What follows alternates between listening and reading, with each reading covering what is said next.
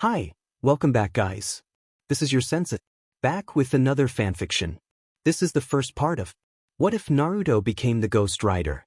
Now before starting, please give this video a like and subscribe to the channel if you want more videos like this. Now let's get into the fanfic. There are forces that shape life. There is darkness as there is light, but a power had tilted the balance toward shadow.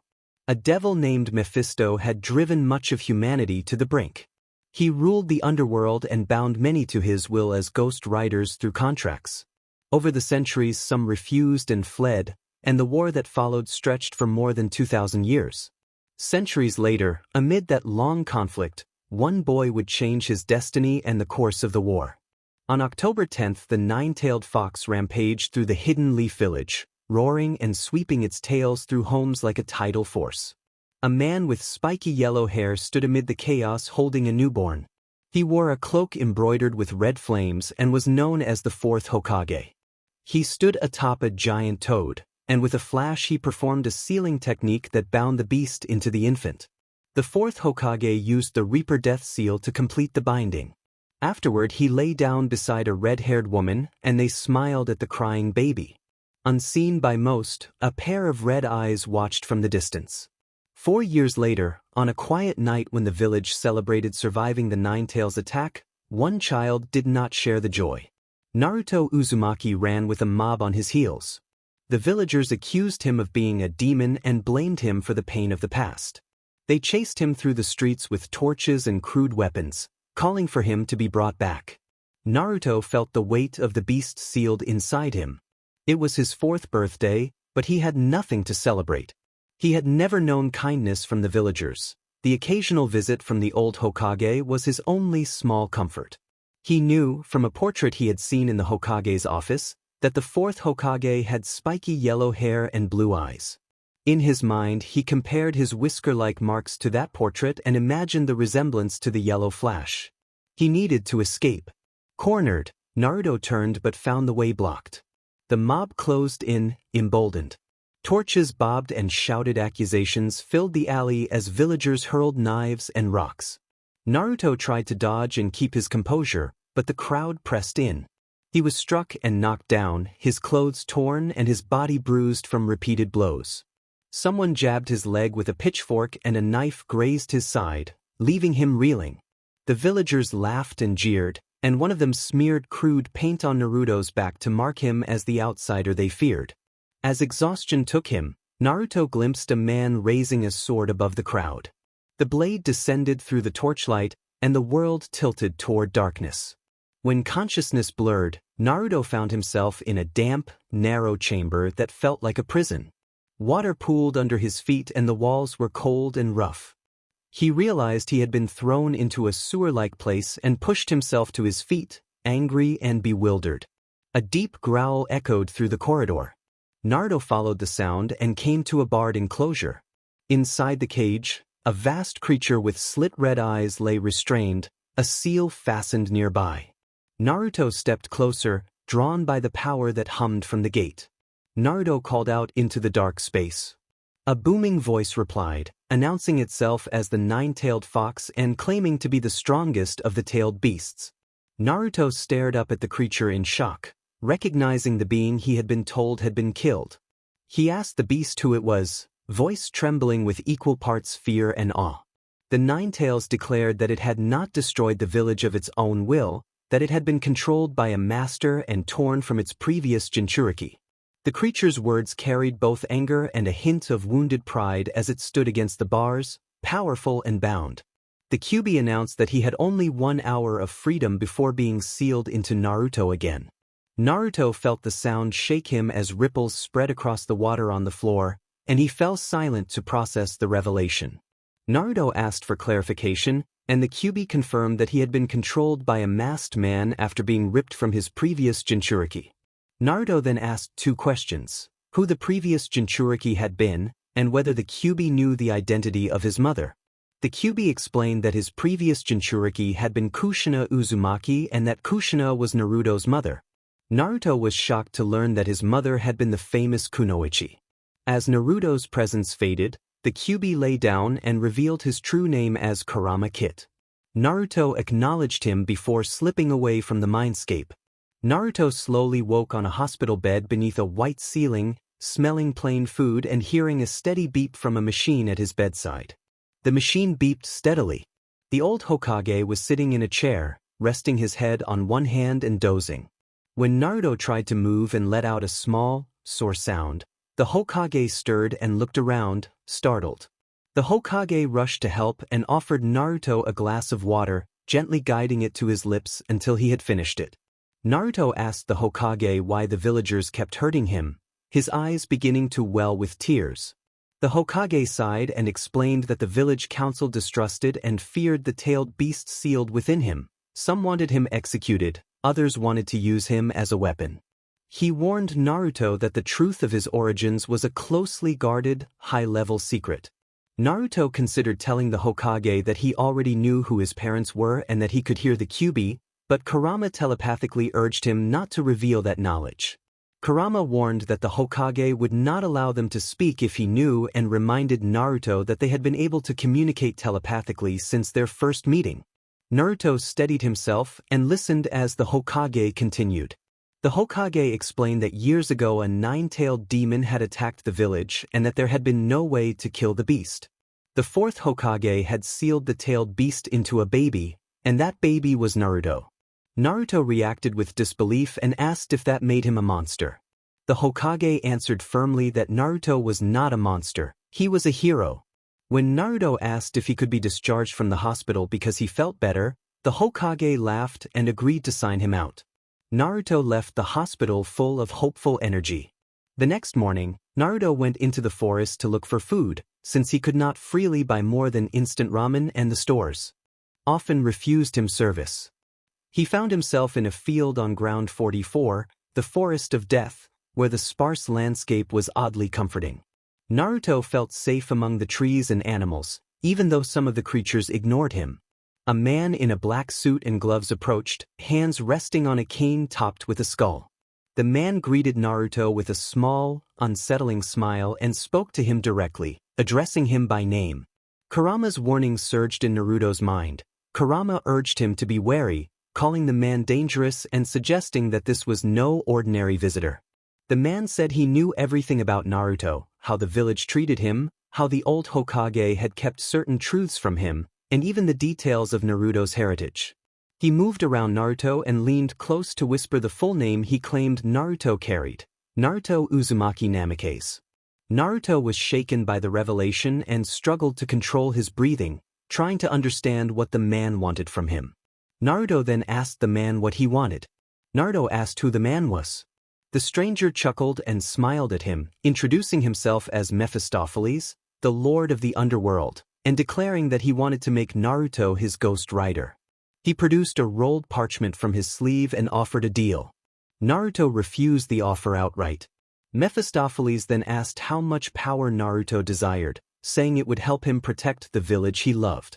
Naruto hesitated. He wanted the power to protect the people who had accepted him, but he feared the consequences. Mephistopheles placed the scroll in Naruto's hand and told him to look at it. As Naruto reached to close the scroll, he felt a small cut on his finger and a drop of blood touched the parchment. Mephistopheles reacted with a brief, unsettling expression before placing a hand on Naruto's shoulder. Naruto felt heat surge through his body and a rush of dizziness as if something dangerous had been unlocked within him. He collapsed and lost consciousness. When he woke, the stranger was gone, having vanished in a burst of flames that left no trace. That evening, Naruto lay in bed beneath the rising stars and moon, trying to make sense of what Kurama had told him about Mephistopheles. Flashback. Naruto had been lying on his back in the grass with Kurama nearby, who watched him anxiously hoping he would wake. Naruto's hands twitched, the memory of heat and the bargain lingered. He did not like what had happened and felt unsettled until the memory of Mephistopheles taking the scroll faded. When Naruto came to, Kurama's worried eyes met his. Naruto asked what had happened and recounted his last memory, the hand on his shoulder and the sudden burning sensation. Kurama explained that Naruto had made a deal to become a ghost rider. Kurama admitted uncertainty about whether it was truly good, but confirmed that a dangerous power was present and could be felt at a distance. He recommended beginning training immediately so Naruto could be prepared when or if the power from the deal surfaced. Kurama warned that Mephistopheles was a malevolent being, a devil, and urged Naruto to find what he sought before the darkness from the deal could consume him. After that, Kurama rested, leaving Naruto to his thoughts. End of flashback. The next morning, Kurama roused Naruto at 4 and sent him to Training Ground 7. Kurama outlined the warm-up, 10 circuits around the training ground followed by 100 sit-ups, 100 push-ups, 100 pull-ups, and 100 squats. Naruto, though puzzled, followed the orders. He ran until he was breathless, then pushed through the calisthenics Kurama demanded. After breakfast, Kurama announced that the real training would begin. He explained that Naruto could not use ordinary shadow clones because of the volatile chakra involved.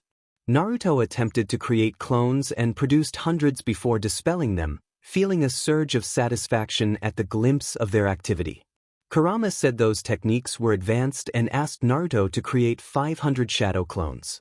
He assigned each group of 100 to focus on taijutsu, ninjutsu, genjutsu, weapons training, and study in the library, and instructed Naruto to start with physical conditioning. Naruto agreed and began. 4 years later, 8-year-old Naruto walked toward the academy, noticeably taller and stronger after years of training with Kurama. He had grown to 4 feet 9 inches, wearing a black leather jacket over a tank top, black leather pants and shoes, and a necklace bearing the Uzumaki crest. Chains wrapped partway around his torso as part of his chosen look. People along the path whispered about him, calling him a demon brat and questioning why the Hokage had allowed him into the academy. Naruto tried to smile through the disdain, but the words stung and sadness gathered at the edges of his resolve. He entered his assigned classroom and sat by the window, watching the sky. Other children filtered in and kept their distance, obeying their parents' warnings. Naruto observed the clan heirs taking seats and then the teacher entering, a brown-haired instructor with a ponytail and a horizontal scar across the nose. The teacher, Yuruka, introduced herself and her assistant, Mizuki, and asked the students to introduce themselves. One by one the class named themselves, including Shino Aburame among others. When it was Naruto's turn, he stood from the back and announced himself as Naruto Uzumaki. Everyone was shocked to see Naruto in black leather with a chain over his shoulders. Naruto decided to speak about himself. He introduced himself to the class, downplaying his ambitions and insisting he had no particular dream, though he was lying. In private, he wanted to lift the curse that haunted him, become Hokage, and confront the Lord of the Demons to learn to control that power. He feared the others would laugh or ask questions, so he kept the truth hidden. The other students and the teacher watched him as he sat back down. Iruka gave them a stern look. Naruto looked out the window, already thinking this would be a long year at the academy. Naruto checked in with Kurama, the fox he had learned to rely on. Naruto asked to be summoned so he could stretch his legs, but Kurama warned that it was not a good idea while the teacher was angry and watching. Kurama suggested waiting until school was over or going to the forest of death later. Kurama also teased that a prank would be hilarious. Naruto flashed a confident grin, but he hesitated. He created a shadow clone, transformed it into a small bug, and set their plan into motion. A short while later one of the targets stood beneath a tree and the trap was activated. The device showered the teachers with sticky glue and feathers. Iruka let out a surprised, high-pitched cry. The students burst into laughter at the sight of the embarrassed teachers, who soon became very angry. Naruto suppressed his own snickers and felt a private thrill as the prank worked. Kurama's amusement seemed to echo in his thoughts. Naruto woke in a cocoon of blankets on the last day of the academy, the day of the graduation exam for Genin. He was 12 years old, taller and leaner than before, with muscle beginning to show. At 6:45 a.m. he dressed in a black leather jacket over a white shirt, black leather pants and shoes, and fixed his short hair with a one-sided fringe.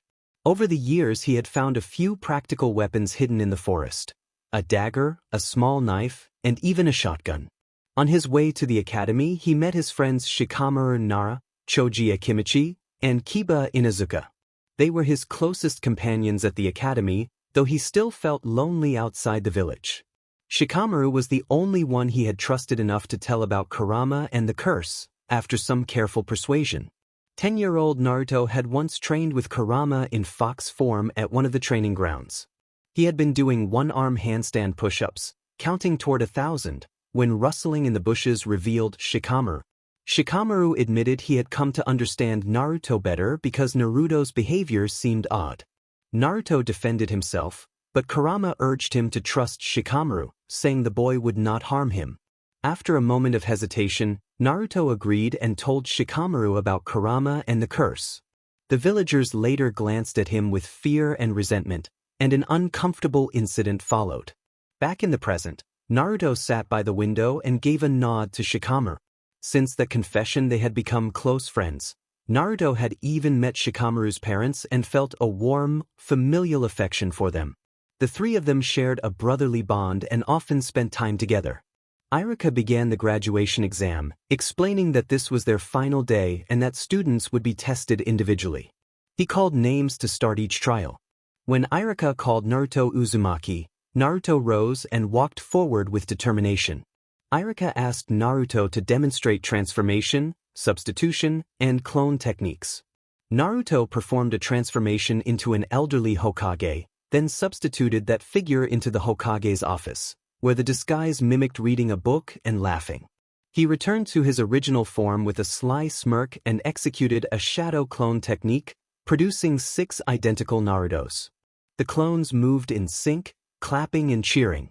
Iruka watched closely, while Mizuki's expression in the corner caught Naruto's eye briefly. Naruto then slipped his headband onto his right shoulder and left the classroom. Later, Naruto arrived at a building in the woods and spread a large scroll on the ground. The scroll was titled Forbidden Scroll of Sealing. Naruto studied the first technique and remembered what Mizuki had said about the scroll. In a flashback, Mizuki had asked if Naruto wanted to become a Chunin and explained that he would need to take the Forbidden Scroll from the Hokage's tower and master a technique from it.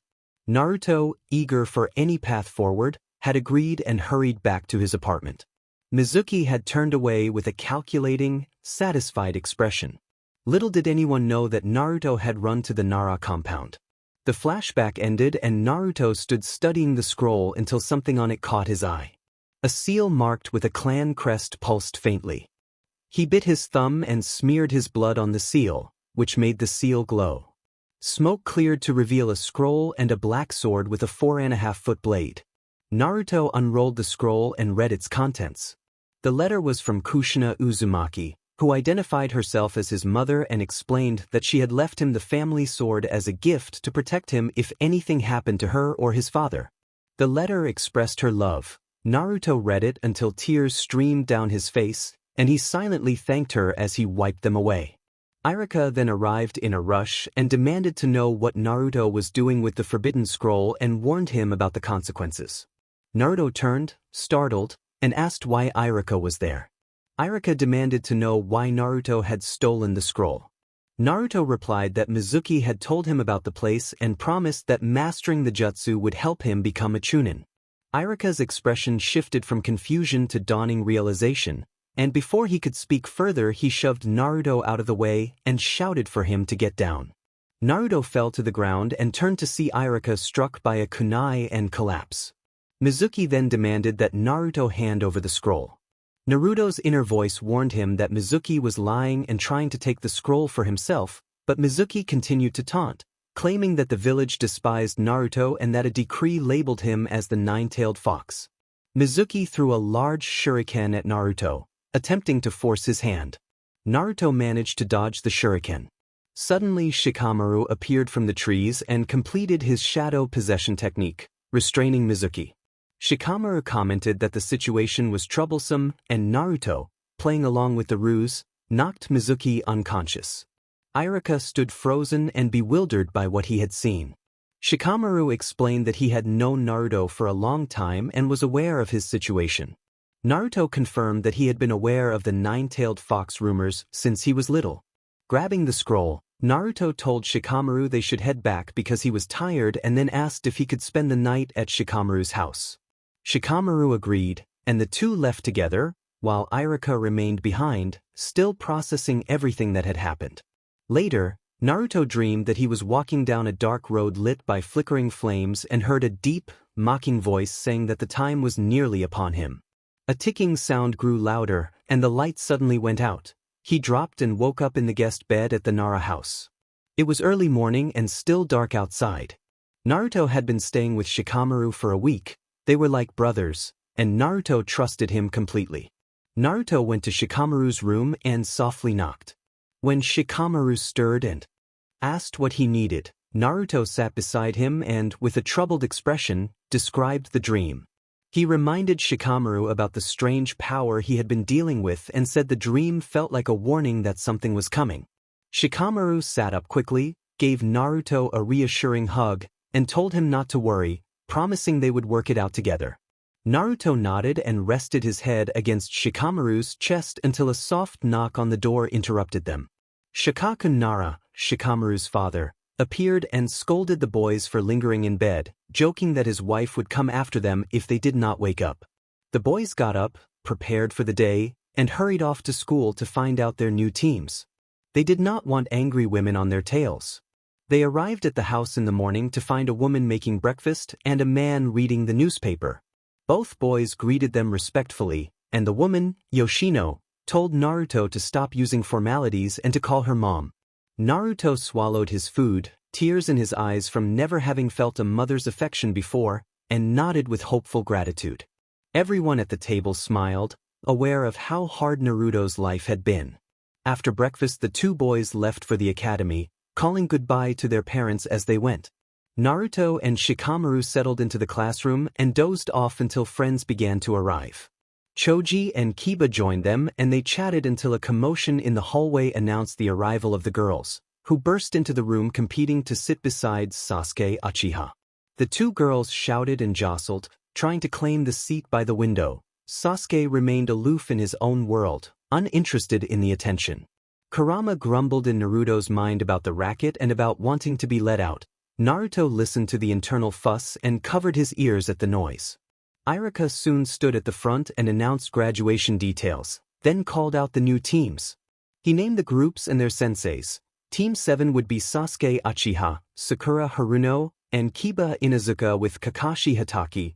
Team 8 would be Hinata Hyuga, Shino Aburame, and Choji Akimichi under Kurenai Yuhi, and Team 10 would be Shikamaru Nara, Ino Yamanaka, and Naruto Uzumaki with Asuma Sarutobi as their sensei.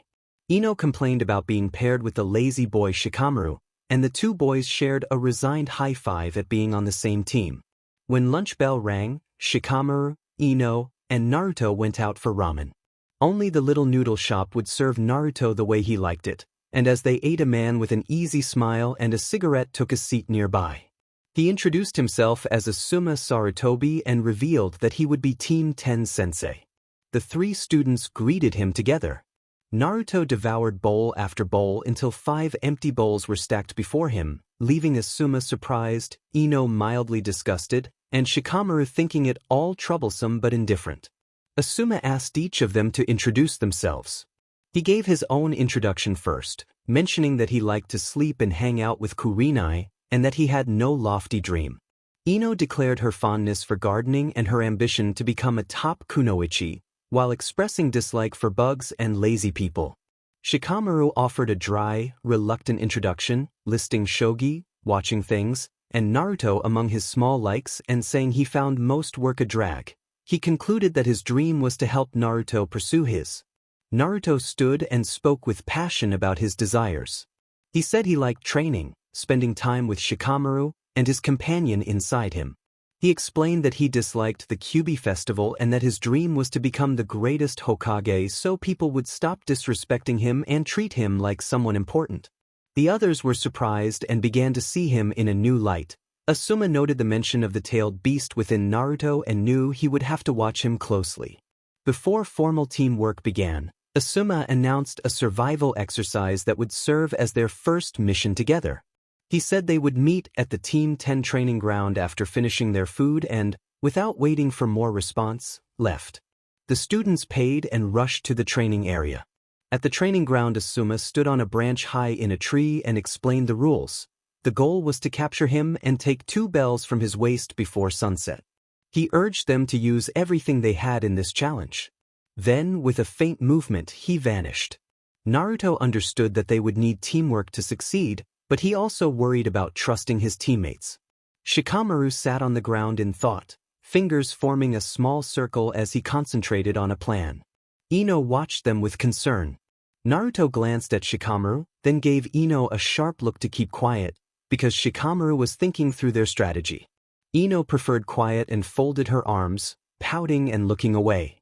Shikamaru became serious and outlined a plan, saying he needed them to play their parts in a rehearsal and that Naruto would have to distract their teacher. Naruto brightened at the idea, understanding exactly what Shikamaru meant. He warned that it had been a while but promised to take responsibility if their teacher got mad, rubbing his hands together with mischief. Ino and Shikamaru felt a sudden chill run down their spines. They nodded to one another and split up to approach their sensei. Asuma was hiding in a nearby tree branch, watching his future students. He wondered why they were lingering, and when he noticed Naruto's scheming expression, a shiver ran down his back. He retreated a little deeper into the foliage. Naruto rejoined Shikamaru with a grin, and moments later they heard a commotion and a distant laugh boasting that they had been found and that clones had been left in traps. The two crept toward the spot behind some bushes. A firm tap on the shoulder revealed their teacher, exasperated and covered in glue and chicken feathers from an earlier prank gone wrong. The students realized they were in trouble as Asuma scolded them and administered a stern, physical reprimand without causing lasting harm.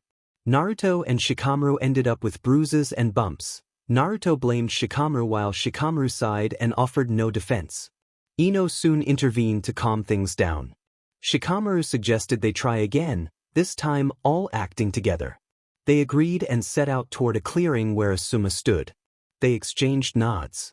Naruto assumed a stable battle stance and charged at Asuma, insisting he could defeat his sensei. Asuma watched curiously but remained silent. Naruto used his shadow clone technique, creating dozens of copies that rushed toward the teacher. Asuma deftly dodged and parried the clones, eventually striking the real Naruto and sending him tumbling backward. Asuma began to step forward and deliver a lecture when his body suddenly froze. Ino had performed a technique to take control of his movements. Naruto supported Ino as she guided Asuma through a simple series of motions, demonstrating coordinated teamwork with Shikamaru standing nearby. After a tense moment, Asuma regained control and looked at his students. Asuma acknowledged that they had passed, explaining that the whole test had been about teamwork. Naruto celebrated loudly, Ino sighed with relief, and Shikamaru accepted that more work lay ahead. They celebrated briefly and then headed home, while Asuma still glared at Naruto, who was smiling despite the scolding. At the evaluation meeting, one of the teachers announced that Team 1 had failed. Team 2 also failed. When it came to Team 7, a board proctor reading from a worn orange book declared that the team had passed, which surprised many who thought they would not be allowed to succeed. Other teams were called in sequence. Team 8 passed too, with Hinata Hyuga, Shino Abramain, and Kiba Inuzuka noted as working well together, according to a rookie jonin named Kinyan. Team 10 also passed, which caused whispers in the room because of the presence of a brash youngster on that team. The Hokage asked for an explanation. Asuma described how Shikamaru's plan had forced the team to cooperate, how Ino had followed through by employing the family technique, and how Naruto had performed admirably despite the complications from the traps. The Hokage listened with a dry snort, then thanked Asuma and dismissed the assembly. The next day, Shikamaru and Naruto met at their assigned training ground, where Ino waited sitting quietly. Shikamaru lay down for a short nap while Naruto warmed up and ran laps. Asuma arrived in a puff of smoke, smoking a cigarette and greeting them casually. He outlined a grueling schedule, training until lunch, missions for the rest of the day, and no mercy during practice. He ordered 10 laps around the training ground as a warm-up. Months passed and their training remained intense. The team was now on a D-rank mission to capture a troublesome animal named Tora. The team members took positions, the night observer behind a tree, the sunflower behind a wall, and the sly fox a short distance away. On the count of 3, they sprang into action. The target leaped and scratched like a wild animal at first. Ino and Shikamaru moved in quickly, but Naruto hung back until the cat landed on him. Instead of reacting aggressively, Naruto calmed the animal, gently rubbing its back and scratching its ears. The cat purred and relaxed, turning from a frightened, aggressive creature into a docile companion that settled contentedly on Naruto's arm. His teammates watched in surprise as the animal's demeanor changed completely. They succeeded in the mission and returned to the Hokage's office with the captured animal. The room fell silent as everyone looked at Naruto and Tora, astonished by the unexpected result of the team's capture. It was enjoyable for Tora to be petted as everyone in the Hokage's office watched the Hokage glare at the cat. The Hokage smiled with amusement at the shocked faces. A screeching noise broke the calm in the office. A stout woman burst in, announcing that Tora had returned to her. The woman reached for the cat in Naruto's arms and attempted to envelope it in an overly forceful hug. Those present found the commotion amusing. Tora screeched and clawed to free itself, then slipped back into Naruto's arms and curled up, suddenly calm. The woman urged Tora to come back to her and reached again, but Tora hissed and scratched her hand. Naruto shrugged and continued to pet Tora as he turned his attention to the Hokage, trying to ignore the woman's screaming demands. People wondered how this would play out between Naruto and the Fire Lord's wife. Naruto finally stepped forward and told the woman that it was clear Tora did not want to be with her. The woman insisted that the cat belonged to her, and Naruto replied that perhaps if she treated the cat more gently and allowed it freedom, the cat would choose to stay. He suggested, with brusque humor, that she might prefer a dog if she could not handle a cat. The woman had no reply. She glared at Naruto and left the room. Laughter filled the office as Naruto tried to calm himself. The Hokage, amused, moved on to task assignments. He told the teams to take care of painting a fence, gardening, and weeding the fields. Naruto balked and asked for at least a C-rank mission.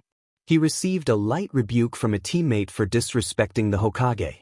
Iruka began warning Naruto about the dangers of higher-ranked missions, only to be cut off by the Hokage. The Hokage told Iruka it was fine and asked Asuma if his team could handle a C-rank mission. Asuma looked at his team, took a drag from his cigarette, exhaled smoke, and confirmed that his team could take on at least a C-rank assignment. Naruto's senses suddenly picked up the smell of alcohol in the room, which flooded him with bad memories from his childhood. He covered his nose and tried to keep his distance. Shikamaru noticed and placed a concerned look on Naruto's back. Naruto nodded and focused on him. The door opened and a drunk man stumbled in, clutching a bottle and looking woozy.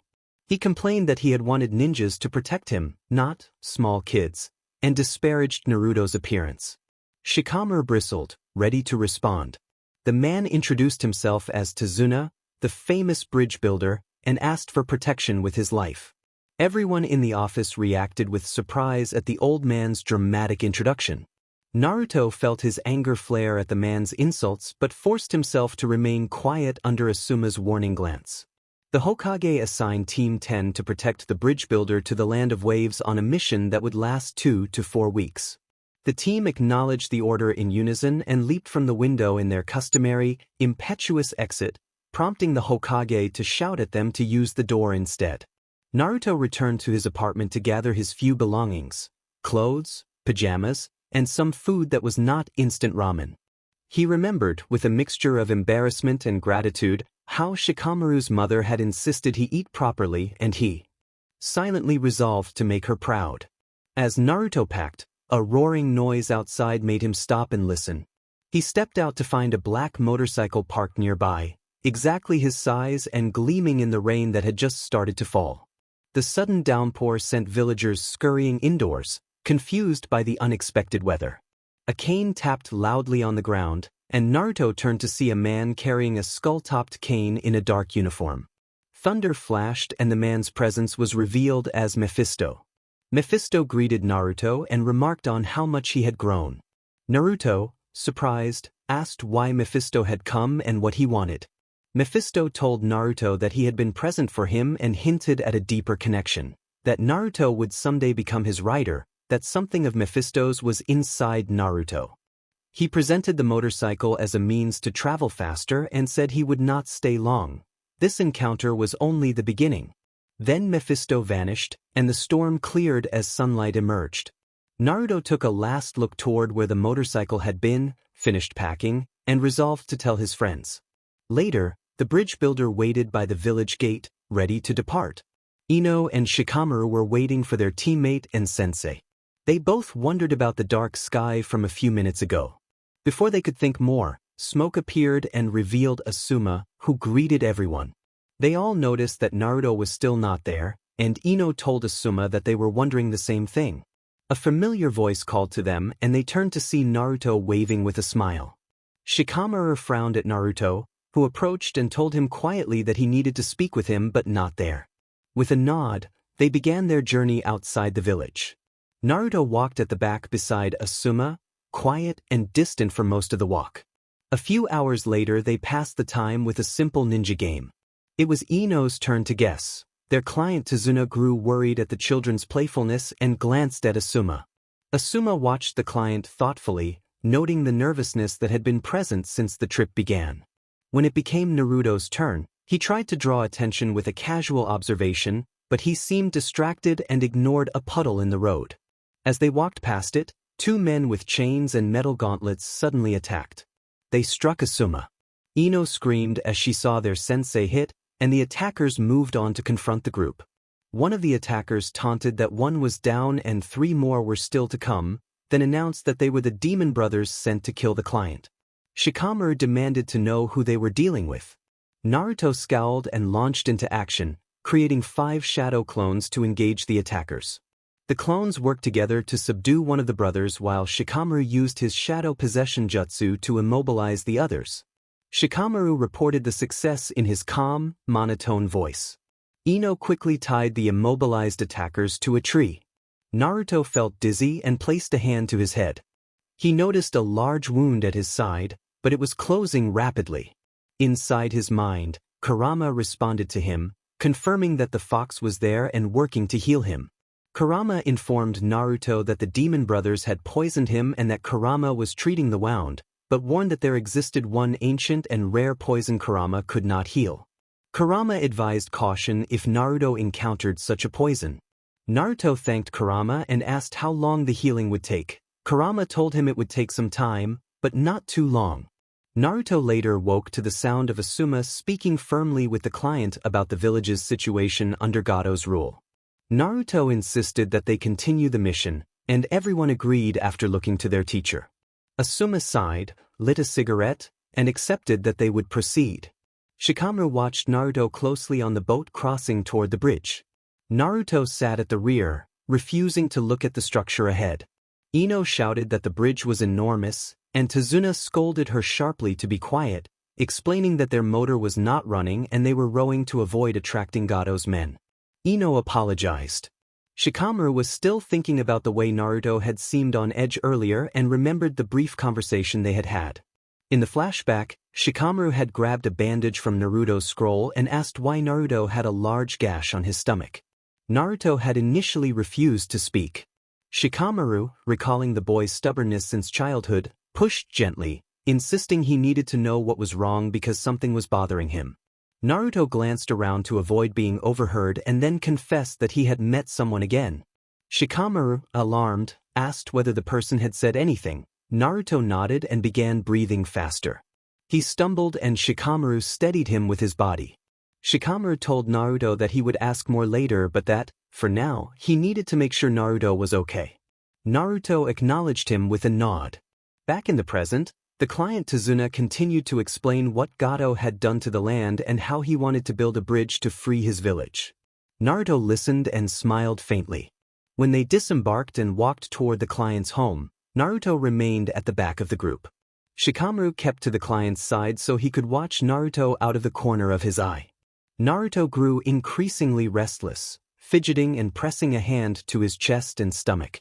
Shikamaru became concerned. A rustle from a bush prompted Ino to throw a kunai, revealing a small, frightened white rabbit. Shikamaru turned to check on Naruto but was startled when Asuma shouted a warning to duck.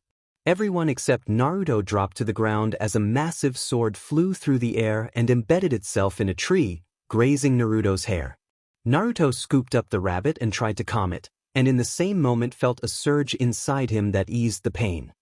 He looked up to see a man standing on the back of the enormous flying sword, looking down at them with his lower face covered and no visible eyebrows.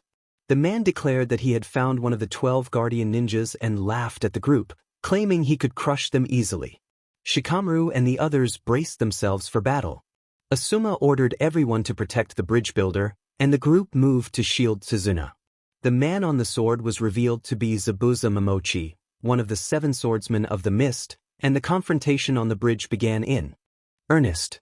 The team prepared to defend the client and the bridge builder's dream with swift, coordinated action, each taking their positions as the clash of the encounter unfolded. Asuma announced that he would handle the enemy and took a battle stance. Soon a thick fog rolled across the field and the enemy vanished from sight. The team formed a circle around the bridge builder, each of them braced and ready. Naruto created several more shadow duplicates to surround the bridge builder. They tightened their formation as Zabuza began to speak, listing targets with a cold, clinical tone: the larynx, the spine, the lungs, the liver, the jugular, the subclavian artery, the kidneys, the heart, and asked which one he should go for. Fear flickered across the faces of the young fighters, but they kept up their brave fronts. Asuma reassured them that he would not let his team die and drew 2 blades of concentrated energy. Zabuza mocked him and launched his attack. Asuma moved between the enemy and his students, engaging Zabuza and drawing the fight away from them. Naruto, Shikamaru, and Ino concentrated on protecting the bridge builder. They heard the clash of battle and hoped their teacher was holding his own. Then a shout rang out and the air trembled with the use of a water technique. The fog lifted enough for everyone to see Zabuza walking across the water with one hand plunged into a shimmering sphere. Inside the sphere, Asuma was immobilized and struggling. Zabuza laughed and created a water duplicate, advancing toward them. From inside the water prison, Asuma shouted that the children should take the bridge builder and run, explaining that the water duplicate could only remain stable near the original. He urged them to flee and save the bridge builder while he held the enemy. The team froze for a moment, unsure what to do. Later, Shikamaru sat by a bed watching Naruto sleep. Naruto lay still, wrapped in bandages from the earlier fight. Shikamaru worried. He had learned that Naruto had been poisoned and a larger problem was coming. Flashback. Asuma had shouted for everyone to take the bridge builder and run, and the students had been stunned into indecision. Shikamaru calculated their chances quickly, eyes flicking over the situation. He saw Naruto whispering under his breath, trying to calm himself, and Ino trembling beside him. Shikamaru felt a presence in his mind: Naruto. He was startled, then steadied himself. The voice in Naruto's head belonged to Kurama, the 9-tailed fox, who warned that telepathic contact might unsettle Ino. They needed a plan to free their teacher. Naruto and Shikamaru agreed on a risky plan. Naruto sprinted forward toward Zabuza's water duplicate while forming hand seals and preparing his favorite technique, the shadow clone technique. 50 duplicates sprang into being, surrounding the arena and arming themselves with throwing knives and a chain. The water duplicate took the bait and began to smash through the clones. The real Naruto edged closer to the original Zabuza while Shikamaru searched for a place to use his shadow technique without being noticed. Zabuza was sufficiently distracted, and Shikamaru seized the moment to bind the enemy with shadow possession. He then instructed Ino to act. Ino performed a mind transfer technique on the frozen duplicate. With subtle timing, Shikamaru struck the duplicate, causing it to disperse back into water. Ino slipped back into her body, and she and Shikamaru turned to check on Naruto. The clones remained active, giving Naruto the opening he needed to approach Zabuza from behind. Kurama guided Naruto mentally. Now that the team had created the opening, Naruto needed to free their teacher by forcing Zabuza to withdraw his hand from the water prison. Naruto focused all of his energy into the chain and throwing knife he held. Heat flared along the metal as the weapon transformed into a fierce, burning weapon. For the first time he had ever used this power. Sweat beaded on his brow as he prepared. Naruto's duplicates flung their throwing knives at the real Zabuza to distract him. One blade grazed Zabuza and drew his attention. Seizing the moment, Naruto hurled a burning throwing knife toward Zabuza's hand trapped in the water sphere and lashed with his heated chain. The sudden assault forced Zabuza to pull his hand back from the water, and the prison collapsed, releasing a soaking but alive Asuma. Asuma praised Naruto, Ino, and Shikamaru and told them to take a break while he handled the rest. Naruto staggered back to his friends, exhausted, and collapsed. Voices called his name as he slipped out of consciousness. And flashback. In the end, Asuma had nearly defeated Zabuza, but a hunter intervened and struck Zabuza down, taking his body away. Shikamaru shook his head as he watched Naruto sleep and muttered that Naruto was an idiot, but that was part of who he was. Naruto groaned and slowly sat up, hand to his face, blinking blearily. Shikamaru turned and gave a rare, relieved smile. He told Naruto how worried they had all been, especially him. Naruto looked down at his bandaged body and felt sorrow for having worried his friends who had become like family. Shika shook his head and explained that he did not mean to make Naruto worried. He had only been trying to free their sensei and had not realized the technique would drain so much energy the first time. Shika sighed inwardly, understanding that Naruto had not meant any harm. He was simply hard-headed and driven by his dreams. Shika smiled to himself at the thought of supporting his younger brother and helping Naruto chase that dream. Naruto's stomach growled loudly, reminding everyone he had not eaten after being unconscious for 2 days. Shika patted Naruto's back until he stopped coughing and could breathe normally. Naruto nodded and went to the bathroom to get ready while Shika went downstairs to tell the others. Shika announced that Naruto was awake and should be coming down soon. Ino answered happily that it was a relief to see Naruto moving again. It was strange to see him so still when he was usually full of energy. Footsteps came down the stairs and Naruto entered with a smile, dressed simply in a black tank top and dark pants.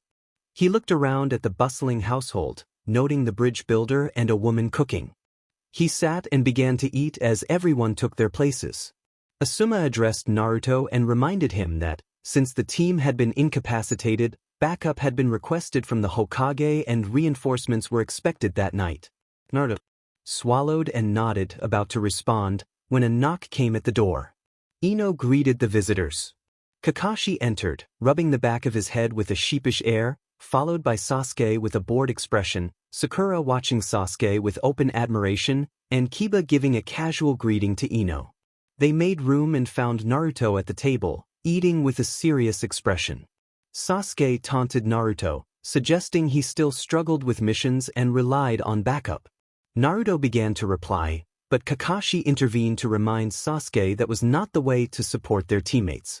Sasuke bristled and turned away with a scowl. Asuma informed everyone that Zabuza was still alive. The news stunned the group. Naruto still seemed hazy from his recent unconsciousness and struggled to process it. Ino protested, remembering the reports that had suggested Zabuza had been killed, and Kakashi explained that sometimes bodies were handled differently, which complicated confirmation. He emphasized that they needed to train to be ready if Zabuza resurfaced. Agreement met Asuma's words, and then a new voice called out from nearby with a taunting challenge that questioned their chances. Naruto declared he would not give up and that he would train to defeat their enemy, no matter the cost. The newcomer, a boy wearing a hat named Inari, countered with a bleak outlook, saying that the weak were often the ones who did not make it when facing the strong. Inari's mother gently rebuked him for how he greeted the guests. Naruto, angered by Inari's cynicism, insisted they would defeat Zabuza and Gato. Inari sneered and claimed that Naruto could not understand hardship, accusing him of always clowning around. Insults escalated between them until Shika stood up to defend Naruto, yelling at the boy in a burst of protective anger. Sakura urged Shika not to be cruel, and Naruto, overwhelmed, stormed out of the house and slammed the door. Shika watched with worry, knowing why Naruto had been upset. Inari ran to his room in tears. Silence settled over the house as the adults debated whether it was safe for Naruto to be out alone at night. Asuma decided it would be best to let him cool off. Outside, Naruto pummeled a tree with his fists to push his frustration away. Memories from his childhood surfaced in angry flashes: how he had been treated, how isolated he felt, and the intensity of those emotions built inside him. He began to feel an unusual heat rising through him, and when he took off his shirt the cool night air did not ease it. Instead, a strange transformation began to flow over him. The sensation of heat consolidated into a dramatic, otherworldly aura that wrapped him like armor. His face became obscured by a bright, fiery mask, and his hands took on a stylized, glowing quality as if encased in spectral gauntlets. The change was startling but not graphic, more like a powerful, supernatural makeover scene in action animations. A flash of lightning split the sky, and Naruto laughed, the sound full of a new, fierce energy. The aura intensified and his clothes shifted into a more formidable outfit, with pointed accents and reinforced details that made him look ready for a fight. He whistled sharply, and a roar answered from the darkness. A motorcycle emerged from behind the bushes and pulled up in front of him. Naruto placed his hand on the bike and focused, channeling the fiery energy that surrounded him. The vehicle responded, transforming in a stylized, dramatic way. Decorative bone-like motifs appeared along the frame, and the handlebars extended and reconfigured to suit the new form. The bike was now a striking, supernatural-looking machine that matched the fierce presence Naruto had assumed.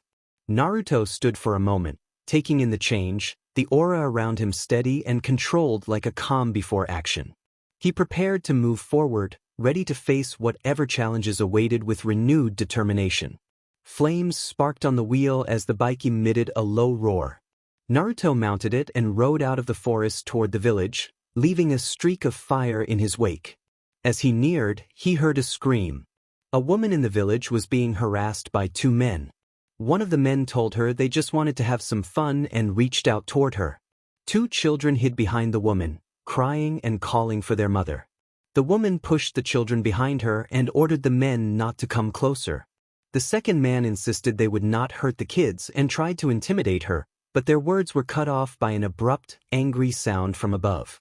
On the roof, Naruto glared down, his expression hard. He dropped 2 stories and landed between the men and the woman. One of the men attempted to run, but Naruto intercepted him, forcing him to stumble and fall. Naruto signaled to the woman that she and the children could go, and the woman seized the moment to gather the kids and hurry away. One of the children called out a small, grateful thank you, and Naruto allowed himself the faintest of smiles. Naruto then turned his attention to the men. He accused them of harming innocents and fixed one of them with an intense, swirling flame in his eye, a menacing jutsu rather than a physical attack. The sight terrified the man, who reeled back and fled in a limping panic toward Gado's hideout. Naruto warned him to stop preying on others and to leave, and the man obeyed. As Naruto walked back toward his bike, a soft cry drew him into a dark alley. There, curled up and trembling, was a little girl of about 5. She looked fragile and terrified, her eyes swollen from crying. Naruto, still in a less solid form, sent a warm wave of chakra toward her to calm her. The dawn was breaking as his body reformed and he returned fully to human shape. Naruto crouched down at a respectful distance and asked if she was lost and whether she had parents. The girl shook her head and, trembling, said her parents had been killed by a bad man. The answer struck Naruto. The girl reminded him painfully of his own lonely childhood. When he asked if she had anywhere to go, she again shook her head. Naruto offered to take her with him. The girl, whose name was Kiseki, hugged him and cried herself to sleep. Naruto carried her on his back and headed to the bridge builder's house. By the time they arrived, the sun was up and his stomach growled. When Kiseki woke, she tucked her head against Naruto's back and called him daddy. Naruto was taken aback for a moment, then accepted the name with a sincere promise to be part of her family. Kiseki thanked him repeatedly through her. They entered and found Naruto's teammates and sensei waiting, worried and relieved to see him. Naruto explained that he had found Kiseki in the village and was taking her in because her parents had been killed by Gado. Ino looked sad and gentle as Kiseki hid behind Naruto's leg. Ino offered Kiseki something to eat and introduced the others to put her at ease, naming Shikamaru and Asuma as Naruto's friends and allies. Slowly, Kiseki began to relax and eat, reassured by their presence. Later, Naruto pulled Shikamaru aside and spoke to him in a low voice about something important, and they went upstairs to talk privately. The team prepared for the coming mission to confront Zabuza and his apprentice Haku. Over the week, Team 7 practiced tree-walking exercises to refine their chakra control while Team 9 worked on a new jutsu element. Meanwhile, Naruto and Kaseki continued to grow closer, their bonds strengthened each day, and Kaseki gradually lost her fear of strangers. She began to call Team 9 her aunt and her uncles. Naruto ate his food with Kaseki while thinking about how Shikamaru had reacted the other day. In a flashback, Naruto and Shikamaru sat next to each other. Naruto scratched his head and tried to tell his brother about that night. Shikamaru looked at Naruto with absolute seriousness. Naruto explained that he would be blunt. He had transformed the previous night. He then started at the beginning, telling Shikamaru that when they had been preparing to start their mission, he had met a man who had given him a motorcycle and said every rider needed a ride. Shikamaru listened and nodded, clearly unhappy. Naruto confessed that that night he had become the Ghost Rider and had taken down one of Gado's men. It had been the first time he had ended someone's attack and it had left him shaken. Shikamaru saw his brother crying and put his arm around him in a hug. Naruto added that after that he had found Kaseki with nowhere to go and had thought he could take her in. Shikamaru, still serious, promised to help Naruto and Kaseki. Back in the present, Naruto was not sure whether Shikamaru was still angry, whether he was angry at the man who had given Naruto the motorcycle, or at something else Naruto did not yet know. He shrugged it off. It was late and he wanted to rest. Naruto told Kaseki that he was going to sleep and asked whether she wanted to rest now or stay up a little longer. Kaseki smiled and said she wanted to stay up a bit more. Naruto reminded her to listen to everyone else, and she nodded as she continued to spend time with Ino. Naruto went up to his room and lay down on his bed, looking up at the ceiling and thinking about Haku. In another flashback, Naruto slept on the grass beneath a tree, exhausted from training. A young person wearing a kimono carrying a small basket approached, noticed Naruto's headband and gently shook his shoulder to wake him. The young person introduced themselves as Haku and said they were gathering herbs to help heal someone precious to them. Naruto offered to help and explained that he was training to be a ninja. Haku asked whether Naruto had someone precious to him. Naruto listed an old man, his teammates, and his teacher, Irika, and then added Kaseki as someone especially precious. Haku smiled and advised Naruto to keep training, because when someone became precious to him, that was when he would truly become strong. Naruto thanked Haku and watched them leave, surprised when Haku added that Haku was actually a boy. Naruto blinked, taken aback. Those words played through Naruto's head as he fell asleep. The next morning Naruto woke to a note on the table from Asuma that said the team was at the bridge and that they had thought he should sleep more. Naruto looked at the note and then heard screaming from downstairs. He jumped out of bed and rushed down. Inari was trying to push two men away from his mother. Inari's mother held Kaseki in her lap as Kaseki sobbed. Naruto's anger rose at the sight. Both Inari and his mother called Naruto and Kaseki called for her father in a broken voice. Naruto immediately prepared a response.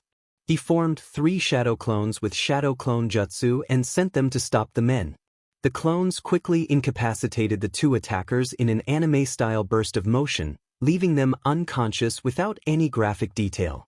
The real Naruto rushed to Kaseki's side and reassured her as she clung to his jacket and cried. Naruto told Kaseki that everything was okay and said he needed to find and help his team, adding that Tsunami would take care of her until he returned. Kaseki nodded and gently detached herself. Naruto apologized to Inari for earlier behavior and praised Inari for protecting his mother and Kaseki. Inari, crying, apologized for judging someone without knowing them. Naruto encouraged the boy to be brave again and to protect his family. Inari nodded. Kaseki, frightened, told Naruto to be careful and Naruto gave both children a gentle rub before leaving. Naruto ran to the bridge and found Kakashi and Asuma fighting Zabuza while Ino and Sakura protected the bridge builder. Shikamaru and Sasuke were fighting inside an ice dome. Naruto would normally call out his location, but he remembered he needed to stay quiet. He and a shadow clone moved into position. Naruto instructed a clone to go help Ino and Sakura protect the bridge builder. Naruto himself made his way toward his teammates. He called out to get Sasuke's and Shikamaru's attention. Shikamaru sighed with relief when he saw Naruto. Shikamaru explained that he and Sasuke had tried to break the glass dome from the inside and were struggling, and he asked Naruto if he could find a way to break it from the outside. Naruto said he could but would need some time. Shikamaru then turned to Sasuke to check on their plan. Sasuke began to sweat as he concentrated on a fire technique, telling the others that he just needed a little longer. Shika instructed Naruto to hold on and wait until Sasuke gave the signal to destroy the dome, and Naruto nodded, gathering his chakra into his fist. Meanwhile, Kakashi and Asuma found themselves in a tight position inside the mist technique. Kakashi held a kunai and had his Sharingan active, while Asuma took a taijutsu stance with his chakra blades ready. Asuma assured Kakashi that he was managing for now but urged them to hurry and asked if Kakashi's eye was holding up. Kakashi confirmed that he was all right. From the surrounding mist, Zabuza taunted them, claiming his apprentice was close to defeating the genin. Asuma loudly defended his students' chances, insisting that Naruto and his teammates would prevail. The sound of someone calling for Shika echoed across the bridge, making both senseis uneasy. Back with Naruto, he watched Shika and Sasuke struggle against the masked opponent one moment, and then suddenly both teammates lay on the ground, motionless and pierced by needles, while the masked man was slammed against a mirror and knocked down. Consumed by fury, Naruto leapt forward, shaping his chakra into a powerful fiery fist and shattering several of the ice mirrors, creating a gap in the dome. Naruto rushed to Shika and Sasuke and rolled them onto their backs. Shika's eyes fluttered open enough to speak a warning. Shika told Naruto to be careful and admitted he might not have the strength to help, pleading with Naruto not to let his dream die and expressing his love as a brother before going limp. Naruto's face crumpled and a single tear ran down his cheek. Haku rose to his feet and observed that witnessing a shinobi's sacrifice was part of what made someone strong. Protecting what is precious could give a person new resolve. He then slipped back into the mirrors. Naruto demanded silence and gently laid Shika's head back down. Naruto reached out to Kurama, asking for chakra. Kurama agreed to lend some but warned that Naruto's control was limited. As the fox chakra flowed into him, Naruto felt it intertwine with his own energy. A swirling, crimson chakra cloak formed around him, shaping the likeness of a fox's face in the aura and sharpening his expressions. His eyes glowed with red slits, and his movements took on a feral intensity, though he remained fundamentally himself. Farther back, Asuma and Kakashi sensed the familiar, overwhelming presence of nine-tailed chakra leaking through the seal and grew alarmed. Alongside that familiar aura, they noticed an additional surge of power they could not identify. Zabuza watched with concern, remarking that the force felt far beyond what they expected from a genin. Naruto dropped to all fours, growling with a fierce, animal-like intensity. The chakra's presence seemed to assess Haku as something unusual and dangerous. In that state, Naruto fixed his gaze on Haku with intent to strike. Naruto scanned the mirrors for the real Haku and then launched into a full sprint. Haku reacted by lobbing a rapid barrage of needles, but Naruto's speed and focus allowed him to dodge them easily. Haku continued to shift through the mirrors to confuse his opponent and then tried to use a higher opening to gain an advantage. Naruto twisted in midair and disrupted Haku's plan, sending Haku crashing into the ground and creating a small crater. At full speed, Naruto seized Haku's arm and landed a hard strike that sent Haku slamming into one of his ice mirrors. Haku staggered to his feet, breathing heavily, and noticed a crack forming in his mask. He realized he could not defeat this unexpectedly powerful opponent. Naruto paused briefly as the chakra cloak shifted and his features softened back toward normal, though his eyes still glowed with that fierce red light. The cracked mask finally shattered, revealing Haku's worried face. Naruto reacted with stunned recognition, realizing that Haku was the masked man. His eyes had returned to the familiar ocean blue. Haku dropped to his knees and told Naruto that he helped only Zabuza and his mission. Haku said he was honored to be on Zabuza's side and that he had always been a tool. Now that Naruto had defeated him, Haku felt useless. He revealed the story of being abandoned as a child because of his bloodline until Zabuza had found him and taken him in. Naruto refused to accept that Haku was useless or a monster, arguing that someone who loved could not be truly heartless. Haku, however, insisted that he had made his choice and begged Naruto to kill him. Naruto froze, unwilling to kill someone who understood what it felt like to be called a monster or a tool. As they stood in tense silence, the distant chirp of a bird reached them and Haku's thoughts turned to Zabuza. Haku apologized to Naruto and vanished to go protect Zabuza. Back with Kakashi, Asuma, and Zabuza, Kakashi had summoned his pack of dogs to pin Zabuza in place. Zabuza spoke to Kakashi with a bitter, resigned tone, and Asuma stood nearby smoking. Kakashi prepared a decisive move against Zabuza. In the aftermath of the strike, everyone froze when they saw a boy standing before Zabuza with Kakashi's hand on his chest. Haku leaned against Zabuza and, with fading strength, called out to Zabuza as father. Kakashi removed his hand and closed his eyes in sorrow. Haku then collapsed, motionless on the ground. Zabuza, barely audible at first, asked why Haku had done it. He muttered that the boy had been a useless tool. Naruto arrived and, seeing Haku on the ground, fiercely rejected that description. Naruto told Zabuza that Haku was not useless, that Haku loved him and would have given his life for him, and asked if Zabuza had any feeling for him. Zabuza responded through his own tears, and tension filled the air. Applause then cut through the scene as a man in sunglasses and a cane appeared with his men. Gato taunted Zabuza for failing to defeat them and kicked Haku's body. Naruto reacted angrily, demanding that they not touch Haku. Gato ordered his men to kill the ninjas and spare the women, intending to take advantage of the survivors. Naruto stood, brow darkening as the clouds began to gather, and he became a frightening presence. Naruto's fury ignited into a visible, ominous aura. His expression hardened into something unfamiliar and intense, and everyone grew uneasy, unsure what power had been unleashed. Asuma and the others recognized him but could only watch in concern. Naruto approached Gato step by step until he was standing right in front of him. Naruto gripped Gato, stared into his eyes, and projected the pain of the innocent whose lives had been taken. After a few moments, Naruto released Gato and the man crumpled, unconscious from the force of Naruto's presence. Naruto did not look back toward his sensei, and a heavy silence fell over the group. A familiar voice then called Naruto's name. Ino and Shikamaru arrived, with Sasuke leaning on Shikamaru and giving a thumbs up to show he was okay. Naruto looked at them, relieved and afraid of rejection, and turned away.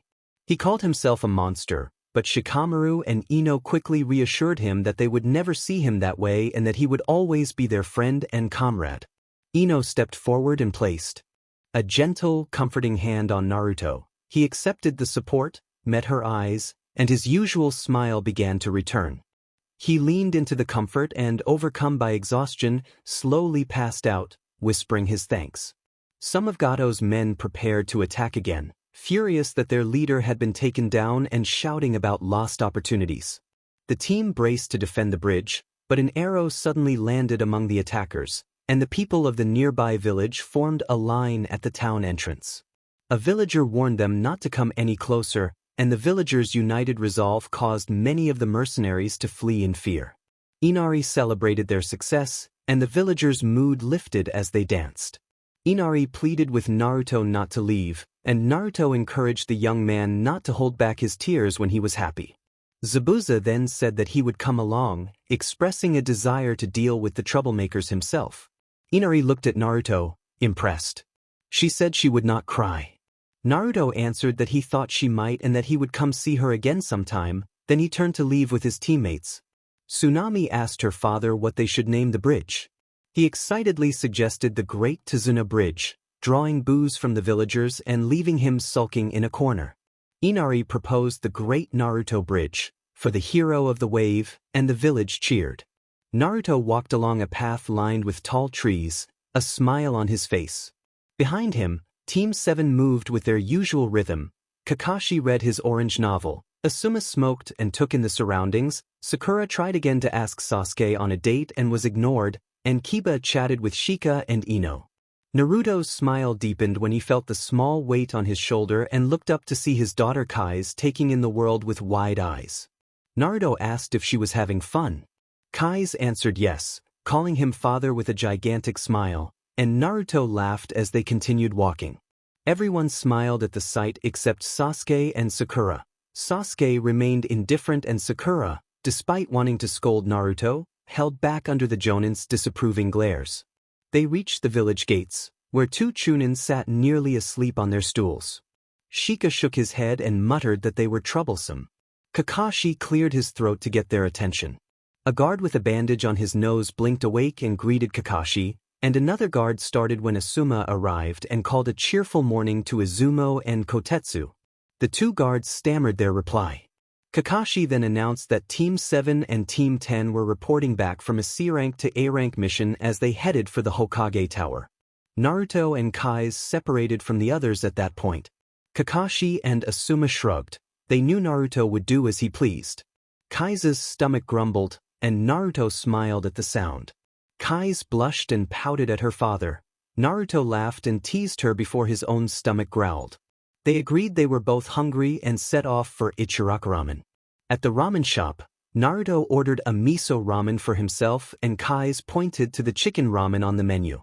The owner called to Ayam and asked who the young girl was.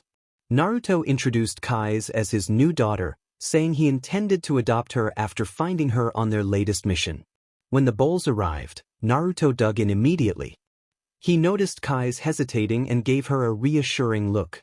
She took a tentative bite and then brightened, her eyes shining as she declared the ramen delicious and eagerly followed Naruto's example.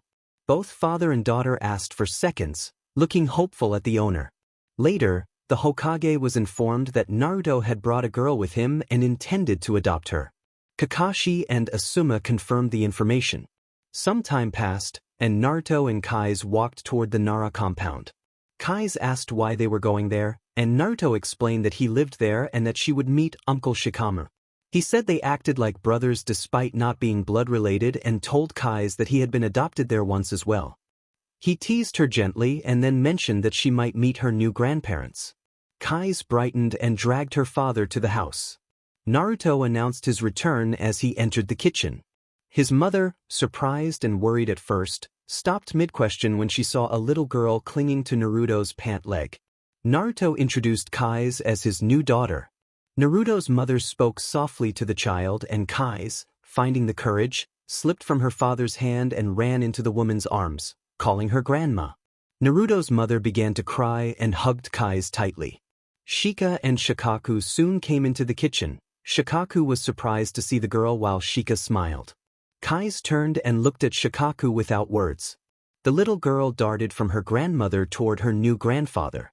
Shikaku hesitated for a moment, then slowly embraced her while looking toward his wife and Naruto, confusion evident on his face. Naruto introduced the child as his new daughter and declared that he would adopt her. The family exchanged warm smiles and prepared for supper with their new member. It did not take long for the Nara household to adjust to the addition. Today was the day of the Chunin exams. Naruto and his teammates were taking the day off to rest after a week of training for the big event. Surprisingly, Shikamaru appeared more motivated to train than usual. Kai's was content with her new grandparents, and Naruto felt proud, though his mind returned to an earlier conversation with the old Hokage and his advisors. Naruto remembered sitting in the Hokage's office while two advisors complained loudly about his presence, addressing him roughly and questioning why he was there. The Hokage cut them off, telling Kohir Udatane and Hamura Mitokado that he had heard enough and ordered them to leave. After the advisors stormed out, there was an awkward silence. Kai's then asked her father if she had done something wrong. Naruto knelt to her level and reassured her that she had done nothing wrong and that some people simply did not understand him. He comforted her as she trembled. Naruto realized that another person in the room had cleared his throat. The Hokage spoke kindly and asked why Naruto had brought the girl from his mission. Naruto explained how he had found her during that mission. The Hokage asked if Naruto intended to adopt her, and when Naruto confirmed, the Hokage agreed that Naruto could keep her and instructed him to complete the necessary paperwork. The Hokage also requested a private conversation with Naruto, away from his daughter. Naruto returned to the present with a smile as Kai's began to cry with happiness when he told her that he was officially her father. As Naruto walked, something in the corner of his eye caught his attention and annoyed him. He sighed and watched as a poor disguise drew his notice. Smoke cleared to reveal 3 excited children. Konohamaru introduced his friends, and Udon, sniffing slightly, mentioned his fondness for math. Moegi also introduced herself. Konohamaru then asked Naruto whether he could play ninja with them. Naruto agreed to play for a short while but reminded them that the Chunin exam was that day. A familiar voice called. Ino appeared with Shikamaru beside her. Naruto greeted them, though his voice trembled slightly out of caution. Ino reminded Naruto that it was time for the Chunin exam and urged him to hurry. Naruto explained that he had just been explaining the day's schedule to his younger sibling and moved to leave with his team. They entered the building and walked past the crowd. Asuma greeted them, lighting a cigarette as he explained that he had come to congratulate them and wish them luck for the Chunin exam. Shikamaru muttered that the situation was troublesome, then the team pushed open the door to the testing area. Naruto felt a surge of tension in the air, sensing many others' intense focus. A group of rivals began taunting Naruto, labeling him a dropout and questioning whether he would pass. Naruto held back his anger, while Shikamaru scowled but restrained himself. Naruto gripped his brother's sleeve briefly, asking him not to escalate the situation. He preferred to handle the provocation alone.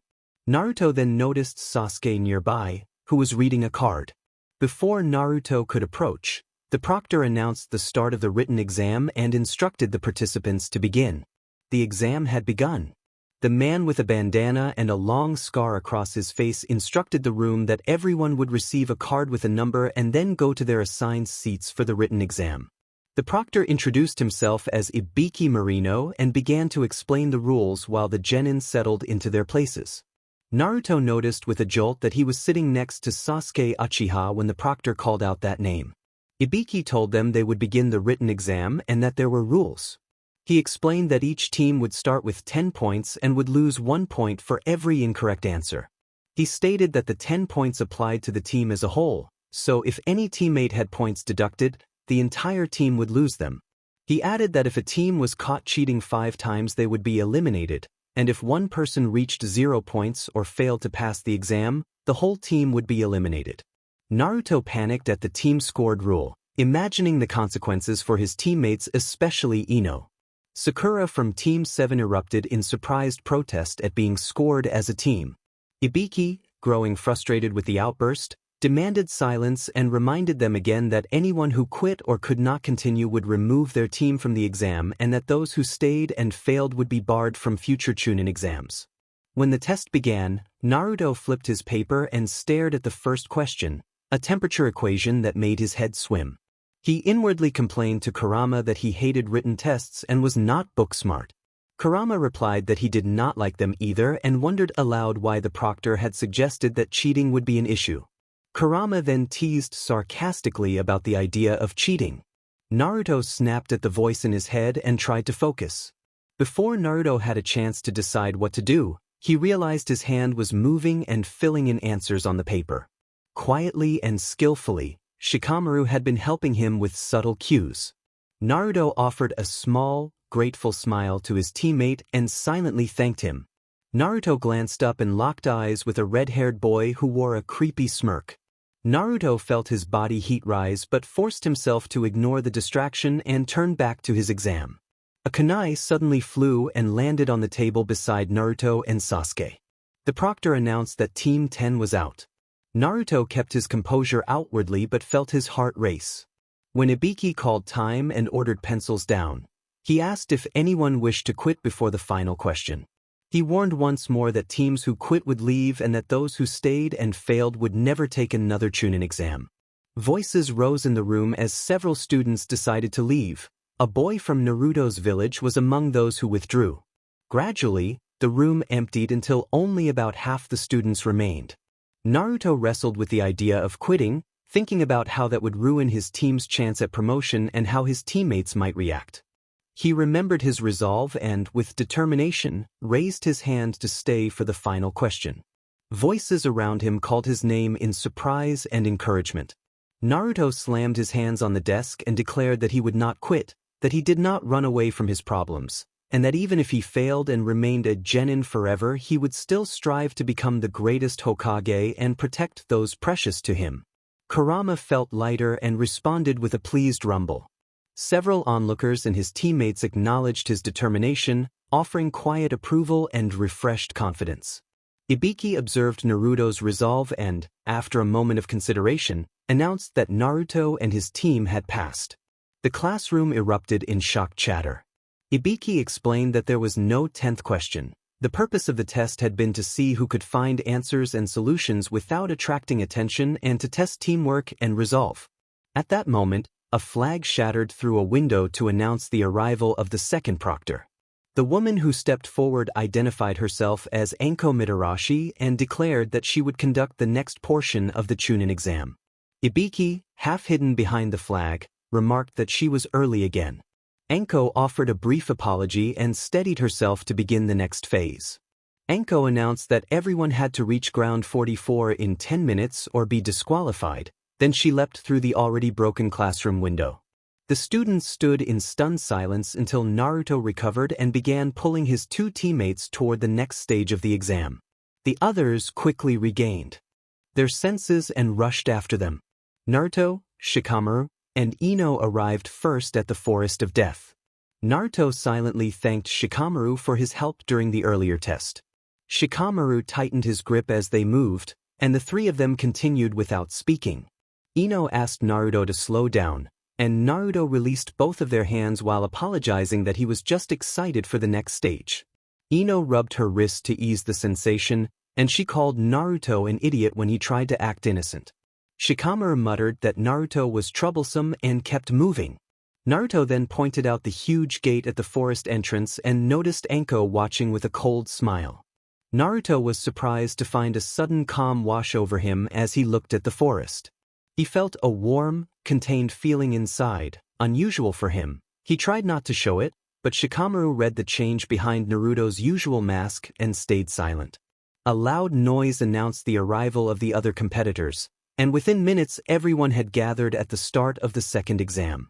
Anko explained that the second exam would take place in the Forest of Death.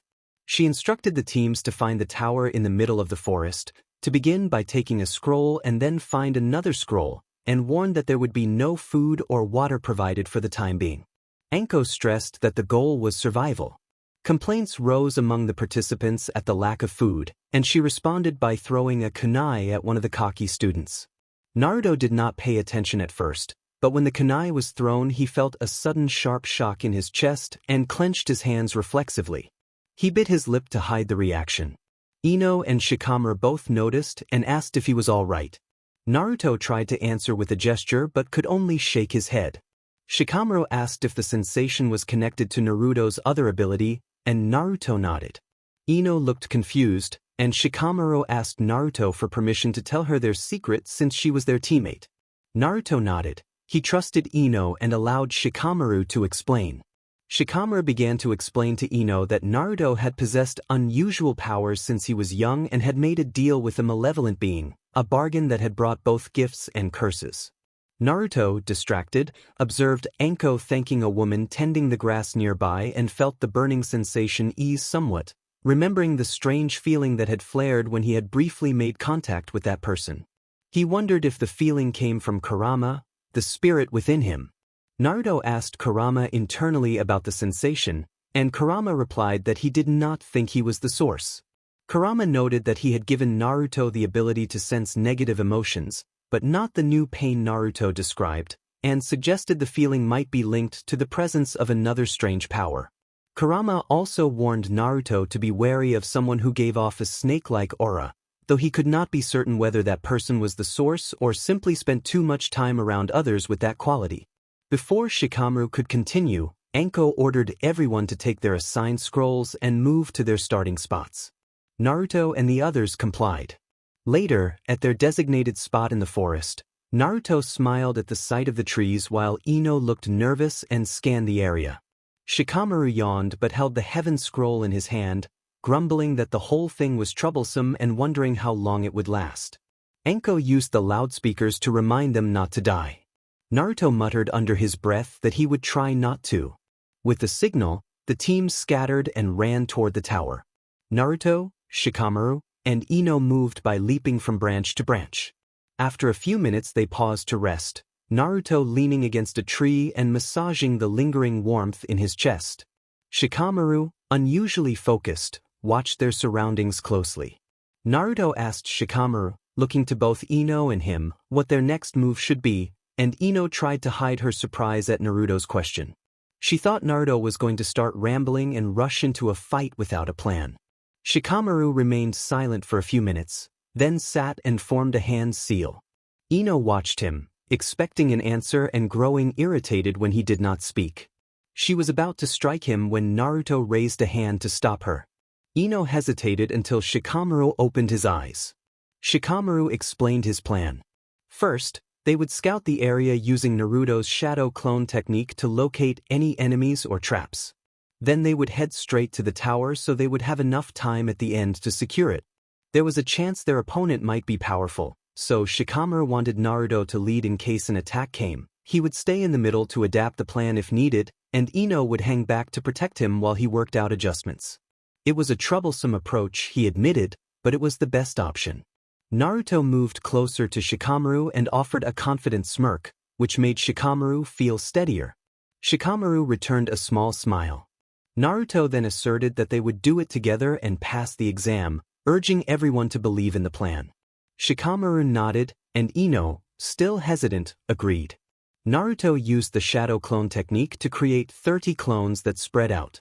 Later, as night approached, Naruto led the group jumping along the path. He suddenly stopped at a sound, and Ino and Shikamaru halted as well. Ino scolded Naruto for nearly getting them hurt, and Shikamaru looked around. Naruto warned that someone was following them and motioned for silence. The surroundings fell quiet, which only increased their unease. A sharp sound came from the distance, and kunai and shuriken whistled toward them. Naruto reacted immediately, blocking the thrown weapons. He was struck and took blows, but he ignored his own pain to protect his teammates. Ino shouted in alarm, confused by the attack. Naruto growled under his breath and stayed alert. A voice from the shadows commented that they were not bad for rookie genin, and a figure stepped out. One man emerged with bandages wrapped around his face except for a single eye and wearing a straw-like raincoat. Two others stood beside him, one with black hair and dark eyes and the other with long black hair. All three wore head protectors bearing the mark of sound. Shikamaru rose slowly beside Naruto and observed them, asking if they were from the Sound Village. The leader confirmed that they were and said the genin were simply in the way. The figure on the left rushed forward, producing needles between her fingers and aiming them at Ino. Ino had only seconds to react and leapt away. One needle grazed her but left no lasting harm. She landed on a nearby branch. Shikamaru called out to Ino and moved to help, but Ino insisted that he stay back and support Naruto while she handled her attacker. Reluctantly, Shikamaru took up position with Naruto. The figure to the right formed a claw shape with both hands and unleashed a force that pushed Shikamaru and Naruto back. Shikamaru was caught by the blast and was thrown backward. Naruto shouted Shikamaru's name as he tried to locate him. After a moment, Shikamaru assured Naruto that he was all right and told him to focus on the leader. Naruto's expression hardened. He prepared himself and confronted the leader. The leader introduced himself as Dosu Kinyuda, then moved to attack. Dosu produced a weapon and threw it at Naruto. Naruto deflected and countered with taijutsu, backed by the hidden attacks of his clones. The clash created a burst of wind as the clones engaged. Naruto created several more clones to shield himself during the exchange. The fight lasted a few minutes. Naruto stumbled and began to tire. He felt a burning sensation in his chest and suspected something darker was affecting the attackers. Naruto demanded to know why they were attacking and whether they intended to kill them. Dosu answered that they were acting on their master's orders to eliminate the Uchiha, and the genin were simply in the way. Naruto vowed that if anyone targeted his friends he would stop them, declaring his determination to stay in the Chunin exam. Dosu sneered and mocked Naruto as a weak genin, taunting him about his ambitions. Naruto's features were shadowed by resolve as he refused to be underestimated. He reaffirmed that he would not give up. Dosu began to reveal the name of his master, but his words were left unfinished as the confrontation continued. A tense moment followed as both sides braced for the next exchange. Dosu laughed and announced that his master's name was Orochimaru-sama. Naruto began to speak, but his body interrupted him with a sudden surge from his chest and a strange laugh echoing inside him that was not Kurama's. Naruto wondered if it had something to do with Orochimaru. Heat spiked through him and a sharp sensation stabbed toward his heart. Dosu taunted that Naruto could not kill him because he was hurt, then attempted to move, but suddenly could not. Shikamaru used his shadow possession technique and completed it, and Naruto turned slowly toward the voice to see Shikamaru and Ino. Ino looked faint, as if she had exhausted herself using her clan's technique. Naruto still clutched his chest and saw the two enemy ninjas either unconscious or immobilized. He turned back to Dosu with relief when Ino opened her eyes and moved to help him. Naruto tried to decide whether to lie about how he felt, but under Ino's steady, demanding glare he admitted that he was not okay, gripping the spot above his heart. Shikamaru asked if the sensation was the same as the one Naruto had felt earlier, before the exam began. Naruto nodded, and another huge burst of pressure flared from his chest. Ino worried aloud that it was getting darker and wondered if that had anything to do with Naruto's reaction. Before he could answer, Naruto could not hold in a scream. He bent at the knees and collapsed to the ground. His vision danced with black specks and he barely registered his teammates' voices over the sound coming closer. A chilling voice called out with amusement, and Naruto looked up to see a figure carrying Sasuke, who was unconscious and slung over the stranger's shoulder. Naruto let out a low growl and pointed at the man, and his hand began to glow red as something shifted across it. Ino watched him with clear concern. Shikamaru scanned the newcomer, searching for answers. Shikamaru demanded to know who the man was and why Sasuke was with him. The man identified himself as Orochimaru and declared that he had come for the Uchiha, explaining that he wanted Sasuke's eyes and that the children were in his way. The announcement sparked something in Naruto. He felt a violent surge in his chest and an internal heat build until a light engulfed his body, making his voice deepen as his screams slid into something that sounded like laughter. Naruto vowed that no one would take Sasuke or harm his friends and that he would do whatever it took to protect them. Naruto then channeled his power into chains and launched them at Orochimaru. Orochimaru reacted with interest, amused by the genin's hidden ability, and attempted to melt away from the bindings. Naruto wrapped the chains around Orochimaru again, the links lighting with Naruto's energy. Orochimaru tried to use substitutions to escape but found himself thwarted. Each attempt failed and left him confused and off balance. Naruto spun Orochimaru around with the chains, making the invader dizzy, and with a final rapid turn the chains released, sending Orochimaru flying through the trees and breaking branches in his wake. Silence fell. Shikamaru rushed to where Orochimaru had fallen to make sure he did not escape. Orochimaru's form was badly strained and incapacitated, and he lay still amid the broken branches. Ino approached and took in the scene. Naruto, steadying himself a few feet away, took slow breaths as the glow faded and he began to return to his usual form. Naruto told them that he did not believe Orochimaru was truly defeated yet and that they had likely only incapacitated him for the moment. Then Naruto cried out in pain, and Shikamaru and Ino called his name in alarm. Orochimaru slipped a hand around Naruto's neck and a sharp pain flared where the mark burned into his skin. Orochimaru laughed softly and told Naruto that he was a splendid shinobi, that such power belonged in his collection and that he would be waiting when Naruto sought him. Naruto, barely conscious, fell as the brand began to take hold and he asked what had been done before blacking out. Naruto found himself in darkness, with nothing but an endless path before him and no light to pierce the void. He walked without direction until a faint light appeared ahead. Tall pillars lined the way, lit by familiar flames. The scene felt strangely familiar to him. A fire burned atop a platform, and a carving behind it flickered, its light sputtering between normal glow and ominous blackness. The flames shuddered and a voice echoed through the space, offering power, and asking if Naruto desired more. The voice laughed and urged him to seek it out. Naruto tried to place the voice and thought that it might be Orochimaru. The sensation from the mark washed over him and he struggled to breathe.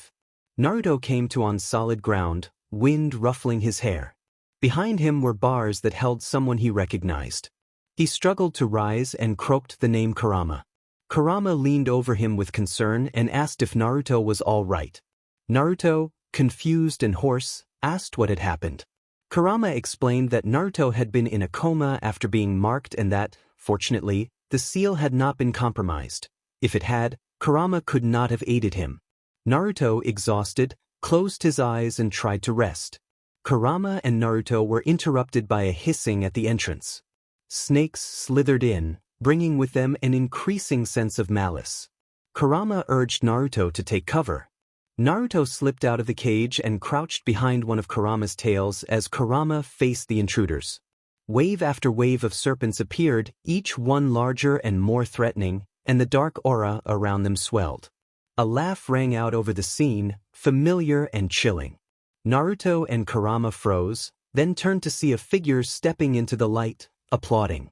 Naruto reacted with a mix of awe and fear and tried to deny the reality of the figure. The figure declared himself to be Naruto, another version of Naruto, and laughed. Naruto was disoriented and failed to notice Kurama wrapping a tail around him to shield him. Kurama growled and lashed a tail toward the intruder, but the other Naruto called out that he wanted to speak only to his counterpart and waved off any interference. With a snap, the stranger erased the immediate threat, and suddenly Kurama and the snakes were no longer interruptions. Naruto demanded to know why the other Naruto had appeared. The Dark Naruto explained that he intended to take over Naruto's body. Naruto reacted angrily and threw a kunai, but the other Naruto blocked and mirrored every attack with exact precision, copying punches, dodges, and taijutsu seamlessly. The Dark Naruto taunted Naruto, stating that victory was impossible because he knew all of Naruto's moves and tricks. He said that beyond power he wanted Naruto to remember the pain they had suffered. Naruto remembered the scorn of the villagers, their words calling him a monster, the way crowds turned away, the hunts and threats he faced as a child. Those memories gathered like a storm. Naruto admitted that he felt weak, but he also reflected on what grounded him, the people who mattered to him. He thought of Shikamaru's parents, Hokage Gigi, and his new daughter. They were the reasons he wanted to move forward and protect others. Naruto then made a surprising decision. He told his darker self that he would forgive him. He explained that sometimes he had wanted to rid himself of the darkness, but he could not erase it entirely. Without that part, he would not be who he was. The darker Naruto reacted with disbelief and scorn, calling the idea ridiculous. Yami Naruto shouted that if they tried to destroy him he would return again and again, and that it made no sense to try. He let frustration and sorrow pour out. He complained that the villagers watched them with cold stares and treated them like monsters, and he asked why Naruto would protect those people if he felt the same pain. His legs gave out and he began to cry. Naruto heard him. Naruto explained that it was the precious people who had pulled him out of the darkness, that they had found him and shown him the light, and that was why he could not get rid of the other part of himself. He asked his other half, who was part of him, to try to become him and to find the happiness he could not see. As Naruto moved to embrace him, the other half surged forward with a punch. Naruto did not feel the blow because the other gave a small smile. His red eyes softened to blue and then he began to fade. He told Naruto that he would be watching and hoped he would find happiness soon. Naruto nodded and felt his body and heart grow lighter. Naruto then felt a jolt when Kurama leaped aside and intercepted an incoming attack. Naruto called out in alarm, trying to defend his friend. Kurama admitted that he had been worried when Naruto's other half had made him disappear and urged him not to do it again while he continued to fend off the attacking snakes. Naruto apologized, saying he had not understood what the other half had been doing but that he had overcome the darkness and felt lighter. Kurama noted that the air seemed warmer and finished dealing with the last snake.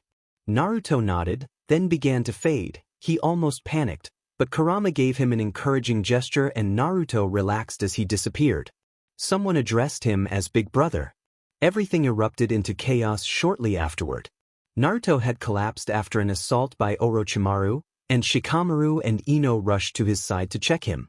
Ino, who had only a little first aid experience, felt for his pulse and confirmed to Shikamaru that his heartbeat was slow. She noticed sweat on his neck and then a strange mark there. She pointed it out to Shikamaru, who paled. Ino instructed Shikamaru to find water nearby because Naruto was burning with fever. She intended to try to lower it with cold water. Shikamaru accepted the order with visible concern and hurried into the trees to search for a lake. Ino stayed by Naruto with a worried expression and promised that they would protect him, urging him to fight whatever Orochimaru had done to him. Shikamaru returned with water, and Ino reported that Naruto's fever was still present but seemed to be slowly coming down. He would be fine for the moment, though they needed to keep watch. Shikamaru checked the time and concluded they had little of it left in the forest. If Naruto were awake, he would want them to hurry to the tower. They agreed to go. Shikamaru carefully carried Naruto on his back and, with Ino's help, they made their way to the tower. Inside, Shikamaru laid Naruto on the floor. They remembered the proctor's instructions not to open the scroll until they reached the tower, and Ino produced the 2 scrolls they had taken. They opened them together. Smoke cleared and Asuma appeared in the room, congratulating them on making it. He immediately asked where Naruto was, insisting he could not pass them if they were missing someone. Ino pointed to Naruto on the floor, and Asuma dropped his cigarette and rushed to his side to examine him. He demanded to know what had happened. Shikamaru explained that they had been attacked by an enemy who worked with Orochimaru. They had managed to recover their portion of the scroll and forced the enemy to reveal Orochimaru's involvement. Orochimaru had emerged from hiding, disguised at first but then revealed. They had fought and created an opportunity to escape, and Naruto had come toward them. Then Orochimaru had done something to Naruto. Shikamaru finished explaining that they only knew there was a mark on the side of Naruto's neck where Orochimaru had struck him. He and Ino wore regretful looks. Asuma tried to ease their doubts, noting that they had done their best and that fighting a skilled ninja, especially a Sannin like Orochimaru, was not easy. He lifted Naruto in his arms, carrying him bridal style, and Naruto let his head fall against Asuma's chest while mumbling. Asuma announced that he would take Naruto to the doctors and have the Hokage examine him, and he told Shikamaru and Ino to find a room in the hospital tower and rest. Shikamaru immediately refused to leave Naruto's side, insisting that he would stay until Naruto recovered, and Ino silently agreed to remain as well, determined to support their teammate. Asuma looked at them, sighed, and accepted that they would come along, warning them to hurry because Naruto had a fever. He then departed with Shikamaru and Ino following behind. In the hospital tower, Ino and Shikamaru watched Naruto with compassion and a hint of anger while Asuma stood against the wall with a cigarette between his lips. They waited anxiously for him to wake, remembering how difficult it had been to get help. Flashback. Asuma had called loudly for any doctors. A nurse had approached but recoiled in disgust when she saw Naruto and refused to help, calling him a demon. Asuma confronted the nurse and threatened to fetch the 3rd Hokage, but she stood firm and left, likely spreading the refusal among the staff. Shikamaru and Ino had been tense and ready to confront her when a doctor arrived. When Asuma revealed Naruto's condition, the doctor stepped forward and offered to help, introducing himself as Dr. Birdright. He explained that he had watched over Naruto since childhood and knew the boy had suffered at the hands of villagers, and that he could be trusted to care for him. Asuma remained skeptical but allowed Dr. Birdright to treat Naruto, warning that he would still bring matters to the Hokage before leaving to fetch him. In flashback, Asuma released a long sigh and looked toward his father, who stood at the foot of the bed. He was about to speak when Shikamaru suddenly leapt up in alarm, calling for his teacher. Naruto began to mumble and turn his head, and Shikamaru and Ino heard their names in the mutterings. The dark mark on Naruto's neck began to fade, and Asuma noticed the same change. A small, raspy voice from Naruto addressed Shikamaru as Big Brother, and relief overwhelmed Shikamaru to the point of tears. Naruto opened his eyes slowly, taking in the room with confusion. Shikamaru and Ino reacted with joyful concern, asking if he was all right. Naruto asked what had happened and attempted to sit up. Shikamaru helped him into a sitting position. Naruto laughed weakly but then began to cough. Ino gently patted Naruto's back and offered him a glass of water. The Hokage spoke in a softly grandfatherly manner, reminding Naruto that he was in the hospital tower and had been running a fever. Naruto said he felt fine. The Hokage then explained that they would need to check the seal on his neck and asked whether Naruto felt any malevolent energy from it. Naruto assured them that he felt nothing of the sort and that he felt peaceful. When asked if he was ready to resume the exam, Naruto declared that he was ready to continue and even to defeat his opponents. The Hokage winced at Naruto's energy but allowed him to get up. Naruto began to lead his teammates out of the room, exuberant. Ino pointed out that he was still wearing the hospital uniform, and Naruto muttered that he had forgotten yet again before heading to his room to change as laughter filtered in from the hallway. The anticipation among Naruto and his teammates grew as they prepared to enter the next phase of the Chunin exam. After resting, they gathered their strength and readied themselves for the challenge ahead. Moving with measured steps, they reached the entrance of a brightly lit chamber with high ceilings and two imposing statues of hands mounted on the central wall. The statues were made of stone and appeared life-sized. They lay near the back wall of the room, positioned horizontally. The room was quiet except for the echo of footsteps. As the team approached the statues, they noticed intricate details etched into the carvings that inspired wonder. A ram symbol had been carved into one of the statues. Before long, Team 10 stood in line with 8 other groups, waiting for the next phase of the exam. The students' teachers stood before them. Naruto noticed that one more village team had passed earlier, the Konoha 12, one team from Suna, the Kabuto team from Konoha, Team Dosu from Oto, and a team from the village hidden in the waterfall. He looked at each teammate and felt a strange mix of warmth and chill. Shaking his head, he faced forward, ignoring the questioning expressions and quiet worries of his friends. Together they bowed respectfully to the Hokage on the stand. Anko announced that she congratulated the children for passing the second exam. The students cheered while Anko continued, introducing the Hokage. The crowd's confusion and whispers subsided into polite applause as the Hokage rose from his booth. The Hokage expressed his pleasure that they had made it this far in the Chunin exam and explained that a preliminary round would follow, in which everyone would face one another to advance. He then sat down and the proctor stepped forward into the arena. Hate Gecko introduced himself as the proctor of this phase of the exam, coughing occasionally between sentences. Naruto frowned at the sound and shifted uncomfortably. Others in the crowd flinched and began murmuring among themselves. Some wondered aloud who the proctor was and whether he should see a doctor. Ino explained to Naruto that she had heard he went to the hospital often and might be suffering from a lingering illness. Naruto watched as Hayate continued to cough and turned to explain the rules. Hayate stated that there were still too many participants after the second exam and that the organizers would select participants at random to face each other. He asked whether anyone had questions or needed to withdraw. Kabuto raised his hand and told the proctor that he must withdraw because he had used all his chakra and was exhausted. The proctor nodded, still coughing, and told Kabuto to leave through the left exit. Kabuto smiled faintly, glanced at Sasuke, and then exited. Naruto felt a sudden surge of resentment and rubbed his chest as his teammates acknowledged his mood with a shared look. The proctor then directed everyone to look at the board on the wall to the left. A list of contestants lit up and began to spin. Soon it stopped and the names continued to scroll. The board finally revealed a matchup, Sasuke versus. The board continued to scroll and then displayed the full pairing, Sasuke versus Yori Akato. Hayate called for Sasuke, Uchiha, and Yori Akato to come forward. Sasuke and Yori stepped into the arena, each maintaining a calm, intense presence. Hayate announced that the first battle had been selected as Yori Akato against Sasuke Uchiha and asked if there were any objections. Both fighters indicated none, and Hayate declared that the first battle would begin. Naruto's excitement swelled as he watched the board, nearly bursting with energy. Ino, annoyed by his behavior, bumped him on the head and scolded him for acting like an excited child.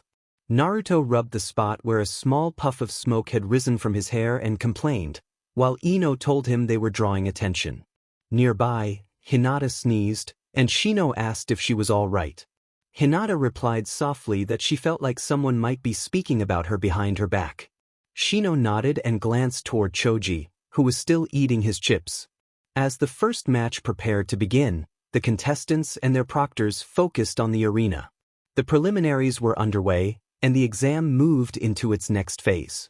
Hayate instructed everyone other than the two combatants to move to the upper area. The crowd relocated, eyes fixed on the two fighters below. Tension filled the Chunin exam arena as Sasuke and Yuri faced each other. Sasuke's Sharingan whirled in his eyes, a sign of his determination. Yuri stood calmly, a serene smile on his lips, posture relaxed but ready. Sasuke thought that this fight would test everything he had learned, his mind racing through jutsu and tactics. Hayate signaled for the match to begin. Sasuke moved first, a blur of motion as he closed the distance with lightning speed. Kunai flashed in his hand as he launched a series of precise strikes to test Yuri's defenses. Yuri's movements remained fluid and precise, evading the attacks with effortless grace. Sasuke noted that Yuri was fast and adjusted his strategy on the fly in anticipation of a counter. Yuri's form blurred, delivering a lightning-quick strike aimed at Sasuke's thigh. Sasuke spun, deflecting the blow with a burst of chakra-enhanced strength. Sparks flew as their collision rippled through the arena. Gritting his teeth, Sasuke gathered fire chakra in his palm and formed a concentrated orb, unleashing a powerful fire-style fireball technique that sent flames surging toward Yuri. The inferno cast shifting shadows across the walls while Yuri moved through the heat with practiced agility, unharmed. Sasuke reminded himself not to underestimate Yuri, sharpening his focus for the next exchange. The battle intensified into a spectacle of speed and elemental power. Sasuke pushed himself to the limit, channeling chakra into each strike with increasing ferocity. Yuri answered with a relentless barrage, each move calculated to probe openings and test Sasuke's resolve. As minutes passed, the arena resonated with the clash of techniques and the crowd sat on the edge of their seats. Sasuke's breathing became ragged, his muscles burning with exertion as he fought to maintain focus amid the whirlwind of the duel. Sasuke felt unexpectedly drained and realized his movements were slowing slightly from fatigue. He wondered whether Yuri was stealing his chakra. Yuri taunted that he had been absorbing Sasuke's chakra since the beginning of the fight, and the revelation struck Sasuke hard, fueling his anger and determination. Sakura called out that Yuri was stealing Sasuke's chakra, and Kakashi nodded in confirmation. Rather than letting frustration consume him, Sasuke drew inspiration from Rock Lee's earlier taijutsu demonstration. He feinted left and then spun with lightning speed to the right, catching Yuri off guard. Before Yuri could react, Sasuke unleashed a rapid series of chakra techniques, each aimed to exploit Yuri's vulnerabilities. Flames danced as Sasuke poured everything into his attacks, determined to shift the tide. Yuri staggered under the onslaught, his composed demeanor faltering for the first time. Sasuke seized the moment, landing a solid blow that sent Yuri crashing to the ground. The arena erupted in applause as Sasuke stood panting, chest heaving but his eyes bright with triumph. Yuri, visibly shaken, returned a look of begrudging respect. Yuri acknowledged Sasuke's skill and declared that Sasuke had proven himself.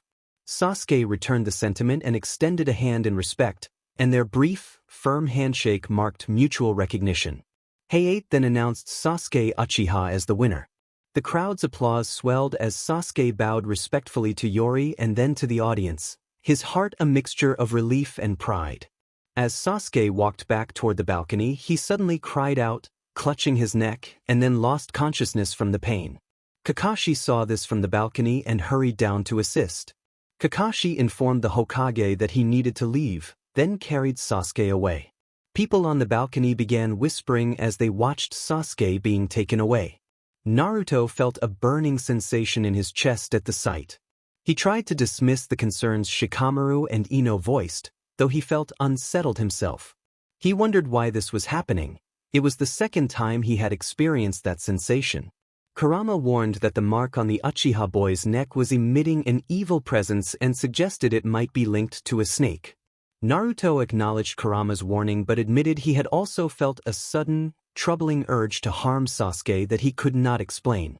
Kurama's silence followed.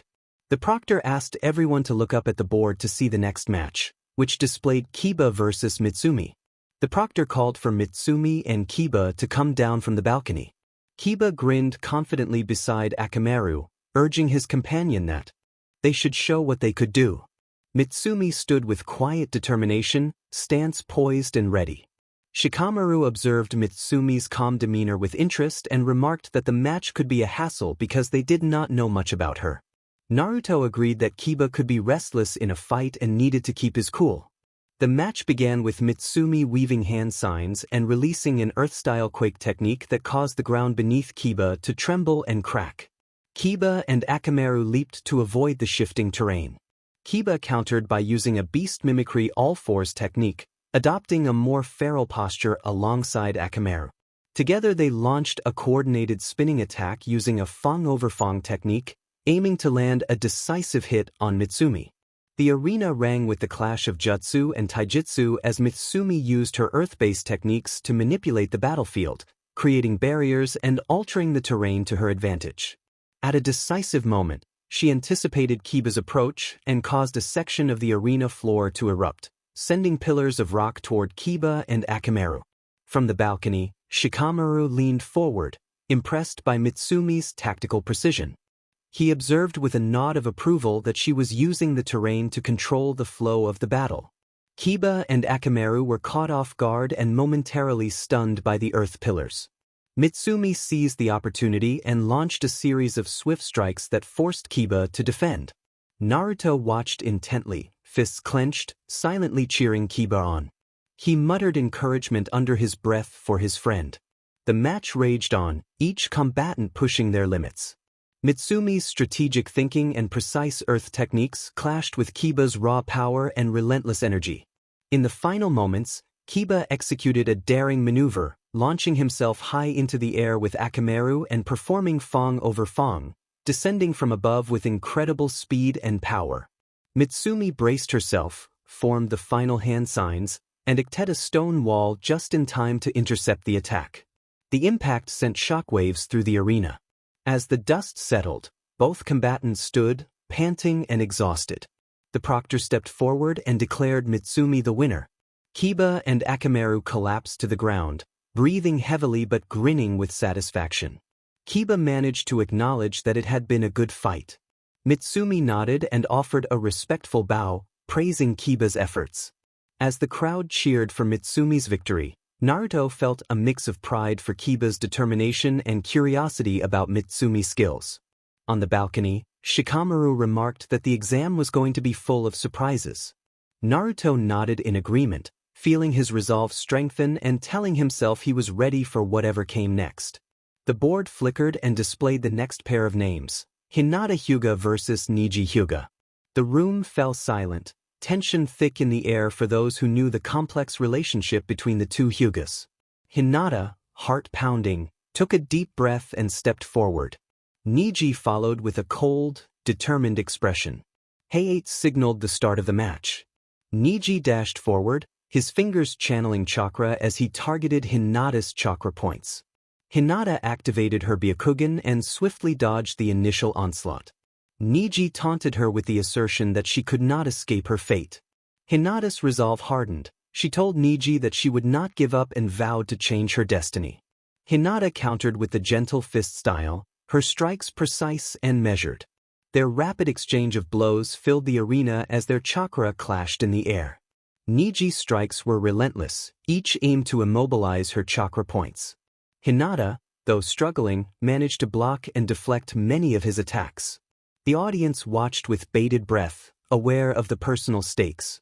Naruto watched from the balcony with worry and admiration and silently encouraged Hinata. Kurenai, Hinata-sensei, watched intently, her concern evident as she urged Hinata to stay strong and show her capabilities. Niji continued to insist that Hinata could not change her fate and called her a failure, but Hinata stood firm, insisting that she was not a failure and that she had people who believed in her. The fight intensified as both fighters pushed themselves to the limit. Niji became more aggressive, trying to end the match decisively. Hinata, battered and exhausted but refusing to back down, countered with the protective 8 trigrams 64 palms, moving her hands in a blur to deflect his attacks. The cousins' clash reached its peak when Niji landed a powerful strike that made Hinata stagger. Hinata fell to her knees, gasping, yet her eyes remained fierce and determined.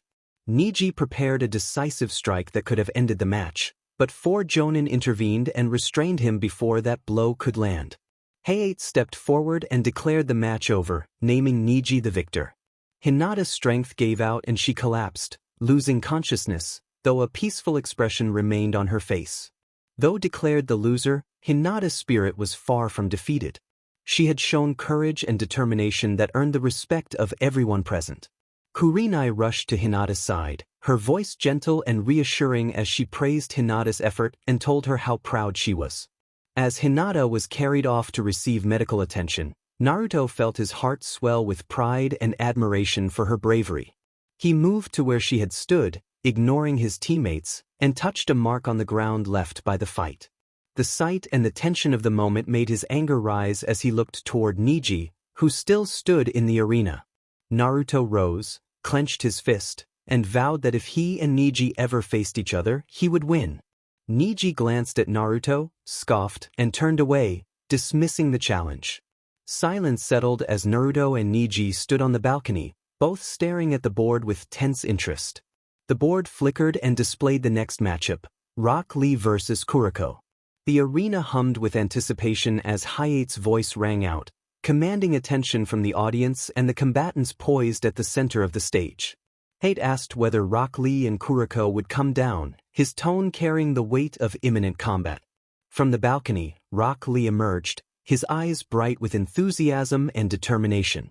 Lee vowed that he would show everyone what he could do and that he would not hold back. Beside him, Might Guy stood as a seasoned counterpart and mentor, urging Lee to demonstrate the power of youth and offering encouragement that reflected their deep bond through martial arts and unyielding spirit. Tears welled in Lee's eyes as he acknowledged Guy's support, and Guy responded with pride. They performed the Sunset Genjutsu ritual, a public display of their deep bond and shared commitment to their principles, embracing with tears as a sign of profound camaraderie. A ripple of awkwardness spread through the crowd. Several spectators complained that the scene was overwhelming and that the emotional display lingered in their minds. Tenten stepped forward, admonishing them that they were embarrassing the village, especially with Niji watching. Lee and Guy apologized to Tenten and regained their composure. Tenten urged Lee to get down before he risked disqualification and gave him a firm nudge toward the arena floor. Across the arena, Kuriko, a shinobi from the village hidden in the sand, smirked confidently and assessed Lee with amusement, suggesting that he seemed weak. The audience, which included notable shinobi such as Kakashi, Guy, and Asuma, leaned forward in anticipation. Kakashi watched with quiet concentration, analyzing the combatants' movements, while Guy expressed exuberant confidence that his youthful student would put on a magnificent taijutsu display. Hayate stepped forward to officiate and signaled the start of the match. Lee immediately moved with blinding speed and agility, launching a flurry of punches and kicks that reflected years of rigorous training under Guy's tutelage. Kuriko relied on his own agility and evasive maneuvers to avoid Lee's strikes, weaving through the onslaught and countering with swift, calculated moves. The arena reverberated with the energy and rhythm of their clash, keeping the audience spellbound.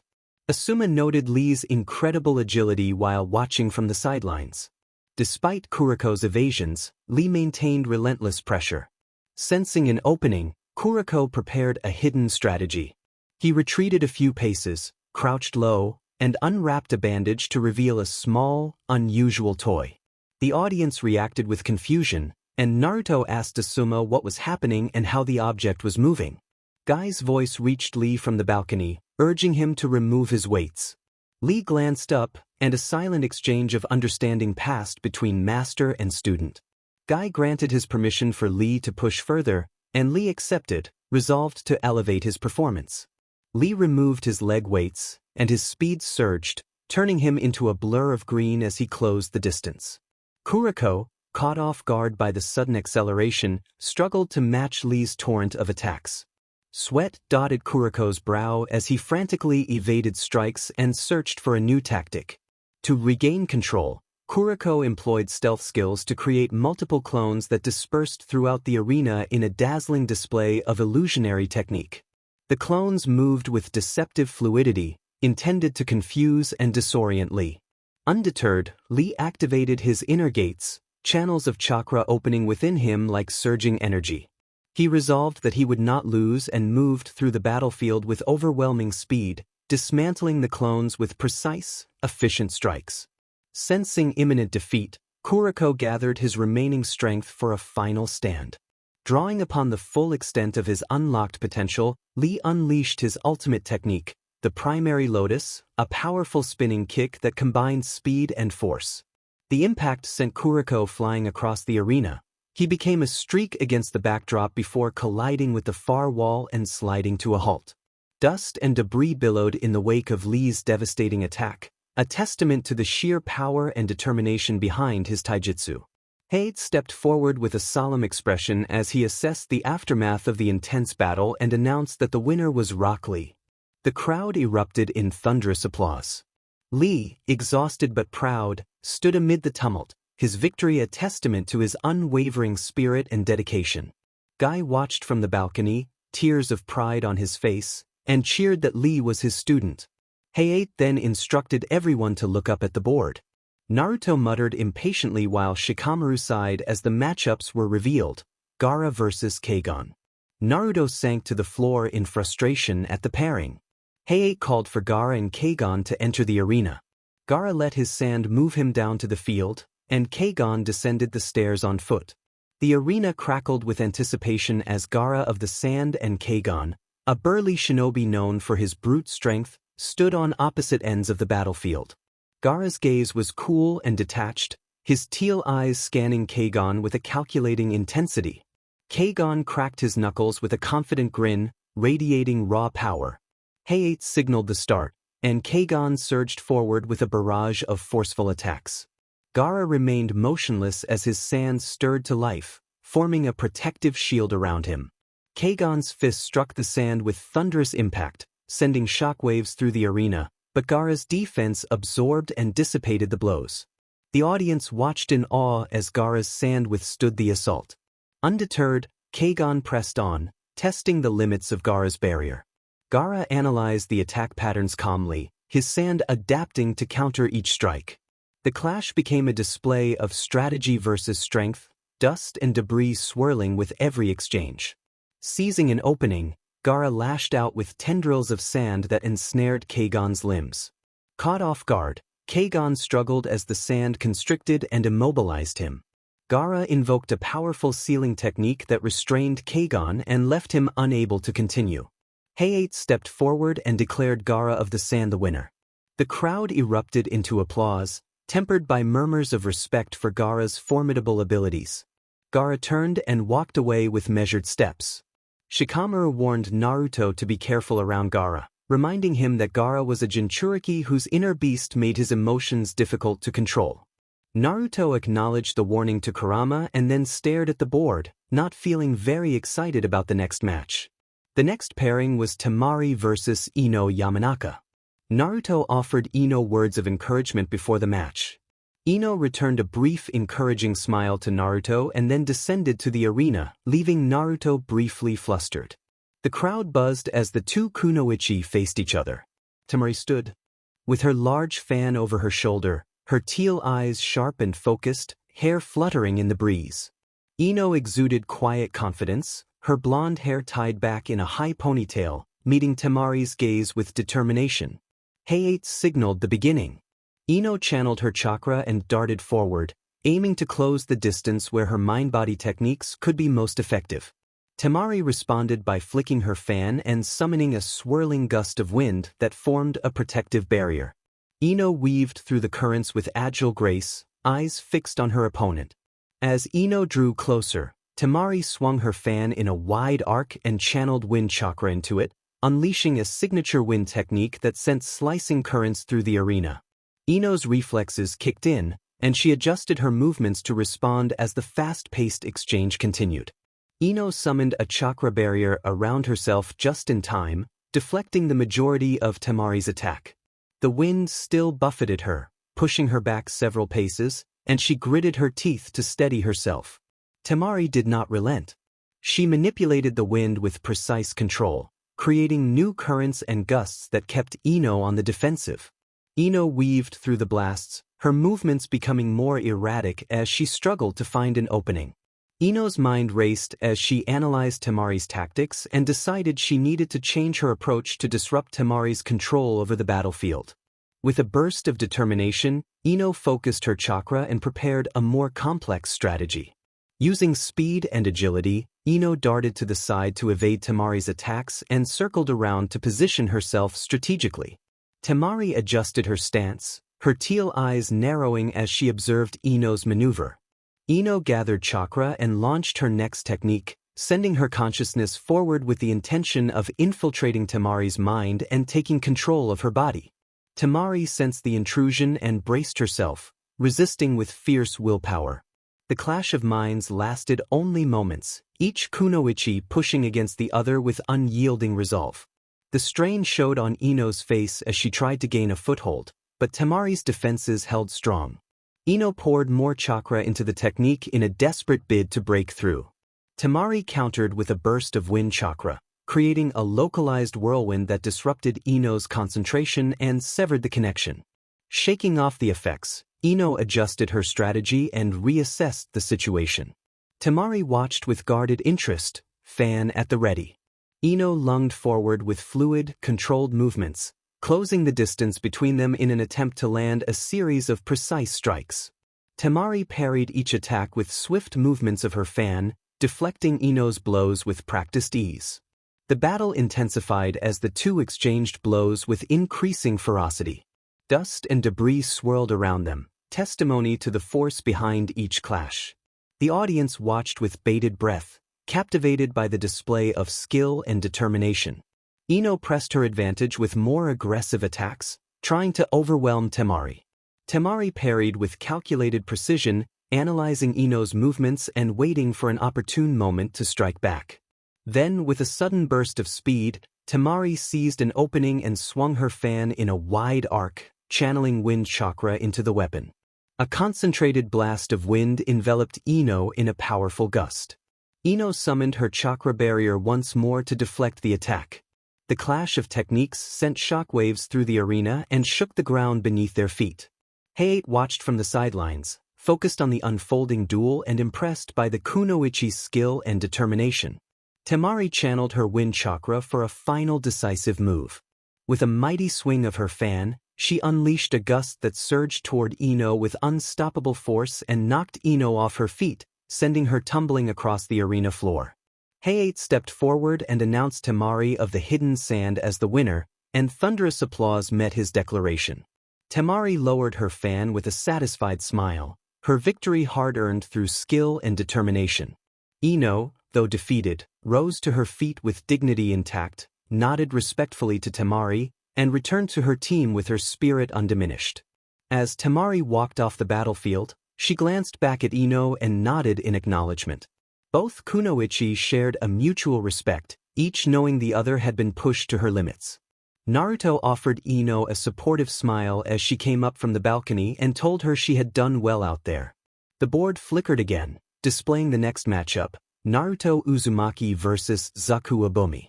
The proctor called for Naruto Uzumaki and Zaku Abomi to descend to the arena. Naruto's smile faded as he looked down from the balcony and grew serious. This was no time for jokes if he wanted to show what he could do. He needed to stop goofing off and prove his strength. Shikamaru spoke to Naruto with calm intensity, telling him to win not for Shikamaru or their team, but for Kai's. Naruto met Shikamaru's gaze, a small determined smile forming as he affirmed that he would win. He resolved to become a Chunin and to protect his friends and his people. He also knew he had to prove his strength to protect his daughter. With that resolve, Naruto leaped from the balcony and landed on the arena floor, straightening and locking his eyes on Zaku Abomi. Zaku's smug expression and the hollow tubes embedded in his palms made Naruto's blood boil. Zaku sneered that the match should be quick and raised his arm lazily, and Naruto warned him not to underestimate how much he had grown.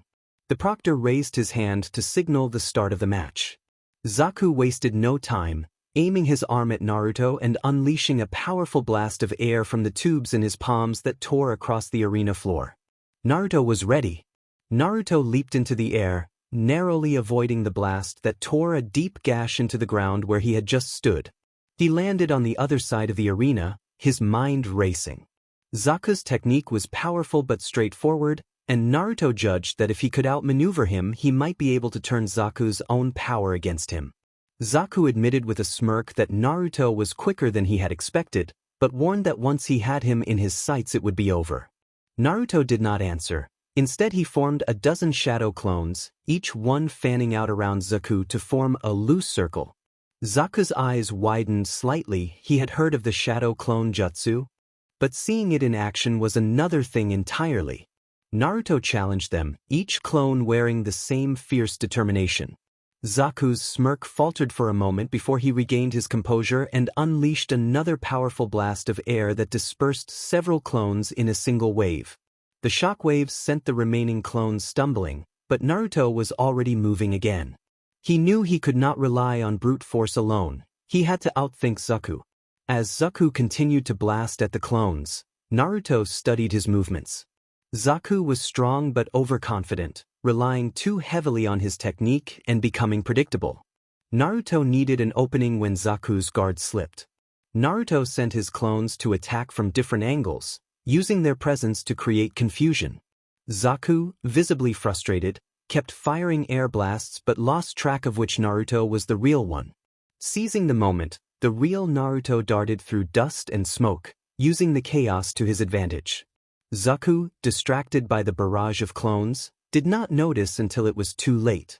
Naruto closed the distance and struck Zaku in the side with a powerful punch. Zaku staggered back, clutching the impact, and growled that Naruto would pay for that. He tried to aim another blast, but his movements were slower and more labored. Naruto's strategy was wearing him down. Naruto pressed the advantage, closing the distance again and sending his clones forward to overwhelm Zaku from all directions. Zaku tried to fend them off, but Naruto dropped down from above and landed a decisive strike that sent Zaku crashing to the arena floor. The force left Zaku dazed and slumped against the ground.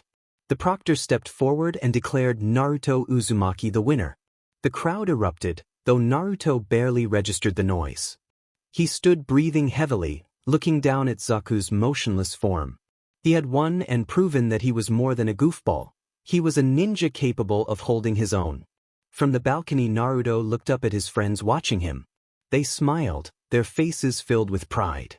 Shikamaru nodded at him with a rare grin, offering genuine admiration. Naruto returned the grin, his heart swelling with renewed determination. He had taken another step toward his goal and would keep fighting to grow stronger for his friends, his village, and the future he wanted to protect. As the arena floor was cleared, the board above flickered and revealed the next matchup, Tenten versus Keigan. Tenten took a deep breath, anticipation pounding in her chest. She had trained hard and was ready to show her skills. Lee shouted encouragement for Tenten to show her youth, and Guy echoed his enthusiasm, urging Tenten to give it her all. Tenten responded with an embarrassed thank you and then jumped down from the balcony, landing gracefully on the arena floor. Across from her, Keigan, a formidable shinobi with a cold expression, stared her down. Keigan smirked and made it clear that he would not go easy on her simply because she was a kunoichi. Tenten narrowed her eyes, her resolve hardening. She knew Keigan was overconfident and dismissive, and she was determined to prove him wrong. The proctor raised his hand to signal the start of the match. Keigan moved first, closing the distance with surprising speed and throwing a punch aimed at Tenten's head. Tenten sidestepped with ease and countered with a quick swipe of her kunai. Keigan blocked the attack with his forearm, the metal ringing against the impact. Keigan acknowledged her speed and then lunged forward with a flurry of punches and kicks. Tenten dodged and weaved, her agility keeping her out of reach.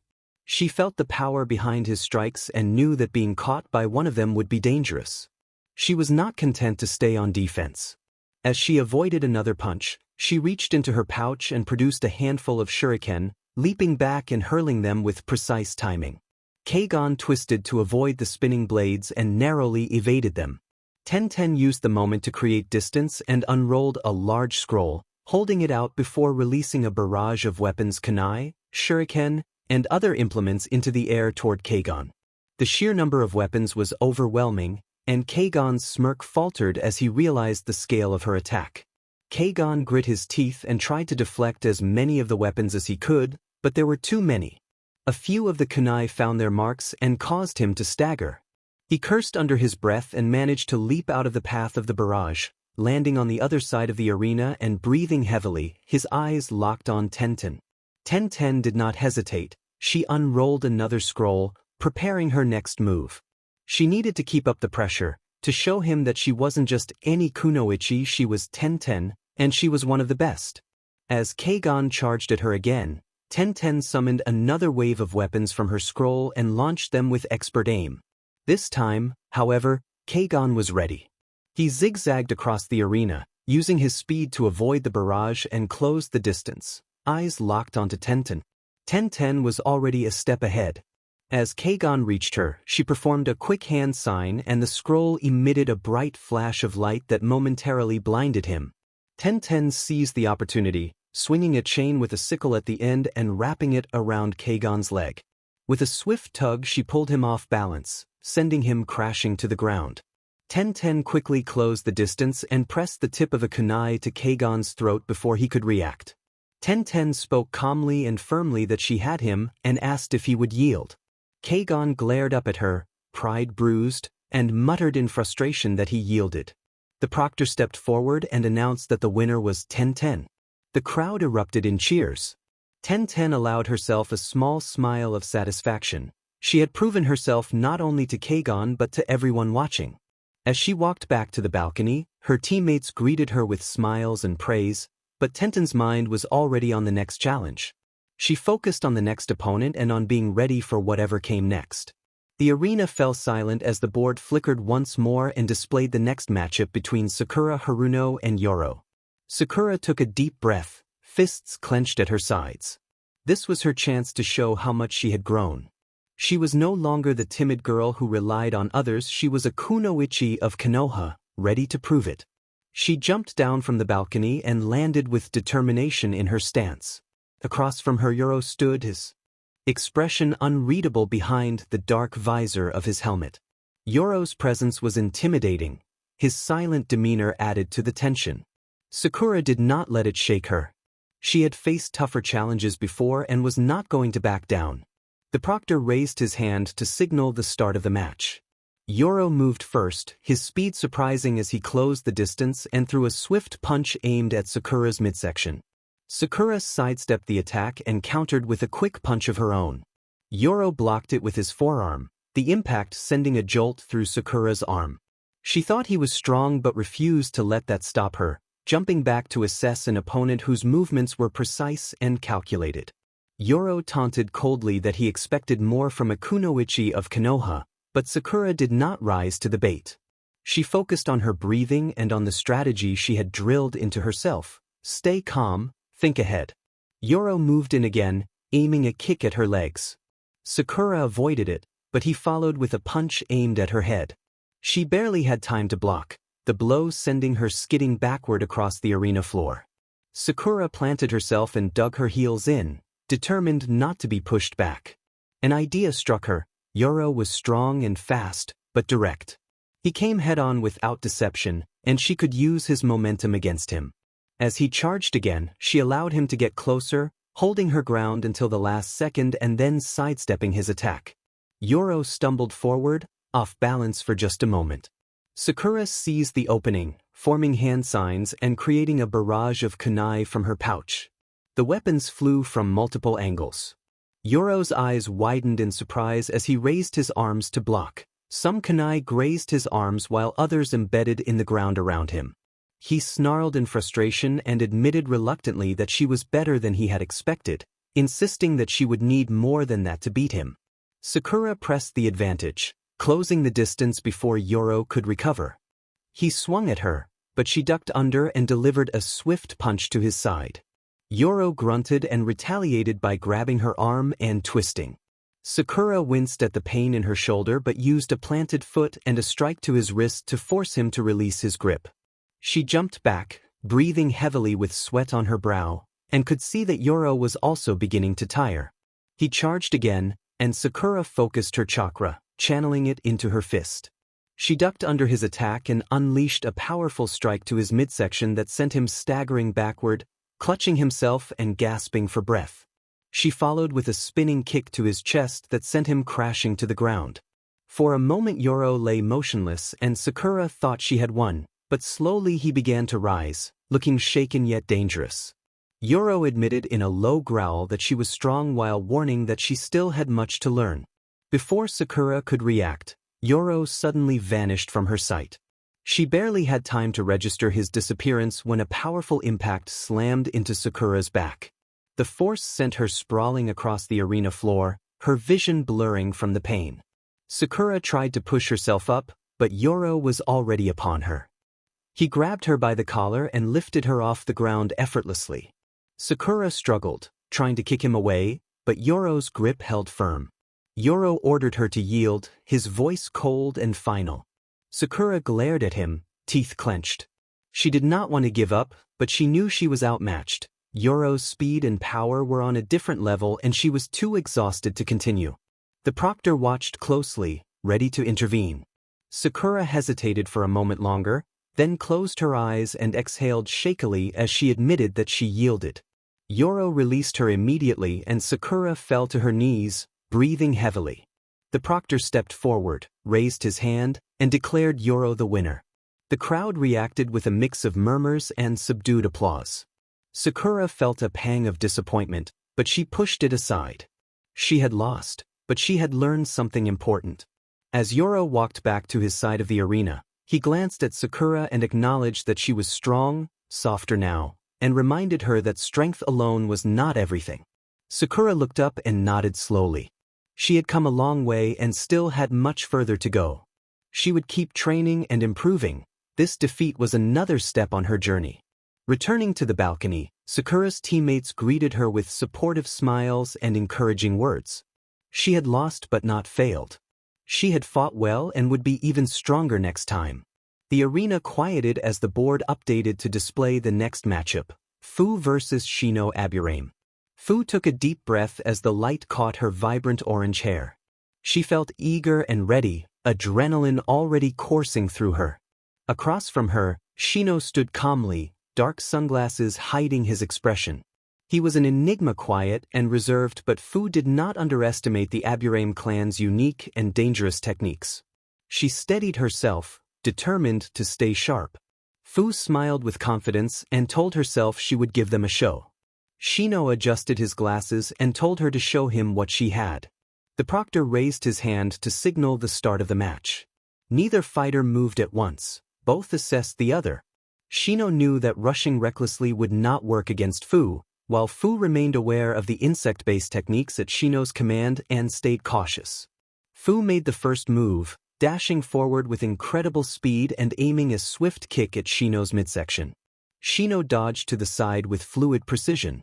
Fu's foot missed, and she followed up with a rapid series of punches. Shino blocked each one calmly, noting that her speed alone would not be sufficient. Fu grinned, excitement lighting her eyes, and stated that she had more than just speed. She jumped back to give herself room to maneuver. Shino watched, detecting a slight movement in her hands and preparing for her next action. Shino extended his hand and released a swarm of Kikeichu insects that moved as one, forming a wave toward Fu. Fu leaped into the air, twisting gracefully to avoid the swarm as the insects buzzed beneath her and missed by inches. Landing lightly, Fu taunted that it would take more than that. Shino observed her agility with a stoic expression and warned that she could not avoid the insects forever. As the insects regrouped for another attack, Fu dashed forward to close the gap and keep pressure on Shino. Shino remained calm and directed his insects to surround her, forming a tight circle. Fu's eyes widened as she realized she was trapped and the insects closed in. Fu did not give up. She performed a series of hand signs and gathered chakra into her palms, then released a shockwave that scattered the insects and created an opening for her escape. Shino watched with interest and acknowledged her impressive resourcefulness. Fu caught her breath and promised she had more to show.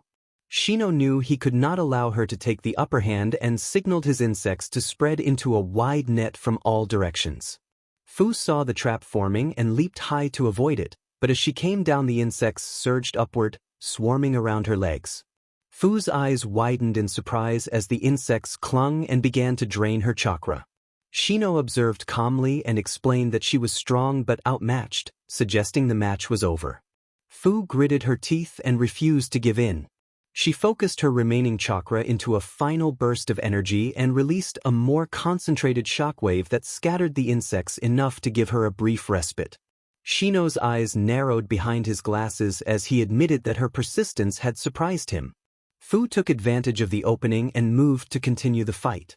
Fu dashed toward Shino, her speed blurring her movements. Shino quickly directed his insects to intercept her, but Fu was too fast. She wove through the swarm, closing in on Shino in an instant with her fist drawn back. Shino's eyes widened as he realized his defenses had been breached. Fu delivered a powerful punch to Shino's chest that sent him sliding backward into the arena wall. Shino's insects tried to come to his aid, but Fu pressed the attack with a series of swift, controlled strikes designed to keep him off balance. Shino struggled to regain his footing, breathing heavily as the assault left him staggered. Fu channeled her remaining energy into one final burst that pushed the insects back and struck Shino with full force. The impact knocked him to the ground, unable to continue. The proctor declared Fu the winner. The crowd erupted into cheers, and Fu took a deep breath as adrenaline faded into a warm sense of accomplishment. She had proven her strength, not only to the spectators but to herself. Shino rose slowly and approached Fu with no bitterness in his expression. He extended his hand and offered a calm congratulation. Fu smiled, accepted his handshake, and expressed gratitude, admitting she had learned a great deal from their fight. Shino nodded with respect and told her that her skill and determination would carry her far. As both returned to their teams, the arena board displayed the next matchup, Choji Akimichi vs. Dosu Kinyuta. Choji protested that he did not want to fight, wearing a dejected expression. Shika, standing beside him and knowing him best as his close friend, tried to encourage him by promising that an all-you-can-eat barbecue would be his reward if he won. Choji stared off into space, imagining only the food, and agreed to the bargain. Naruto leaned toward Shika and warned him that if Choji won, Shika would be financially ruined by the promised feast. Shika sighed but smiled and accepted the risk. Asuma observed the exchange with a quiet smile. Choji set his jaw and descended from the balcony as Dosu moved into the arena as well. Dosu narrowed his eyes and taunted that the match would be quick, questioning how Choji could fight when he appeared so overweight. Shika muttered his apprehension, and Ino, standing near Naruto, looked worried and nodded in agreement. Shika attempted to explain that using that particular taunt was a taboo for the Akimichi clan, but Ino quickly covered his mouth to prevent Choji from overhearing and warned him not to let Choji hear them. Shika realized his mistake and stared nervously at Choji. Choji rolled his shoulders, cracked his knuckles, and demanded to know what had been said. Dosu smirked and claimed he had hit a soft spot, repeating the insult that Choji had been called fat. Choji bristled, rejected the insult, insisted he preferred to be called chubby, and signaled to the proctor to begin the match. The proctor nodded, raised his hand, and signaled for the fight to start. Dosu moved first with surprising speed, launching a rapid series of precise strikes intended to overwhelm Choji. Choji blocked the initial flurry, but Dosu pressed the attack relentlessly. Choji focused his energy and prepared to use his clan's signature technique. As Dosu continued his assault, Choji performed the necessary gestures and activated his expansion technique, enlarging both hands and bulking his frame. Dosu registered surprise but adapted quickly, targeting Choji with well-placed strikes aimed to exploit openings. Despite his increased size, Choji demonstrated nimbleness and control, showing that he had mastered the technique. Dosu attempted a powerful punch toward Choji's side, but Choji anticipated it and raised his enlarged arm to block. The force of the impact rippled through the arena, and Choji countered with a massive punch that staggered Dosu. Frustration crossed Dosu's face. His plan for a swift victory was faltering. He shifted tactics, leaping into the air and performing a sequence of gestures to unleash a sound-based attack meant to disrupt Choji's focus. The attack staggered Choji briefly, and Dosu seized the moment to charge for a decisive blow aimed at Choji's head. Choji recovered, returning his body to its normal size and launching a swift counterattack that sent Dosu crashing downward. Dosu struggled to rise, breathing hard, and vowed that he was not finished. Choji advanced cautiously, intent on ending the fight without underestimating his opponent. Dosu rose and countered with a powerful kick that sent Choji flying out of the ring and slamming into the arena wall. The impact knocked Choji unconscious. The proctor declared Dosu Kinyuta the winner. Silence fell over the arena as concern spread through the crowd. Medical personnel hurried into the ring and attended to Choji before transporting him to the medical bay for further care. Naruto voiced his worry and hoped that Choji would be all right as the team watched anxiously while medics took Choji away. Shikamaru gave him an encouraging look and assured him that he would be okay. Ino agreed that Naruto was tough, and Naruto accepted his teammates' answers. The proctor called everyone to look at the board for the last fight.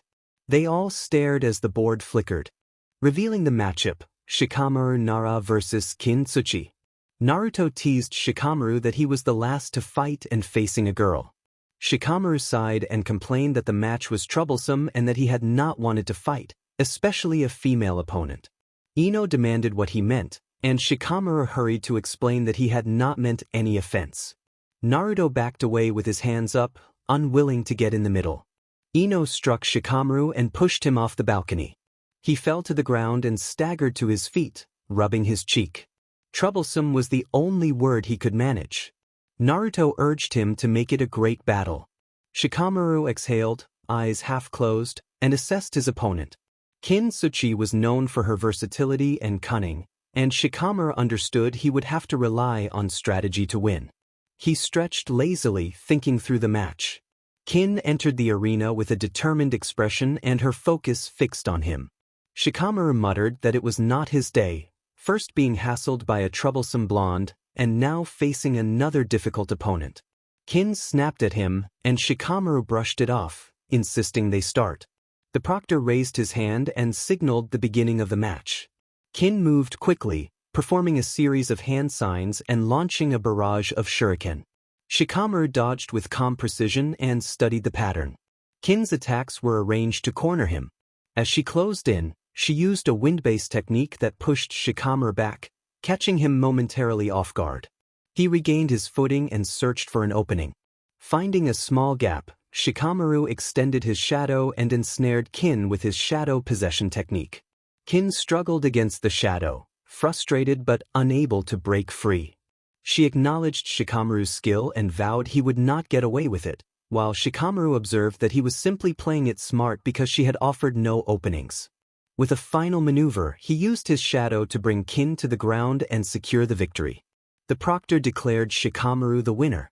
Shikamaru released his technique and returned to the balcony. Kin, though defeated, gave a respectful nod. She had underestimated him and learned a lesson about his abilities. As he rejoined his teammates, Shikamaru reflected on the match and the value of strategy. The proctor then instructed all the winners to come down and draw a paper from a box. Each person drew a slip. Gaara announced that his number was 1. Niji announced 2. Mitsumi announced 3. Rock Lee announced 4. Yoro announced 5. Shikamaru announced 6. Fu announced 7. Temari announced 8. Naruto announced 9.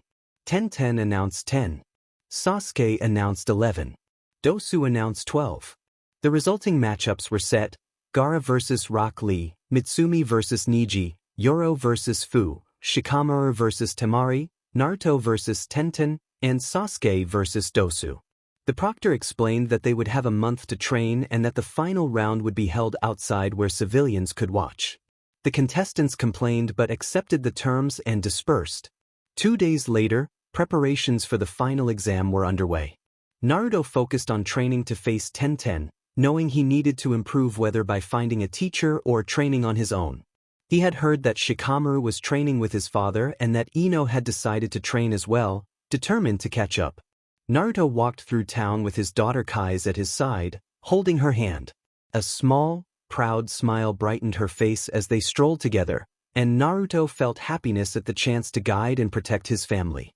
Kai's tugged on his hand and pointed to a nearby park with a waterfall, asking if they could go. Naruto smiled and led her there. At the park, Kai's laughed and ran to the playground. She struggled to get the swing moving, so Naruto steadied the seat and began to push her gently. Kai's did not fully understand all of his motivations, but her happiness mattered to him and reinforced his determination to be present and supportive. They played until noon, when Naruto's stomach grumbled and broke the comfortable silence. Kai's giggled at the sound, and Naruto smiled. They settled on a nearby bench to enjoy each other's company. Naruto asked if Kai's wanted something to eat. Kai's looked up and shook her head, but Naruto's stomach rumbled, drawing an amused, affectionate smile from her as she teased about his tummy. Naruto put on a mock frown, stood, and began to walk with Kai's trailing beside him. They left the park and headed toward the village to find something to eat. As they walked, Naruto spotted a familiar face and waved as he approached with Kai's in tow. Kai's beamed and ran ahead to greet Asuma, calling him Uncle Asuma. Asuma grinned and asked where her father was. Kai's pointed over her shoulder to Naruto, who was smiling despite a subtle tension in the air. Naruto apologized for barging in and explained they were just heading to eat, trying to ignore a woman glaring in the background. Asuma lifted Kai's onto his shoulder and invited Naruto to join them, saying they were looking for something to eat as well. Naruto hesitated, aware that some restaurants might not welcome him.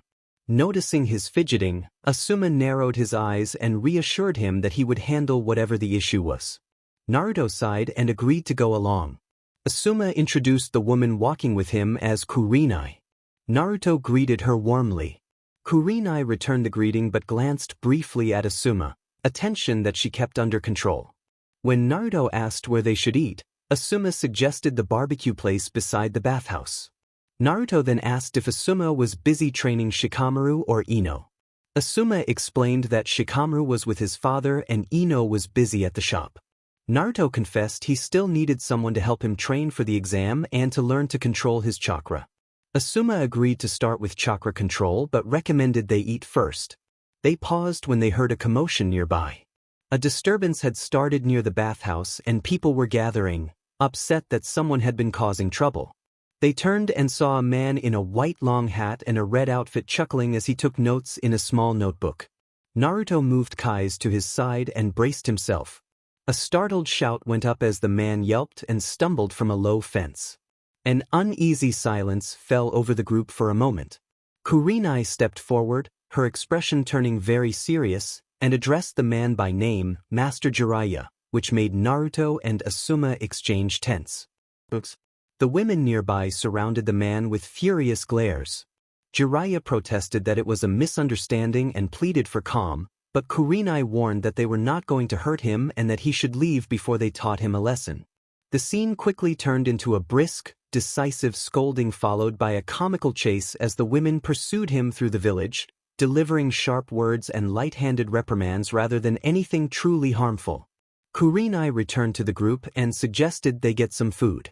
The three men exchanged shaky smiles and swallowed their relief. Naruto was grateful that Kai's had been kept safe from the disturbance.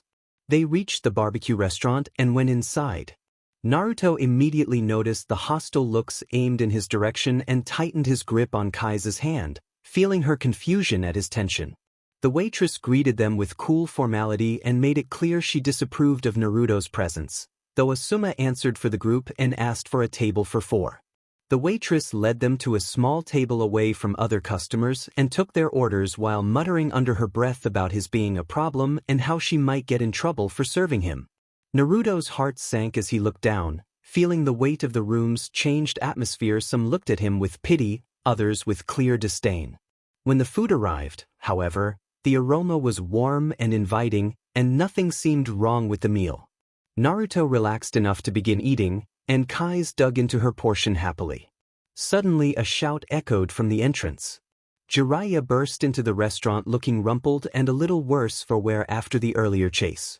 Kurenai's expression tightened when she recognized him, and a ripple of whispers passed through the patrons, questioning why he had come and whether his presence meant trouble for Naruto. Naruto felt the tension in the air rise. He pushed his food away, frustration and unease building as he tried to remain calm. Jiraiya demanded of Naruto, angrily pointing a finger at him. Naruto did not meet his gaze and replied calmly that he did not know, but he did not want his daughter to view Jiraiya in a horrible light. Jiraiya studied Naruto, pride filling him as he asked if the boy knew who he was. Naruto answered bluntly that he thought Jiraiya had behaved improperly, and the entire room fell silent.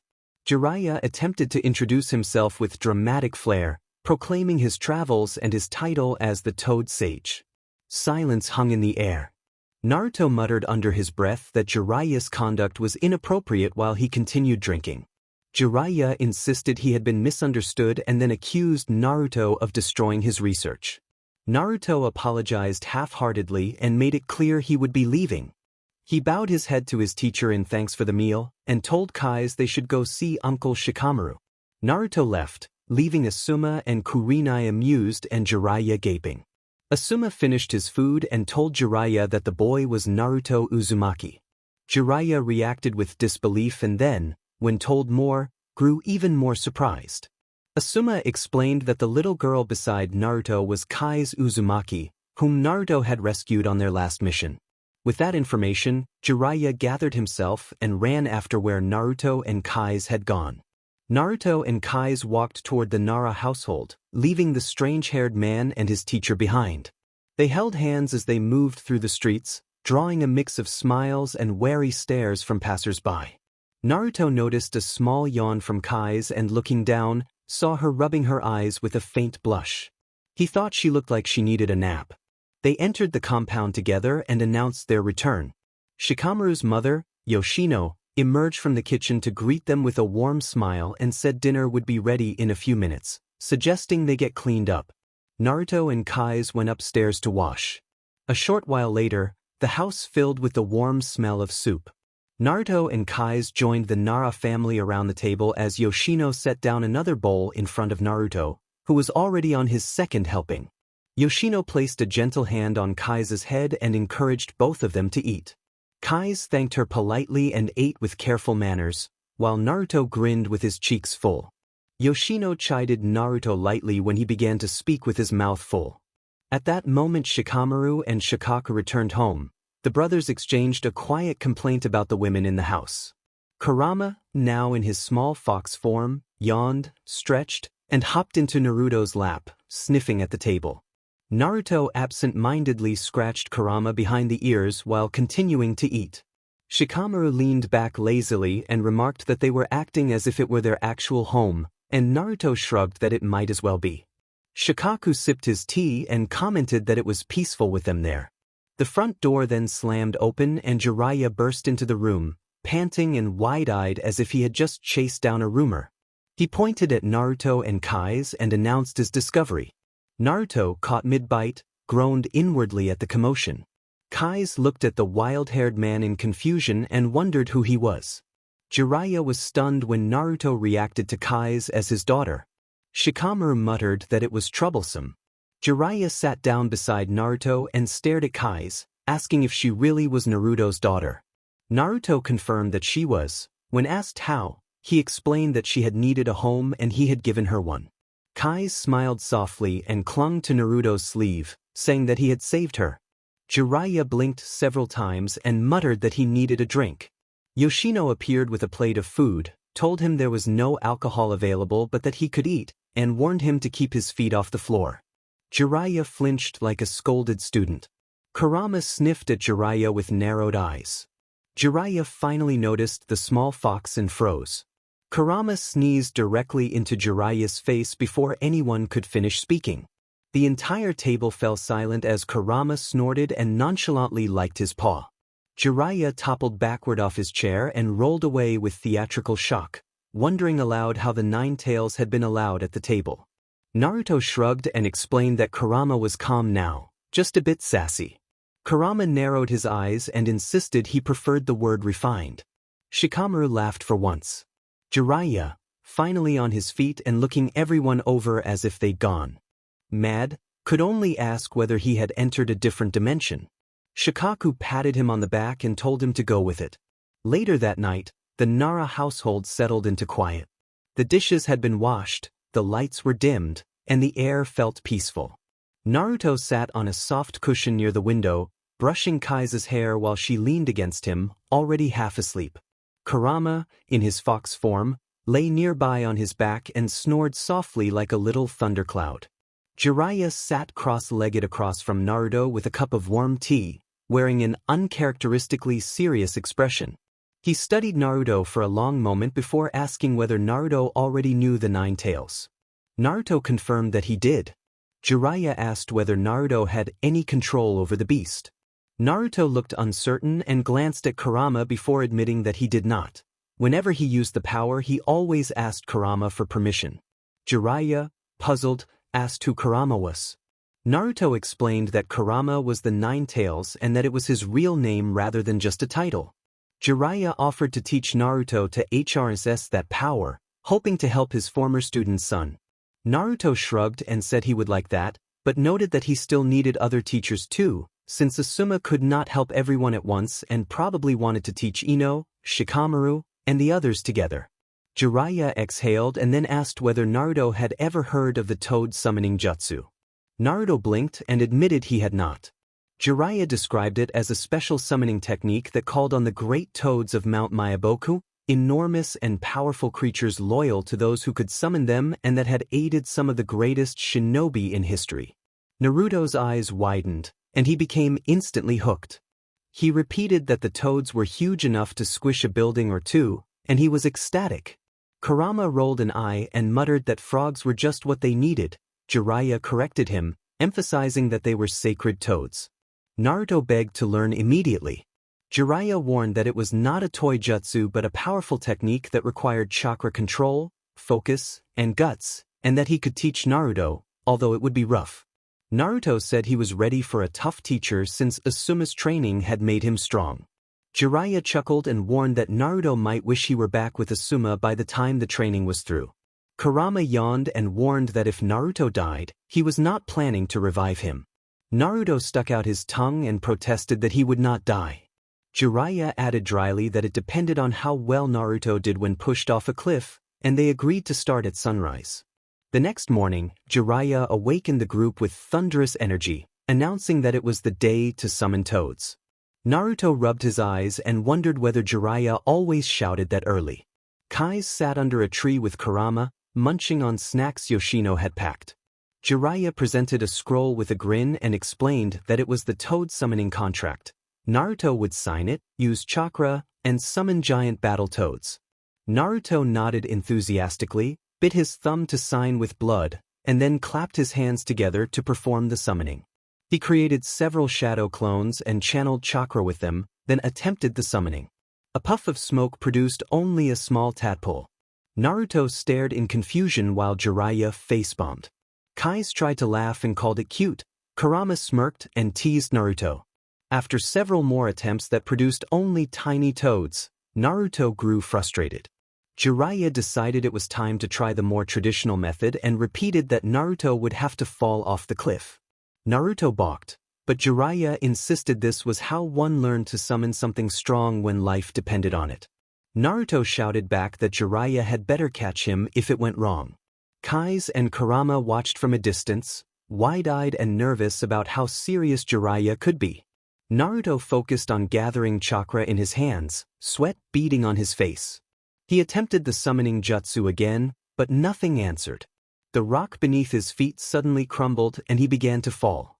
Kai screamed, and Kurama leapt up, growling. Jiraiya watched with a smirk and curiosity, eager to see how Naruto would respond. The cliffside air whipped past Naruto's face as he fell, unprepared. Jiraiya's shout echoed behind him but was quickly swallowed by the wind. Naruto slammed his palm into the air and called for chakra and the toad summoning one last time, but the smoke fizzled and nothing came. Panic tightened his chest as the ground rushed closer. He cried out for Kurama and begged for help. Kurama's chakra surged, hot and wild, wrapping around Naruto's limbs in glowing threads of red. Instead of merely slowing descent, the world fractured around him. The sky, the trees, and the earth seemed to vanish in a blink, and Naruto found himself standing alone in a strange realm of darkness that stretched endlessly in every direction.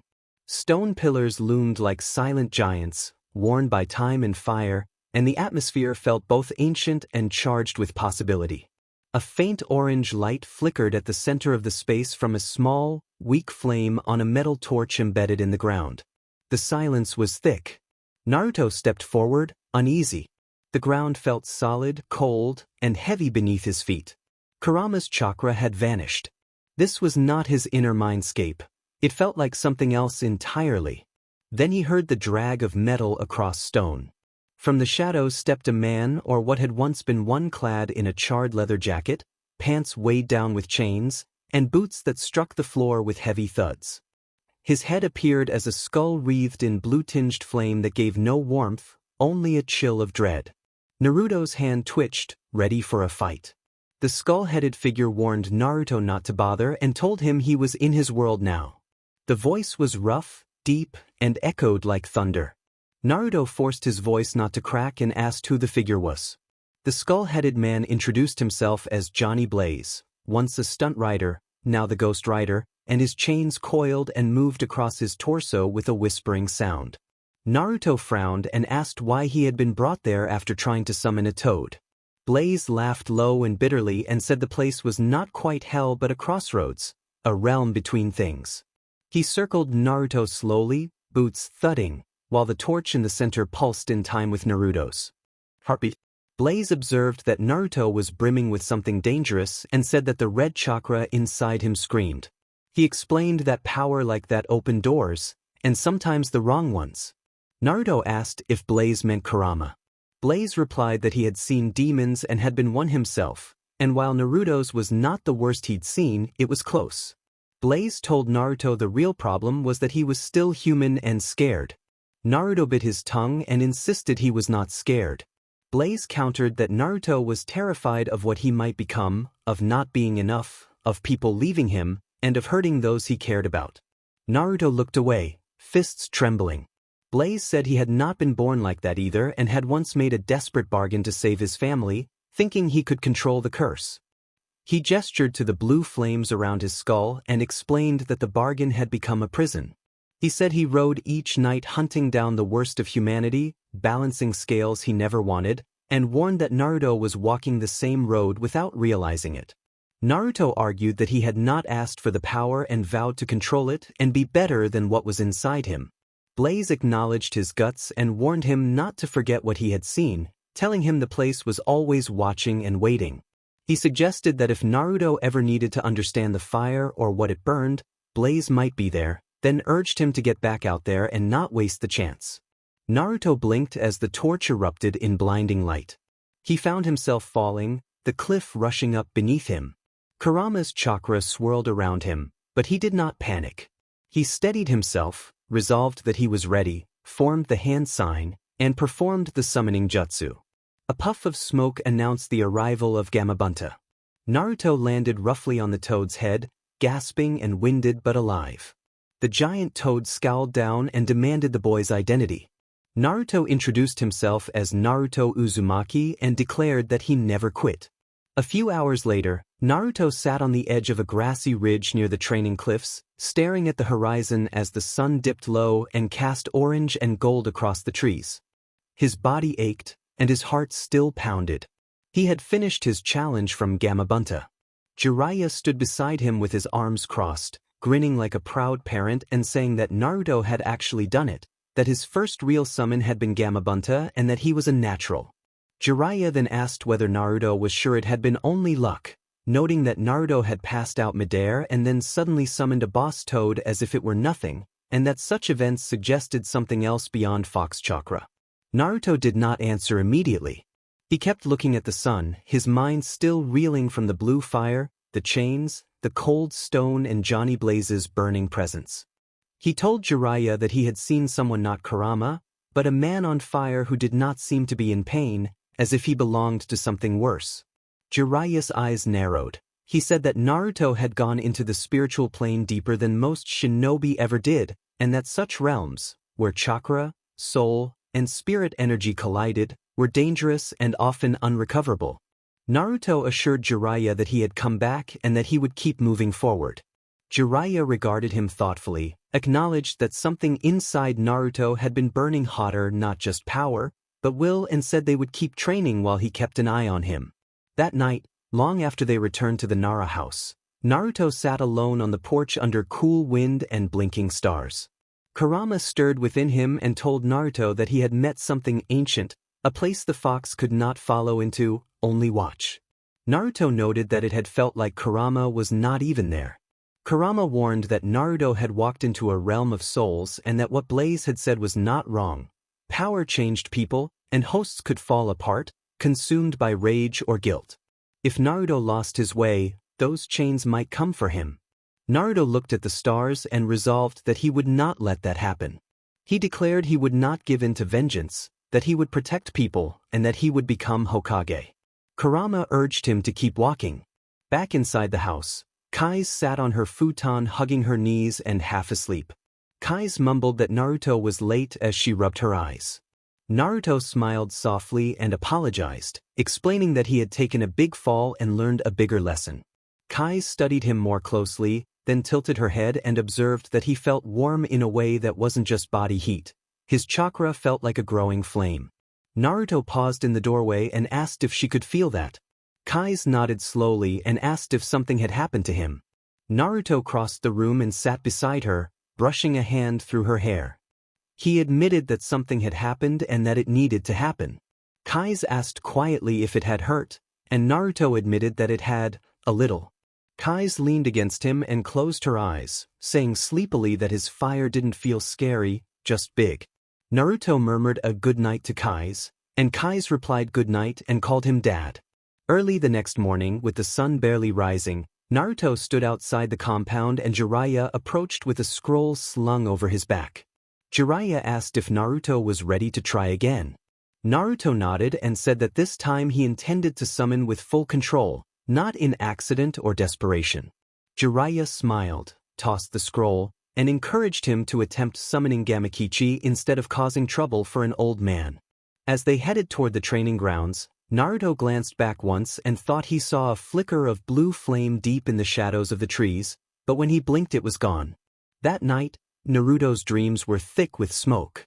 He found himself in a forest of dead trees blackened and burned, the air hot and still, ash drifting in an eerie silence. He turned and found Kurama standing there, massive and with glowing red eyes. Kurama declared that this was not a dream but a trial. Naruto stepped forward with fists clenched and asked what kind of trial this was. Kurama explained that if Naruto wanted the power, he had to prove he could control it. No more outbursts, no more begging when pressed, and to fight like a Jinchuriki. Naruto agreed and asked what he should do. Kurama instructed him to synchronize their chakra and warned of the cost. Failure could cause severe exhaustion, while success would bring him closer to mastery. The mindscape shifted into a wide stone platform floating in a void, runes glowing faintly on the floor to mark the chakra paths between Naruto and Kurama. Kurama sat on one end, tails flicking, while Naruto knelt at the other and focused. At first, his chakra met Kurama's smoothly, but then the energy surged wild and hot, threatening to overtake him. Kurama barked that Naruto was letting it flood, and Naruto strained to wrestle the chakra down like a forceful current. The more Naruto forced control, the more the power slipped through his grasp. Kurama's energy roared and vision flared red at the edges. The platform cracked with a thunderous noise and Naruto fell to his hands and knees, panting. Kurama ordered him to try again. They attempted the synchronization 5 more times. Each attempt showed improvement, but the connection still broke down. The power resisted being held like a lightning bolt in hand. On the 6th attempt, the chakra backfired, knocking Naruto backward and slamming him into one of the runic pillars. Kurama noted that Naruto was improving but warned that he was forcing it, trying to dominate the chakra instead of flowing with it. Kurama said Naruto needed to stop treating the power as a weapon and start seeing it as part of himself. Naruto lay on the floor with his chest heaving and reflected that he had thought power was about control. Kurama replied that control also required understanding. One does not tame a river by damming it, one rides it and guides it. As Naruto closed his eyes and nodded, the runes beneath him flared erratically. Kurama snapped toward him and warned him not to lose focus, but it was too late. The chakra inside Naruto twisted, something other began to pulse. Naruto clutched his chest as blue fire flickered across his skin and the world shattered like glass. Naruto was back in the circle of pillars. Torches lined the outer edge burning a cold blue, and the air smelled of smoke and sulfur. Johnny Blaze stood across from him with arms crossed and chains trailing from his shoulders. Blaze told Naruto that he was pushing too hard and that every time Naruto's soul brushed the edge or his emotions spiked, he opened a door to this place. Blaze explained that this place was part of Naruto, tied to his fire. Naruto asked why Blaze kept appearing, questioning who he was. Blaze said he had made a deal long ago and now hunted the wicked, but he cared because Naruto was not lost yet and still had choices. Naruto insisted he wanted to make his own choices and did not want a curse or shortcuts. Blaze replied that he was not offering cursed power but offering truth. Blaze raised a hand and the blue fire intensified. Chains shot out from the torches and coiled toward Naruto. Blaze challenged Naruto to fight him if he wanted to prove he could control the fire within.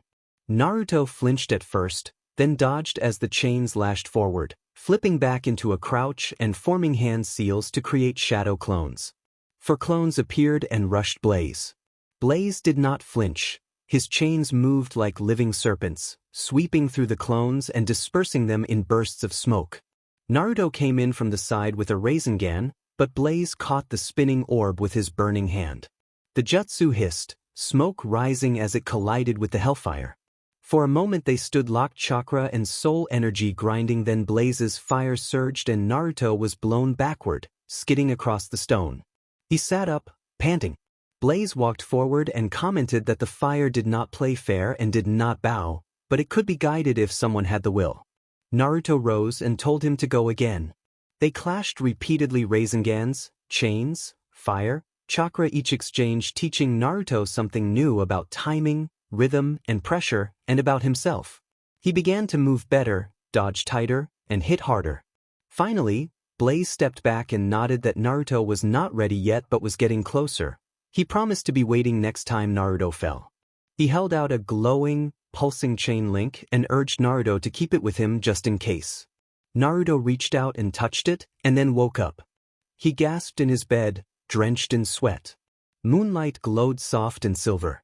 Across the room, Kai stirred and asked if Naruto was okay. Naruto looked down at his hand and found a faint mark burned into his skin in the shape of a chain link. He swallowed hard and replied quietly that he was fine, just a lot of training. Kai's watched him for a moment, then noted softly that Naruto's chakra felt different, like fire, but not frightening, just deeper. Naruto smiled faintly and promised that everything would be okay. Outside the window, far off in the trees, a torch flickered, blue and silent, and then vanished. Morning sunlight spilled across the hidden leaf village, bright and warm. The day felt still on the surface, but anticipation simmered. The stadium was alive. Massive stone walls encircled the arena like a coliseum, rising to house thousands. From nobles in formal robes to battle-worn jonin and chattering academy students, spectators filled every row, flags of every nation fluttered in the breeze. The final stage of the Chunin exams had arrived. Choji was already snacking and muttered that he was nervous despite not fighting. Kiba leaned forward and wondered aloud whether Naruto was really ready for this, mentioning that Naruto had been acting strange lately, as if something wild was in his chakra. Shikamaru, glancing up lazily, asked what Kiba meant. Kiba described it as wild, like fire and teeth. Near the contestants section, eyes shifted as a single shinobi stepped onto the arena floor. His arrival silenced the entire stadium. He was tall and athletic, wearing a high-collared flat coat that swayed with his stride. A pale scar crossed his nose, his spiky dark hair catching the light. His expression was easygoing, almost playful, but his eyes were sharp and focused. Ino raised an eyebrow and asked who he was and where the usual proctor had gone. Shino watched closely and reported that he had no idea, though his chakra felt dangerous. The man announced the final stage of the Chunin exams and introduced himself as Daiku Kazumura, a jonin of the Hidden Leaf and the proctor for the day. A breeze tugged slightly at his coat as he told the crowd that they had already seen these young shinobi survive the forest, pass the written test, and show their will, and that now they would see them fight not just to win but to show what kind of shinobi they really were. Hokage stood in the leader's box with his hands clasped behind his back, calm but watchful, and murmured that these children carried the future and that it was time to see how brightly they would shine. Daiku explained the rules. The matches would be one-on-one, and a competitor would lose if they surrendered, fell unconscious, or were otherwise unable to continue. There would be no do-overs and no second chances. He scanned the participants and warned, with a faint curve of a smile, that killing was not recommended but not forbidden either. Nervous silence followed, then murmurs returned. Some genins straightened while others clenched their fists. Tension in the arena felt like static on the skin. Daiku checked the bracket and announced that the first match would be between Rock Lee of the Hidden Leaf and Gaara of the Sand. The crowd fell silent. Lee's hands balled into fists and he responded with energetic determination before springing from the stands, landing lightly on the arena floor in his green jumpsuit and orange leg warmers, face set with resolve. Gaara remained expressionless and drifted downward, his sand lifting him silently as his gourd clinked softly against his back. The sand around him whispered, alive. Lee declared that he would not underestimate Gaara and that he would prove hard work surpassed natural talent, vowing to give the match everything he had. Gaara did not answer. The sand rustled as if listening. Guy watched from the sidelines, certain that Lee was ready no matter what. Daiku stepped aside and gave them permission to begin whenever they were ready. For a beat there was silence, then Rock Lee vanished and reappeared inches from Gaara in a sudden burst of speed. His fist met a wall of sand that shot up in time, and Lee rebounded, landing with control and a mask of focus. Gaara had not moved. His sand coiled protectively around him and hovered like a second skin. Lee attacked again and again, zigzagging, sweeping, feinting, each blow fast and precise, each met by sand. On a flying axe kick, sand caught him mid-air and the impact shook the ground. Lee sprang back, panting and sweating, his strikes powerful enough to crack stone but still failing to touch Gaara. Niji, watching from above, observed that Lee was not merely fast but adapting. Observers noted Lee reading his opponent's defense and adjusting every strike. 10-10 whispered that he was amazing, gripping the rail and adding that it seemed as if the sand could read him. Down in the arena, Gaara finally moved. Gaara raised a hand and the sand around his gourd erupted, shooting forward like a tidal wave. Lee's eyes widened as he launched himself sideways, flipping, rolling, and dodging while the sand chased him. It smashed through rocks, tore up the floor, and crashed against the arena walls with relentless force. In the chaos, Lee sprinted up one wall, reversed midair, and dove straight toward Gaara, executing the leaf-strong whirlwind. His heel clipped Gaara's shoulder. The impact staggered Gaara and a single drop of blood marked his neck. The audience gasped. Gaara turned toward Lee, a twitch at the corner of his eye signaling the change. Gaara observed that Lee had drawn blood. Lee landed in a low crouch with one hand touching the floor and vowed that he would do it again. Gaara's breath hitched. Sand surged from all directions, lashing out like whips, coiling and snapping through the air.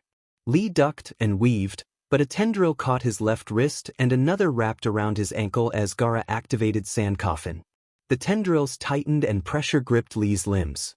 He screamed internally against the force, flexed explosively, and tore free with chakra flaring around him. He skidded back, his jumpsuit torn and a few shallow cuts marking him, but he remained standing. Not yet, Lee thought, refusing to give in. He glanced up at Guy. Their eyes met and Guy gave a slow, solemn nod. Lee reached down with trembling fingers and began to untie the thick bandages around his arms. 10-10 gasped. Shikamaru exhaled as the crowd realized what Lee was doing. With a final tug, Lee cast his ankle weights into the air and they hit the ground like meteors, shaking the entire stadium. Even Gaara flinched. Before the dust settled, Lee reappeared in front of Gaara mid-spin, too fast for the sand to react. He struck, first a fist to the jaw, then another to the ribs, and a kick to the side of Gaara's head sent him spinning. Gaara stumbled and his sand scrambled, suddenly disoriented and panicked. Lee moved like lightning, limbs a storm of green and orange, hammering Gaara's sand armor and shattering chunks from his side. The crowd erupted into a wave of cheering for Rock Lee, their support rolling across the arena. From the top platform, the Hokage observed that youth, when honed, could be sharper than any blade. Gaara snarled and threatened that Lee would die. His sand flared outward, enraged and wild. The form of the sand shifted and coiled with fluid speed, then lashed out again. Tendrils caught Lee's shoulder and thigh, slamming him to the ground as the pressure tightened. Gaara raised his hand to finish the technique. A blur of green answered. Guy appeared in an instant, kneeling over Lee and cutting through the sand with raw chakra, freeing him. The crowd fell silent. Daiku stepped forward and declared the match over, naming Gaara of the Sand the winner. Lee lay barely conscious in Guy's arms, breathing ragged but with his eyes still proud. Guy told him that he had been incredible and had shown them all. From the edge of the arena, Gaara stood perfectly still and watched. For a moment he looked confused. Daiku glanced down at the bracket and then announced the next match. Niji Hyuga of the Hidden Leaf versus Mitsumi of the Hidden Rain. A murmur passed through the crowd. Mitsumi stepped from the shaded edge of the stadium, her long sleeveless cloak deep blue with silver trim and her hair pinned up in a tight spiral with narrow bangs above her eyes. Her presence chilled the air cold, composed, watchful. Niji descended calmly from the balcony, his pale eyes expressionless and the white and lavender of his clan uniform catching the wind. As he walked past Naruto, Niji told Naruto that he would want to watch closely, calling him a loser. Naruto frowned but remained silent. Niji stepped into the arena and stood opposite Mitsumi. Their gazes locked without words. Daiku nodded once and signaled the beginning. Mitsumi moved first. With a flick of her fingers, several glass-like shards floated from within her cloak and hovered in the air like delicate snowflakes, shimmering under the sun and reflecting light at unpredictable angles. Niji recognized the technique as a visual genjutsu based on reflected light patterns. Mitsumi challenged that his famous eyes would be tested when truth bent. The mirrors exploded outward, circling the arena in a wide spiral and reflecting Mitsumi's form from multiple angles so that dozens of her appeared, shifting and flickering. Niji activated his Byakugan, veins bulging at his temples, and felt her chakra woven through the shards. She was concealing her real position behind layers of reflection and misdirection. Clever, but not enough. Niji dashed forward, spinning to evade one illusion and then cutting through the field of mirrors like a needle through silk. One shard shattered and the clone behind it dispersed into mist. Mitsumi launched a wind-style piercing current, a compressed blade of wind snapping through the air. Niji ducked just in time as the gust sliced a clean path through the floor behind him. He twisted mid-roll and launched a chakra-laced palm toward the projection, but Mitsumi blurred and vanished into another mirror. He landed in a crouch and scanned the arena. She was using the mirrors as both projection and transportation, a hybrid between genjutsu and mobility. More advanced than standard illusions, but still flawed. Niji pressed his hand to the ground and performed 8 trigrams. Pulse step, sending a soft dome of chakra rippling outward through the ground and air. It deflected off every mirror except one. Niji vanished. Mitsumi gasped too late. He reappeared behind her and flowed into perfect stance, executing 8 trigrams, 64 palms. The mirrors began to crumble under the technique. Niji struck in rapid succession, counting off 2 palms, 4 palms, 8 palms, 16 palms, then 32 palms as he neutralized the remaining defenses and pressured Mitsumi's chakra lines. Daiku announced the count, 64. The final palm strike landed squarely in Mitsumi's gut, gentle enough to avoid serious damage, but precise enough to collapse her chakra flow. Mitsumi dropped to one knee, breath escaping like wind leaving a storm. The mirrors shattered around her in a cascade of glittering shards. Daiku waited a heartbeat, then lifted his hand and declared Niji Hyuga the winner. The crowd erupted in cheers. Niji stepped back, folding his arms behind him as Mitsumi looked up through trembling fingers. Mitsumi whispered that he had seen through everything. Niji replied quietly that he did not need to see light. He saw truth. He turned and walked away. The arena fell quiet again. A fresh layer of dust coated the ground after Niji's precision-driven performance. Daiku stepped forward and announced the next match, Yoro of the Hidden Sound versus Fu of the Hidden Waterfall. Murmurs rippled through the crowd. Fu had entered late and gone mostly unnoticed, but now, bright-eyed with pale mint hair tied into twin knots, she carried a strange spark of excitement, the sort of calm someone might wear when trying not to reveal how dangerous they could be. Yoro, by contrast, was impossible to ignore, bulky, armor plating strapped across his arms and chest in jagged layers, iron tubes with vents protruding from his wrists, and a metal collar circling his throat. He wore a permanent scowl. Fu gave him a quick, cheerful wave. Yoro stared at her as if she had spoken an insult. Daiku signaled the match to begin. Yoro moved instantly, charging rather than running, each step shaking the ground.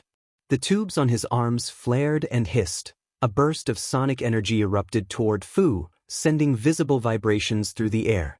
Fu's eyes widened and she leaped high, spinning into a backflip that put her safely out of range.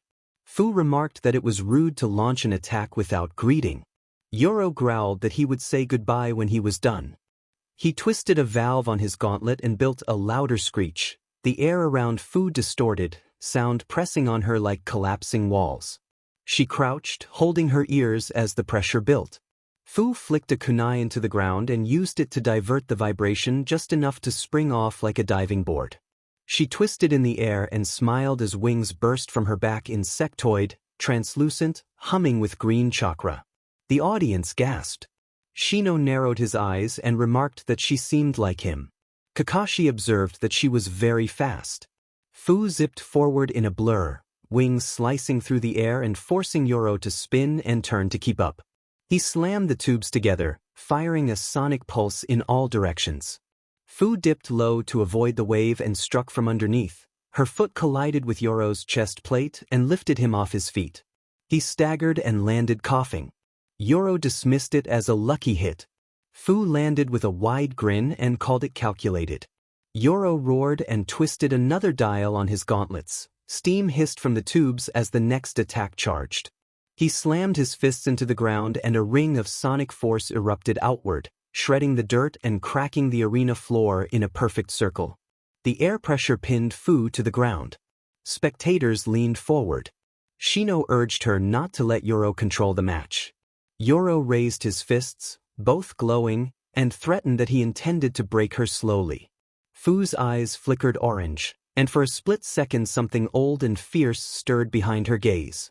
She muttered that he talked too much and then vanished.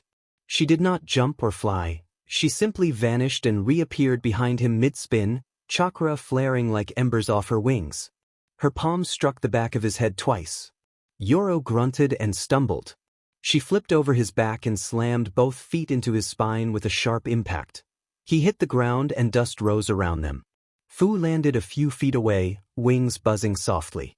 One wing was torn and she bore a wound on her shoulder, but she remained ready, knees bent and breathing hard.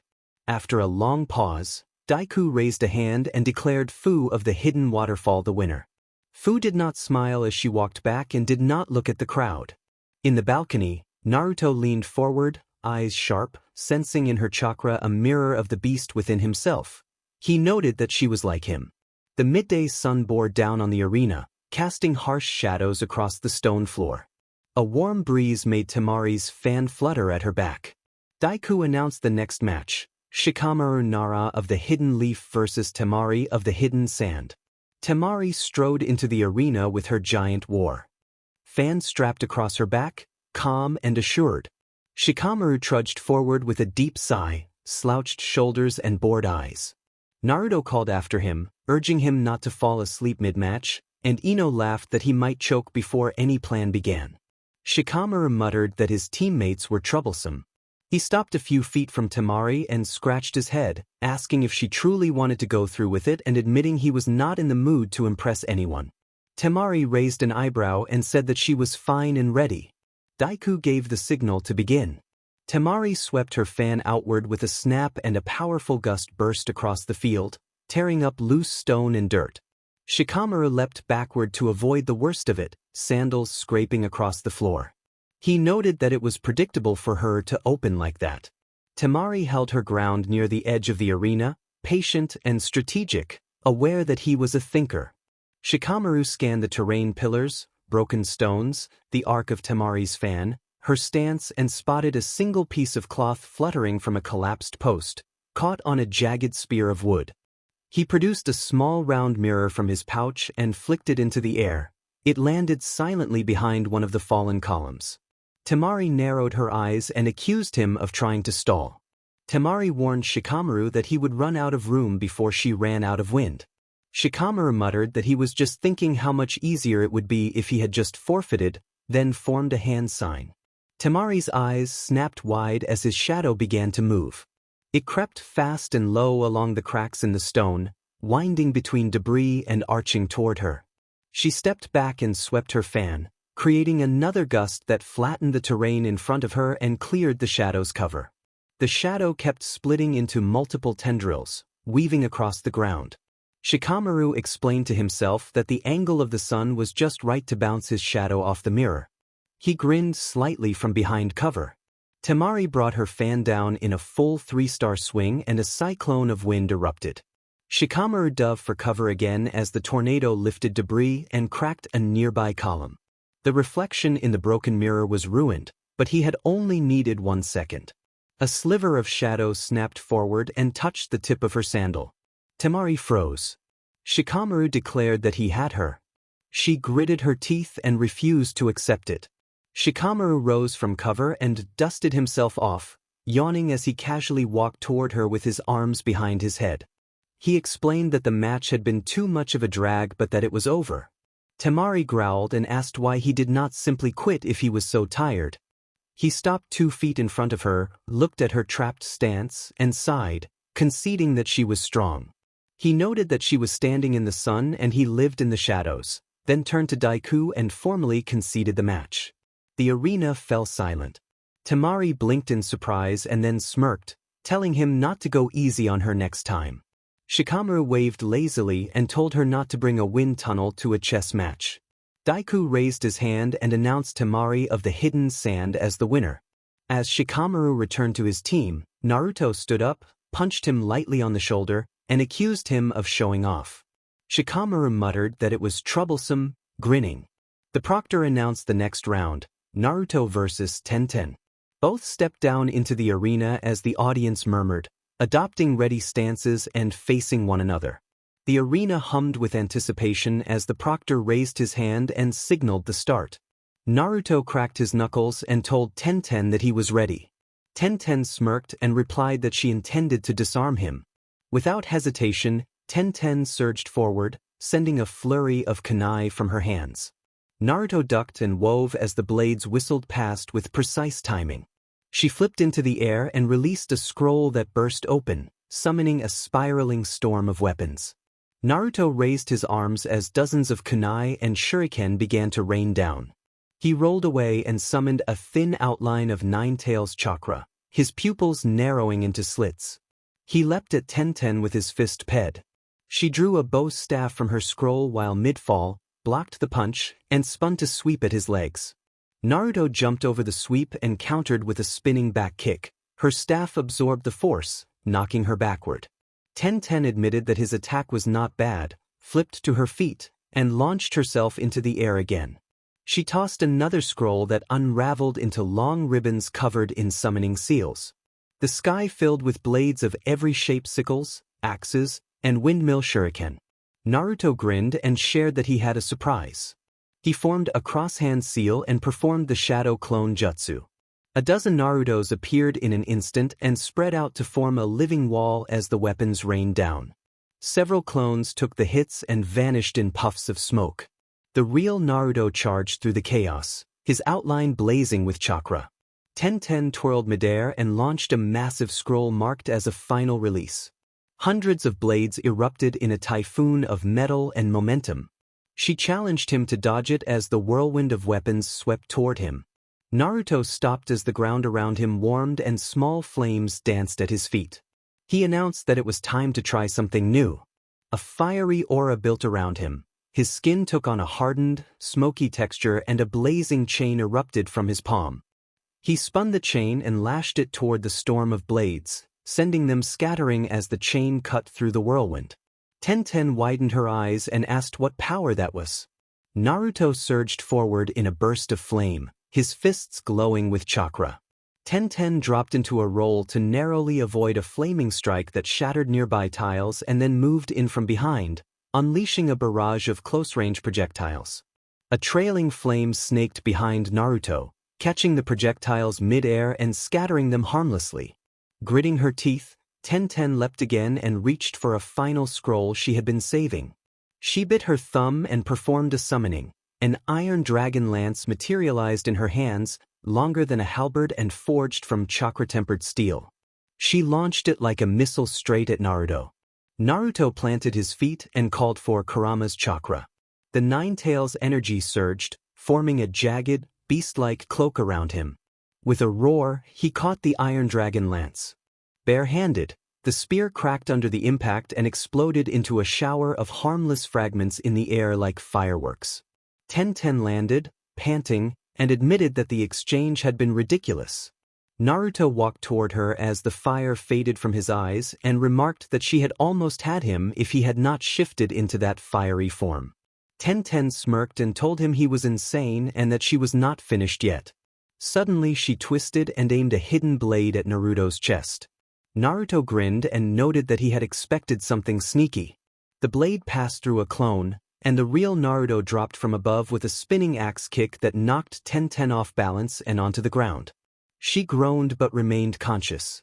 The proctor raised his hand and declared Naruto Uzumaki the winner.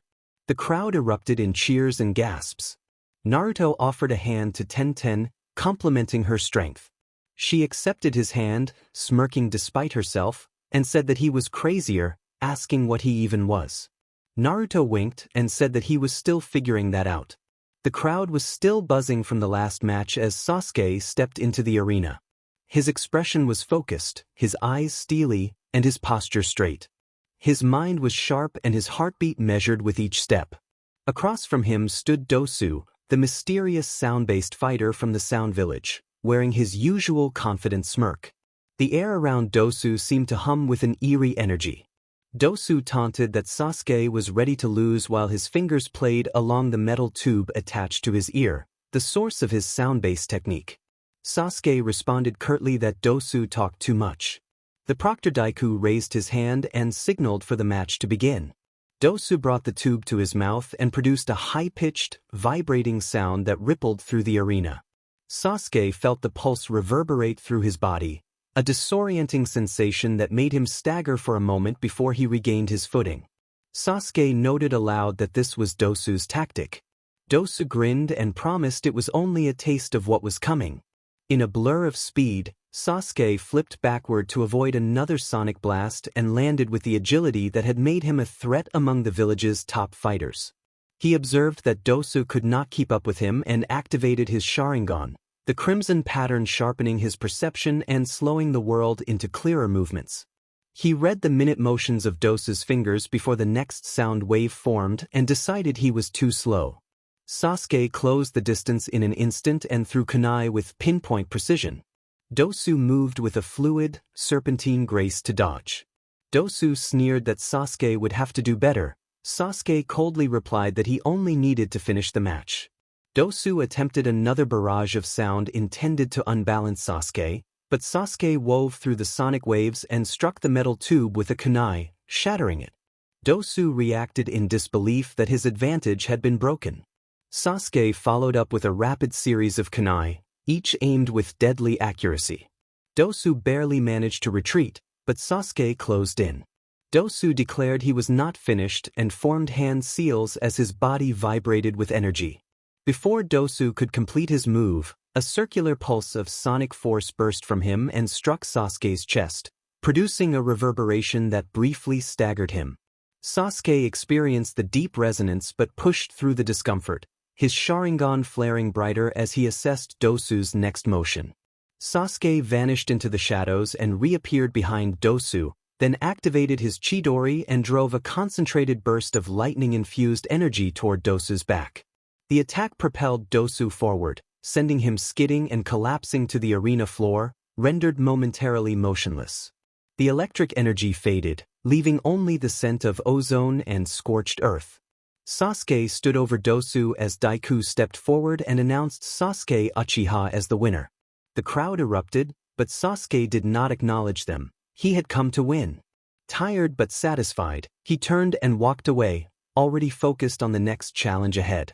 The second round was underway. The atmosphere was electric as the competitors returned to the arena. There was no time to waste. The fights would continue until the final showdown. Naruto, Sasuke, and others had already proved their worth, but new challenges were emerging. After a thrilling first few rounds, the crowd's anticipation reached a fever pitch. The stage was set for the final four: Hinata Hyuga, Neji Hyuga, Naruto Uzumaki, and Gaara, while Temari, Sasuke, and Fu continued to make their own impressions. The spotlight, however, was on the first two matches, Hinata versus Neji, and Naruto versus Gaara. Both would test the competitors in ways no one could predict. As the two Hyuga cousins faced each other, tension filled the arena. The crowd fell into an uneasy silence. Everyone present knew this was more than a test of skill, it was a clash of blood, pride, and long-held pain. Hinata felt her heart pounding and the weight of expectation pressing down on her. She wanted to prove, above all to her cousin and to herself, that she was no longer weak. Neji stood across from her, posture rigid, expression cold. Neji spoke flatly that the match was pointless and that she could not win. Hinata's lips trembled, but she kept her ground and explained that she had not come to beat him but to prove something to herself. Neji narrowed his eyes and told her to prepare to be crushed by reality. The proctor called for the match to begin. Neji moved like a ghost, fast and fluid, his gentle fist chakra visible as he attacked. Hinata activated her Byakugan in time and barely avoided the first strikes. She deflected a palm move and replied with one of her own, her movements graceful but hesitant. Neji scoffed at her uncertainty and surged forward with blinding speed, pressing the attack. Hinata's technique grew sharper as she tried to keep pace, but Neji was relentless, locking down her chakra points one after another and slowing her movements. Hinata refused to fall. Though battered and exhausted, she blocked another strike and managed a glancing hit to Neji's ribs, forcing him to stumble back for a heartbeat. She thought she saw surprise flicker in his eyes before it vanished. Neji then darted behind her and landed a strong palm strike that sent her sprawling to the floor. She coughed, vision blurring, but rose to her feet. Neji told her she should have stayed down and called her a disgrace to the Hyuga name.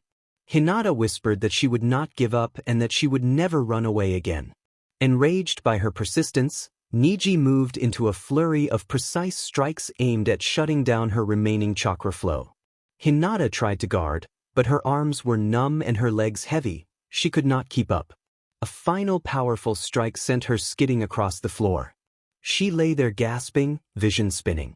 The proctor announced Neji Hyuga as the winner. Even then, Hinata struggled to rise. Neji snapped that she was not strong and walked past without looking back, his expression as cold as ever. The crowd was stunned not by the result, but by Hinata's spirit. She had lost, yet she had fought with everything she had. Naruto rose in the stands, fists clenched, and shouted that Hinata had been amazing.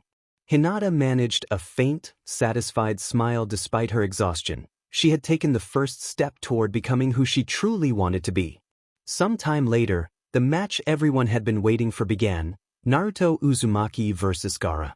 The crowd could barely contain its excitement as the two competitors took their places.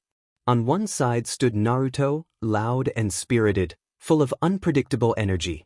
On the other stood Gaara, cold and composed, wielding the fearsome power of the Shikaku. Naruto felt his heart racing but kept a determined calm. Gaara's stone-cold gaze dared him to try. Naruto declared that he would not let Gaara win this time and cracked his knuckles. Gaara taunted him, asserting that as the vessel of Shikaku, Naruto's efforts were pointless. The proctor signaled the start of the match. Sand erupted around Gaara, forming a massive defensive barrier. He used that sand to launch huge spikes toward Naruto. Naruto's eyes shone as he tapped into the Nine-Tails chakra to boost his speed and dodged the spikes, charging forward. The sand moved unnaturally fast and blocked every approach. Naruto formed quick hand seals and summoned his Ghost Rider abilities, his body enveloped in flames. He lashed out with flaming chains against the sand barrier. The fire burned through some of the sand, but Gaara promptly rebuilt his defenses. Gaara warned that Naruto could not keep this up, invoking the Shikaku's presence. Naruto grinned and surged forward, sending a flame-imbued punch that struck Gaara's sand shield with explosive force. Gaara staggered, but his sand rose to protect him again. Concentrating the Nine-Tails chakra in his legs, Naruto increased his speed and closed the distance in an instant.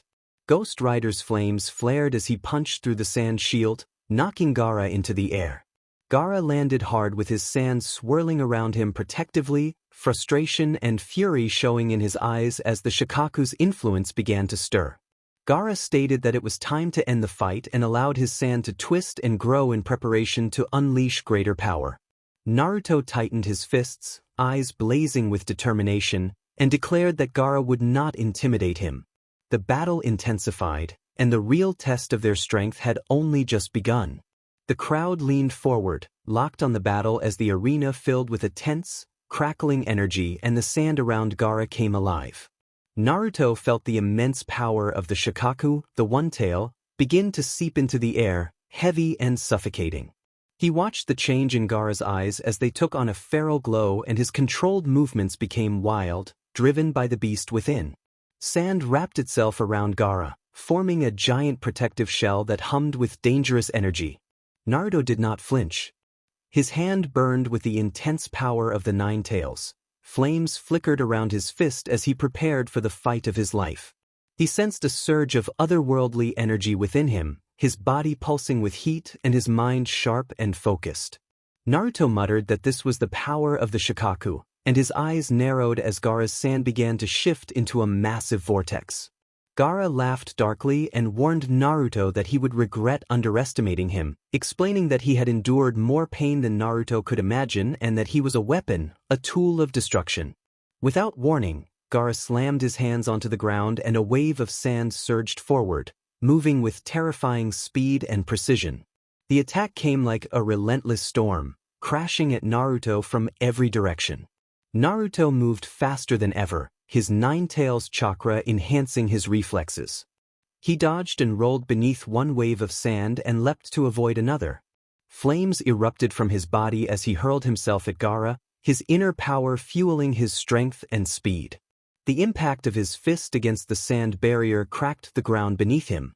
Flames enveloped the sand, scattering it in a blinding flash of light, but Gaara's sand reformed almost immediately to defend him.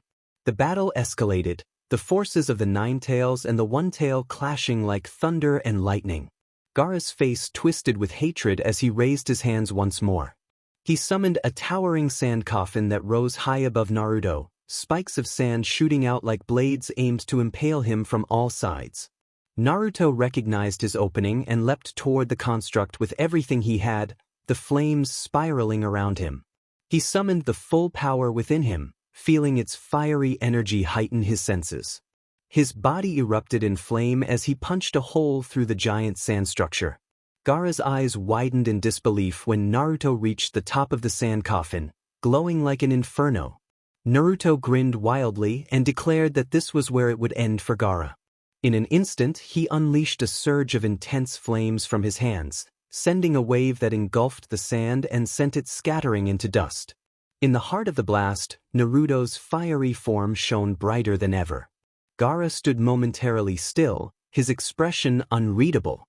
He admitted that Naruto was more than just a loudmouth, and for the first time Naruto saw a flash of fear in Gaara's gaze. Then Gaara raised his hands again and the Shikaku began to press its influence. The sand around Gaara shifted into something larger and more intimidating. The One-Tail manifested as a towering sand creature, its eyes burning with fierce intent. The crowd gasped in awe and fear as Gaara's body began to transform and the massive sand beast's limbs swept through the air, shaking the arena. Naruto's heart pounded. The Shikaku's presence was overwhelming, but he refused to let Gaara win. He gritted his teeth as the Nine-Tails chakra surged within him. Like a tide. His body burned with controlled intensity, he steadied himself for what came next. Naruto declared that he would not lose and charged at the massive sand creature with a force that sent shockwaves through the arena. The inner power within him amplified every step, and the flames around him grew brighter as he approached. Gaara shouted that Naruto could not defeat him and threatened to crush him like everyone else, but Naruto pressed on without hesitation. He slammed his fist into the sand creature's body, sending a ripple of heat through its massive form. Sand exploded outward and Gaara was knocked off his feet. The sand beast crumpled, its form breaking apart under Naruto's assault. Naruto's form blazed with the force of his power, and with a final surge he spun into a whirlwind of flames that engulfed Gaara and his sand. For a long moment the arena fell silent as the flames died down. Gaara lay motionless on the ground, his sand dispersed. His body trembled, and the Shikaku's influence at last receded. He had been defeated. The proctor stepped forward and announced Naruto Uzumaki as the winner.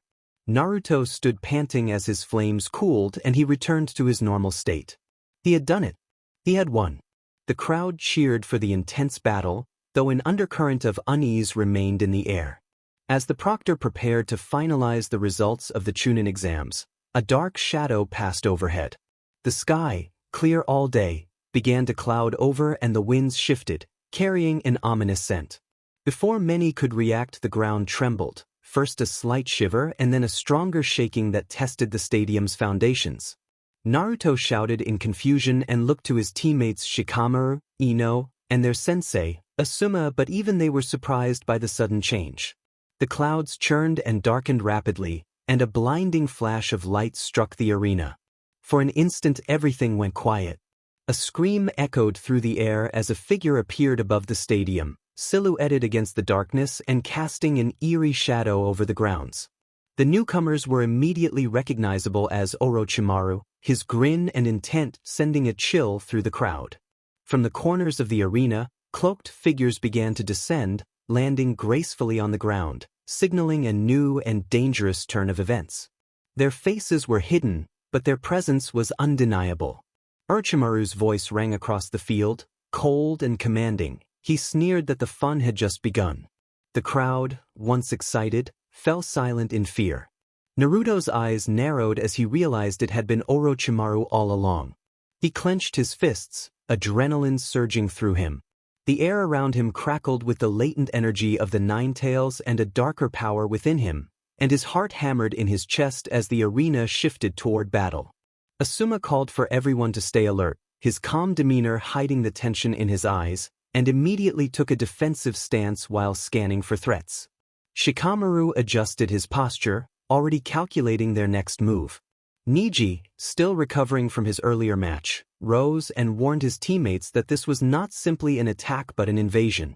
The dark-cloaked ninjas spread out around the arena, eyes glowing with intent, and the hidden assailants began striking the stands. The sound of battle erupted as attacks rained down on the spectators and the once celebratory atmosphere was shattered. Orochimaru stepped forward and the air grew colder with every step. He declared that this was only the beginning and announced that he had come to claim what he believed belonged to him, fixing his gaze on the Hokage's box. Before anyone could react, Orochimaru's snake summons emerged from the earth. Massive serpents slithered up from the ground, their enormous bodies smashing into the arena walls as they attacked the hidden leaf ninja. The arena descended into chaos as shinobi clashed with the invaders. Naruto's determination flared as he prepared to face the oncoming threat. He declared that no one would hurt his village and surged forward, his Nine Tails chakra flaring and flames enveloping him as he engaged the enemy. Nearby, Hinata and Niji readied themselves. Hinata activated her Byakugan and scanned the incoming enemies with precision, her gentle nature hardening in the face of danger. She affirmed that they needed to protect the village and promised they would stop the attackers together. Niji nodded, stating that this was the moment to prove their strength, for the Hyuga and for Konoha. Sasuke, Uchiha and Temari, watching from the sidelines, moved to join the fight. Sasuke activated his Sharingan, his eyes glinting with cold precision as he formed seals to prepare Chidori. Temari spun her fan with resolve and warned that they could not let the invaders advance further, using gale force winds to knock many of them off their feet. Despite the chaos, the Hidden Leaf's defense began to organize. The proctors scrambled to maintain order while Orochimaru watched, amused, drawing out the strongest Konoha ninjas one by one as he prepared his next move. Suddenly, a massive summoned snake descended from the sky and landed with a deafening crash, shaking the earth beneath them. Orochimaru summoned yet another, even larger beast, its presence menacing as it opened a huge maw. He signaled that the games were to begin. Naruto turned his attention to the giant snake and vowed that this would end now, charging forward with Nine Tails' chakra flaring. He unleashed a powerful fire-based attack that scorched the creature's scales, but the beast retaliated, snapping its massive jaws at him. Naruto narrowly evaded and leapt back. Gaara, who had been down after his earlier defeat, stirred and slowly rose, a dangerous calm in his expression as his sand shifted to form a protective shell around him. He murmured that he was not finished yet.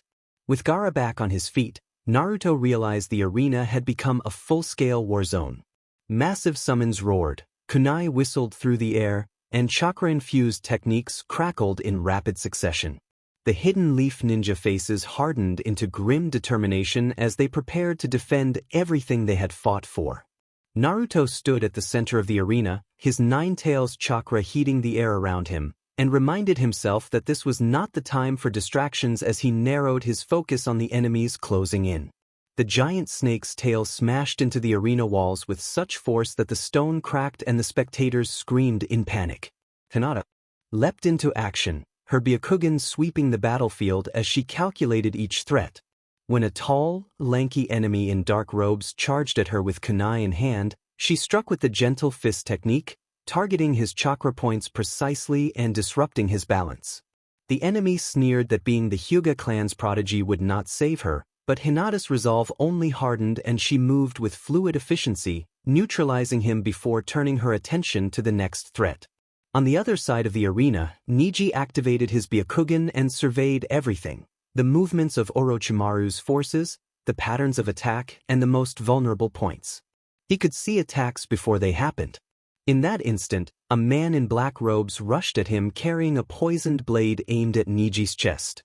The enemy was fast, but Neji was faster. In an instant he spun and landed a precise strike to the man's pressure point.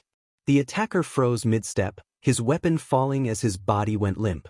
Neji remarked coolly that the attacker was pathetic and asked if he had really thought he could outmaneuver the Byakugan. Before Neji could savor the victory, a massive roar echoed from above. The giant snake Orochimaru had summoned twisted violently in the air, sending debris flying. The creature's massive head turned toward Neji, its fanged mouth opening wide as it prepared to strike. Hinata shouted a warning for Neji to look out. Without hesitation, Neji shifted into a defensive stance and activated the rotation technique, his hands glowing with chakra. A sandstorm of debris swirled around him as he formed a barrier to deflect the snake's massive jaw. The defense held for a moment, but the snake's enormous tail swept around and slammed into Neji, sending him skidding across the arena and crashing into the stone floor. Hinata screamed Neji's name in panic and rushed toward her cousin, but more enemy ninjas surged forward and forced her back with a barrage of kunai. Nearby, Temari swung her giant fan and created a violent gust of wind that sent the enemy ninjas tumbling backward, knocking several to the ground. Temari ordered them to stay down and scan the battlefield as the dust settled. She warned Sasuke to keep his guard up. Sasuke gave a brief nod, his Sharingan flashing as he scanned the area. He stated that he would take the attackers in the air and asked Temari to handle the ground forces. He formed a quick series of seals, raised his hand, and unleashed his Chidori, electricity crackling around his palm as he darted toward the nearest enemy. He slammed the technique into the closest ninja, an explosive jolt of electricity overwhelming them and leaving the ninja collapsed and unconscious. Sasuke muttered that the opponents were weaker than he had expected, though his eyes remained cold and calculating. Orochimaru grinned as his forces began a full assault on the village, feeling the rising chaos. He muttered that he would not waste any more time and signaled his forces to press the attack. From behind the giant snake, more cloaked figures slipped past the front line to exploit the disarray. The invasion had only just begun, and Orochimaru clearly had larger plans in motion. Naruto refused to let the invasion proceed unchallenged. He charged at the giant snake, flames erupting around him as he drew on the Nine Tails chakra and his own fire-infused power. He declared that he would not allow them to destroy his village and launched himself toward the snake's head. He struck the creature, combining chakra and flame against the snake's tough scales. The clash rocked the area, but the strike was not enough to fell the beast. The snake recoiled and snapped at Naruto with terrifying force. In the distance, Asuma Sarutobi, Shikamaru, and Ino were already coordinating their response. Asuma moved with precision, using his chakra blades to cut through enemy formations and calling for Shikamaru and Ino to follow his lead. Shikamaru sighed and muttered that the situation was troublesome, then immediately began setting up shadow tactics, using his shadow possession technique to ensnare several of Orochimaru's ninjas and position them for Ino's abilities. Ino acted without hesitation and used her mind transfer technique to take control of an enemy ninja's body and direct them against their comrades. The arena grew more chaotic, but the hidden leaf shinobi pressed on relentlessly. Atop the Hokage's tower, Hiruzen Sarutobi, the third Hokage, stepped forward. He told Orochimaru that he had made a grave mistake and declared that it would end now. With a deep breath, the Hokage gathered his chakra and prepared to confront the man who had once been his student, intent on making Orochimaru face the consequences. The battle raged on, and Orochimaru's invasion had only just begun. The Hidden Leaf Village, however, was not going down without a fight. The battlefield was alive with chaos, thick with smoke and the echo of distant cries. The fight over the Chunin exams had slid into something far darker. Tension hung in every heartbeat, each moment felt heavy with uncertainty. Naruto's heart pounded, not from fear but from a singular resolve to protect his village, his friends, his comrades. He had come this far and had no intention of stopping. Kurama's chakra surged within him, no longer a looming shadow but a companion who understood him. Kurama's voice echoed inside his mind, assuring him that they had this. Over time their bond had grown from distrust to partnership. They were now a team, Host and Fox acting as one. Naruto grinned, set with fierce determination, and told Kurama that they would not let the world fall apart. Ahead of him, Gaara stood like a silent, implacable force. Sand swirled around him in constant motion, the physical manifestation of inner turmoil. His gaze fixed on Naruto with cold detachment, as if Naruto were nothing more than an obstacle. Gaara remarked that Naruto had survived and spoke with the unshakable resolve of someone who believed suffering was all there was. The sand moved at his command, flowing and gathering into shields that separated him from the chaos. Naruto did not flinch. He declared that he would not let Gaara destroy everything and clenched his fists. Kurama's chakra flared, igniting an energy that fueled more than raw power hope that Gaara could change, that the pain in Gaara's eyes did not have to define him. Gaara sneered and accused Naruto of being naive, letting the sand coil around him like a rising tide. He insisted that pain was all he knew and that he was the vessel of that suffering. Naruto responded with conviction that Gaara did not have to be defined by that pain, that he had felt similar loneliness and found a way out, and that Gaara could too. Their eyes locked. For a brief moment Naruto caught a flicker of doubt in Gaara's gaze before it was masked again. The sand surged violently as Gaara launched an attack. Naruto darted forward, moving faster than Gaara expected. The chakra cloak blazed brighter as Naruto struck Gaara's sand shield with a force that rattled the arena. Gaara responded instantly, transforming the sand into a massive wall that blocked the next strike. Gaara challenged Naruto, asking if he still thought he could stop him, his eyes burning with frustration. The sand pressed forward, relentless and driven by years of rage. Naruto proclaimed that he was not giving up. His fists moved in rapid succession, storming against Gaara's defenses and breaking through layers of sand. Even as the shield began to crack, Gaara refused to back down. In an instant, Gaara's sand rose and cocooned him. Naruto charged, but the sand morphed into an enormous wave and crashed against him with terrifying speed. Naruto stumbled but remained upright. The bond with Kurama and the energy within kept him standing and fighting. Gaara shouted that willpower alone could not win, asserting that pain defined the world and that he mastered that truth. Naruto stood battered but resolute. He softened his tone and told Gaara that he knew what pain felt like, that he had been alone and understood feeling uncared for. Naruto said he had found people who believed in him and that Gaara could have the same friends and family who cared. For a brief instant, Gaara's expression faltered. His hands trembled and the sand paused as if unsure. He admitted almost inaudibly that he did not know what it was like to have friends or someone to care for him. Naruto's heart ached at the confession. The loneliness that had shaped Gaara's life echoed Naruto's own past. Naruto stepped forward with empathy and offered to help, insisting they could support each other and that Gaara did not have to remain the way he was. Gaara stared at him, eyes wide and unexpectedly vulnerable.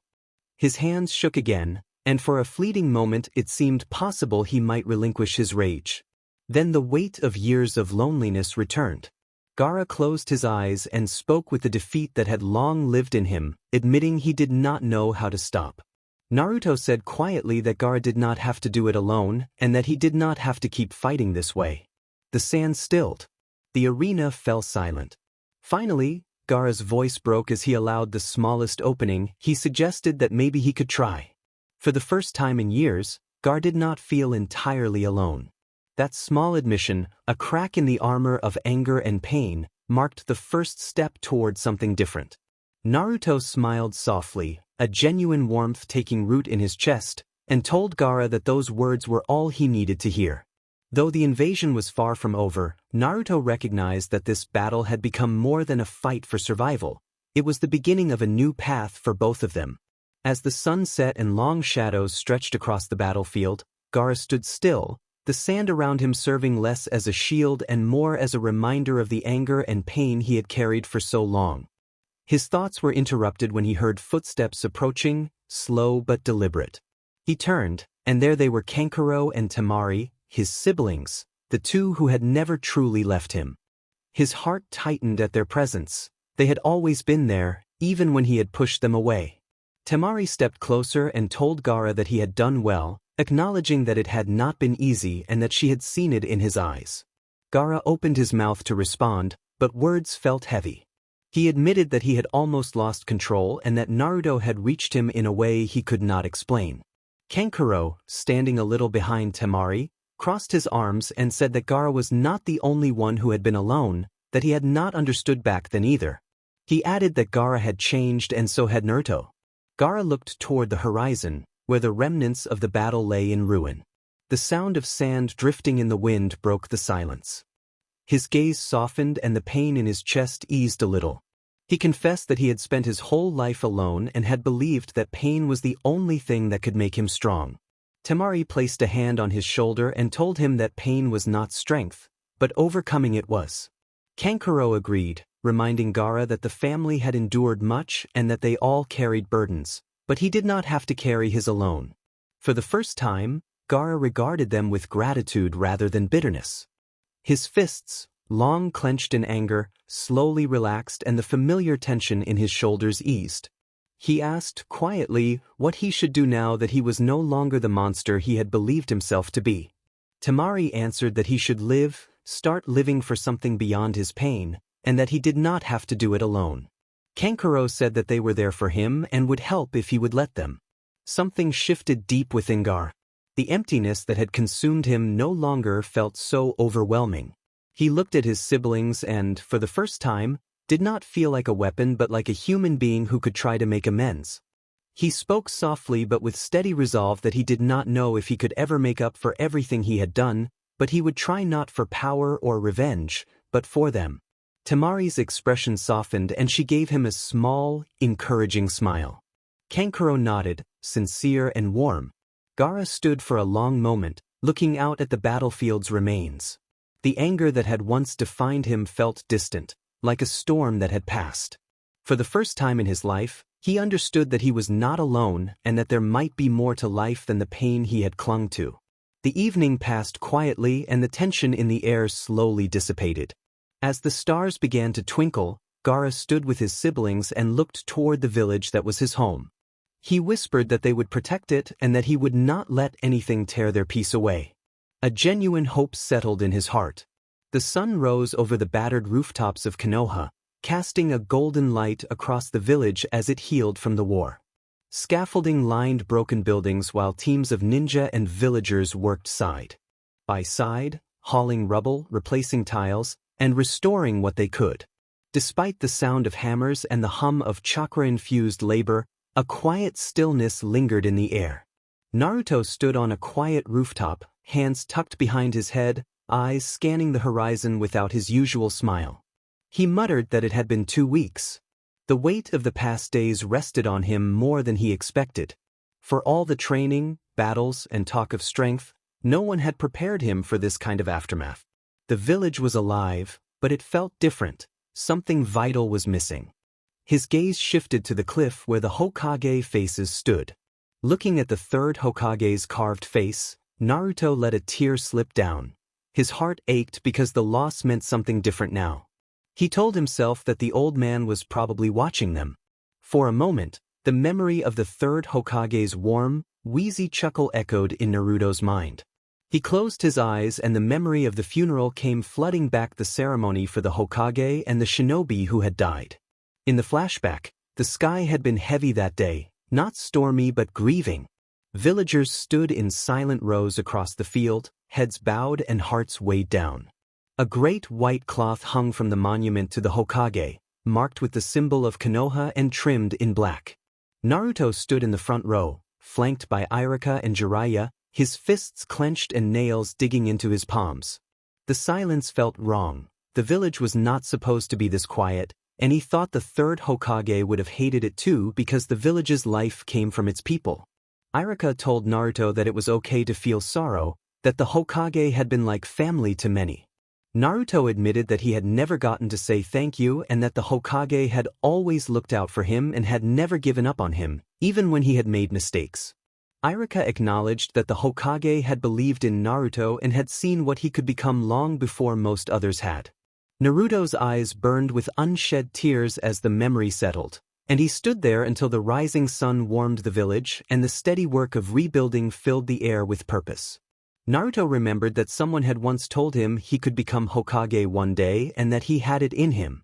No one had ever said that to him before, not for real. Around him at the funeral, the eulogy continued with words like strength, sacrifice, and honor, but Naruto's mind drifted back further. He remembered being 6 or 7, sitting alone on a swing outside the academy while other kids played. Parents arrived to pick up their children, but no one ever came for Naruto. That was when the Hokage had come. No guards, no fanfare, just an old man with kind eyes and a tired smile. The third had asked if he had eaten that day. Naruto had shaken his head and explained he had no money. Hiruzen had chuckled and handed him a small coin purse, suggesting he try a new flavor at Ichiraku. Naruto had been wide-eyed and said the Hokage was busy and wondered why he was talking to him. Hiruzen had answered that every person in the village mattered, especially him.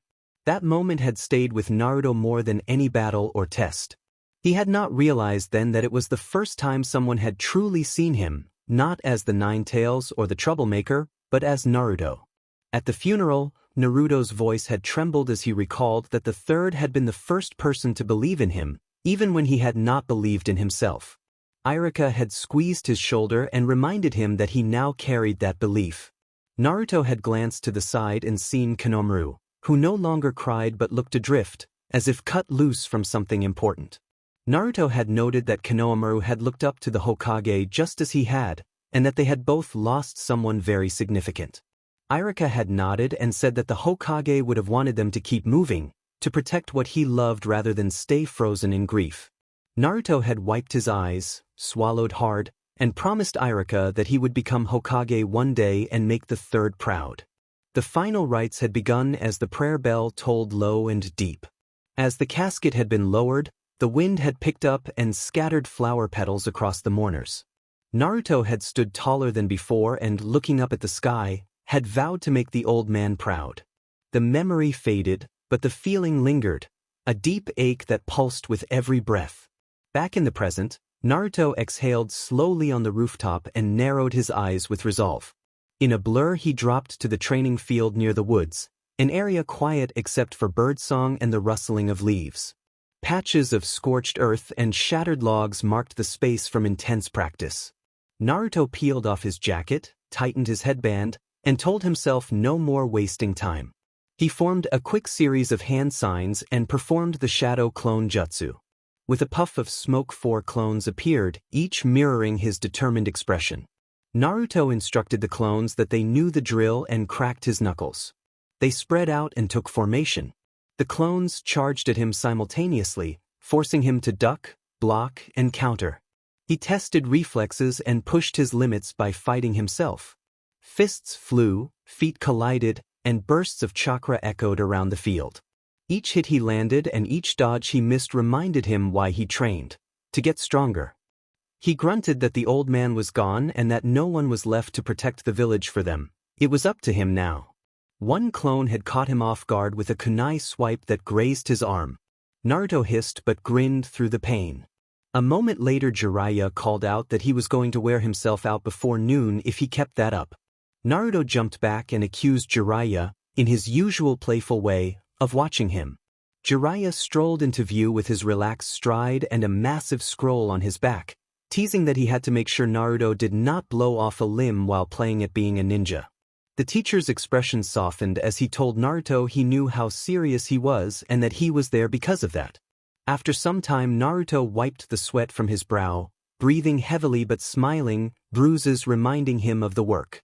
Jiraiya leaned against a tree with his arms crossed, watching in silence before saying that Naruto had come a long way, still rough around the edges, but driven in a way that stood out. Naruto grinned and declared he would not let anyone down. Not the village, not Konohamaru, and not the old. Jiraiya's gaze turned more serious as he said they had work to do. He told Naruto they were going on a journey to find someone important and that he would explain on the way. Later, sunlight filtered through the paper windows of the Sarutobi household. Despite the warmth outside, the house felt quiet and hollow. Konohamaru sat on the wooden porch steps with his knees pulled to his chest, clutching the old worn scarf his grandfather had given him. The scarf trailed across his lap like a lifeline, frayed but still holding together. Moegi and Udon stood nearby, watching without knowing what to say. It had been 2 weeks since the funeral and Konohamaru had not smiled once. Moegi offered dumplings in a wrapped bento box, but Konohamaru said he was not hungry. Udon suggested he should eat because Sensei had said they needed strength for training. Konohamaru snapped, asking what they were training for: to forget him, to pretend everything was normal. The words landed hard, and Moegi and Udon exchanged nervous glances before sitting down beside him, unsure how to help.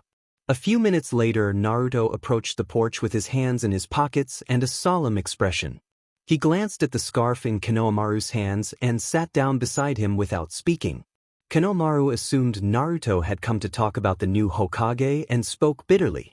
Naruto told him that Jiraiya had mentioned someone who might be able to take the job, someone strong. Konohamaru tightened his grip on the scarf and said angrily that he did not care how strong they were because there was only one Hokage, his grandfather, and his voice cracked on the last word. Naruto looked away, pain flickering in his eyes, and gently reminded Konohamaru how much the Hokage had meant to him as well. He explained that Hiruzen had believed in the village and in them, and that if they fell apart now they would fail to honor what the Hokage had fought to protect. Naruto thought that everything he had worked for would be for nothing. Konohamaru did not reply. His grip on the scarf loosened slightly. Naruto leaned forward, elbows on his knees, and admitted quietly that he had used to hate him when he was little, believing he did not care, but that he had been wrong. Konohamaru whispered that he had cared more than anyone. Naruto nodded and said that he had been the only one who truly saw him and had given him a chance, adding the detail about being the Nine-Tails kid in a whisper that Konohamaru did not hear. A beat of silence passed. The breeze picked up, fluttering the scarf in Konohamaru's hands. Naruto explained that it was not about replacing him but about honoring him and protecting what he loved, that this was what a true Hokage would do. Konohamaru stared down at the scarf, shoulders shaking, then slowly stood and said that he still did not like it, but if Naruto was going, he wanted to grow stronger for him. Naruto allowed a faint smile and approved. Jiraiya and Naruto stood at the village gates with their bags packed and scrolls secured. Kai's jogged up to meet them, calm but alert. Something about her presence felt different, more focused and aware. Jiraiya checked if they were ready, and Naruto tightened his headband and said they should go find Tsunade. They stepped beyond the gates, the journey beginning to awaken something new not only in Naruto but deep within Kai's as well. As they moved down the road, dust curling behind them, Naruto glanced at Jiraiya. Jiraiya nudged Naruto and asked if he was sure he wanted to leave Kai's at home, reminding him of what had happened. Naruto explained with sorrow and frustration that he understood but did not want to risk it now. He wanted to help, but the timing did not seem right, and he had helped her before they left. Jiraiya raised an eyebrow but did not press further. He had sensed something unusual in Kai's chakra during their last training session, subtle but potent, and he thought she would need guidance. That, in Jiraiya's mind, was also a reason she should come. Earlier, in the Nara household on the edge of the village, the family gathering had been warm. The tatami room glowed with lantern light, and the smell of grilled meat and simmered vegetables filled the air. Shikaku sat at the head of the low table while Yoshino poured tea. Shikamaru lounged beside Naruto, and Kai's was seated between them, wide-eyed and soaking in the clan-like warmth. Shikaku reminded Naruto that the mission with Jiraiya was more than tracking down Tsunade. It meant representing the village's spirit. Naruto nodded, acknowledging that it was not just about finding her but about holding things together while everyone was still hurting. Naruto explained that he intended to bring Kai's along because she was not ready to be left alone and because the journey might help her find herself. Shikamaru found the idea troublesome but probably true. Just then, Kai's dropped her chopsticks and began to tremble. Everyone turned. Her eyes widened and a faint glow of blue and gold energy pulsed at her fingertips and crawled up her arms like lightning, dimming the room as shadows danced against the walls and candlelight flickered.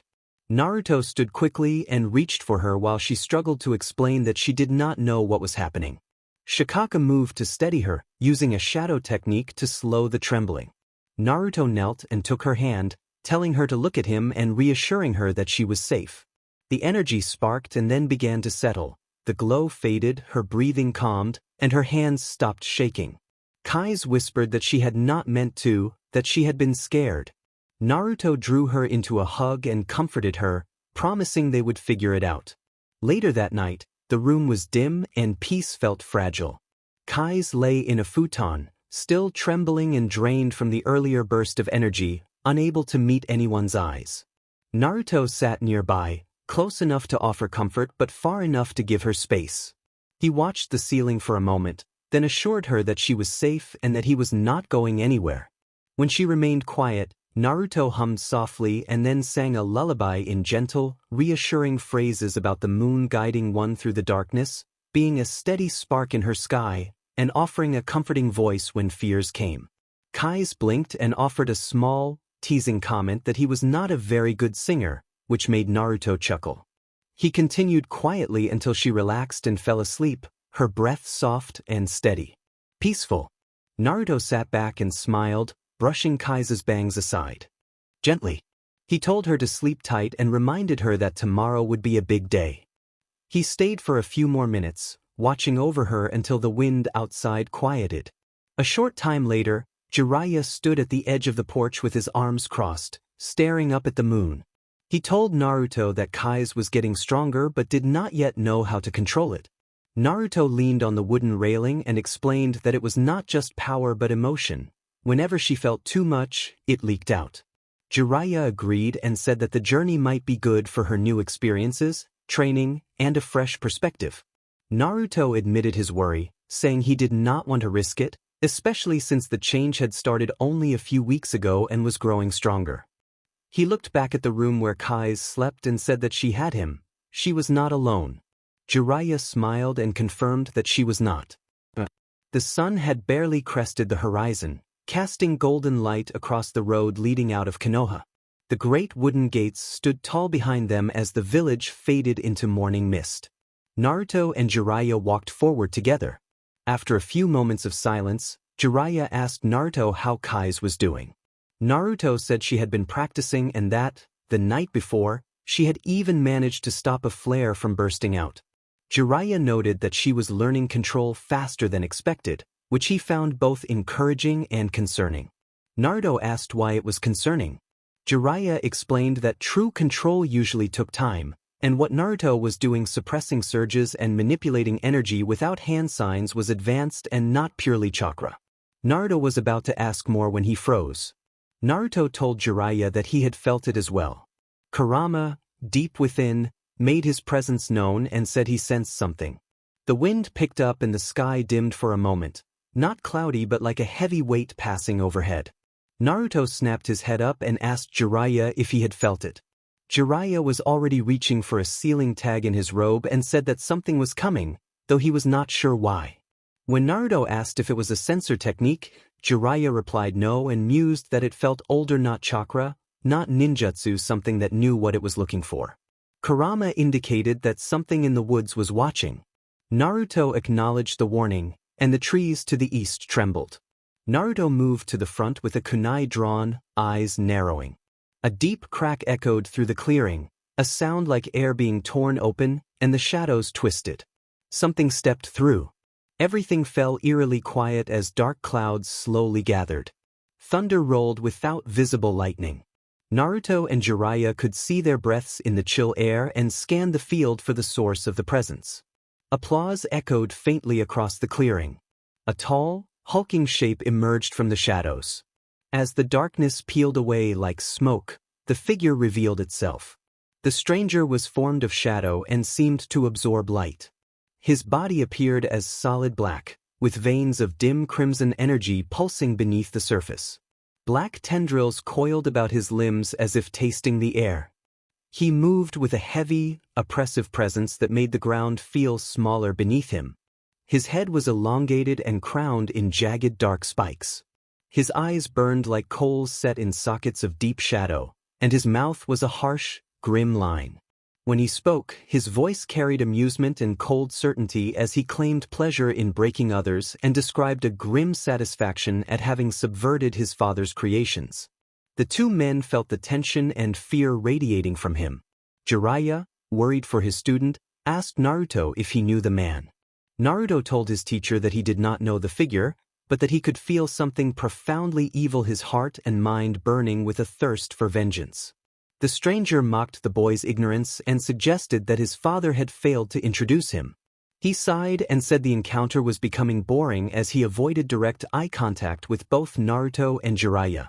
Naruto started toward the figure with an intense gaze while Jiraiya watched in confusion.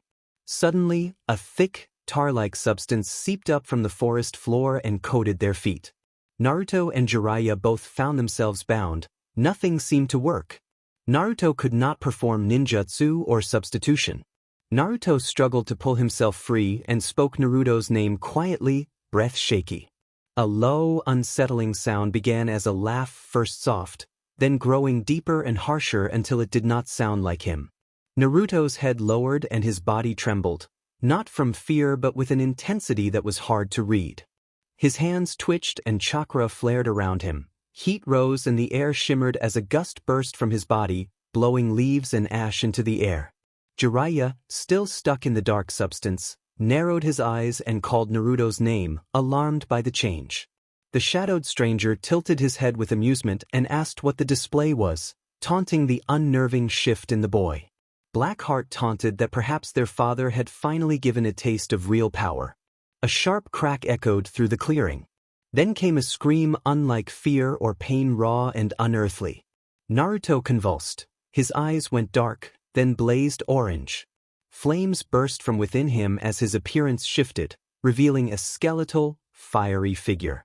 Jiraiya gasped as Naruto was consumed by that fire. Jiraiya exclaimed that this could not be happening. Where the boy had stood now rose a skeletal visage cloaked in flames. A gleaming skull-like face glowed with unnatural fire, and a chain that had been hidden beneath his jacket unraveled and slithered along the ground like a living serpent of steel. Blackheart's smile faltered and he noted that the situation had suddenly become interesting. The Ghost Rider lifted his head. A low growl like the roar of a distant engine vibrated through the air, and the forest seemed to hold its breath. Without hesitation, the rider moved. In an instant he closed the distance to Blackheart. The ground flared in a ring of fire as he surged forward, his chain whipping outward in a spiral of molten fury. Blackheart barely shifted aside, but the chain still scorched marks across his obsidian form. Blackheart hissed and observed that the rider truly did have fire within him. He raised a hand and dark shadows writhed like snakes around his arm, launching a barrage of black spikes that shot forward with unnatural speed, tearing through trees and embedding in the earth. The rider spun through the air, fire trailing behind him like a comet, dodging the first wave and deflecting the rest with his chain. Each impact shook the forest. Jiraiya, struggling to move, felt chakra suppression bearing down on him like a weight. He cursed that he could not move. He forced himself to watch as his student fought a being not of this world, a flaming wraith driven by vengeance. Blackheart moved both arms skyward and announced that he would test the rider's spirit. The sky split as black energy gathered overhead, pulsing like a warped heart and twisting the clouds into a spiral. From it, a figure fell. A tall, sleek woman landed on the field with a cruel grace, armor laced with jagged obsidian and glowing red runes, hair like threads of living shadow, and eyes that flickered with silver flame. Blackheart named her Lily and instructed her to engage the old sage, declaring the rider his prize. Jiraiya's stomach dropped. Lily did not speak. She walked toward him, fingers crackling with magic, each step melting the corrupt goo beneath her feet. Meanwhile, the rider planted himself, flames surging. Blackheart produced jagged, scythe-like blades from his wrists and charged. They collided in an eruption of fire and shadow. The rider's chain wrapped one blade and yanked it away while Blackheart slammed his other fist into the rider's midsection. A sharp sound of impact rang out, but the rider did not flinch. He laughed, a deep, metallic sound that made the trees tremble, and taunted that Blackheart understood nothing of pain. His chain ignited and slashed down, coiling around Blackheart's arm and pulling him in. Blackheart fought the pull, but the rider's strength was overwhelming. Fire met abyss as they locked eyes. The rider declared he would show what Blackheart had done and reached out, gripping his adversary by the head to unleash the penance stare. A terrible scream filled the air as visions surged into Blackheart, every life taken and soul scarred reflected back at him. Then the effect twisted. The scream changed, and the rider recoiled as if struck from within. Flames around his head flared. He staggered and released his grip. Blackheart panted, smoke drifting from his form, but he was grinning and taunted that the rider had tried to stare him down and that he had no soul. The rider took a step back, visibly shaken. Blackheart wiped at his mouth and declared that he was not merely evil but emptiness. He surged forward again, reforming a blade, and the two clashed in a tempest of rage, one blazing like a comet, the other cutting through reality with each swing. Jiraiya, freed from some of the shadow by a sudden burst of chakra, fought desperately against Lily. Her assaults were more than physical, they drained his chakra. He dodged by a hair, panting. He swore that Naruto was fighting something from hell itself and cursed that now he had to face the witch's sister. Jiraiya slammed a Rasengan into the ground to launch himself and hurled kunai fitted with explosive tags, but Lily slipped through them like mist and appeared behind him, slicing through his vest and wounding him. She taunted him for being slow. Jiraiya struck the ground hard and struggled, injured but forcing himself back to his feet. Back in the center of the clearing, Blackheart and the rider tore into each other. The rider fought with relentless purpose. Every strike carried vengeance, burning and judging. He slipped beneath a swing, twisted, and drove a blazing punch that pushed Blackheart backward, smoke rising from the impact. Blackheart recovered swiftly. Shadows on his arms thickened into massive talons, and he leapt at the rider, grabbing and slamming him into the earth until the ground fractured. Blackheart demanded where the rider's flame was now as he pressed down, shadows writhing around the rider's head. The rider grinned and said that he was just getting started. Hellfire erupted from the rider's chest, sending Blackheart flying. At the same time, the rider snapped his chain forward, catching Blackheart's leg and yanking him through the air. He spun the chain, dragging Blackheart in a flaming arc before slamming him into a tree that burst into fire and splinters. Across the clearing, Jiraiya and Lily moved in a blur of jutsu and blade. She flowed like vapor, vanishing between strikes. He tried to trap her with exploding tags, but a curved black dagger struck his shoulder and pinned him, leaving him wounded. Lily remarked coldly on his injury and said she would enjoy watching how long he could keep fighting. Jiraiya forced a kunai upward and detonated an explosive tag midair, filling the area with chakra smoke and buying himself a precious moment. Meanwhile, the rider kept Blackheart on the defensive, each clash driving the demon back. The rider moved with a single purpose, relentless, burning, and focused on the enemy. He noted that Blackheart spoke as if he understood him. Ghost Rider told Blackheart that he did not even understand himself and then reached for Blackheart's skull, igniting his hand. He announced that he would remind Blackheart of everything he had ever done and unleashed the penance stare. Hellfire clashed with a spreading darkness in an intense, supernatural confrontation. Blackheart screamed as the flames washed over him, revealing the hollowness where a soul should be. He writhed and fell to his knees, his face twisted in a raw, defiant expression. Then he laughed, not from pain but from resistance, and declared that there was nothing in him to burn, that he had always been the void and that his father had made him this way. Ghost Rider froze and asked about his father. Blackheart replied that Mephistopheles had never told him and taunted Ghost Rider as nothing more than a tool of Mephistopheles, a flame that could never be free. The flames around Ghost Rider dimmed slightly as he stood in silence. Blackheart lunged, but Ghost Rider intercepted the blade, snapped it in half with a forceful, controlled motion, and stated that he did not need to be free, he needed to make sure no one else became like Blackheart. He wrapped his chain around Blackheart's torso, ignited it with blazing hellfire, lifted him into the air, spun once, and hurled him into the earth. The impact produced a massive, explosive crater that sent smoke and flame rising into the sky. Jiraiya and Lily the halted mid-battle when the ground shook, the shockwave drove them apart. Lily the hissed as her link to Blackheart faltered. She clenched her fists and faded into smoke, her disembodied voice promising to return and to ensure that Ghost Rider would burn next time. Silence settled over the ruined clearing, broken only by the crackle of dying fire. In the center of the scorched crater, Naruto stood as his flesh reformed and the flames subsided. The skull dissolved and his body took shape again. His jacket was charred and torn, steam rising from his skin. He looked exhausted and ash-smeared, his eyes glowing with fire and something else focus. Jiraiya approached, limping but alive, and asked whether this had been Naruto's first time experiencing it. Naruto shook his head and admitted that while it was not the first time, it was the first time he had been afraid of it. Jiraiya looked at the still smoking trees and asked Naruto what that power was. Naruto answered that it felt like a curse, a power, a reminder. He glanced upward, his eyes briefly burning gold, and said that this time he was more afraid of it. The forest behind them grew quiet. Ash hung in the air like a ghost, but the fires had mostly died and the remaining scars of the battle were slowly being absorbed by the surrounding woods. Naruto walked with his hands behind his head, kicking a pebble along the dirt path. His jacket showed fresh patches and scorched edges, bandages wrapped his right hand, and a strip of cloth ran across his nose.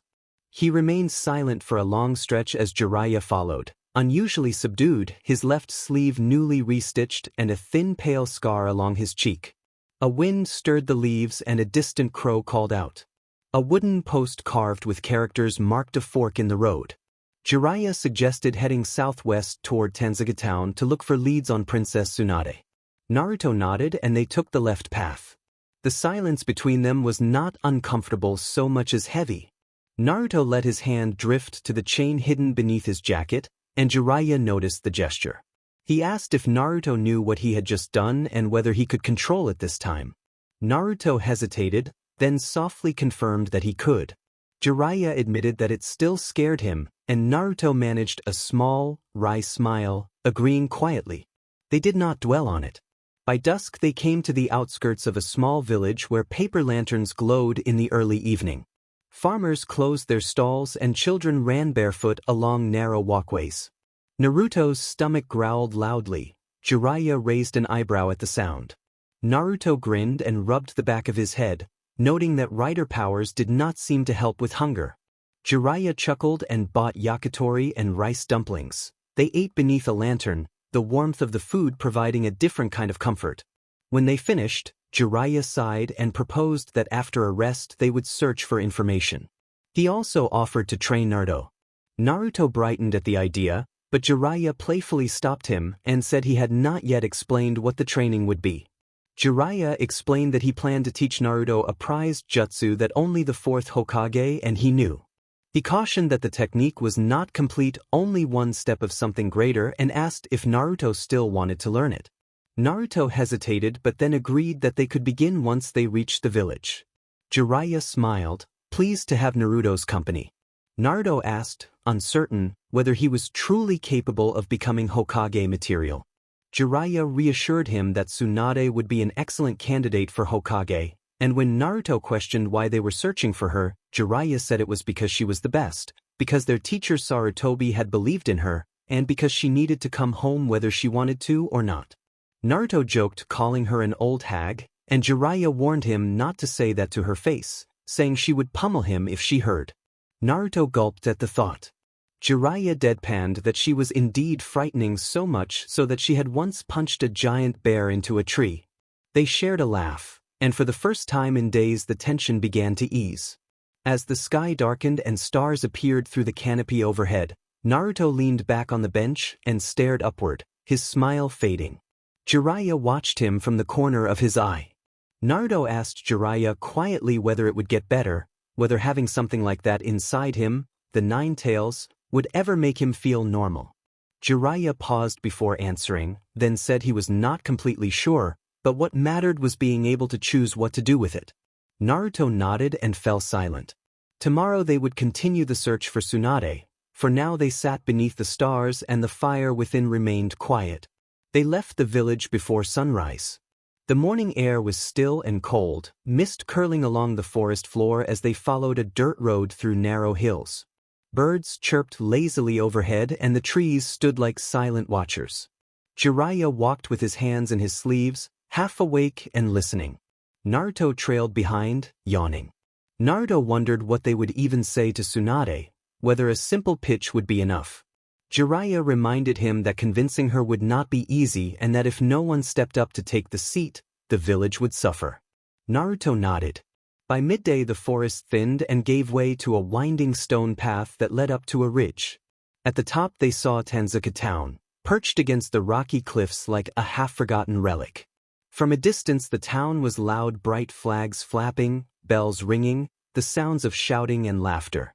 Giant banners hung from towers and the silhouette of Tanzuka Castle loomed in the background, half-renovated and garishly decorated in red and gold. It felt like a gambler's paradise. Naruto squinted and asked if this was their destination. Jiraiya confirmed that it was, and said Tsunade would likely be at a casino.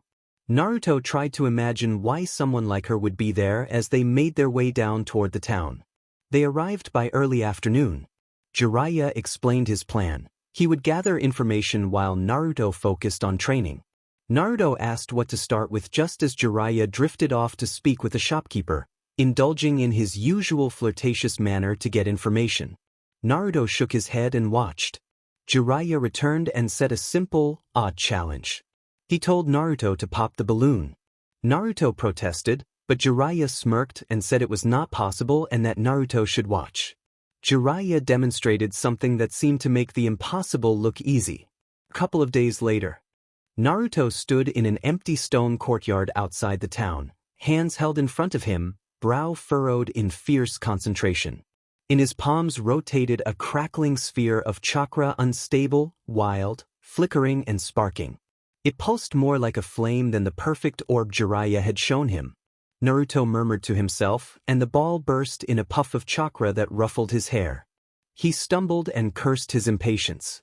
From a nearby stone, Jiraiya called that Naruto was letting his fire bleed into the technique and that he needed to control it rather than force it. Naruto glared down at his hands and tried again. The next day the town gates were practically open, guarded more by drunk festival-goers than any real defense. The scent of sake and roasted food drifted through the streets as street performers juggled and dancers spun. They walked, taking in the sights, and Jiraiya suggested they eat before Naruto resumed training. Naruto hesitated because of his age, but the two entered an establishment simply to look for information and stayed focused on their purpose. Inside the building, a flash of blonde caught Naruto's eye. He inhaled at once. She was not what he had expected. Jiraiya called out to her with a grin, and the woman turned. She wore a simple green coat over a fitted gray kimono, her long hair cascading like sunlight. Beside her, a smaller woman who appeared to be Shizen tried to keep up as the blonde spoke quickly and angrily. Naruto asked if that really was her.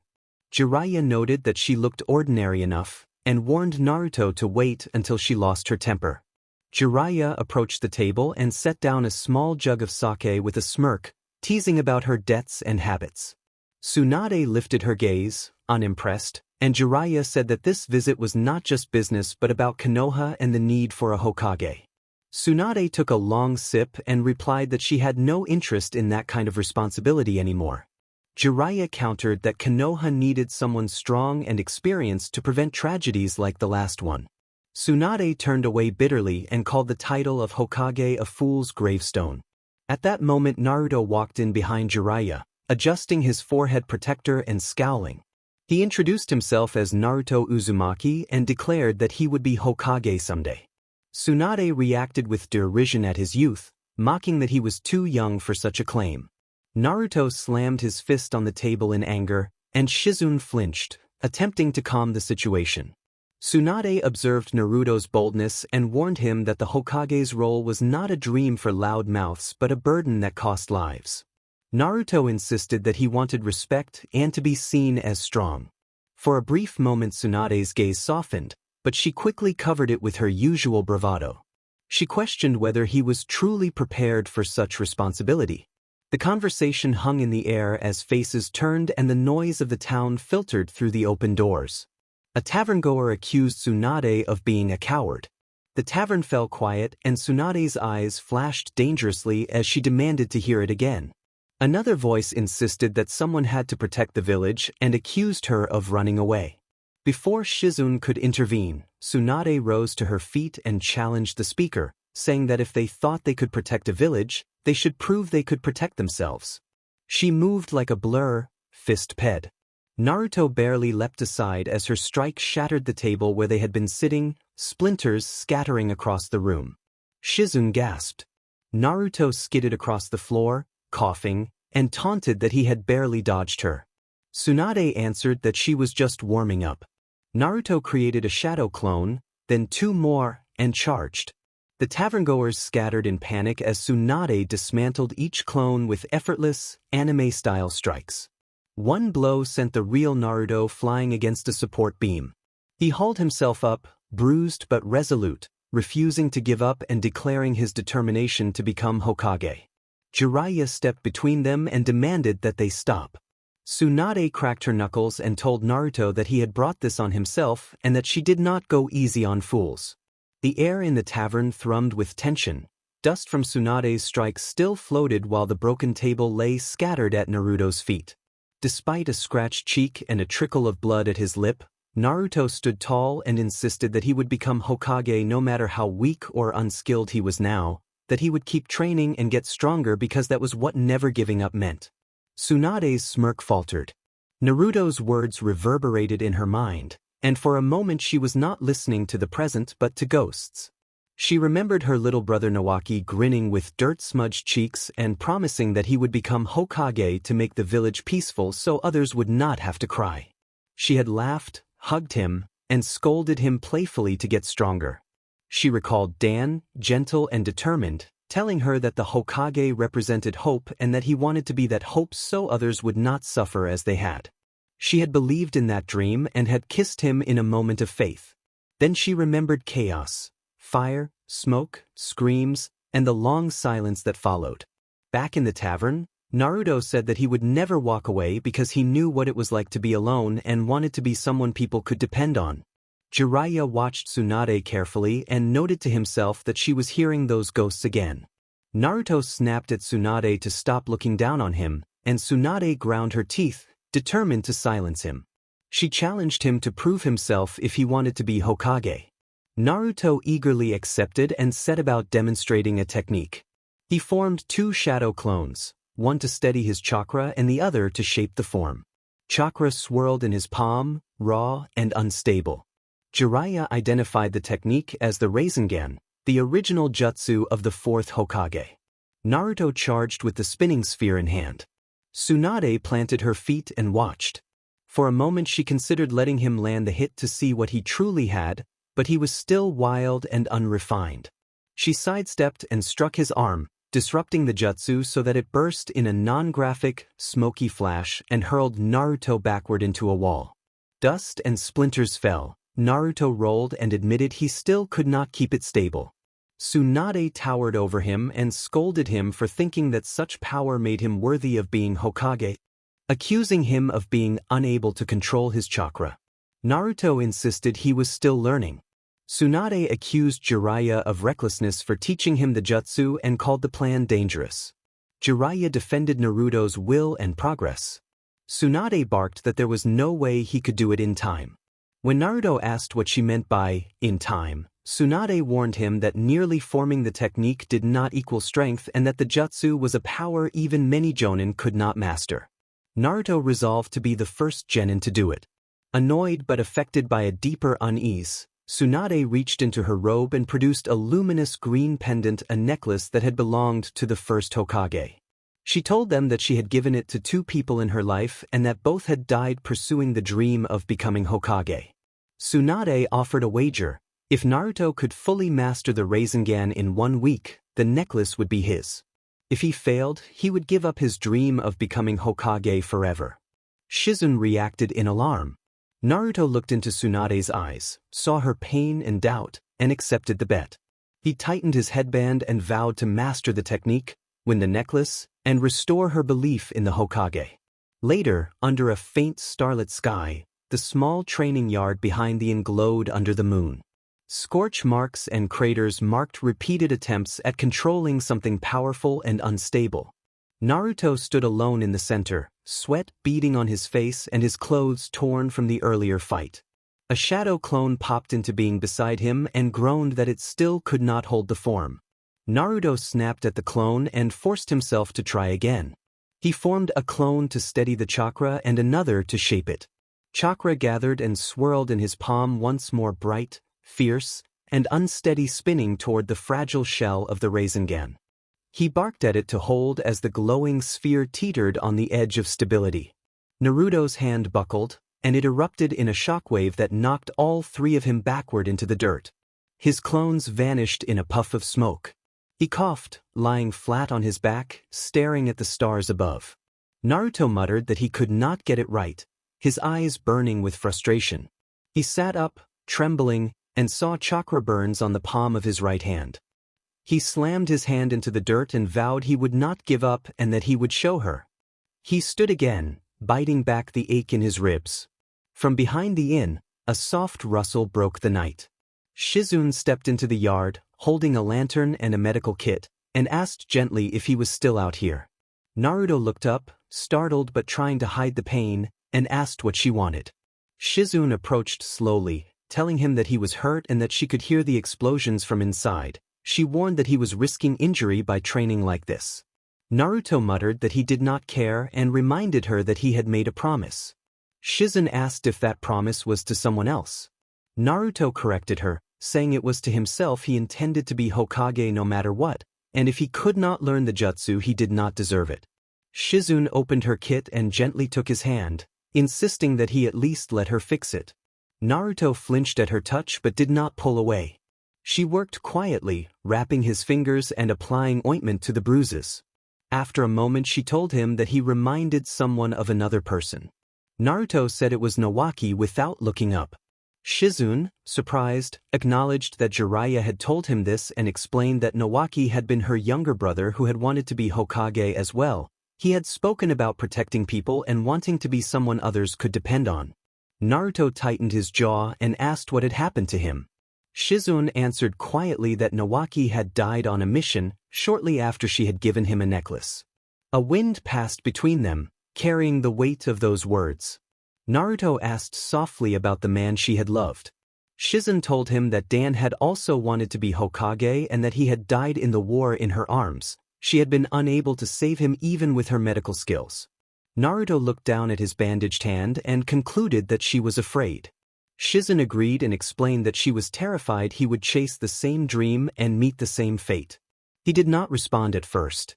Then, slowly, he looked up at the sky and resolved that he would prove her wrong. He would learn the jutsu, wear the necklace, and he would not die before becoming Hokage. Shizune watched him, feeling something catch in her throat. She told him quietly that she believed in him. Naruto blinked in surprise, and Shizune smiled softly, saying that despite his recklessness and stubbornness there was something about him that made people want to believe again. He scratched his cheek awkwardly and offered a quiet thanks. She finished wrapping his hand and packed up her kit, reminding him not to stay out too late and that his chakra reserves needed time to recover. Naruto watched her go, then turned back to the open field, murmuring that he had to make people believe again. He created another shadow clone, then another, took his stance, and told himself he would try once more. Some time later, Naruto lay flat on the ground, his chest rising and falling in uneven bursts. Sweat clung to his skin, making his blonde hair stick to his forehead. He whispered that he was almost there, his voice rough and breathless. The night breeze drifted over him, cool against the heat radiating from his body. For a moment he closed his eyes and let the air wash over him. A quiet sigh came from the shadows. Shizune pressed herself against the wall of a nearby building, her sharp eyes scanning the battered training grounds. The scene looked like the aftermath of a fierce clash. Deep craters scarred the dirt, jagged chunks of earth were scattered everywhere, tree trunks were splintered or snapped, and a branch still smoldered from an earlier blast. She knew he had been pushing himself hard. This went beyond that. She stepped forward just in time to see him struggle upright. His legs wobbled as though his own weight was too much to bear, and his breathing came in ragged gasps. He took one shaky step before his knees gave way. Shizune dashed forward and called his name as she caught him before he hit the ground. She quickly checked his pulse and felt the faint, slow thump of his heartbeat, and relief flooded through her. She scolded him softly as she shifted his weight onto her back and hooked his arms over her shoulders, telling him they needed to get him to his room before Granny Tsunade had another reason to yell at him. Meanwhile, Tsunade sat slouched on a wooden stool, one elbow resting heavily on the counter. Several empty bottles lay tipped over and she was halfway through another. Her face was flushed, not just from the alcohol but from the thoughts swirling in her head. The low lantern light flickered, casting shadows across the table as she stared down into her cup, hoping the sake might erase the images in her mind: Dan's smile, Nawaki's laugh, the memories of injury and the crushing stillness that followed. No matter how much she drank, the memories clung stubbornly. A flashback unfolded. A smooth, oily voice had greeted her in a way that reeked of danger. Tsunade's head had snapped toward the source and she had responded with venom, naming him as Orochimaru. He had answered with a soft chuckle and indicated that he had come only to talk. Her hands had curled into fists as she demanded to know what he wanted. He had said, in a mocking, serpentine way, that he wanted his arms healed and that in return he could offer something no one else could: the chance to see Dan and Nawaki again. Tsunade had frozen at the implication and felt her heart lurch despite herself. Orochimaru had told her he would give her time 1 week to decide and then had gestured for Kabuto to follow. Tsunade's mind snapped back to the present. She did not need to turn to know who had walked in. The faint scent of oil and travel dust and the casual footsteps betrayed him. She muttered a question about what he wanted without looking up. Jiraiya settled onto the stool beside her and told her that nothing urgent had brought him. Jiraiya had said he just wanted to talk about Naruto. They exchanged a few words. Tsunade's tone was sharp and dismissive while his was more relaxed, but the conversation quickly shifted to heavier matters. Jiraiya asked if she had been visited by their old friend. Tsunade sipped her sake and confirmed that they had spoken. When Jiraiya asked what Orochimaru had wanted, Tsunade reluctantly revealed that he had asked her to heal his arms. Jiraiya warned that doing so would make her a traitor to the village and that he would stop her. For a moment their gazes locked. Tsunade looked away, poured another cup, and muttered that it did not matter. 1 week later, the air smelled of rain-soaked earth and clouds swallowed the moonlight as Tsunade walked toward a clearing where Orochimaru waited. Her sandals crunched against damp ground, each step steady though tense. Orochimaru stood with his arms folded inside his robe and Kabuto at his side, both smiling as if they had expected her arrival. Orochimaru asked if she had made her decision. Tsunade stopped a few paces away and said that she had. Kabuto tilted his head and asked if she would heal Orochimaru's arms. Tsunade looked at Orochimaru and recalled Dan, Nawaki, and the promises he had made. She said she had also thought about what it would mean for the village and for herself. Orochimaru's smile faded as he pressed her for an answer. Tsunade's expression hardened and she refused. For a moment of silence, Kabuto sneered that she was far too sentimental. Orochimaru hissed and asked if she truly refused. Tsunade declared her refusal and struck the ground with her hand, the impact splitting the earth and sending dust and rocks into the air. She warned that she would not let him leave alive. Kabuto moved first, rushing in with a kunai. Tsunade sidestepped and struck his forearm with a powerful blow that sent him stumbling back. He recovered and flipped away as the ground where he had stood crumbled. Kabuto muttered under his breath, mocking her. Orochimaru glided forward with unnerving smoothness and made a sudden lunging strike. Tsunade twisted aside, grabbed his head mid-strike, and used the motion to slam him into the dirt. Orochimaru's body writhed in an unnatural manner and his arms whipped toward her. She blocked the blows, the impacts rattling her, then countered with a punch that pushed him back. Kabuto tried to exploit a blind spot, but Tsunade feinted, seized him by the collar, and tossed him into Orochimaru. The two collided and rolled before regaining their footing. Tsunade wiped dirt from her cheek and taunted them, suggesting that losing his arms had slowed Orochimaru down. Orochimaru's expression darkened and he warned she would regret it. He flicked his wrist and several snakes surged from his sleeves. Tsunade leapt back, gathering chakra into her hands, and with a precise strike she dispersed the snakes midair in a flash of force that echoed across the clearing. Kabuto lunged again, but Tsunade caught his wrist and twisted, the impact forcing him to cry out and stumble. She followed with a strong knee that sent him sprawling. Orochimaru slid toward her and produced his sword in an unnerving fashion. The blade flashed toward her head, but Tsunade caught it between her palms. With a fierce effort she wrenched it free and kicked him back several meters, reminding him that she would not heal him. In the village, Naruto paced in front of the inn, anxious about Tsunade's absence. Jiraiya emerged looking tense and told Naruto that he had a bad feeling. Shizen reported that Tsunade had left before sunrise, saying she had something to take care of. Jiraiya suspected Tsunade was confronting Orochimaru. Naruto reacted with alarm and insisted they go. Jiraiya agreed and told him to keep up. The three of them sprinted down the road, their sandals striking the dirt as they closed on the outskirts.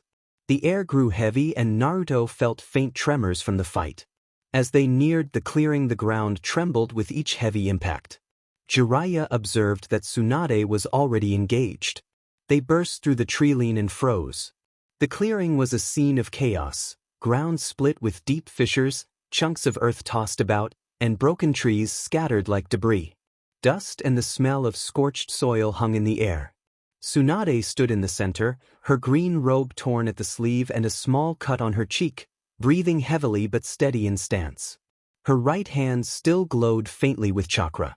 Opposite her, Orochimaru's robe was torn and his pale skin showed marks where her blows had landed. His golden eyes were cold with fury. Kabuto clutched his arm, clearly hurt, but maintained a mocking smirk. Orochimaru noted their arrival with a dangerous smile and suggested they had come for entertainment. Tsunade did not turn and asserted that this was her fight. Naruto reacted with disbelief and demanded to know why she was fighting Orochimaru. Kabuto adjusted his glasses and taunted Naruto, commenting on his status as the Nine-Tails host and mocking the Toad Sage. Jiraiya stepped forward, his presence sharpening the air, and warned Orochimaru to back off or face consequences. Orochimaru indicated he intended to stay. A gust of wind cut through the clearing, heightening the tension. Tsunade cracked her knuckles and fixed her gaze on Orochimaru, preparing to continue the confrontation.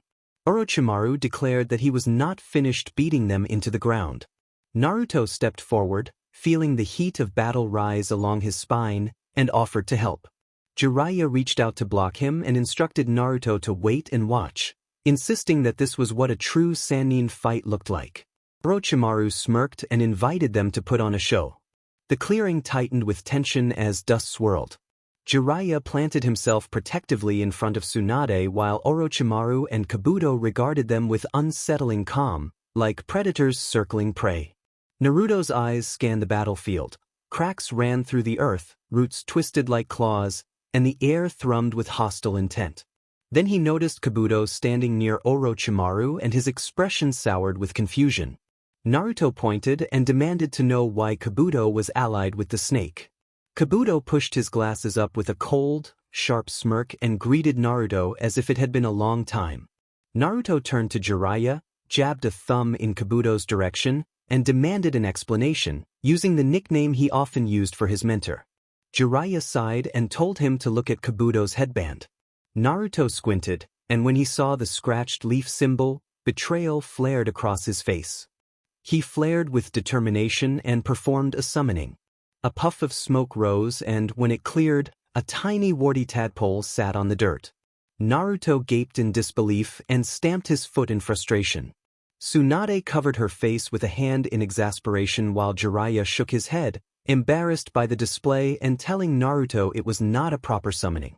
Naruto shot back a glare at Jiraiya and accused him of being no better. Jiraiya responded by slamming his palm to the ground and attempting his own summoning. Smoke rose again, and a slightly larger tadpole, still pitiful, appeared. The two summons left them both frozen in an awkward moment. Naruto accused Jiraiya of being worse, and Jiraiya barked that the first was only a warm-up. Across the clearing, Kabuto's amusement deepened and he chuckled quietly. Orochimaru let loose a long, cruel laugh, his golden eyes glittering with mockery as his forked tongue flicked. He described the scene as pathetic, ridiculing the so-called Toad Sage and his student. Kabuto joined in, calling the display embarrassing. Naruto bristled with red-cheeked anger and vowed to prove them wrong. Tsunade pushed past Naruto and Jiraiya, her eyes fixed on Orochimaru and Kabuto with steel. She told them to step aside and claimed the fight as her own. Naruto blinked in surprise and called her by the familiar nickname, but she snapped that she did not want to be called that and lowered into a fighting stance, the power she possessed causing the earth beneath her sandals to crack. Orochimaru taunted her, suggesting she still clung to the bravado of a Sannin. Tsunade retorted that she would not let Orochimaru destroy the village. She charged at Kabuto with explosive speed, a fist ped back. He barely avoided her blow as it shattered a large boulder into gravel. Naruto watched in awe at the display of her strength. Kabuto adjusted his glasses with cool composure and remarked that such power was easy to control once one knew the weakness. He flicked a kunai in a swift, blurred motion that grazed Tsunade's cheek, leaving a shallow cut. The sight of the wound caused her breath to hitch and her body to lock as old memories flooded her losses and battlefields from her past. Her knees wobbled and her arms trembled as she fought the sudden turmoil. Kabuto spoke quietly and cruelly about resolve and accused Tsunade of lacking it, pointing to her reaction as proof. Orochimaru joined in, mocking the legendary healer for being undone by her own calling and questioning whether she had ever been the woman Jiraiya had hoped would return as Hokage. Jiraiya moved forward to intervene, but Orochimaru's Kusanagi flashed past and forced him into a physical clash with the snake. Naruto planted himself firmly in front of Tsunade, placing himself between her and Kabuto. He declared that no one would touch her and stood with fists trembling from exertion rather than fear. He looked back at Tsunade and steadied himself with fierce determination, refusing to accept that she was weak. Kabuto's taunts cut at him, but something inside Naruto snapped into action. He clenched his teeth and felt a surge of heat and energy through his body, first the familiar, ferocious chakra of the Nine Tails, then another, darker force answering the call. A cursed fire seemed to rise along his spine, and the air around him shimmered with intense heat. Chains of energy rattled within him like something straining against its bonds. Naruto's voice, layered and fierce, declared that they would not be allowed to mock or hurt her. One of his eyes glowed with the Nine Tails red chakra while the other flared with an orange, ghost-like fire. His fists ignited with steady, relentless flames that did not burn him but scorched the ground beneath his feet. Those flames formed into chains that coiled and rattled around his arms, crackling with sparks as if eager to be unleashed. He turned his determined gaze on Tsunade, not with pity but with a promise of protection, assuring her silently that she did not need to worry. He vowed that he would protect her. Then his gaze snapped back to Kabuto, the flaming skull grin flickering across his face. The ground hissed under Naruto's feet, darkened where the chains dragged. Heat rippled through the air, and the orange glow of ghost fire bathed the clearing. Tsunade's eyes widened. Her breath caught in her throat not only from her blood phobia, but from the boy now standing in front of her. Flames licked his arms, his hair shimmered like embers, and his voice had taken on something unearthly. For the first time, she could not tell if she was looking at a reckless genin or something far older and darker. Kabuto slid back a step, kunai tightening in his grip, his calculating mind racing as he studied every flicker of flame and every echo of that voice. He observed that this energy was not ordinary chakra. Orochimaru tilted his head, golden eyes narrowing with fascination. He noted that this was not the Nine-Tails' power and smiled thinly, asking who the boy's true master was and whether Jiraiya had known of it. Jiraiya's jaw tightened. He could feel it too. This was not merely Kurama's chakra. The boy's skin glowed with heat, chains of flame rattled like cursed steel, and his presence carried judgment. Jiraiya muttered under his breath that the brat was full of surprises. Naruto did not look back, his burning gaze locked on Kabuto as the chains clinked with every twitch of his fists. Orochimaru raised the Kusanagi and signaled that he had no time for Jiraiya's interference. He made a move to engage, and Jiraiya intercepted, their clash erupting in sparks as Jiraiya pushed Orochimaru back enough to gain a breath of space. Jiraiya ordered Naruto to handle Kabuto and leave Orochimaru to him. With that, Jiraiya and Orochimaru engaged each other, clashing fiercely and drawing their fight away from the others. Kabuto steadied his breathing, his grin returning as he adjusted his glasses, the reflection of Naruto's flames gleaming across the lenses. He sneered that this was Naruto's trump card fire and chains and mocked the theatrics, insisting that the boy was still loud and reckless. Naruto tightened his grip, the chains rattling. His voice, layered with the echo of fire, warned Kabuto to keep talking if he wanted to keep talking at all. Kabuto's smirk widened. He taunted that Naruto was easy to read, lecturing that becoming Hokage was not about raw power but control and sacrifice, and he suggested that the boy would need to be willing to do whatever it took for the village, even making terrible choices. Naruto's flames flared and his aura surged violently. He forbid anyone from dragging Tsunade into the conflict. Kabuto moved with surgical precision, probing for openings as he claimed Naruto was a monster-playing hero and warned that the fire would someday harm those Naruto sought to protect. Naruto's teeth clenched as the skull of flame burned vivid across his face and the chains rattled like angry serpents while the ground beneath him cracked from the heat. He told Kabuto that he talked too much and prepared to act. Kabuto's smirk held as molten fissures traced the earth beneath Naruto's feet. The boy's breath came ragged and the flames flickered across his face, the battlefield glowing orange from the infernal heat. Kabuto observed with a murmur that he had expected the Nine-Tails to roar again, but this was something different. He called Naruto a vessel with too many tenants. Naruto's eyes blazed within the skull of fire, his voice splitting into two tones, one of boy, one of something else, as all of that determination focused on Kabuto. The chains lashed out with a powerful snap. Kabuto evaded with inhuman speed as the first chain struck stone and the second whipped low, forcing him into evasive maneuvers.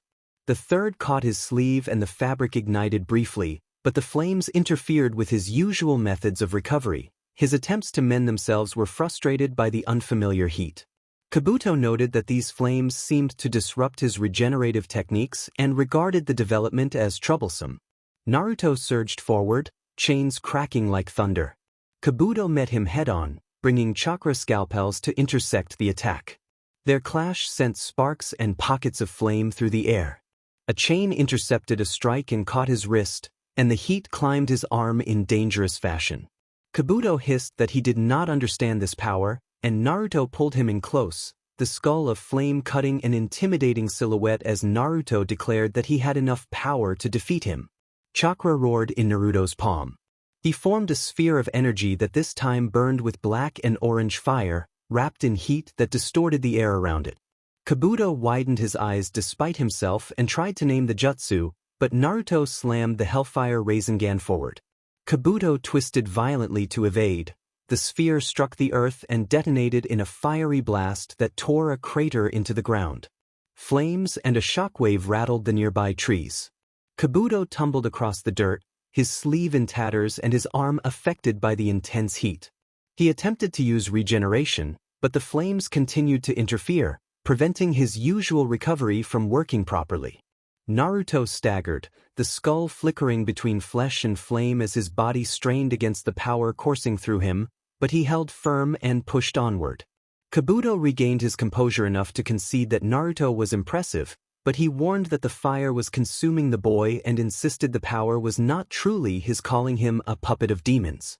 Naruto's eyes flared hotter and he roared that he did not care what others called him. He would protect everyone no matter what he became. He charged again, chains bursting from his arms as the battle pressed on. Kabuto moved to meet the assault, and though his scalpels connected in places, the encounters played out like exaggerated, high-energy combat from a tale of legend rather than anything brutally graphic.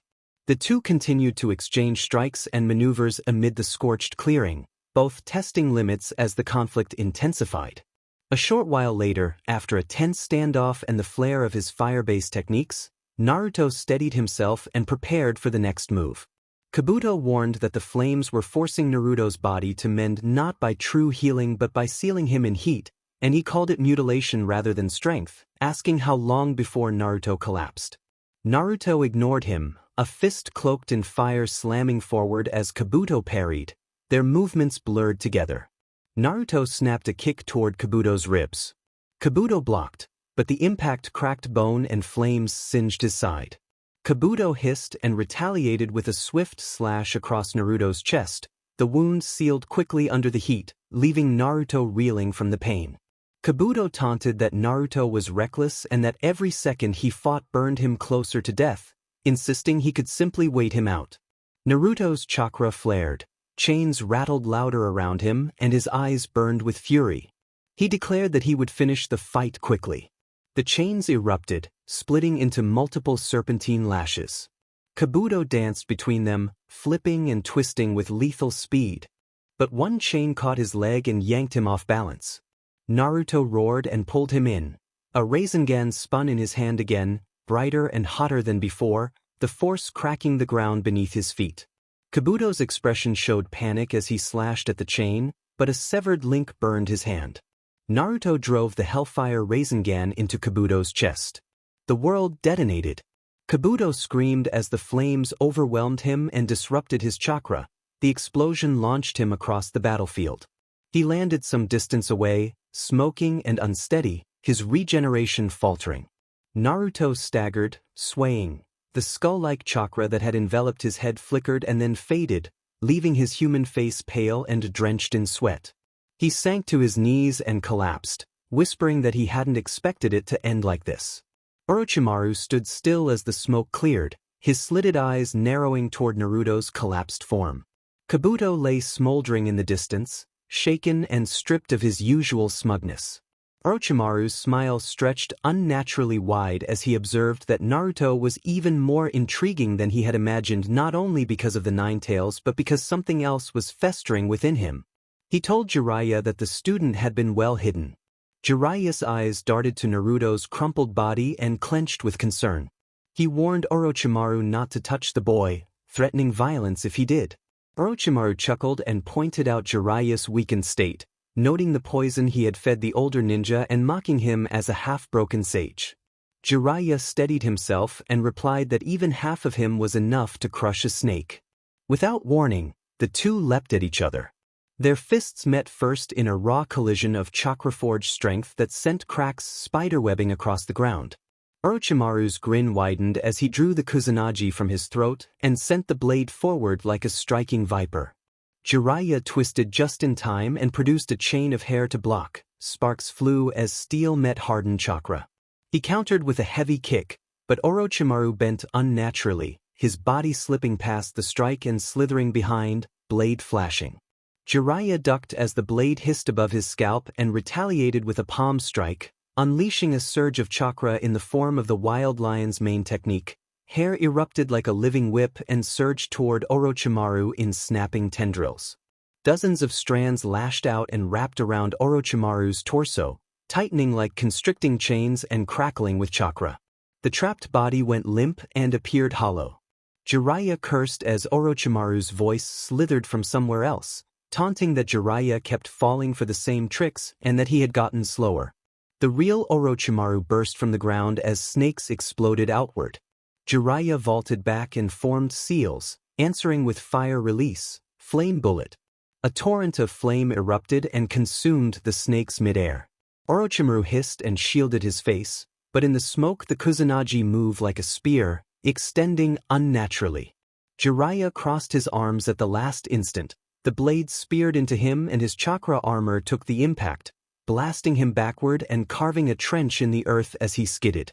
Jiraiya had a cut on his lip and coughed, glaring through the smoke as he accused Orochimaru of becoming nastier.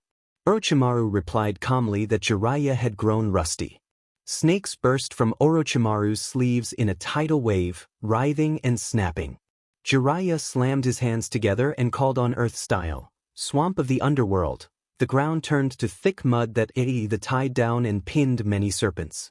Orochimaru, unfazed, stretched upward like a serpent and dove again, blade-cutting arcs of silver.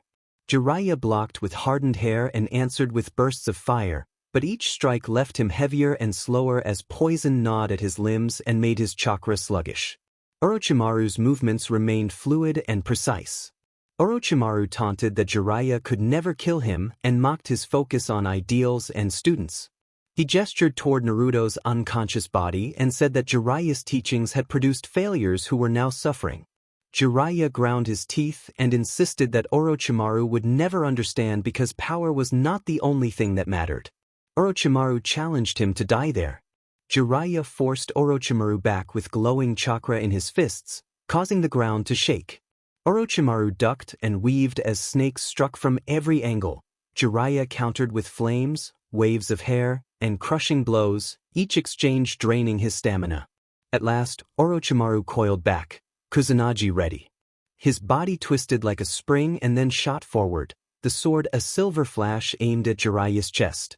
Jiraiya braced, too slow, but at the last instant a chain of hair shot up and wrapped around the blade.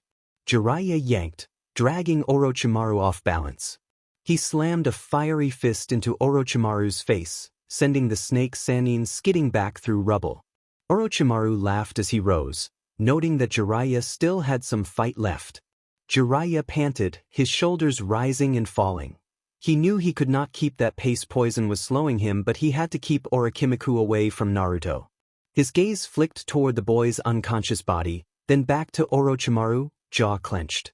Orochimaru followed the look and a slow grin spread across his face. He straightened, brushing dust from his robes, and made it clear that the boy's power intrigued him far more than the duel they were in. He considered ending Naruto before the curse within him grew further out of hand.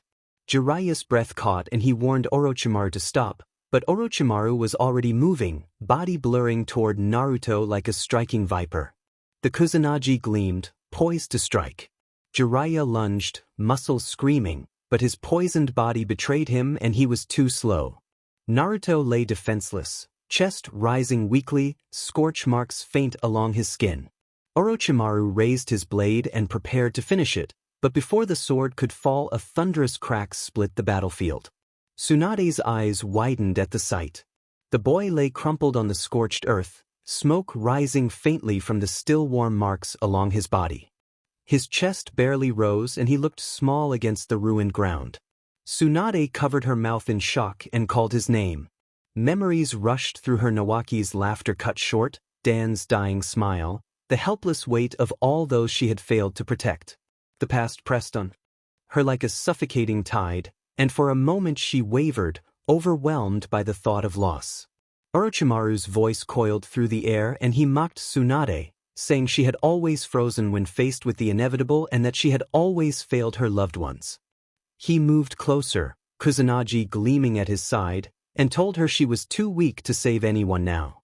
Tsunade's jaw tightened and she fought the tremor in her fingers. For a heartbeat she considered giving in to the dread, letting the boy die, letting the world end in shadow. Then a faint, uneven breath cut through the chaos. She froze and leaned closer, watching the boy's chest rise and fall. The tiny sign of life steadied her. She fell to her knees and felt relief wash over her like heat. She pressed her hand to his scorched skin and felt warmth beneath the marks. The relief was sharp but not all-consuming. She knew it would take more than relief to save him. Orochimaru mocked that a flickering ember of life was of little use and taunted her that she would have to fight harder than ever. Tsunade slammed a fist into the dirt in answer, and the shock turned to fury. She would not fail him again. Her determination ignited. She rose, shaking off weakness, her old wounds and the stains of the past no longer enough to stop her. Her hands glowed with chakra, bright and steady. She warned Orochimaru that if he stepped closer he would answer to her, that she would stop him no matter how powerful he had become. Orochimaru's grin faltered, and he remarked on the sudden recollection of courage. Tsunade planted herself in front of Naruto, creating a human barrier between the snake Sannin and the boy. She ordered Jiraiya to take Naruto out of harm's way while she handled Orochimaru. Jiraiya, weakened by poison but sensing the shift, nodded and lifted himself with effort. He covered his side and moved to carry Naruto to safety. Tsunade formed the seal for her summoning. The air thickened and vibrated with power as she called forth her legendary ally. The earth split beneath her feet and Katsuyu emerged in massive form, segmented and shimmering. Smaller slugs broke off like living shields and formed a protective cocoon around Naruto. Orochimaru's grin returned and he observed the three legendary Sannin united again with a taunting tone, but Tsunade made clear that Katsuyu and the others were not pets but guardians.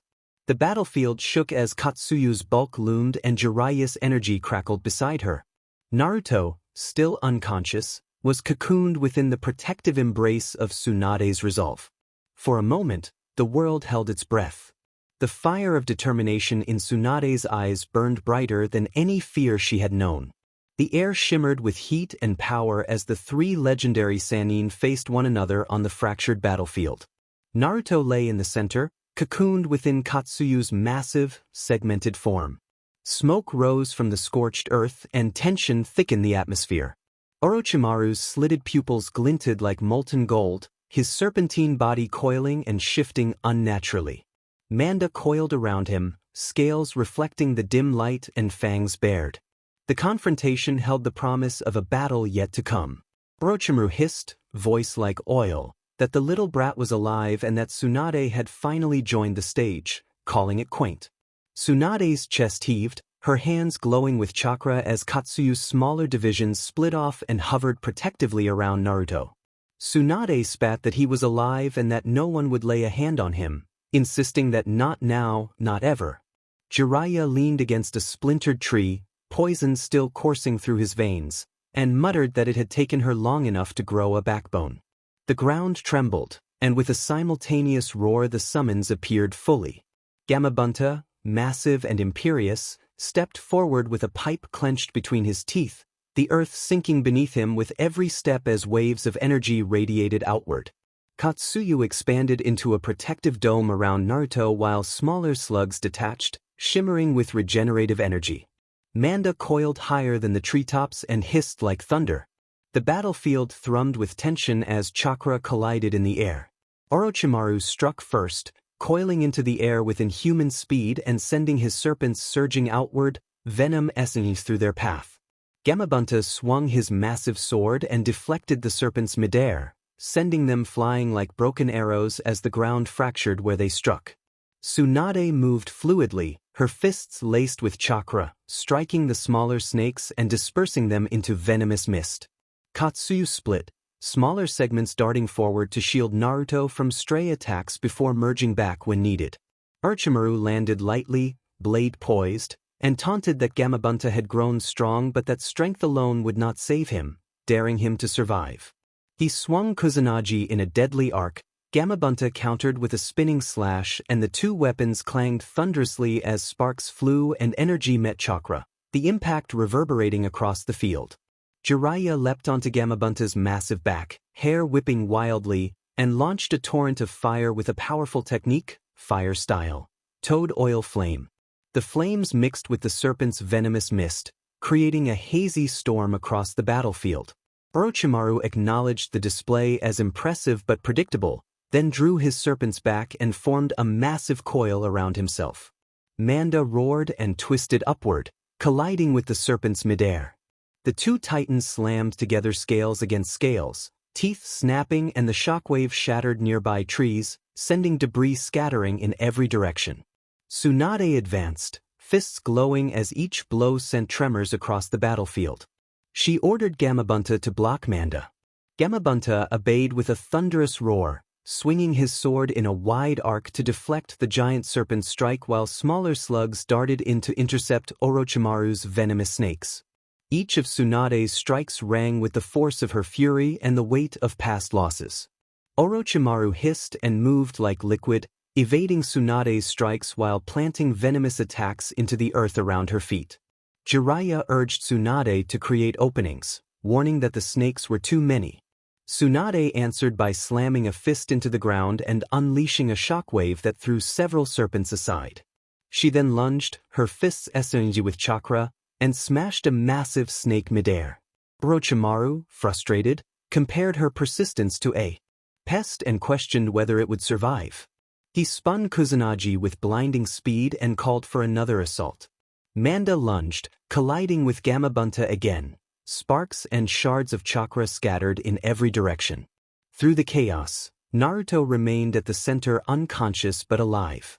Katsuyu's segments shifted, forming a nearly impenetrable cocoon around him, regenerative energies absorbing stray venom and minor strikes. Seeing Orochimaru's blade aim toward the cocoon, Tsunade's fury burned hotter and chakra spiraled around her. She vowed that he would not touch the boy. Orochimaru smirked and taunted that she could not truly protect him, suggesting he would prove it. Gamabunta leaped in front of the cocoon, colliding with Manda in a midair clash that shook the valley.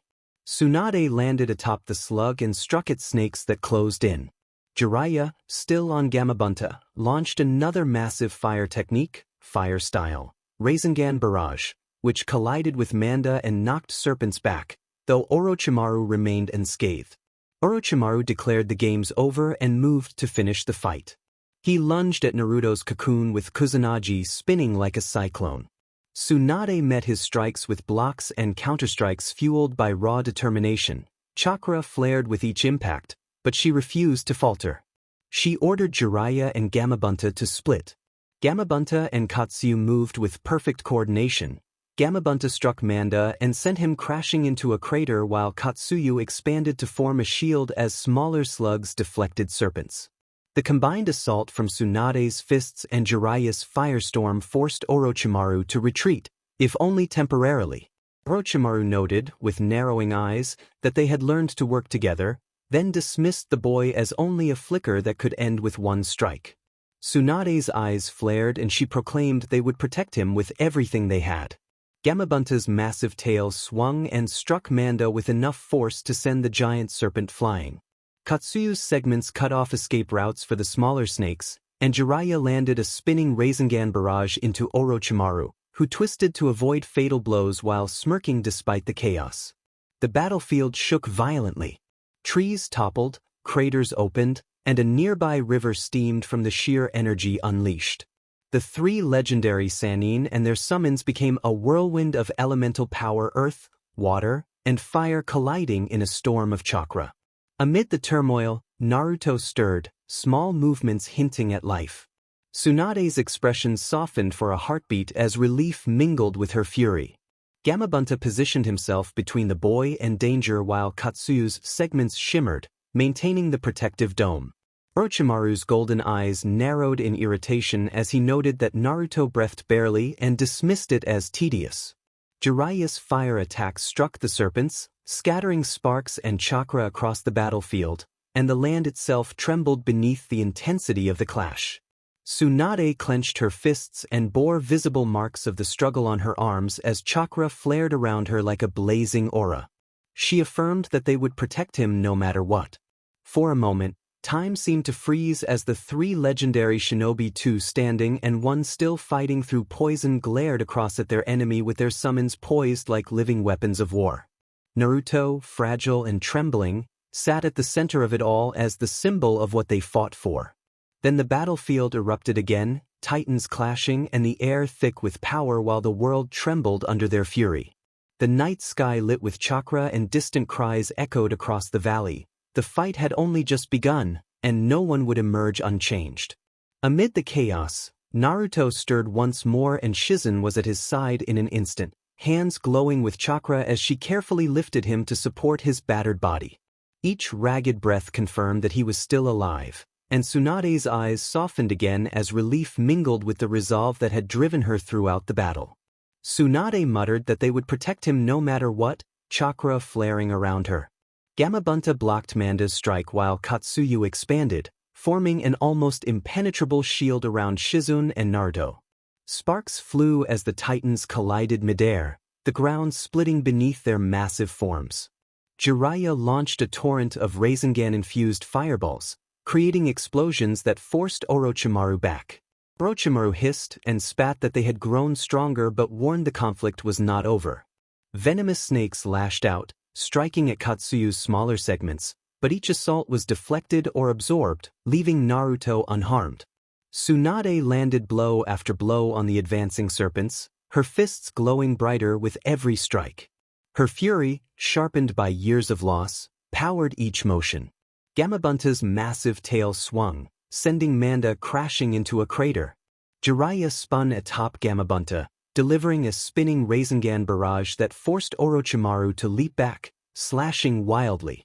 Smoke, ash, and energy swirled into the night sky as the battlefield quivered from the force of the clash.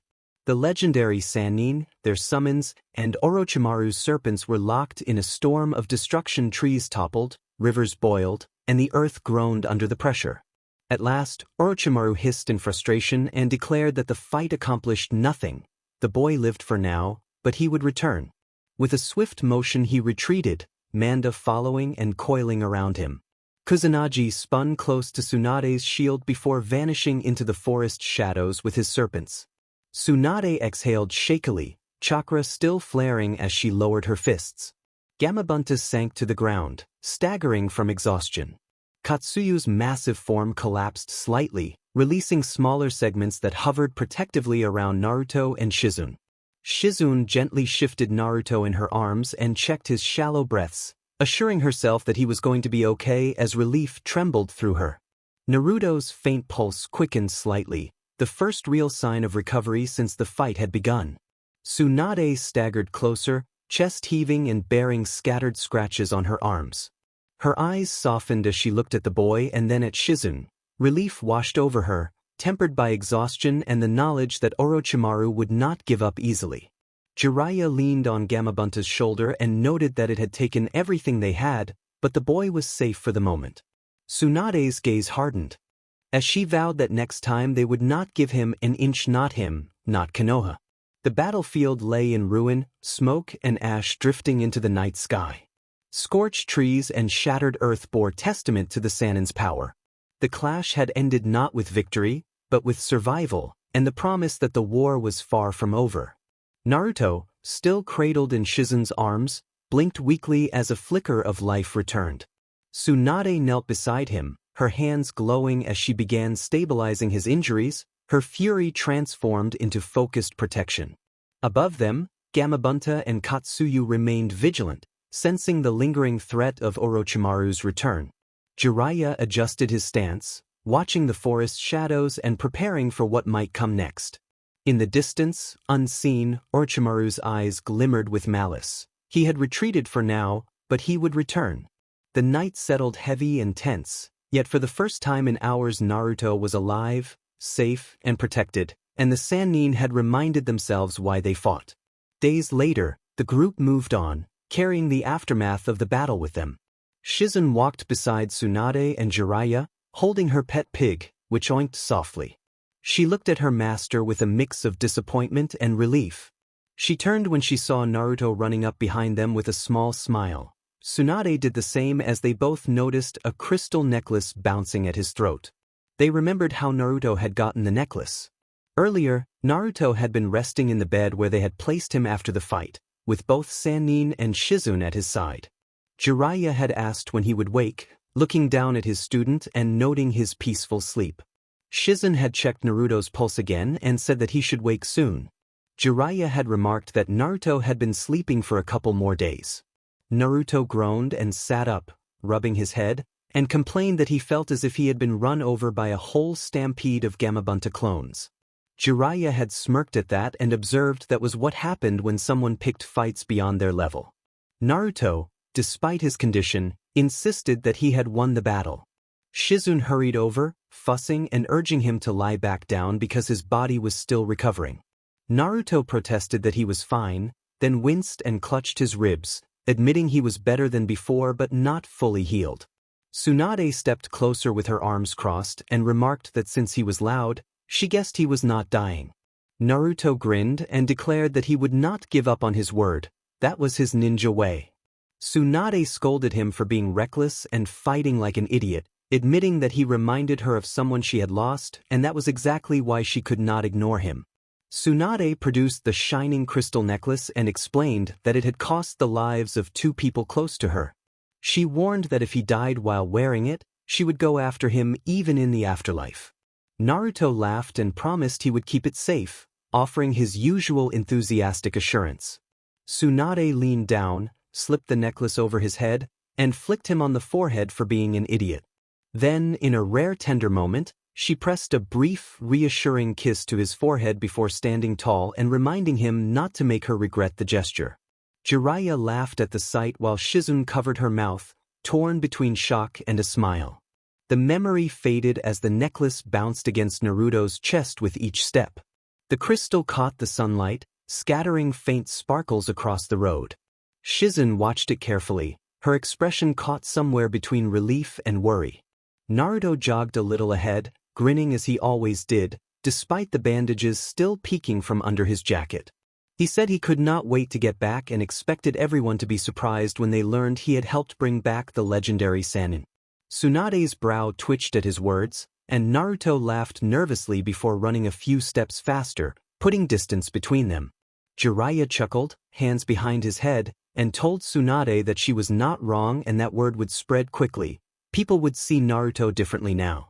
Shizun glanced at Tsunade and noticed how her master's eyes lingered on Naruto's back, the same boy who had forced her to confront her own fears and make a choice she had been avoiding for years. Shizun murmured that the necklace suited him. Tsunade did not answer at once. She looked down at her hand, flexing her fingers as if remembering the weight of placing the necklace around his neck, and said that he was going to need it. Naruto, oblivious to their quiet words, spun around and walked backward, hands laced behind his head, asking Tsunade if they could visit Rock Lee when they returned. Shizun blinked and realized he meant Rock Lee.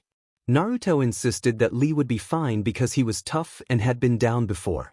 Shizun smiled faintly, while Tsunade's eyes narrowed just a little, understanding that Lee's situation was more complicated but remaining silent for the moment. The group kept walking, Konoha's village walls coming into view in the distance. The air carried a weight of both return and expectation. Shizun hugged Taunton closer and sighed. The path ahead looked clear, but she knew the real challenges were only beginning. Naruto walked straight into them, grinning as if the world could not break him. It did not take long before they reached the hospital. The familiar white walls of Konoha Hospital smelled faintly of herbs and antiseptic. Naruto stormed through the doors with his usual energy and called out for Rock Lee. Shizun nearly tripped trying to keep up and reminded Naruto to keep his voice down in a hospital, but he had already opened the door to Lee's room.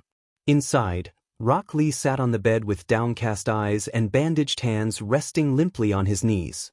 For once, his endless smile was gone. Guy stood at his side, arms crossed, his normally booming spirit replaced by a heavy silence. Naruto froze, the jokes and encouragement he had prepared caught in his throat when he saw Lee's expression. Lee looked up and greeted Naruto, forcing a strained smile that did not reach his eyes. Naruto grinned, trying to shake off the tension and saying that with Tsunade's skill Lee would be up training in no time. Tsunade entered the room and scanned the charts at the bedside, her expression hardening. Guy exhaled deeply and told Naruto that Lee's injuries were worse than they had thought. Surgery carried only a 50% chance that Lee would walk again, and there was a significant risk he might not survive the procedure. Naruto's grin faltered at the news. Lee's hands trembled slightly, and he bowed his head, saying that it seemed his dream of becoming a splendid ninja might end here.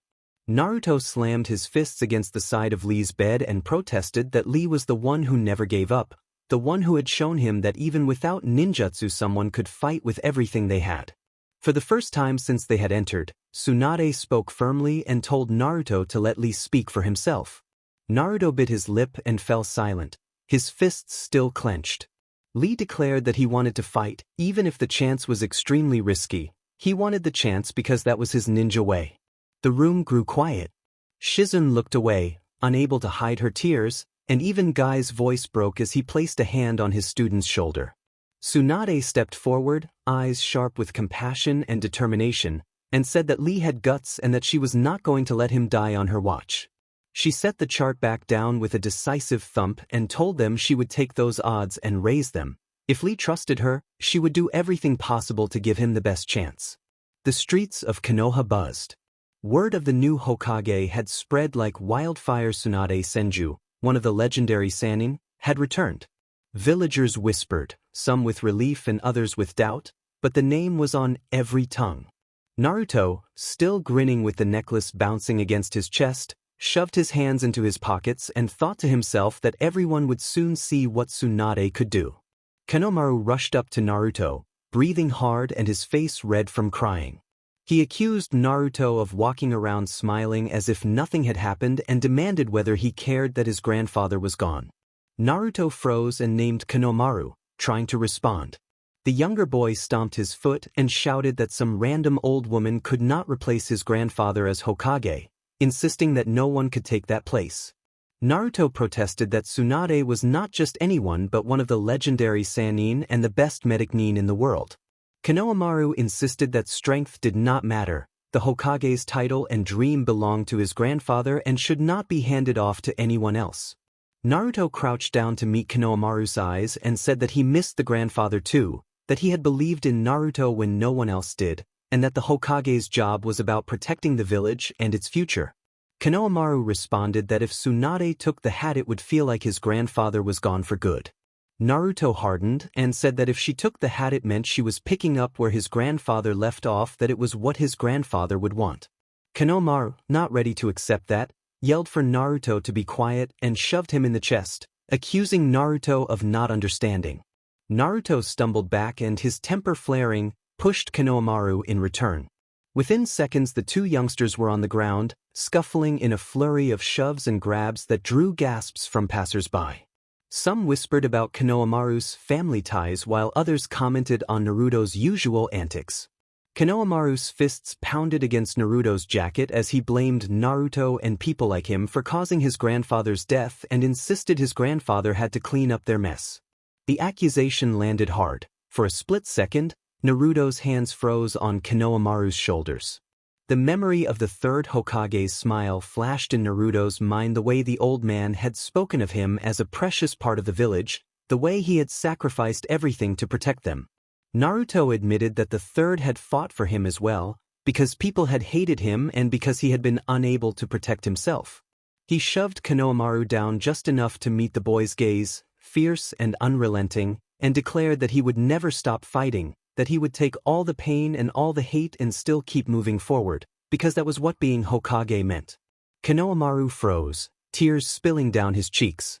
Tsunade cut through the tension with a sharp command. Both boys turned to see her standing a few paces away, arms crossed, Shizune and Tonton at her side. She observed them for a moment, and then her expression softened slightly as she addressed Naruto and the younger boy, telling them that angry feelings were understandable after losing someone like the third, but that being Hokage was not about replacing the past, it was about protecting the living. She used Rock Lee as an example, explaining that the doctors had warned of risks but that if he wanted to fight she would do what she could to help him continue as a shinobi. Naruto beamed with renewed pride and insisted that Tsunade was not there to replace the third but to carry his will forward. Konohamaru, still crying, asked quietly if his grandfather would have wanted that, and Naruto assured him that he knew it to be true, because the third had believed in him and now it was their turn to believe in Tsunade. Konohamaru let his tears fall without pushing Naruto away, and Tsunade allowed the faintest smile to tug at her lips as she watched them. The afternoon sun poured softly over the Nara compound, turning the fields golden. Naruto stretched his arms with a grin and walked side by side with his daughter, Kai's, who carried a small basket of fruit. Kai's teased her father to hurry, and Naruto playfully blamed his daughter for being troublesome while Shikamaru, slouched against the porch railing, muttered that she was just like her father. Inside, Yoshino had already set out tea and snacks. Kai's helped without being asked, moving dishes to the table, and Yoshino gave her a fond smile, remarking that Kai's was always thoughtful and could teach Naruto a thing or two. Kai's giggled, Naruto pouted, and Shikaku only chuckled into his cup. The day slipped by in an easy rhythm. They shared tea, small talk, and laughter. Kai's had grown close to the Nara household, often slipping away to watch the deer or sit quietly with Shikamaru while he complained about his endless missions.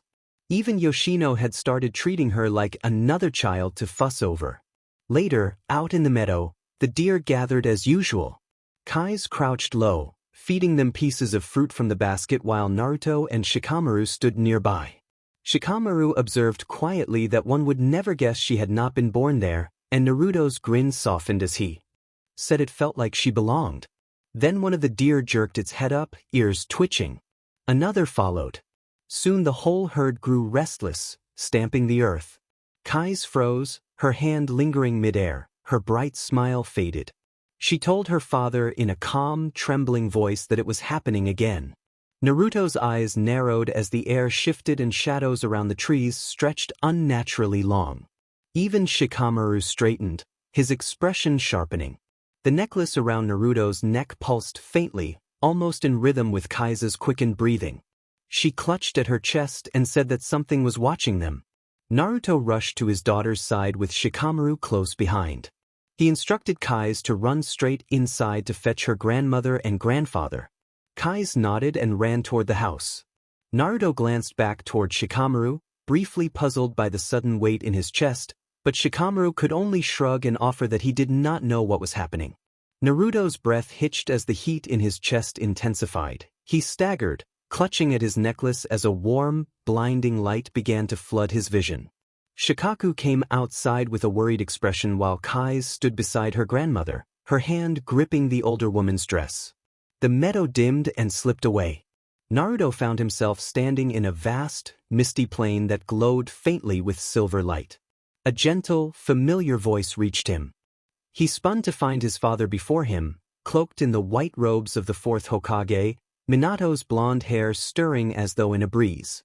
Behind him, Kushina stepped forward, her red hair swaying and her expression warm and unshakable. Naruto's throat tightened and his hands trembled at their presence. Minato smiled softly and explained that Naruto was standing at a threshold. Something ancient was stirring, and it was reaching for Kai's through him. Kushina placed her hand over his heart and steadied the burning sensation there, saying that he was not powerless, that the pull he felt was not only danger but also an inheritance, a bond waiting for him to claim. The mist shifted, and low growls echoed through the void, deep and resonant, like thunder rolling across stone. Slowly, a colossal shape emerged, 3 heads, 3 pairs of glowing eyes, fangs sharp as kunai. A massive hound, black as midnight, each head staring at Naruto as if judging him. The ground quaked beneath its paws, yet there was no malice in its gaze. There was only power and waiting. Naruto instinctively stepped back, visibly startled and asking what the creature was. Minato spoke steadily, explaining that it was Cerberus, guardian of thresholds and watcher of souls, and that the clan's contract had once belonged to their line but had been lost until now. Kushina gave a lopsided grin and remarked that it made sense the beast would come looking for him, teasing that he had a knack for finding trouble and turning it into family. Naruto clenched his fists and looked between his parents and the 3-headed beast, asking if it was asking him to sign the contract and to claim the bond. Kushina nodded and said it was not just for him but for Kai's as well, that the bond would protect her and give him strength against whatever was hunting her. The beast lowered its central head and scraped a claw across the earth. From the mark, an ancient, worn parchment unfurled, etched with strange runes, a summoning contract. Naruto's breath came hard, and he dropped to his knees before it, trembling but determined, vowing to do it if it meant protecting his family. Minato knelt beside him, guiding his hand and instructing him to sign in blood while reminding him that the bond was more than power, it was responsibility, and the creatures stood beside their partners rather than serving them. Naruto bit into his thumb and smeared blood across the parchment. The moment his name burned onto it, the beast released a three-voiced roar that resonated through the plain. Kushina cupped his face, tears bright in her eyes, telling him that he would always have them and that now he would have them too. Light engulfed him. When Naruto blinked back into the meadow, he was on his knees, gasping, the pendant finally cool against his chest. The shadows at the treeline had recoiled as if burned away. Shikamaru knelt at his side, wide-eyed, asking what had just happened. Naruto lifted his head with a shaky grin and fire in his eyes, saying that he thought he had just signed a new contract. Behind him, Kai stared while clinging to Yoshino. She hid half her face against Yoshino's side, her eyes glowing faintly with a reflection of 3 pairs of golden eyes in the distance. All of the Nara family looked at Naruto as he let out an uneasy gasp of air. Before anyone could say more, the crack of displaced air snapped through the clearing as an ANBU figure appeared in a blur, mask gleaming white. The ANBU announced that there were orders from Lady Hokage. Naruto Uzumaki and Shikamaru Nara were to report immediately to the Hokage Tower. Naruto blinked, trying to get his bearings, and asked what it was for. The ANBU replied that details would be given by Lady Tsunade herself and that it was urgent. Shikamaru muttered that it was troublesome, complaining that they could not even finish one quiet day without being dragged into something. Naruto pushed himself upright, wobbling slightly before brushing the dirt from his knees. He glanced toward Kai's, who still shone faintly, and crouched down to offer her a small, reassuring grin. He told her to stay with Grandma and Grandpa until he returned and tried to comfort her by saying that Cerberus would protect her now. He tapped her forehead lightly to emphasize his promise. Her worried frown softened into a small, reluctant smile. Shikaku stepped forward, resting a steady hand on Naruto's shoulder and promising that they would keep Kai safe, urging him to go because a summons from Tsunade was not minor. Naruto nodded and straightened. Shikamaru, sighing, shoved his hands into his pockets and warned Kai not to cause trouble while they were gone, teasing that she was already enough like her old man. Kai giggled faintly, and that was enough to make Naruto grin again. The ANBU shifted impatiently to signal they should move. With one last glance back at his daughter, Naruto clenched his fists and followed Shikamaru as they fell in step behind the masked shinobi. The meadow, the house, the deer, and Kai's watchful eyes slipped out of sight as the path toward Konoha loomed. Naruto knew whatever waited at. The Hokage Tower was not just another mission. The timing, the shadows, and the contract all felt connected. Though unease still pressed at his chest, a new, steadier strength thrummed beneath it. The stadium buzzed with excitement as the next fight was called. Hinata Hyuga stepped forward with her usual quiet determination, her Byakugan glowing faintly in the dim light of the arena. She could feel the weight of the crowd's gaze, but it was nothing compared to the pressure she placed on herself. She had come this far, and there was no turning back. Her opponent, Keigan, stood confidently across from her. He was a shinobi from the hidden stone village, tall and lean with an air of arrogance about him. His dark eyes glinted as he sized Hinata up. He smirked and said that he had heard of the Hyuga clan's skill but wanted to see if she could handle a real challenge. Hinata's soft gaze never wavered. She was not here to prove anything to him. She was here to prove something to herself. The proctor called for the match to begin. Without hesitation, Keigan slammed his foot into the ground. Cracks formed beneath him, and in an instant he lifted his hands to the sky, causing a massive wave of stone to erupt from the ground and surge toward Hinata like a barrage of heavy projectiles. The crowd reacted as the stones sped toward Hinata, but she remained composed. Her Byakugan gave her the clarity to see each rock's trajectory, allowing her to evade with ease. She moved with graceful precision, twirling and sidestepping as she avoided the attack. Keigan sneered and asserted that her speed would not save her, declaring that he controlled the earth itself. With another motion, he summoned more rocks from the arena floor and launched them in rapid succession, forcing Hinata to keep moving. He was relentless, reshaping the terrain in an attempt to trap her. Hinata focused on reading his movements. As a shinobi of the Hyuga clan, she could see the subtle shifts in his chakra flow whenever he controlled the stone beneath him. She analyzed Keigan's pattern, searching for the key to disrupting his technique. Suddenly, Keigan formed a giant stone fist and hurled it directly at Hinata. Hinata anticipated the attack and leapt into the air, twisting in an elegant arc to land on Keigan's left side. She executed the gentle fist technique, striking with precise intent. Her palm connected with Keigan's side, and her chakra flowed through his body to target critical points. The stone fist he had conjured collapsed as his chakra control faltered. Keigan staggered, feeling the effect of her precise strike. He clenched his teeth and tried to recover, but Hinata had already closed the gap. Her movements blurred with speed as she delivered a rapid series of strikes, each aimed to disrupt his ability to control his jutsu. Keigan grunted that he would not go down so easily and attempted to push himself up, but as he tried to summon more stone, his chakra would not respond to his commands. Hinata pressed forward, the quiet strength of the Hyuga clan radiating from her. She said softly that it was over.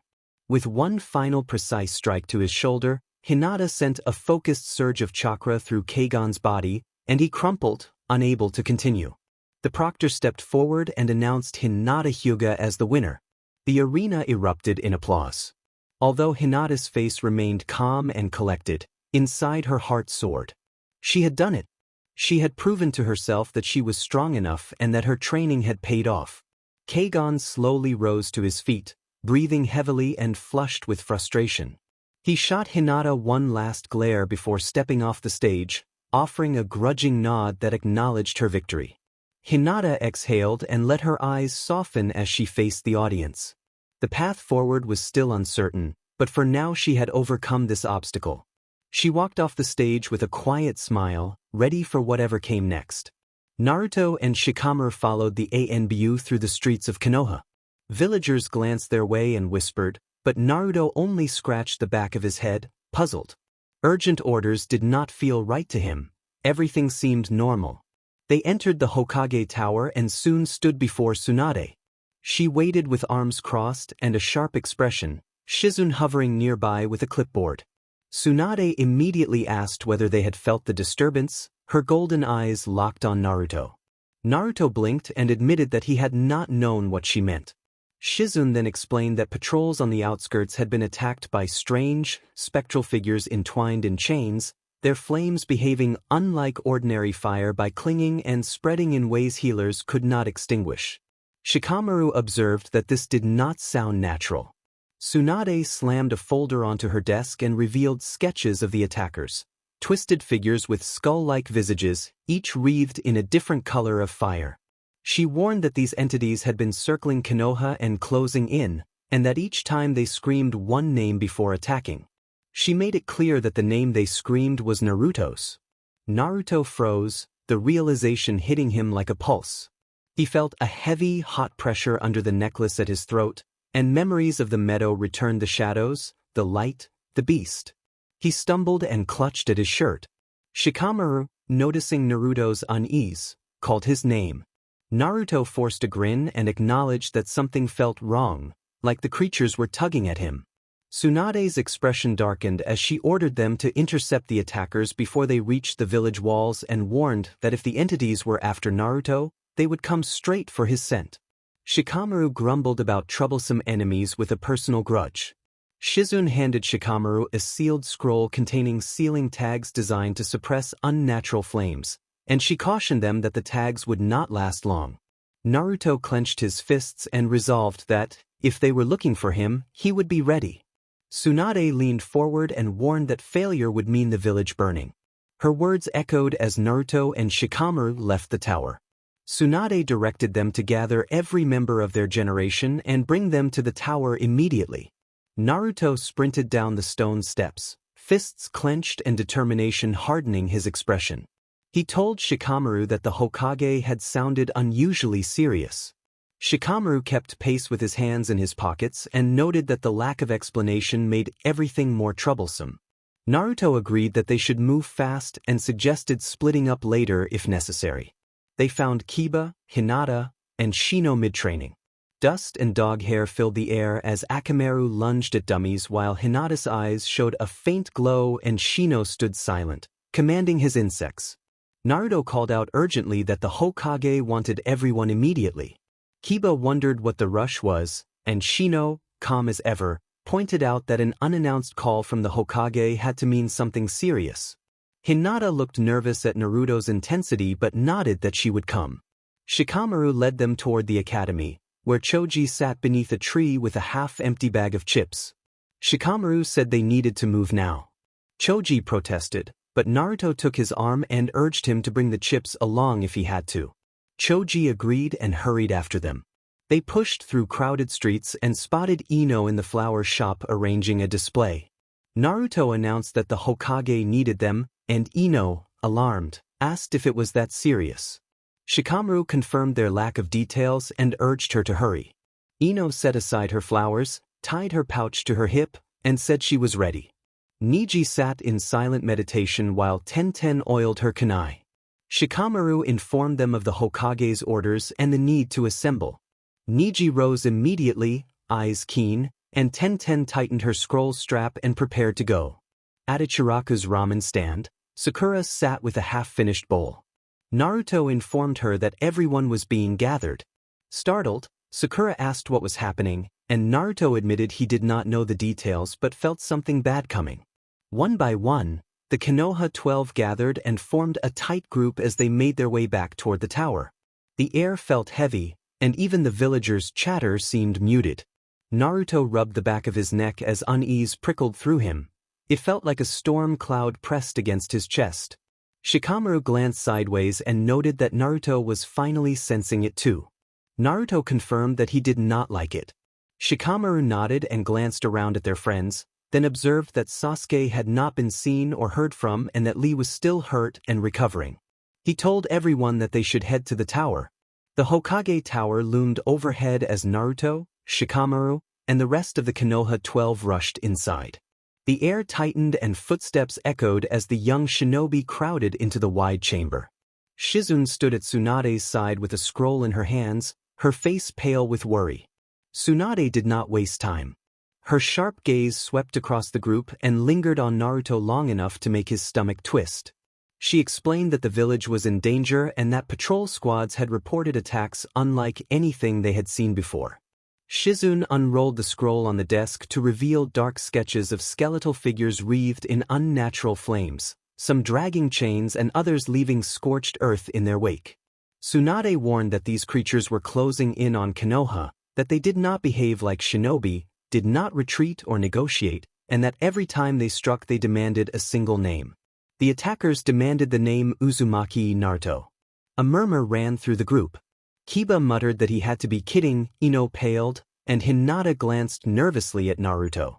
Naruto forced out a laugh, scratched the back of his head, and said he guessed he was popular, but the laugh fell flat as the old burn in his chest throbbed stronger. Tsunade slammed her palm on the desk and warned that this was no joke. The creatures were not after a fight but after Naruto, and if they reached the village their destruction could wipe out half of Konoha before anyone could slow them down. Lee straightened with his fists clenched and declared that they must protect the village with every ounce of strength. Shikamaru suspected they would be used as the first line of defense. Tsunade confirmed that the teams would intercept the enemies before they reached the walls, delay them, and drive them back, with ANBU reinforcements ready but the 12 serving as the first strike. Sakura asked what the creatures even were. Tsunade admitted they did not know. The flames were unnatural and no jutsu had managed to suppress them. Shizune stepped forward and handed Shikamaru and Tenten scrolls lined with sealing tags designed to suppress the fire for a short time, and she urged them to use the tags wisely. Tsunade fixed Naruto with a hard stare and told him that, if the enemies were after him, he would be both bait and the key. She expected him to fight with everything he had. Naruto nodded, steady and determined, and acknowledged the order. Tsunade warned plainly that if they failed, the village would burn. The words hung heavy in the chamber as she waved them toward the door. One by one the Konoha 12 filed out into the fading daylight. The village walls glowed faintly under the setting sun and, beyond them, unnatural flames flickered against the horizon. Naruto adjusted his forehead protector and set his jaw. Shikamaru walked beside him with his hands in his pockets, eyes sharper than usual, and muttered that the troublesome part started now. Naruto exhaled, aware of the new responsibility burning at the back of his mind, and said that this time it felt different. Together, the 12 stepped forward, their shadows stretching long as they moved toward the enemy. The remaining 12 moved cautiously along the old patrol road, their footsteps muffled by dusk. Shadows curled around roots and stones as if the village held its breath. Even the wind seemed hesitant. Naruto's hand rested lightly on the pendant at his throat as the faint hum he had felt earlier sharpened and pulsed in time with his heartbeat. He glanced at Shikamaru and asked if he felt it. Shikamaru frowned and scanned the tree-line, noting that the air felt heavy in a way that did not belong to wind and that there were too many heat signatures hiding where they should not be. They split into teams with practiced precision. Naruto and Hinata led the front wedge to draw attention if needed. Shikamaru and Neji held the center to control choke points and redirect threats. Tenten, Shino, Kiba, and Choji guarded the rear to cover the village approach and any civilians. Sakura and Ino remained slightly back as reserves to reinforce or protect flanks. Shino said his insects detected movement close by but few in number and eerily silent. Hinata activated her Byakugan and reported that, strangely, she could not see anything. Naruto's eyes narrowed as the pendant pulsed stronger, a clear warning. Kiba barked and Akamaru stiffened. Kiba warned that something was watching them. As they tried to move forward, the teams suddenly found their steps hindered.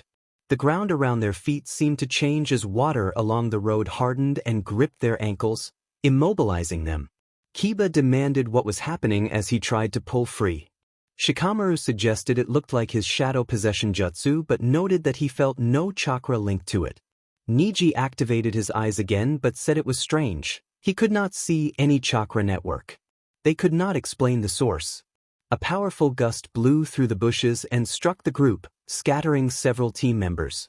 Shikamaru, Neji, Tenten, Choji, and Ino were caught and carried away from the others, leaving Naruto, Sakura, Hinata, Kiba, and Shino together. The team members shouted names as the wind tore at them, and an unfamiliar laugh echoed through the trees. Everyone tensed further. Naruto fought not to give in to panic over his friend's safety, noting that the feeling was strangely familiar even though he had never faced these things before. Before he could react, another sudden blast of wind slammed into him. The force lifted Naruto off his feet and hurled him backward. He was carried through the air as debris stung his face and blurred his vision, then crashed onto the rough ground and tumbled across rocks and uneven earth, rolling and sliding before coming to a stop. Each impact sent sharp jolts through Naruto's body, leaving him winded as he slid down the slope. Just as it seemed he might tumble into the ravine below, his back slammed into the thick trunk of a tree. The sudden stop knocked the breath from him and brought his momentum to a halt. The bark scraped his clothes, but the solid trunk absorbed the last of the wind's fury and kept him from sliding any farther. Abigor hovered nearby and introduced himself as the new ghost rider they had all heard about, bowing with a smirk and explaining that he and his companions were on a mission from their boss. Naruto looked up, gulped, and tried to get to his feet, his concern for everyone clear on his face. Elsewhere, Shikamaru's group confronted a towering figure who stepped from the shadows. He introduced himself as Gressel and said they were there from their young master. The figure's skin looked like aged stone, and each step he took pressed deep dents into the cobblestone road. Shikamaru narrowed his eyes and assessed the situation. He noted that the newcomer was heavy enough to sink the ground with each step and that they could not rely on direct, powerful attacks the way they normally would. Neji shifted into stance and activated his Byakugan, but he found no visible chakra network. He observed that it was as if there were nothing to see through, like staring at a wall. Gressel declared himself a wall and taunted that they would not scratch him. Choji swallowed hard and tried to brace himself, insisting he could handle the giant. Shikamaru warned that direct attacks would be useless and suggested they would need piercing precision rather than raw strength. Tenten readied her scrolls. Ino worried that her jutsu would be ineffective without a chakra network to connect to but resolved to support her teammates in any way she could. Gressel stomped, sending a shockwave rippling through the ground and cracking the road. Rocks burst upward and scattered. Choji and Niji leapt back while Shikamaru slid low to avoid the debris.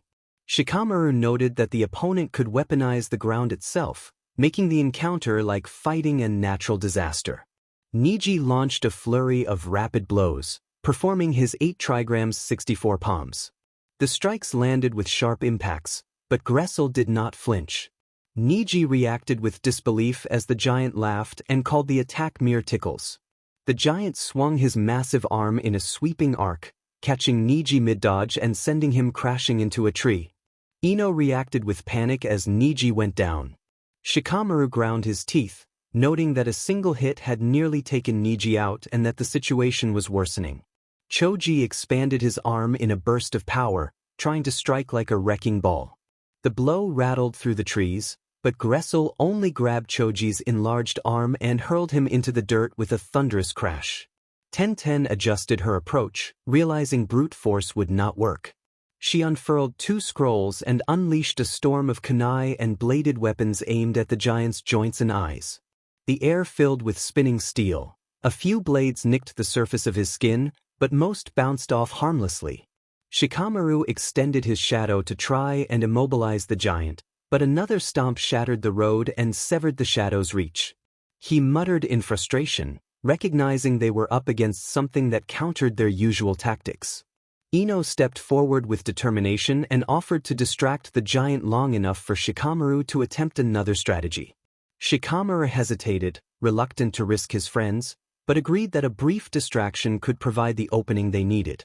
Ino braced herself and called out to draw Gressel's attention while Shikamaru prepared his shadow once more. Nearby, another figure introduced himself as Wallow while people around him coughed and cleared their throats, recovering from the confrontation's dust and commotion.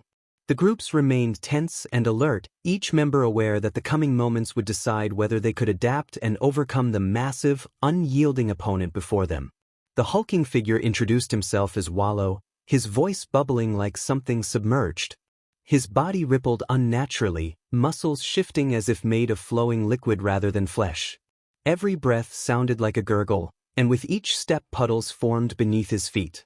Hinata's Byakugan flared, and she observed that his body was not solid, her voice trembling as she forced herself to focus. It looked to her like a river shaped like a man.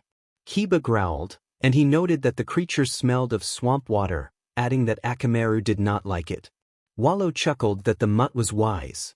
He lifted his arms and water began pooling around the team's ankles, rising from a trickle into a cold, thick tide as he declared that he would drown them where they stood.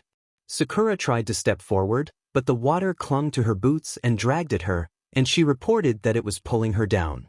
She gritted her teeth and tightened her fists. Shino cut through the panic with calm, explaining that this was no ordinary water. He said it was chakra reactive yet sensed no chakra in the creature, and that his insects did not respond well to it. He released a wave of Kikaichu, sending them across the rising surface. Some failed to function when they contacted the liquid. Hinata gasped and called attention to Shino's insects. Shino stated flatly that the insects were expendable, though his tone betrayed the difficulty of the decision, and warned that the water devoured. Kiba snarled and vowed they would smash through it. He placed a soldier pill into Akamaru's mouth, ordered the beast-human clone formation, and initiated Fong over Fong. The spinning duo surged forward like drills, spraying water in spirals as they plowed toward Wallow. For a moment it seemed they might break through until Wallow opened his chest like a curtain of liquid and the attack passed straight through, splashing uselessly out the other side. Kiba landed hard and panted that the blow had not even touched him. Wallow taunted that they could not pierce the ocean. He slammed his hand into the ground and a massive geyser of water erupted beneath Kiba and Akamaru, blasting them skyward. They yelped and tumbled through the air before crashing into the trees. Hinata rushed forward instinctively, but the water snapped higher around her legs and pulled like living chains. She gasped and struggled to move. Sakura clenched her fists and vowed she was not useless, smashing a chakra-charged punch into the ground. The earth split and sent shock waves through the water, loosening its grip around her for a moment. Hinata drew a steady breath, activated Gentle Fist 8 trigrams, empty palm, and pushed chakra into her palms. The burst of chakra hit the water like a shock wave, and the liquid recoiled long enough for her to leap back beside Sakura. Shino adjusted his glasses and explained that while Wallow's body might lack a chakra network, water still flowed. If they could agitate or contaminate it, they might disrupt his control. He added that his insects could still spread if given the right opportunity. Hinata volunteered to keep him occupied and said her Byakugan would track the flow. Kiba, dragging himself up from the treeline, insisted he was not sitting this out. He outlined a plan. Hinata would distract, Shino would contaminate, and Sakura would strike when Wallow was off balance. The four exchanged a brief, shaken but united glance. Wallow's grin widened as he formed tendrils of water that lashed outward like serpents and warned them that their struggle would end in drowning. Hinata slid into stance with her Byakugan blazing, thinking that they would fight together and not give in. She steadied herself and, seeing the currents, realized that they all returned to a core in his chest. She identified that as his weakness and called to Kiba, pointing to the spot. Kiba acknowledged the target, wiped his cheek where he had been hurt, and ordered Akamaru to use dynamic marking. Akamaru leapt and sprayed Wallow with a pungent liquid, the scent immediately clinging to the shifting water and allowing the team to track the creature no matter how he shifted. Wallow flinched at the effect, surprised. Seizing the opportunity, Kiba and Akamaru spun into another Fong over Fong aimed at the marked chest. Wallow formed a thick dome around his torso. The spinning attack carved grooves but failed to break through entirely, and the impact sent geysers of water into the air. Hinata dashed forward and used twin lion fists, chakra manifesting as roaring lions around her arms as she struck the dome repeatedly, each hit sending ripples through Wallow's form. Wallow bellowed that it was futile, then lashed out with a whip-like tendril that caught Hinata and sent her skidding. She staggered and coughed but forced herself back onto her feet. Shino adjusted his stance and urged Sakura to strike with full force when the flow weakened. He released another swarm of Kikaichu and directed them to latch onto the marked liquid, allowing them to introduce disruptive agents into the shifting mass. The effect was immediate. Wallow's form quivered and his movements began to stutter as control faltered. Shino shouted for the attack, and Sakura charged with chakra surging into her fist. She leapt and brought her fist down with full force. The impact detonated like an explosion, blasting apart the water barrier and sending torrents spraying across the clearing. For the first time, Wallow staggered and his form flickered like an unstable wave. Kiba and Akamaru seized the opening and drove their spinning assault directly into Wallow's chest, striking the marked core. The water exploded outward, scattering fragments into the trees. Wallow gurgled in disbelief as his liquid form collapsed and reformed unevenly. Hinata moved in with precise strikes, employing 8 trigrams, 64 palms to hammer at what remained of his core and send shockwaves through the unstable body. Wallow emitted a guttural roar as his form destabilized further and finally collapsed into a sprawling puddle that steamed under the lingering presence of Shino's insects. For a moment the team stood panting, drenched and battered but alive. Kiba asked whether they had finished him. Hinata shook her head and noted that his flow had not disappeared completely. Shino adjusted his glasses and grimly reported that their enemy was regenerating. He warned that they had only one choice, to disrupt him continuously, because if they allowed time he would reform stronger. Sakura clenched her fists and vowed to keep smashing him until he could no longer stand.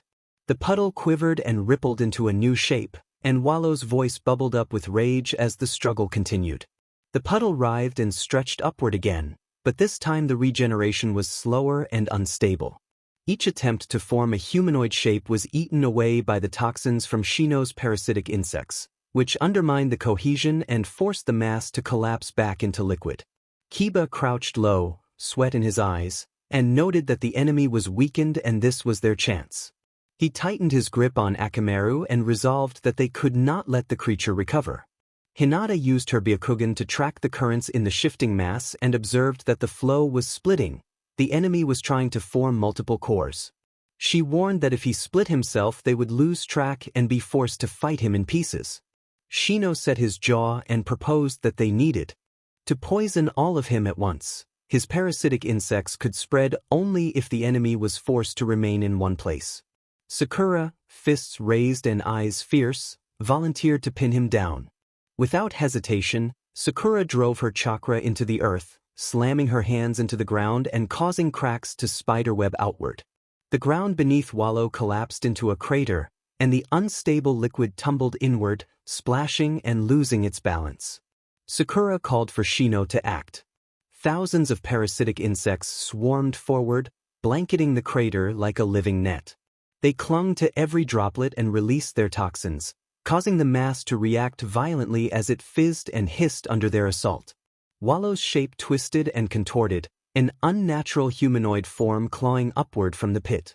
The creature lashed out, but its movement faltered and fell back into the writhing mass. Kiba seized the opening and urged Hinata to cover him. Hinata flooded her arms with chakra and formed the twin lion fists, striking at every tendril that reached for Kiba and knocking them aside with precise bursts of force. Kiba and Akamaru spun into motion together, executing their twin drill technique, Fong over Fong. Their combined assault struck the creature's unstable core and shattered its cohesion. The form dispersed into countless droplets that scattered and fizzed under Shino's insects. Sakura jumped back, panting, and asked if it was over. Hinata scanned with her Byakugan and watched the puddles twitch and quiver for long, tense seconds. Then she relaxed and reported that the flow was gone and the enemy could no longer reform. The four stood still, drenched and exhausted, each catching their breath. Kiba wiped his brow and allowed a tired grin, pleased with their effort. Akamaru panted heavily but wagged his tail. Shino recalled his parasitic insects as they crawled back under his coat and cautioned them not to relax. This had not been a true defeat, only a destabilization that had bought them time. Hinata nodded, shoulders slumped with fatigue, and acknowledged that he might come back. Sakura clenched her fists and vowed they would smash him again if necessary, though she could not shake the echo of his words that they could not drain the ocean. As the last droplets seeped into the cracked earth, the clearing fell eerily quiet, filled only with the sound of their ragged breathing. For now, at least, they had won. Meanwhile, Shikamaru and his team faced the demon. Gressel lunged, claws gouging the earth as he struck toward Ino. She backpedaled fast, breath ragged and heart pounding, telling herself to get just a little closer and to trust Shikamaru. Shikamaru crouched low, hands pressed to the ground, sweat trickling down his temple as the shadow stretched inch by inch toward the massive demon. His teeth clenched as he thought they were almost there. Choji planted himself on Gressel's right flank, refusing to yield as each attack threatened to knock him back. He set his stance and resolved not to let the demon pass. When the shadow finally connected, Shikamaru's eyes snapped open and he signaled that he had secured the link. Gressel froze mid-swipe, stiffening as the shadow possession locked in place, and demanded to know what trickery this was. Shikamaru forced his opponent to mirror his movements, raising his right hand slowly. Gressel's massive claw rose in tandem. Ino smirked between breaths and acknowledged that Shikamaru had managed to trap him. The strain showed on Shikamaru's face. He warned that the hold would not last long and admitted that Gressel was stronger than they expected. Choji's eyes hardened as he demanded a plan. Shikamaru thought through options, deciding to use the demon's own weight and momentum against him. He ordered Choji to push Gressel back and named Ino as their ace for the next move. Choji activated his expansion technique, his arms swelling as he slammed into Gressel's chest. Shikamaru directed the mirrored movement to force the demon backward toward the jagged rocks behind him. Gressel roared and sneered at them as he fought against the binding. Shikamaru called to Ino. She formed the seal and launched her spirit into Gressel's mind. Her body collapsed briefly as the demon's movement stopped. Inside, Ino reported that it felt like swimming through thick sludge, but she had gained a hold on him. Shikamaru released his grip and dropped to one knee, offering a thin, almost victorious smile as he declared the situation in their favor. Choji surged forward without hesitation, his giant fists crashing into the immobilized demon with wall-like force. The impact drove Gressel's body against a jagged outcropping, sending dust and debris scattering. The three Chunin hopefuls froze and stared at the rubble. For a long moment nothing moved, then the stones shifted and a low growl rumbled beneath them. Shikamaru grimaced and muttered that it figures it would not be that easy. Ino snapped back to herself, gasping and clutching her chest. She explained that the demon's mind had been overwhelming and far too dark. She could not hold it for long and would have been crushed if Shikamaru had not set the trap precisely. From the rubble, Gressel's massive silhouette rose again, battered but far from finished. His laughter was deep and cruel as he taunted them, calling them children who amused him and vowing to crush their hope. Shikamaru clenched his fists and recognized that they had only breached the first phase. They would need another plan. He leaned against a tree, pressing a hand to his knee and forcing air into his lungs, aware that his chakra was draining faster than expected and that they could not sustain this for long. He glanced at Ino, who struggled to sit upright, shaken by the backlash of the mind transfer. She reported hoarsely that the darkness had felt like drowning in tar and that she had nearly been consumed. Shikamaru clicked his tongue at how risky it was to use her as bait, then, softer, praised her for how well she had done. Ino registered his words with surprised warmth. Choji remained partly expanded between them and the rubble, keeping his broad frame steady. He reported that Gressel was not down. He could feel the ground trembling with every breath and vowed to keep fighting no matter what. The rocks shifted again as Gressel rose once more, debris sliding from his shoulders and his eyes burning like coals. Shikamaru realized that precision and teamwork had only landed a scratch. The demon was durable, strong, and still testing them. He forced himself past the rising fear and told himself to buy time and find a weakness shadows would not hold forever. Ino could not invade again without breaking, and Choji's power alone might not be enough. As the dust cleared, Gressel's face appeared twisted in a cruel grin. He taunted them, saying that playtime was over. Shikamaru straightened, reading fear and determination on his teammates' faces, and announced that they were moving to the next phase with no more holding back. The last stones slid from Gressel's shoulders as he rose to full height. Dust and shadow coiled around him like smoke. He declared that he would now reveal his own tricks. Shikamaru's eyes narrowed in warning. Gressel's arms flexed and his claws scraped together with a grinding sound. Veins of darkness crept across his skin, glowing faintly violet. Ino's breath caught as she wondered what he was doing. Choji set his stance and resolved that they would strike again if they had to. Gressel slammed both fists into the ground. The earth cracked and black fissures raced outward, and shadows seeped up from the breaks like pooled ink. Shikamaru's jaw tightened as he realized the demon could create and manipulate darkness. The dark substance spread across the battlefield in uneven patches, warping the ground where it touched and making the air heavier and harder to breathe. Gressel smirked, his eyes flashing as the chaos began to unfold. Shikamaru felt his connection to the natural shadows break like cords snapping all at once, and his stomach dropped as he realized the field was being overridden and his advantage was gone. Ino swallowed hard, hands trembling, and asked Shikamaru what they should do. A distant roar split the air, loud enough to freeze them in place. The sound was deep and guttural, powerful, and it rolled across the treetops from Naruto's direction. Another higher voice overlapped it, and then another, 3 voices snarling together as one. Ino's eyes went wide as she asked what that sound had been. Even Gressel's grin twitched, and he noted that his brother was having fun. Shikamaru's gut tightened at the thought that Naruto might be in trouble as well. The moment of distraction ended when the tar around their feet hardened suddenly, creeping up like shackles. Choji grunted while trying to tear free and reported that the substance was binding him. Shikamaru dropped low, teeth clenched, and calculated quickly that this was the enemy's true ability, domination of the shadows. With the field controlled, his usual techniques were limited, so he needed a fast workaround. Gressel's voice boomed through the settling dark as he declared that playtime was over and that they would drown in his shadows. The tar-like shadows crawled higher, thick and constricting, pinning their legs. Choji strained and Ino's breathing quickened as panic threatened to take over. Ino warned Shikamaru that they could not move and that she could not form seals in that state. Shikamaru clenched his teeth and forced his mind to keep moving, scanning the battlefield for weak points. He noticed jagged stones, broken earth, and patches where Gressel's tar spread thicker and thinner. He realized the field was not uniform and that Gressel's control had limits. Shikamaru snapped Choji's focus back by ordering him to expand only one arm, not try to break free, and to slam it into the ground beside him.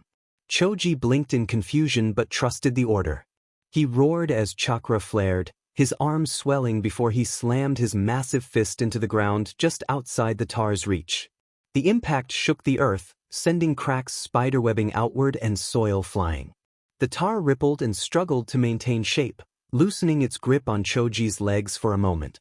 Shikamaru noted that the tar was connected to the ground, not directly to them, and that breaking the terrain weakened it. Ino realized they might be able to smash the field apart. Shikamaru countered that it would not be that simple because Gressel would adapt, but if they disrupted the field in bursts they could create small openings. Gressel chuckled darkly and warned that their speed would not outpace his consumption of shadows. Tendrils surged toward Ino. Shikamaru ordered Ino to duck left, and she dropped instinctively as a tar tendril whipped past her face. She scolded him for shouting commands without warning, but Shikamaru was already forming a quick seal. If his own shadows were useless, he would try to use Gressel's instead. He forced his chakra into a nearby tendril of tar. It resisted like a living thing, but the tendril flickered and stuttered mid-lash. Shikamaru observed that Gressel was strong but not absolute, and that if he could hijack a fraction of the control they might gain an edge. Choji shouted that Gressel was coming.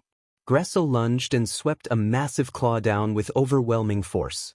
Shikamaru assessed that he could not stop the hit but might redirect it, so he ordered Ino to use mind transfer and aim for the demon's arm rather than his head.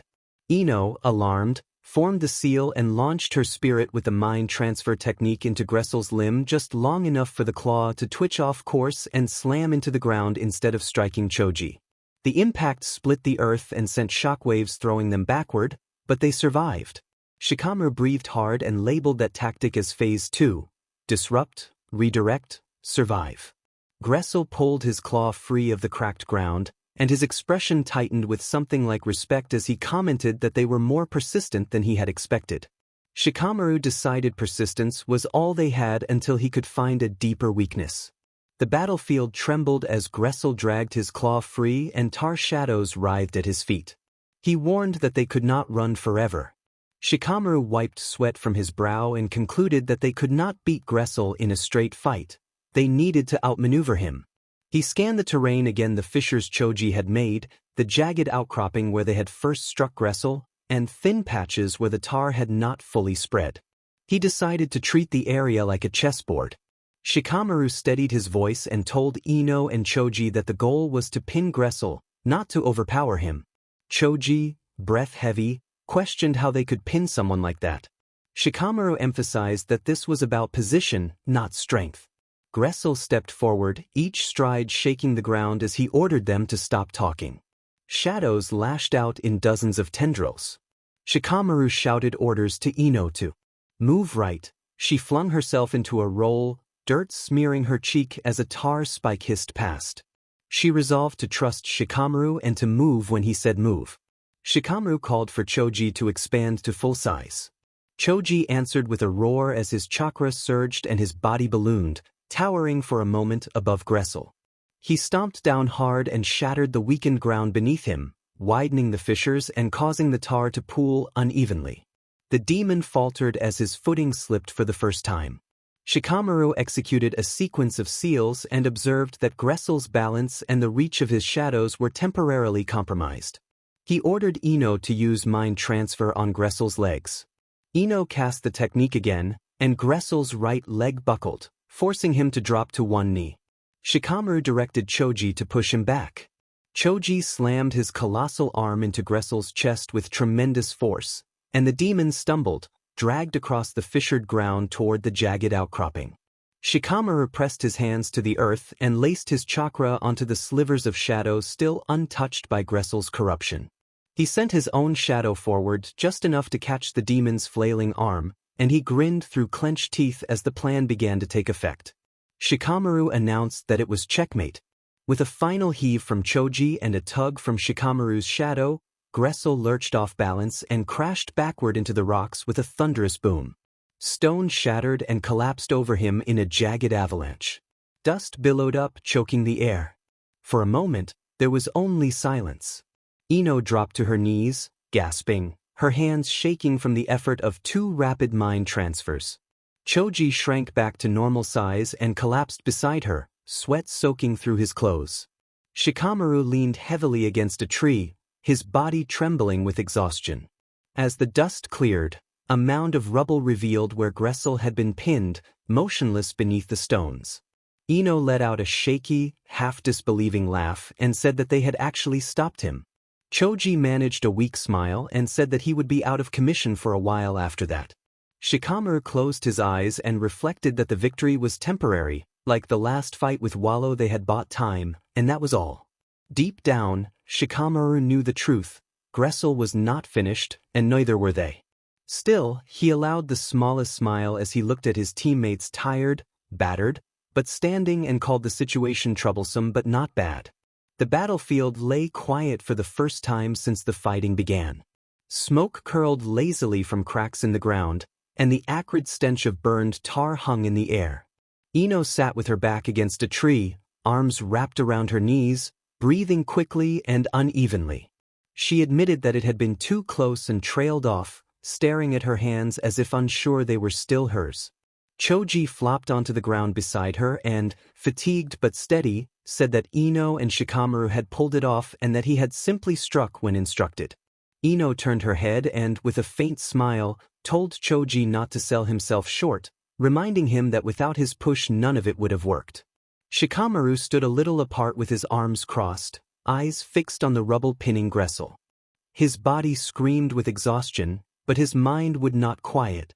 He repeated that their setup was the best shot they had and that it would not hold forever. Next time they might not have the energy for another such plan. He sighed heavily and admitted again that they had bought time. For a fleeting moment, the 3 allowed themselves to breathe. Their teamwork had held. Their plan had worked. For now, they had survived. Then a laugh drifted through the trees. It was not Gressel's deep growl or Wallow's harsh rasp. It was sharper, almost playful, and echoed as if coming from everywhere at once. It felt unfamiliar yet tugged at the edges of their memories with a strange, unsettling familiarity. The hairs on the back of Shikamaru's neck rose, and he asked what was happening next. Before anyone could answer, a flare of orange light cut through the dusk, wild and bright. Fire blazed in the treetops on the horizon, the glow stretching across the sky. Heat washed over them even from where they stood.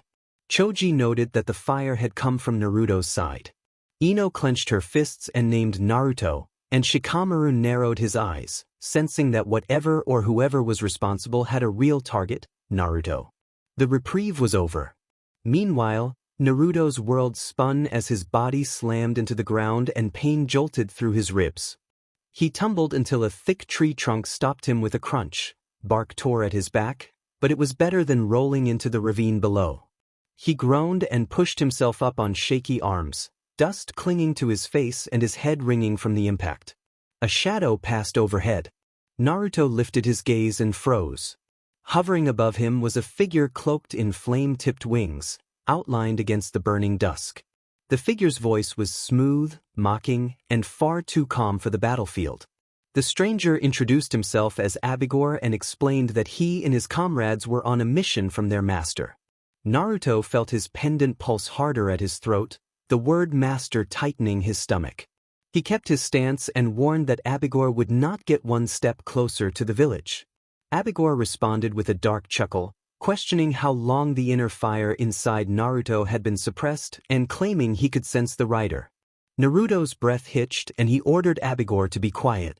Naruto threw a kunai, darted forward, and formed a shadow clone in a burst of smoke. Abigor swatted the blade aside with ease and met Naruto's charge head-on, claws and fists clashing with kunai and steel. The impact rang through the clearing, sparks and flashes, dirt and leaves spiraling as the ground shook. Naruto dug his heels in, sweat at his temple, noting silently that Abigor was stronger than expected but refusing to rely on the hidden power for now. The pendant pulsed again, almost in rhythm with his heart. Abigor leaned in with a sharp smile and taunted that they would see. Still breathless from the fall, Naruto locked his gaze on the winged figure. Abigor called for the rider to stand and demanded that Naruto show his true self. Naruto spat dirt from his mouth, pushed to his feet, and vowed that Abigor would get his fists instead. With a burst of chakra he darted forward, sandals striking sparks on stone as he closed the gap and slashed upward with a kunai.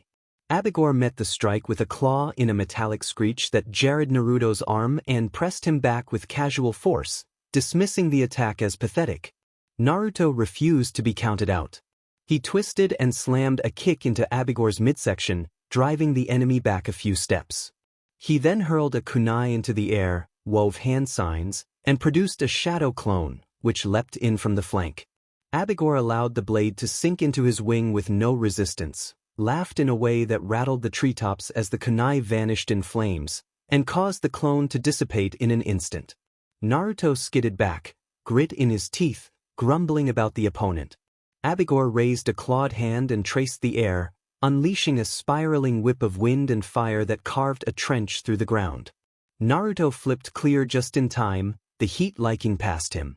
Abigor mocked that Naruto fought like a mortal, spreading his wings wide as the battle intensified. Naruto landed hard, knees bent, sweat dripping from his temple. His pendant throbbed against his chest in time with his heartbeat. He pressed a hand to it, scowling and telling himself that he did not need it and could fight this opponent his own way. He drew a sharp breath and rushed forward again, urging himself onward. 5 shadow clones burst beside him, each forming a spinning Rasengan. The clearing glowed with chakra light as the whirling orbs charged together. Abigor's smirk faded for the first time. His wings snapped outward in a blaze. The forest shuddered as power built between them. Naruto's clones letting out their battle cry while Abigor's eyes gleamed with hunger. The 5 Narutos charged, each clutching a swirling Rasengan, the clearing shaking with the roar of spinning chakra and light casting wild shadows across the trees. Abigor's grin widened and he muttered that it was noisy, then prepared to silence them. He dove into the formation, his wings cutting the air like blades. The first clone lunged and Abigor struck it, causing the clone to disperse into chakra mist. The Rasengan imploded in a burst of smoke. Another clone came from behind swinging wide. Abigor twisted and whipped out his tail of fire. That clone dissolved too. Abigor scoffed that the attacks were predictable. Suddenly he felt pressure beneath his feet and the ground erupted as 2 more clones surged up from below, their Rasengan aimed at his legs.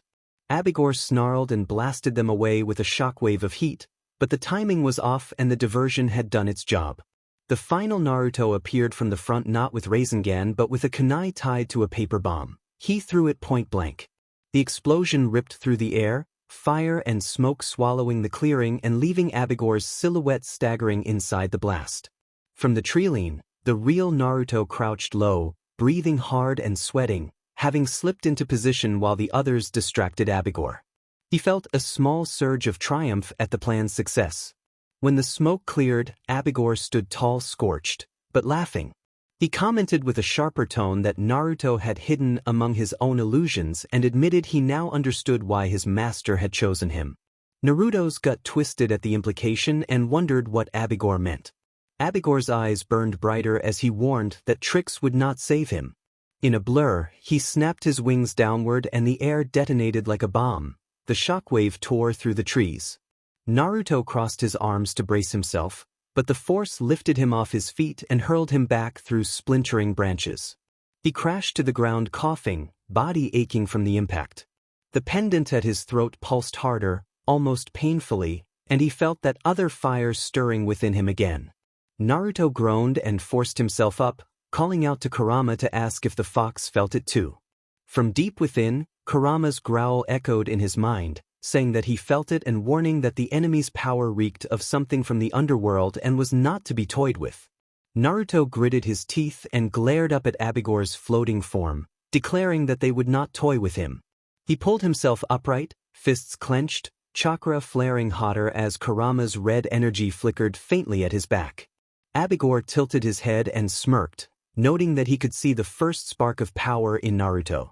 Naruto wiped blood from the corner of his mouth, braced his legs, and stared up at the winged figure. Abigor commented that Naruto was durable and that most mortals would already be ash. Naruto snarled that he was not most mortals. He formed another seal and sent out a fresh wave of shadow clones to encircle Abigor from every direction. Naruto called it a Rasengan barrage as glowing spheres of spinning chakra formed in dozens of hands. The clones dove in like a relentless tide. Abigor lazily raised a hand and a shield of black flame rippled outward, cutting through the first wave and scattering them in dramatic bursts of light and smoke. Explosions shook the trees, smoke and light filling the clearing. Naruto was already moving, though. Two clones dropped from the trillion hurling kunai while another leaped from below with a full Rasengan aimed at Abigor's chest. The demon's eyes narrowed slightly, and he flared his wings to dispel the ambush with a sudden burst of heat. He muttered that they were persistent but wasting their strength. Suddenly Naruto appeared behind him, silent and fast, driving a Rasengan into Abigor's back. The impact cracked like thunder and Abigor staggered forward as his wings folded inward. Naruto pushed with everything he had, the spinning sphere forcing against Abigor's defenses. Abigor laughed again. His black fire flared and swallowed the Rasengan, causing it to break apart with a backlash that flung Naruto through the air. Naruto tumbled, hit the dirt, and skidded to a stop on his stomach, lungs screaming for air. He felt defeated for a moment, noting silently that Abigor was reading him easily. Abigor turned and casually brushed a smoldering mark from his shoulder as though it were dust, asking if Naruto had really thought that would work and declaring that everything so far had only amused him. Naruto pounded his fist into the ground and forced himself up despite aching muscles and strained chakra reserves. He declared that he did not care if the foe was demon or god and that he would not quit until Abigor was down. The pendant at his throat pulsed again, now hot enough to burn. Abigor tilted his head and said that Naruto's stubborn fire was exactly what he had come for. The air grew hotter and the flames around them burned higher as Naruto felt heat prickling his skin and his heartbeat pounding in his ears. Deep inside, Kurama stirred and warned that Naruto was stalling and that if he kept playing around, Abigor would kill him before Naruto could even scratch him. Naruto essayed in a sharp breath and narrowed his eyes, intent on not giving up yet, but his hands trembled as he realized his normal strength was not enough. He staggered to one knee, chest heaving, every muscle screaming and the sting of black flame lingering on his skin. Abigor floated above, calm and almost bored, ordering Naruto to stand down or face a fate that would break his spirit where he knelt. Naruto clenched his fist and glared up through ragged breaths, refusing to give in. At that moment the familiar warmth rose in his gut, steady and familiar. Kurama's chakra pressed against the walls of his being. Kurama's deep rumble filled Naruto's mind, irritated but not unkind, telling him that he had had his fun and that it was time to stop flailing around and actually strike properly. Naruto's lips twitched into a half-smile despite the pain, and he acknowledged to himself that he could not do it alone. He accepted that he needed his partner, and together they prepared to face Abigor. Abigor taunted that they would roast him. Kurama laughed inside Naruto like rolling thunder and remarked that now he was talking. A burst of chakra surged outward in a wave of burning orange. The clearing lit up as tails of fire leapt across the ground, scorching the earth but leaving Naruto untouched. His wounds began to close, his limbs steadied, and raw strength flooded back into him. Naruto's eyes opened fiery red with slitted pupils, bright and alive. His chakra cloak blazed around him, tails whipping in the air. Kurama noted the change with approval. Abigor's grin faltered slightly, and he muttered that this was different.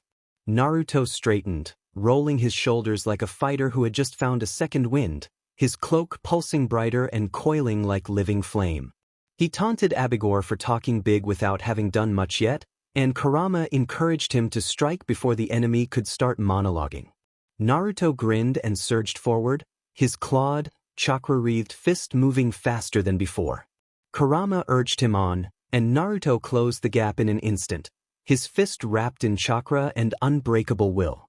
The impact cracked through the clearing, shaking trees and sending a shockwave of wind and dust across the battlefield. Abigor was hurled backward, smashing through a tree and into the ground. Naruto landed lightly, chakra tails whipping, and declared that he had him this time. Kurama hummed approvingly. The ground trembled. Black fire spread across the shattered earth in serpentine tendrils, and a low, chilling laugh rose through the smoke. Abigor stood, unscathed, his chest smoldering where Naruto had struck. He cracked his neck and stretched his metallic wings, admitting the strike had registered and announcing that it was his turn. Abigor moved a claw into the earth and dark fire erupted, sweeping the clearing. The trees shriveled to ash as a dome of shadowy flame enveloped Naruto. He braced as his cloak flared to shield him, but even through Kurama's chakra he felt something unfamiliar and corrosive pressing at him. Kurama warned him inwardly that this was not ordinary fire but a kind of hellfire that gnawed at chakra. Abigor taunted that Naruto carried not just the fox but something older, and that his soul burned like all the rest. He clenched a claw and the flames tightened into a cage. Naruto dropped to one knee, cloak flickering under the assault, sweat on his brow. Kurama roared for him not to give in and reminded him he was not alone. Naruto forced himself upright, cloak flaring brighter, and declared fiercely that he was Naruto Uzumaki. With a roar he unleashed a surge of Kurama's chakra outward. His tails lashed like whips and smashed through the constricting hellfire. The dome cracked and blew apart in a blast of burning wind. Abigor briefly shielded his face from the force. Naruto stood tall, cloak blazing, teeth bared in a fierce grin, asserting that he was not the only one with fire. Abigor hovered above the scorched battlefield, black wings beating like thunder, his hellfire smoldering and leaving craters in the ground. He acknowledged Naruto's resistance with a hint of admiration but warned that resistance only made the soul more desirable, then raised both claws skyward. Shadows rippled and rose into jagged spires of dark flame that Abigor sent down like a barrage of lances. Naruto sprang into motion, his cloak tails deflecting some, but the storm was relentless. He darted left, rolled forward, and shot upward, but each dodge led into another spear. Some lances struck him, the pain feeling as if it reached deeper than flesh. Naruto staggered and cursed his luck. Kurama warned that Abigor was pressing too hard and urged Naruto to think fast. As Naruto searched for a way, the pendant at his throat pulsed with a familiar burn, growing louder like a beast awakening. Fire flared at his feet and carved a glowing sigil into the dirt. Abigor's eyes narrowed with recognition as the ground split and the sigil expanded into a circle of molten light. From the flames surged a colossal, snarling shape dripping with ash and fire. 3 massive heads snapped jaws, eyes burning with infernal light. The beast's growl shook the trees and the earth trembled under its paws. Naruto staggered back in shock as Kurama warned that this was not his doing but something answering another call. A cold whisper in Naruto's head identified the creature as Cerberus, answering the Ghost Rider's summons. Abigor's grin darkened. He admitted he did not expect the hound to obey Naruto. Cerberus roared, all 3 heads howling in unison, and fire surged outward to blast back Abigor's flame spears. Naruto watched, heart racing, feeling the weight of the summoning. This was older, darker power bound to the Ghost Rider's curse. The Hellhound lowered its heads and charged Abigor, leaving a trail of scorch marks as it moved. Abigor's confident smile faltered. Cerberus's roar filled the sky and it lunged with terrifying speed for something so massive. One head snapped at Abigor's wing, clamping down and forcing him to stumble as the hound shook him and pulled him down. Abigor roared as the hound threw him into the ground with a heavy, forceful impact that sent dust and debris flying. Naruto watched as the hound's assault turned the tide, the 3-headed beast battering Abigor with relentless, powerful attacks in a rapid, anime-like exchange of motion and explosive energy. The middle head lunged next, jaws spewing fire as it tried to devour him whole. Naruto's eyes widened at the searing light that lit the battlefield. He swore in surprise.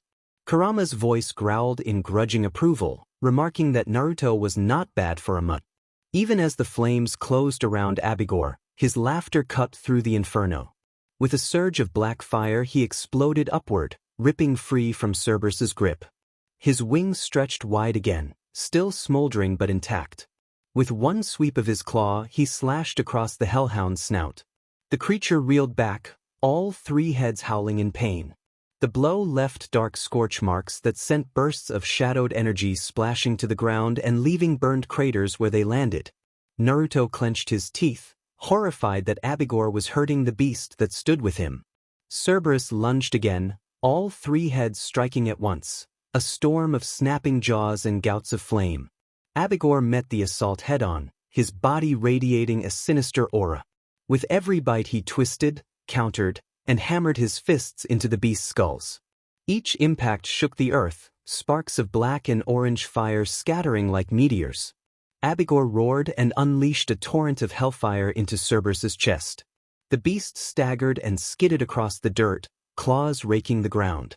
It shook itself violently, flames whipping off its body, and snarled again, refusing to fall. Naruto stood frozen for a moment, torn between awe and dread. Cerberus remained a monster, his monster, yet it was barely holding its own. Kurama's voice snapped through his mind with sharp urgency, urging him to focus and to fight with the hound rather than merely watch. Naruto's fists trembled as he looked between Cerberus and Abigor, who floated above the battlefield with wings spread wide and a smirk on his face. Abigor taunted that a beast could not stop him and mocked Naruto as a child, claiming even hell bent to his master.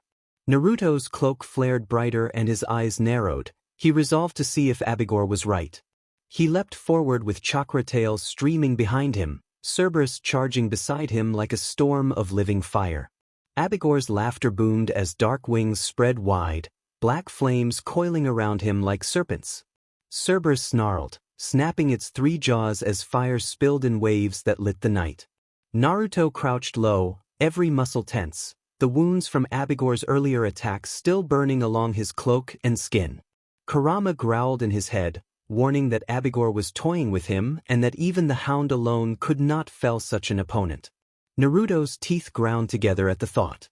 The pendant at his throat burned hotter than ever.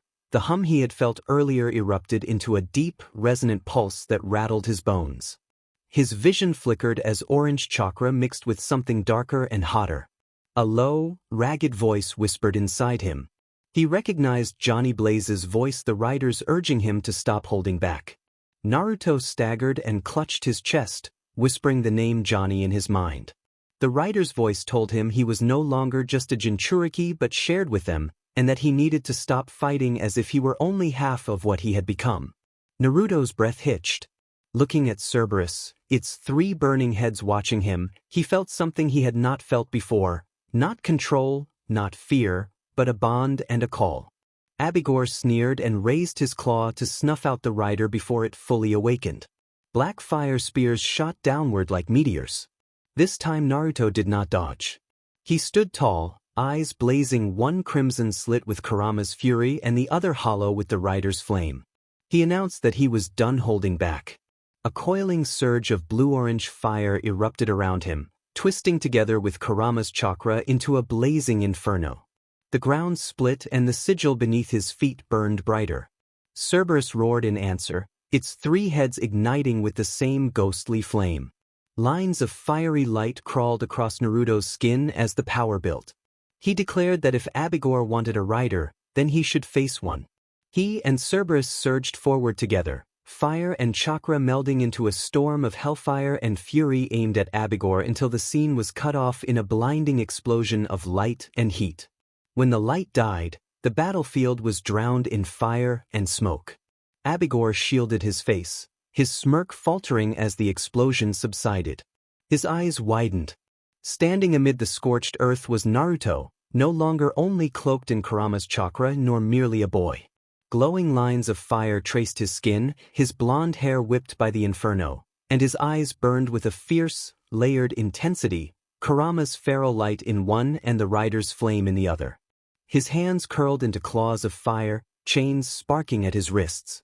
Beside him, Cerberus loomed, its three massive heads crowned in blue-orange hellfire, its growls echoing like distant thunder. Naruto tilted his head and, with his voice layered among his own, Kurama's growl, and the rider's rasp, declared that Abigor was finished. Abigor's sneer returned, but his wings twitched with unease as he dismissed Naruto as a child playing at a demon. Naruto answered that he was not playing and that this was who he had become. With a snap of his wrist, The chains at his wrists erupted outward, glowing molten hot. He charged, Cerberus thundering at his side. Abigor raised his claws to block, but the chain wrapped tightly around his arm. The hellfire seared his form and a burst of dark energy flared as Naruto yanked him downward toward Cerberus's waiting jaws. All three heads clamped down at once, gripping Abigor's torso and wings. A surge of shadowed energy burst outward as the beast thrashed, but the inferno held firm. Naruto leapt high and flipped through the air, the chain burning brighter as Kurama's chakra and the rider's flame merged into a blinding light of power. He summoned the full force of that fusion and unleashed the chain in a spiraling strike that bound Abigor tight just as Cerberus launched him skyward.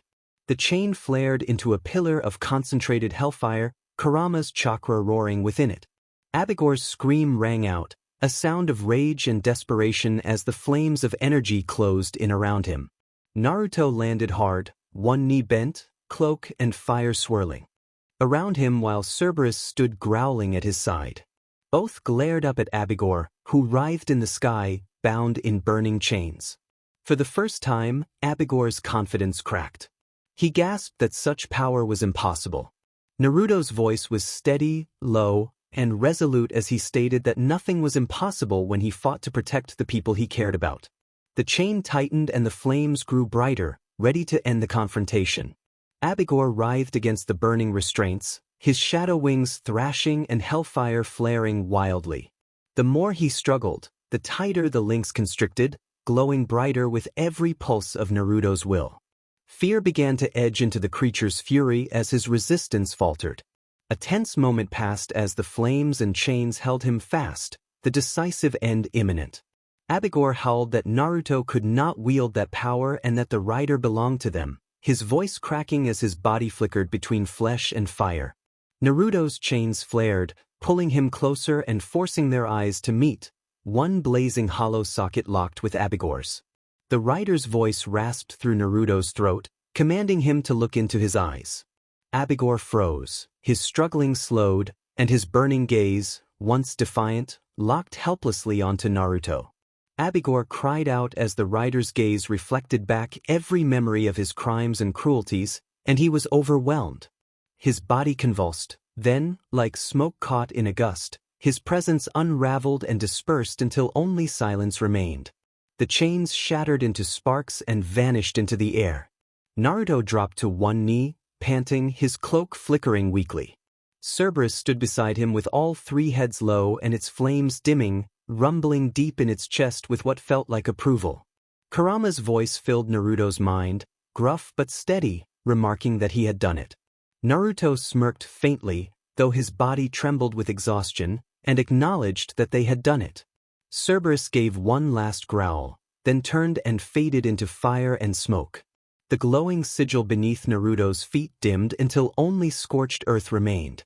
Naruto remained kneeling in the dirt, the night eerily silent now that Abigor was gone. His breath came in ragged gasps, and the pendant at his throat glowed faintly before settling into a quiet hum. The rider's voice whispered a faint warning that this was only the beginning. Naruto clenched his fist, sweat dripping down his brow, and vowed that he would be ready. The battlefield smelled of smoke, sweat, and scorched earth. The air still hummed with lingering chakra and ghostly embers, signs of battles that had pushed everyone past their limits. Naruto stumbled through the broken trees, his cloak torn and his hands shaking. The last of Abigor's flames still licked at the ground behind him, but the demon was gone, sealed away, destroyed, or banished. Finding his friends mattered more than anything. Shino warned Hinata that she was bleeding and urged her to hold still. Hinata insisted she could keep going. Kiba complained about orders and reminded everyone that Akamaru had carried him. Naruto grinned and noted that they had not slacked off without him. All heads turned, and for a moment there was silence before relief flooded the group. Hinata's face showed equal parts worry and relief when she saw Naruto. Kiba observed that Naruto looked rough, and Naruto pointed out the bruises on Kiba's arms in return.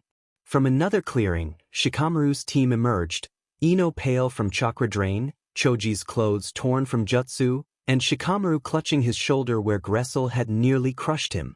Despite everything, they stood. Shikamaru muttered a complaint and then allowed a faint smirk, remarking that Naruto had shown up late after all the trouble was over. Naruto scratched the back of his head sheepishly, feeling warmth in his chest at seeing them alive. Choji clapped him on the back with surprising gentleness and said they had known he would pull through. For a few fleeting moments the weight of the battle lifted. The Konoha 12 gathered close, leaning against one another, some slumping to the ground to catch their breath. Shino released his insects and let them fade back into the earth. Hinata knelt with palms glowing faintly to heal small wounds. Ino and Hinata exchanged a look and silently agreed to share what little healing chakra they had left. Kiba muttered that they were still here and flopped onto the dirt beside Akamaru, who gave a tired but happy bark. Naruto crouched, resting his elbows on his knees. Kurama's rumbling voice echoed in his head, warning him not to relax and reminding him that the fight they just finished might be only the beginning. Naruto thought back that he understood, but for now he wanted them to have this moment. Laughter bubbled up, quiet at first, then stronger. Choji chuckled at Kiba's grumbling. Ino teased Shikamaru for nearly dozing off during battle. Even Hinata smiled softly, watching Naruto with quiet admiration. For a moment it felt like Konoha again, like kids on a mission rather than warriors on the edge of something darker. The wind shifted and leaves rustled. A chill rolled through the clearing beneath the soft laughter. Naruto's smile faltered when something in the air felt wrong. The laughter that followed slithered through the trees like smoke too sharp and cold to be human. Every shinobi stiffened and looked toward the treeline. The firelight from their last fight still flickered, but this new presence made even the embers seem to dim. The ground seemed to grow heavy beneath their feet, and even Shikamaru, whose mind could map countless scenarios in seconds, hesitated as his instincts screamed to run. A tall figure stepped from the shadows, a cloak billowing like smoke with colors shifting between deep red, violet, and black. Pale, ash-like skin and cruel violet eyes completed the imposing image. He smiled slowly and confidently, as if certain of the outcome. The newcomer introduced himself as Legion and declared that the shinobi had slain his father's servants Abigor, Gressel, Wallow, and that they would not walk away. The entire group froze. Shino's insects shrank back into his sleeves and Hinata's Byakugan wavered. Naruto stepped forward anyway, shoulders squared despite his exhaustion, and vowed that anyone who hurt his friends would be stopped. Legion chuckled and dismissed their defiance as bold but pointless. The first wave of fire erupted. It was not ordinary flame but a living, serpentine blaze that curled across the ground and seemed to tear the earth as it raced toward them. Naruto grabbed Hinata's wrist and pulled her back just as the blaze struck where she had been standing. Kiba and Akamaru leapt aside, though the heat singed Akamaru despite the distance. Shikamaru barked for them to scatter, and the shinobi obeyed. Choji expanded his arms to block an incoming blast, but the fire surged again and slammed him into the dirt. Ino scrambled to his side, only to be forced back by another wave. Niji formed his rotation and created a dome of chakra that deflected the flames briefly, but Legion intensified the violet fire and Niji's barrier shattered. Tenten unleashed a storm of weapons from a scroll, yet blades and metal melted before they could reach Legion's cloak. Shino sent his insects forward, but when they neared the enemy they recoiled and fell silent to the ground. Sakura lunged with a chakra-infused strike that split the earth for an instant, but Legion tilted his head and turned the attack aside. A shockwave knocked Sakura backward through the dirt. Ino and Hinata rushed to check on her. Legion surveyed them with disdain and called them children playing at war, attempting to strip away their resolve. Naruto's fists trembled, his pendant pulsed, and Kurama urged him to use the Nine Tails' power to end the fight. Naruto responded that he was with the beast. The Nine Tails' cloak of red-orange chakra flared around him, tails whipping behind him and his eyes glowing amber in intense, shared power that strengthened his resolve rather than taking him over. The ground split open behind him, and the air filled with a bone-shaking roar. With a crash of flame and smoke, Cerberus burst from the earth, the three-headed hound of hell, each maw dripping embers like molten tar. Its paws crushed the ground, claws carving trenches as it planted itself beside Naruto. Legion's violet eyes flicked over the beast, and his smile deepened as he dismissed it as nothing more than a mutt. Cerberus' central head snarled, hellfire spewing from its jaws. Naruto urged his partner to attack. Together, they struck. Cerberus lunged, its three heads snapping, jaws clamping down on Legion's arm. Naruto shot forward at the same instant, a Rasengan spiraling in his palm infused with Kurama's chakra and a layer of Ghost Rider fire. The sphere glowed bright orange, flames liking its surface. The ground shook when Naruto drove it into Legion's chest. Flames exploded outward, dirt and ash rising in a storm. When the smoke cleared, Legion still stood. He looked down at the spot where Cerberus' teeth had gripped and smirked as the beast's jaws slid through violet fire like mist. Naruto's Rasengan fizzled in his palm, shattering into sparks that singed his skin. Legion observed that it was an improvement but still insufficient. With one arm, Legion hurled Cerberus aside. The beast slammed into a hillside. With the other, he flicked Naruto away like a ragdoll. Naruto skidded across the dirt, his cloak flickering. Frustrated, he pushed himself forward and summoned the penance stare, attempting to lock eyes with Legion and force the weight of countless sins into him. For a moment the world felt frozen, the pressure of a history of torment pressing like mountains. Legion did not falter. He laughed and taunted that he had been born of sin and could not be burned by what fueled him. Naruto summoned chains. Fiery links shot from his hands, wrapping around Legion's torso and constricting with molten heat. For a heartbeat it seemed to bind the foe and the ground cracked under Naruto's pull. Then violet fire surged and the chains shattered. The backlash sent Naruto crashing onto his back. Legion stated that nothing Naruto wielded would ultimately matter, claiming that the flames, the beast, and the chains all originated from his father's domain and that he was their master. Naruto dragged himself to his knees, dirt clinging to his face, his chest heaving. His chains smoldered on the ground, their glow fading into sparks. He clenched his fists, anger burning, but the weight pressing down on him felt heavier than any enemy he had faced. Kurama growled inside Naruto's head, urging him not to stop and to get back up. Naruto rasped, a cut at his lips stinging, and felt the pendant against his chest pulse, hotter now as if branding him. Legion tilted his head, watching Naruto struggle, and asked why he persisted, telling him to look around. Naruto's gaze flicked to his team. Hinata crouched beside Sakura, her hands glowing as she tried to seal burns on her arms. Sakura breathed shallowly, every inhale a labor. Shino knelt in the dirt, his sleeves smoking where his insects had been overwhelmed by the flames. Kiba clutched Akamaru, both panting, the scent of singed fur heavy in the air.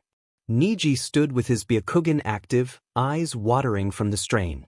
Choji's enlarged arm had returned to normal, his body trembled from exhaustion. Tenten scrolls lay empty around her feet, every weapon reduced to slag.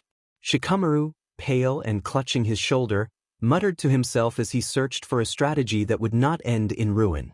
Legion observed, with a smooth, pitying tone, that they were doomed and that their efforts were futile. Naruto's fist shook. He forced himself to stand and told Legion to be silent, declaring that they would not give up, not now, not ever. Shikamaru muttered that the situation was troublesome but refused to let Naruto fight alone, forcing himself to push off a tree. Choji gritted his teeth and managed, with great effort, to bulk his arm again and raise it like a shield, insisting they were not done yet. Kiba dropped to all fours with Akamaru beside him, both of them growling defiantly and making clear they would not be scared into quitting. Hinata raised her head and pledged they would fight together. Sakura, still shaky, pushed herself up with Hinata's support and made it clear she would not stay down while Naruto carried the burden alone. One by one they stood, battered but unbroken. Naruto felt his chest swell with that refusal to yield. He pointed at Legion and declared that they were not just kids but ninja of Konoha who fought for each other. Legion's smile faded and his irritation showed as he dismissed them as foolish insects. The ground exploded beneath their feet as violet fire surged outward in hundreds of spear-like jets, each flame twisting like a lance.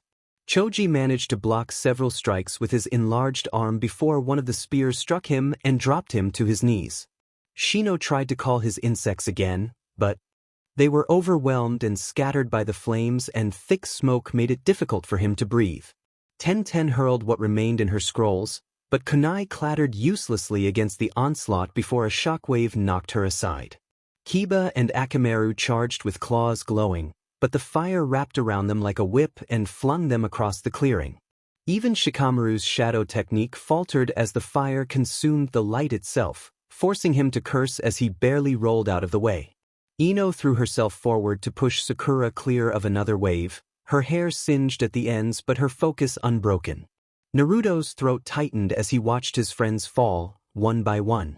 Legion stood at the center, untouched, his flames spreading in a perfect circle of destruction and insisting that it was hopeless. Naruto stumbled forward as Kurama's voice thundered in his mind, demanding that he get up and reminding him of the foes he had faced before. His hands shook, his heart pounded, and the pendant's heat felt like a brand against his chest. He whispered that everyone was counting on him but that despite every effort Kurama's power, the Ghost Rider's power, nothing seemed to work. Desperate and raw, Naruto screamed that he could not stop Legion and that he could not save them. The words hung in the air and his friends stared, stunned to hear Naruto Uzumaki, the one who refused to give up, admit such doubt. Legion tilted his head, his violet eyes glittering as he acknowledged that the truth had finally come out. Naruto collapsed to his knees, fists pressed to the dirt, his cloak sputtering as he struggled to gather himself. His chains lay broken. Even Cerberus, growling and limping back into the fight, faltered under Legion's presence. Kurama rumbled Naruto's name, low and pained, and urged him not to let this be the end. The battlefield blurred. Naruto's arms shook and his breath came ragged.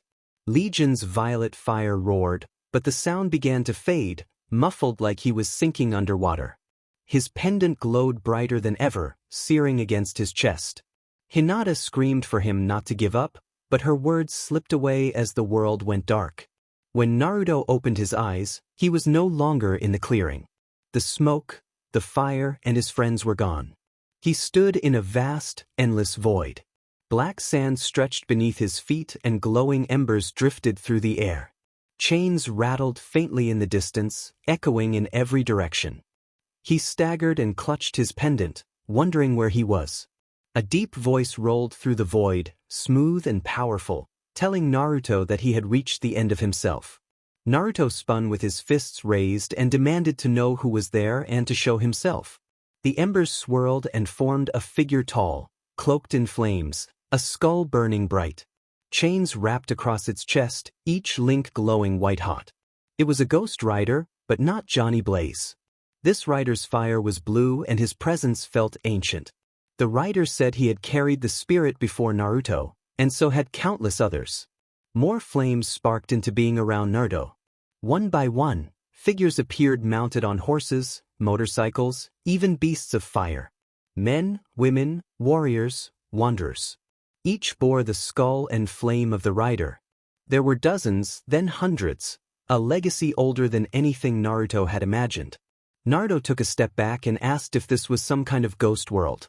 A rider with scorched armor stepped forward and explained that this was the spirit's memory and that its fire carried the will of everyone who had borne it. Another rider with a sharp voice added that they had felt his struggle, his chains faltering, his stare failing, his flame wavering, and asked if he knew why. Naruto admitted that he thought he was not strong enough. The blue-flamed rider denied that and told him the real reason. He was fighting as if he were alone. The rider's fire flared together and cast shifting shadows across Naruto's face.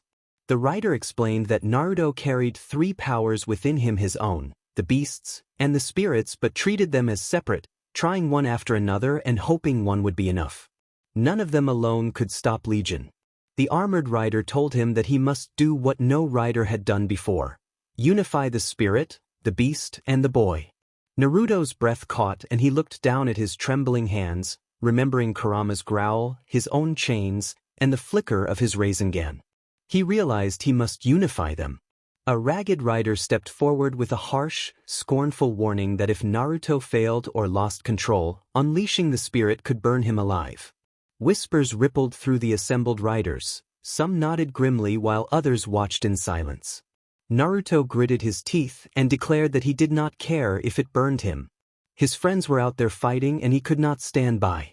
His voice cracked. but his resolve steadied as he said he would use every ounce of power he had, his own, Kurama's, and the riders, even if it killed him, to keep them safe. The riders' flames roared and their chains rattled like thunder. The blue rider stepped closer and told Naruto he was ready to learn the secret, the power not of one but of all. Naruto's pendant split open with a surge of fire and chains lashed out to wrap his arms, his chest, and his soul. Kurama's voice echoed, fierce and proud, noting finally that Naruto had stopped thinking they were separate. Johnny Blaze's voice joined, urging him to trust his fire and burn brighter than hell itself. The riders raised their chains as one and sent a tidal wave of flame toward Naruto, not to destroy him but to join with him. The fire merged with his cloak. His skull flickered between flesh and flame, and the chains glowed with both Kurama's red energy and the rider's hellfire. Cerberus's roar echoed in the distance, answering the call. Naruto trembled, torn between burning and living, but his will held. He proclaimed his identity as Naruto Uzumaki and declared that he was not alone. The void shattered. Naruto's body snapped upright on the battlefield. The pendant on his chest glowed like a star. Flames burst from his cloak, woven together with red, orange, violet, and blue into something new. Kurama's chakra tails flared, burning with rider fire as every lash of energy wrapped in chains. The rider's flame danced within Kurama's slitted, glowing eyes.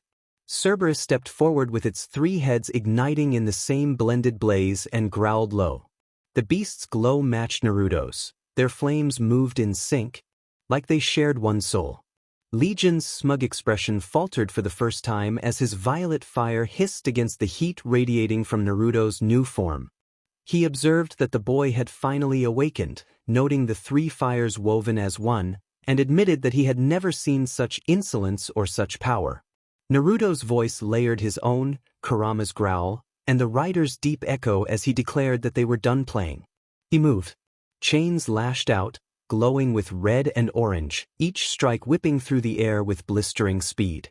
Legion blocked with walls of violet fire, but every impact cracked them like glass.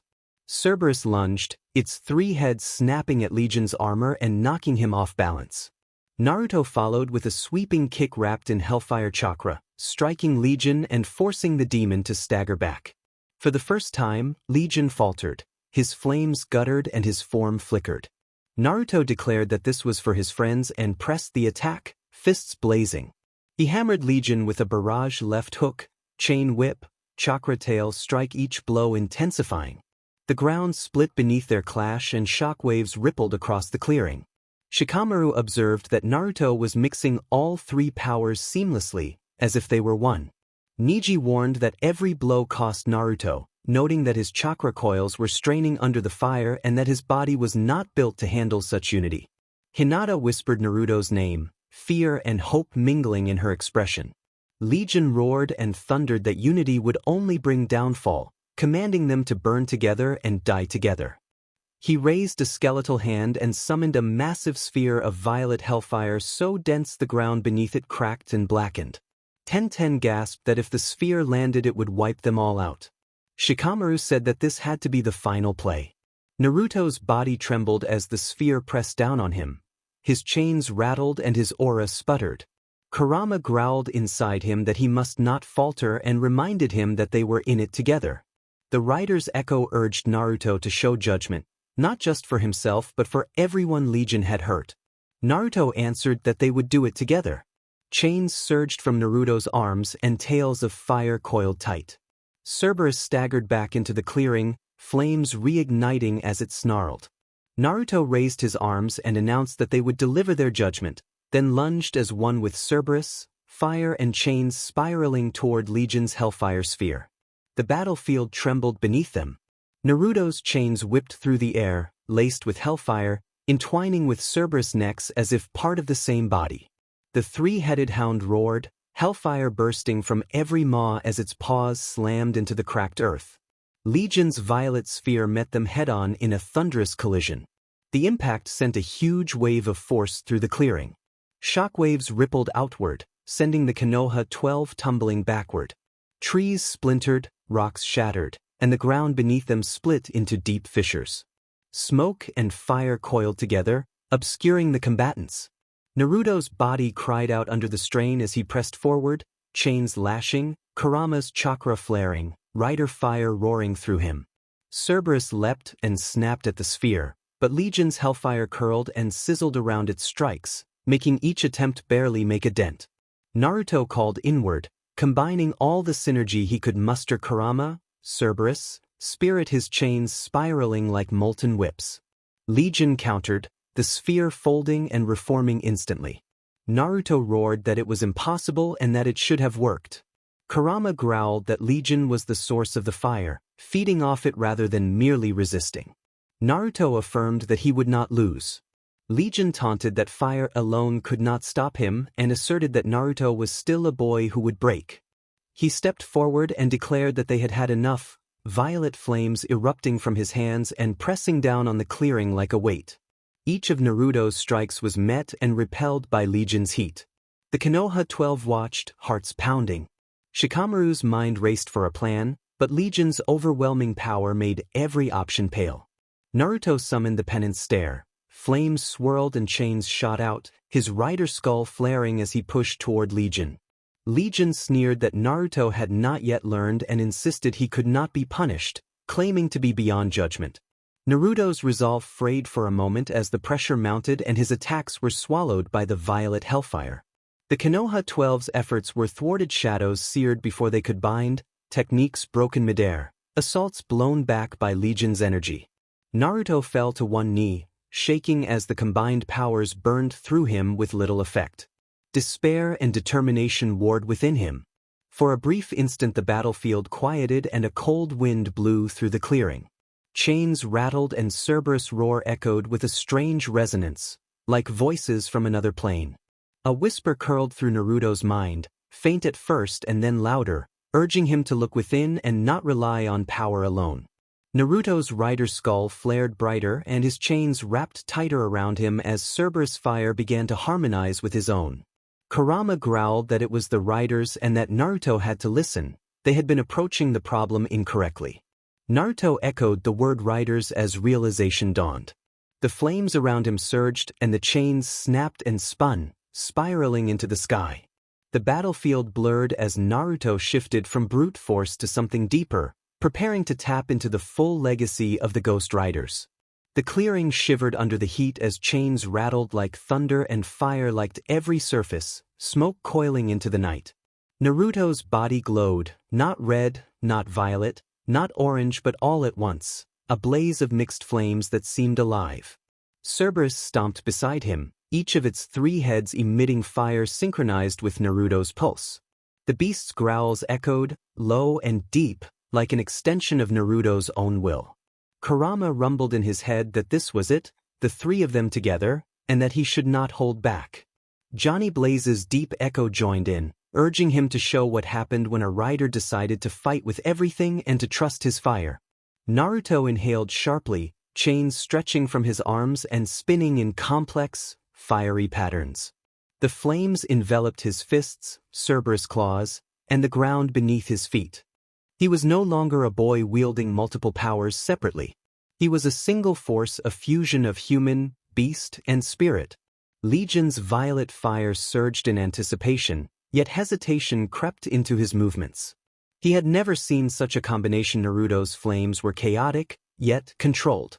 The chains of rider fire intertwined with Kurama's chakra, wrapping around Cerberus' heads and tails like extensions of their shared will.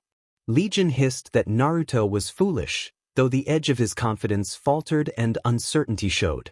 Naruto smirked beneath the flickering skull and charged forward. Cerberus leapt first, 3 heads snapping at Legion as flames erupted from every jaw. Chains lashed from Naruto's arms, wrapping around Legion's armor and limbs and constricting like molten iron. The combination of fire, chakra, and chains tested Legion's defenses in ways no single attack ever could. Naruto followed with a Hellfire Rasengan, its surface swirling with rider fire and Kurama's energy. The ball of spinning flame collided with Legion's violet sphere. The resulting explosion sent dirt, rock, and smoke in every direction. Legion staggered and swayed on his feet. His violet flames flickered in places. He tightened his smirk and asserted that the attack was impressive but not enough. Naruto's eyes glowed brighter as the rider's skull fully manifested. Cerberus roared, wings of fire erupting along its backs. Naruto spun, chains snapping outward, flames and tails coiling together to form a vortex around them. Every step forward sent shockwaves rippling across the battlefield. Despite their power, Legion resisted. He twisted, flames shielding him and knocking Cerberus aside, forcing Naruto to roll to avoid a crushing blast. Naruto's chest heaved as Kurama growled in his mind, urging him to think and remember what the riders had taught him. The echoes of the riders swirled in his mind, reminding him to unify not just power but intent, not just strength but judgment, not just fire but will.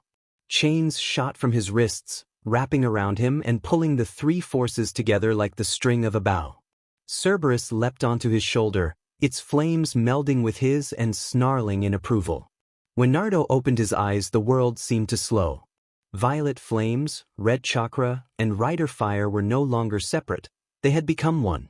Naruto realized that the secret was not merely to use power but to combine everything he was with everything he protected. He roared and sent the chains outward, wrapping around Legion like molten serpents. Cerberus lunged, jaws snapping in perfect timing with Naruto's blows, tails smashing in unison. The Konoha 12 watched in stunned silence, mouths agape. Even from their distance, the sheer force of the unified attack pushed them back. The heat was intense enough to singe hair. Legion's violet flames roared as he tried to resist, but the unity of Naruto, Kurama, and the spirit proved overwhelming. Chains constricted, flames engulfed, and the vortex of power closed around him. Naruto cried out that this was for everyone. Legion had hurt his friends, Konoha, and the spirits who had come before. The strike hit with overwhelming force. Legion let out a roar of fury and shock as the violet flames collapsed and dispersed like fragile glass. When the smoke cleared, Legion lay on the ground, battered and scorched, drained of power.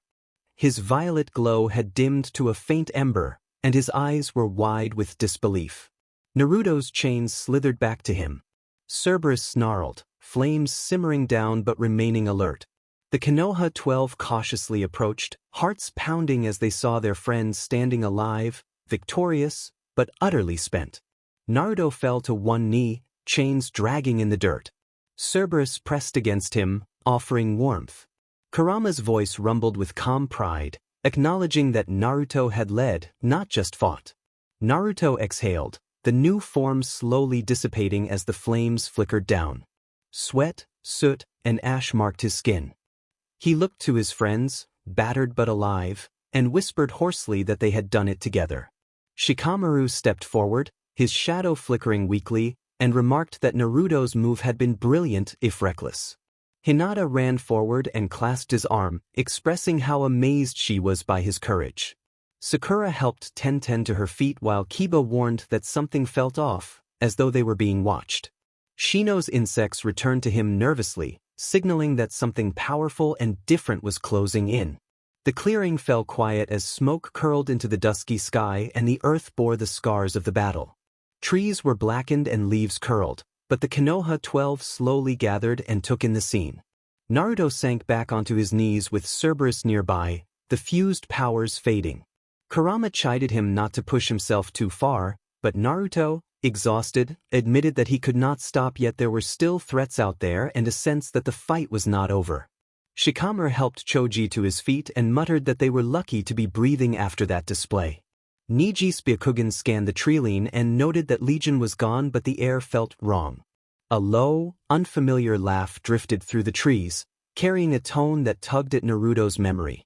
He stiffened as his pendant pulsed against his chest, telling himself the laugh felt familiar and dangerous. Shadows in the distance swirled like fingers reaching toward the clearing, and the temperature dropped despite the smoldering fires. From the darkness, a single figure emerged, walking forward with unnerving confidence. Flames flickered along the edges of his form, neither violet nor red, but a hue Naruto did not recognize. Cerberus bristled, three heads bearing teeth, and Naruto's remaining energy flared as the new presence stepped into the clearing. The newcomer was tall and broad-shouldered, his eyes glowing faintly amber. A strange aura surrounded the newcomer, part fire, part shadow, part something entirely unnatural. He smirked, hands in his pockets, letting the flames drift lazily around him, and identified the assembled group as the famous Konoha. Naruto clenched his fists and demanded that the man reveal himself instead of hiding behind shadows. The figure chuckled and introduced himself as Mentho's son, complimenting them for surviving their recent fight and warning that it had been only a warm-up. Legion's absence did nothing to lessen the chill that fell across the clearing. Naruto felt a surge of dread and determination as Cerberus growled low, flames liking toward the newcomer. Hinata stepped forward, shaking, and voiced her disbelief at the claim. The man tilted his head, amber eyes glinting, and explained that his father's legacy was now his and that they had stepped into his game. Naruto rose slowly, the chains at his wrists rattling as fused flames flickered across his arms and chest. Cerberus crouched beside him, 3 heads aligned and growling in unison. Shikamaru muttered his assessment, noting that this one was not Legion but clearly strong and likely clever. Niji engaged his Byakugan, mapping faint energy readings and concluding that the newcomer was powerful and calculating, if restrained. Naruto vowed not to let the newcomer hurt his friends and commanded Cerberus into action. The air crackled as fire and tension mingled, and the battle-scarred clearing seemed to shrink beneath the weight of the new threat. Mentho's son widened his smile, flames dancing around his figure, and issued a taunt that he had hoped for a challenge. The Konoha 12 readied themselves, hearts pounding and weapons trembling, determined to back their friend as the fires from Legion's earlier assaults still smoked around them. Mentho's son circled with an aura half shadow, half fire, and accused them of thinking surviving Legion was enough. He framed his father's work as an enduring purpose and implied that their actions had forced his hand. Naruto narrowed his eyes and made it clear he would not allow anyone to be harmed. Cerberus responded with a roar, and the chains around Naruto's wrists glowed brighter as Kurama's presence rumbled a warning that the newcomer was dangerous and cunning. Naruto let another power rise within him. A blazing skull of hellfire formed over his features, chains slamming forward like living whips as the Nine Tails chakra fused with the hellfire, creating a vortex of light and shadow. Cerberus flames shifted into a spectral intensity to match. Mentho's son regarded the merging aura with interest and accepted the test. Naruto lashed his chains forward, wrapping them around the man like living serpents of fire and pulling him closer. The attacker countered with a flick of his wrist, sending spiraling shadows that sliced through the chains as if they were smoke through flame, and remarked that they were predictable. Niji sprang into action, his Byakugan scanning and prompting the team to spread out and pressure the enemy from multiple angles. Hinata focused her chakra to shield Naruto while Sakura and Tenten coordinated strikes in tandem. Shino sent a swarm of insects to harass the newcomer. Kiba and Akamaru moved to flank, Choji and Ino coordinated disruptive strikes, and Shikamaru calculated counters and directed the team's movements like a chess master. Mentho's son moved with unnatural grace, dodging and countering while meeting each strike with shadows or ghostly fire, and he tested them rather than attacking aggressively. Naruto ordered Cerberus forward, and the 3-headed wolf leapt into the fray, overwhelming the newcomer's defenses briefly and catching him off guard. Naruto seized the opening, his chains lashing and his fists ignited with fused hellfire and Nine Tails chakra. The resulting impact sent shockwaves through the clearing, trees cracked, the earth scorched, and a rolling wave of energy forced the Konoha 12 to brace themselves. The attacker fell to the ground, his flames dimming but not extinguished, and he acknowledged their strength while insisting they did not yet understand. Naruto's skull flared brighter and he challenged the man to teach him, declaring he would not stop until the threat was down. Mentho's son softened for a moment and spoke of his father's intent, claiming that Menthos had sought not only chaos but a kind of balance, a weapon and a tool aimed at something greater. He said that he intended to continue that work. The words hung in the smoky air like ash. Naruto's resolve hardened. He recognized that this opponent was more than a simple threat and could hold answers about Menthos' purpose. He surged forward with Cerberus at his side and the battle escalated into a clash of hellfire against shadow, speed against cunning, and strategy against raw power. The clearing became a maelstrom of elemental fury. Smoke swirled like restless spirits and the dying fires danced nervously. Mentho's sun hovered just beyond Naruto's reach, acknowledging Naruto's strength but pointing out that his attachment to his friends could be a weakness. Naruto turned that bond into determination, using it to fuel his assault. He lashed his chains with renewed force while Cerberus charged, spectral fire roaring from each head as the fused powers coiled and aimed to ensnare the attacker. The enemy's shadow flame aura sliced through the chains with ease, but Naruto anticipated the counter and hurled Cerberus forward. The wolf landed a crushing blow that sent Mentho's sun skidding across the scorched earth. Neji tracked subtle energy shifts and called for everyone to focus and coordinate, prompting Hinata to weave protective barriers and Sakura and Tenten to press the attack. Choji amplified his strikes with partial expansion, and Ino manipulated the environment with precise mind techniques to create openings. Shikamaru sent his shadow threads forward to entangle the enemy's feet and slow him, while Kiba and Akamaru circled to flank. Shino's insects swarmed, probing for weak points. Mentho's sun dodged and countered with eerie grace, violet shadow flames bursting from his hands. He twisted through the battlefield like smoke, forcing the Konoha 12 to retreat and regroup. Never striking to kill, he was calculating, testing, learning.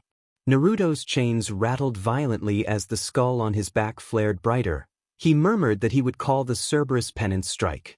The three-headed wolf leapt, ghostly chains erupting from its paws like whips. The chains wrapped Mentho's sun in spectral fire, pressing against his aura. He cried out in shock as flashes of past consequences flooded his vision: destruction, failure, and betrayal. The penance strike forced him to witness the suffering his actions could bring, leaving him momentarily staggered. Naruto surged forward with fists ignited by fused power and launched a barrage of strikes, each blow strengthened by Kurama's chakra and hellfire. Mentho's sun blocked some and countered others, but the relentless assault began to wear him down. Mentho's sun gasped that Naruto was not merely a child and suggested that he bore something unnatural like his father, reflecting Mentho's legacy. Naruto's heart pounded as he demanded to know Mentho's plan and the enemy's purpose. The enemy laughed, bitter and resigned, and explained that his father had sought balance through destruction for a purpose tied to the ghost flame and the chains Naruto wielded. He insisted that Naruto was part of that plan whether he accepted it or not. Hinata's eyes widened and she warned Naruto to be careful, saying the enemy was trying to manipulate his mind. Naruto clenched his teeth and declared that he would choose his own path and protect his friends. With a roar, Naruto accelerated, moving faster than the eye could follow. Cerberus split into 3 spectral wolves and struck from multiple directions. The Konoha 12 launched a coordinated assault. Shikamaru's shadow manipulations restricted the enemy's movements. Shino's insects harried his aura, Choji hammered with heavy blows, and Tenten's projectiles rained down like a storm.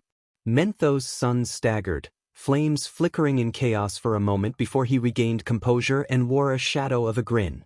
He warned that the cycle could not be broken and that Mentho's purpose would unfold, implying that Naruto would learn its outcome whether he survived or not. Naruto responded that he would decide how that purpose ended. Cerberus barked and fire erupted from its 3 heads, forming a vortex that pinned the enemy to the ground. Naruto rose, chains coiling like serpents as Hellfire and Nine-Tails' energy converged into a single, devastating strike. The chains lashed down with unstoppable force. Flames, shadows, and chakra burst outward in a massive eruption that shook the clearing. The enemy cried out, caught between pain and awe, visions of his father and Mentho's purpose flickering in his mind under the influence of the penance strike. When the dust cleared, Mentho's sun lay on the ground, struggling to rise. His flames sputtered and his amber eyes dimmed, but he was not broken. He raised a hand weakly and smirked, warning that while Naruto had won the battle, the war was not over and that Mentho's legacy would continue through others and, disturbingly, through Naruto himself. Naruto's chains rattled as the hellfire faded and the skull receded. He collapsed to his knees while Cerberus landed beside him, breathing heavily. The Konoha 12 regrouped around him, bruised and scorched but alive. Shikamaru wiped soot from his face and muttered that he had not expected them to make it. The enemy was not only strong but too clever. Hinata steadied Naruto, worried but relieved, and told him he had done it while urging rest. A few days later in the hospital, the white walls felt quiet compared to the chaos Naruto had endured. He sat up in bed, fidgeting with the sheets as a nurse adjusted the last of his bandages. The pain had dulled, but the fight's memories still burned in his chest. The nurse said his dressing was finished, noted he would be sore for a while, and advised him not to push himself too soon. Naruto answered with a tired grin and admitted he could not promise to take it easy. Shikamaru entered with his hands in his pockets, and Ino followed carrying a small basket of fruit.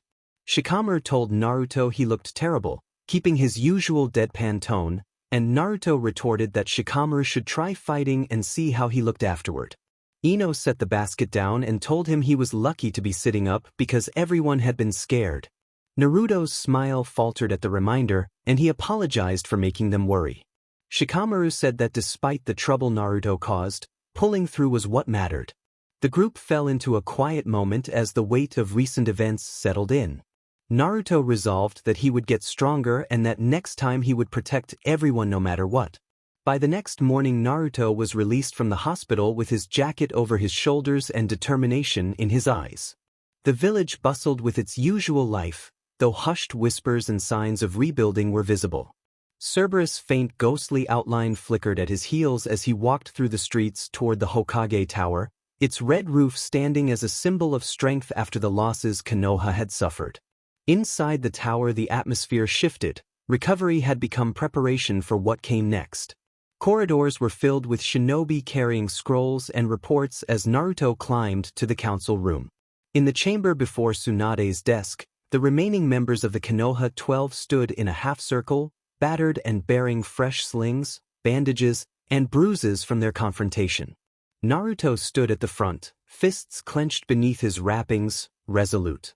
Behind him shone the familiar, weary figures of his comrades. Shikamaru slouched but alert, Ino pale yet determined, Choji grounding himself with a steady presence, and Niji's calm visage betraying a tightened jaw.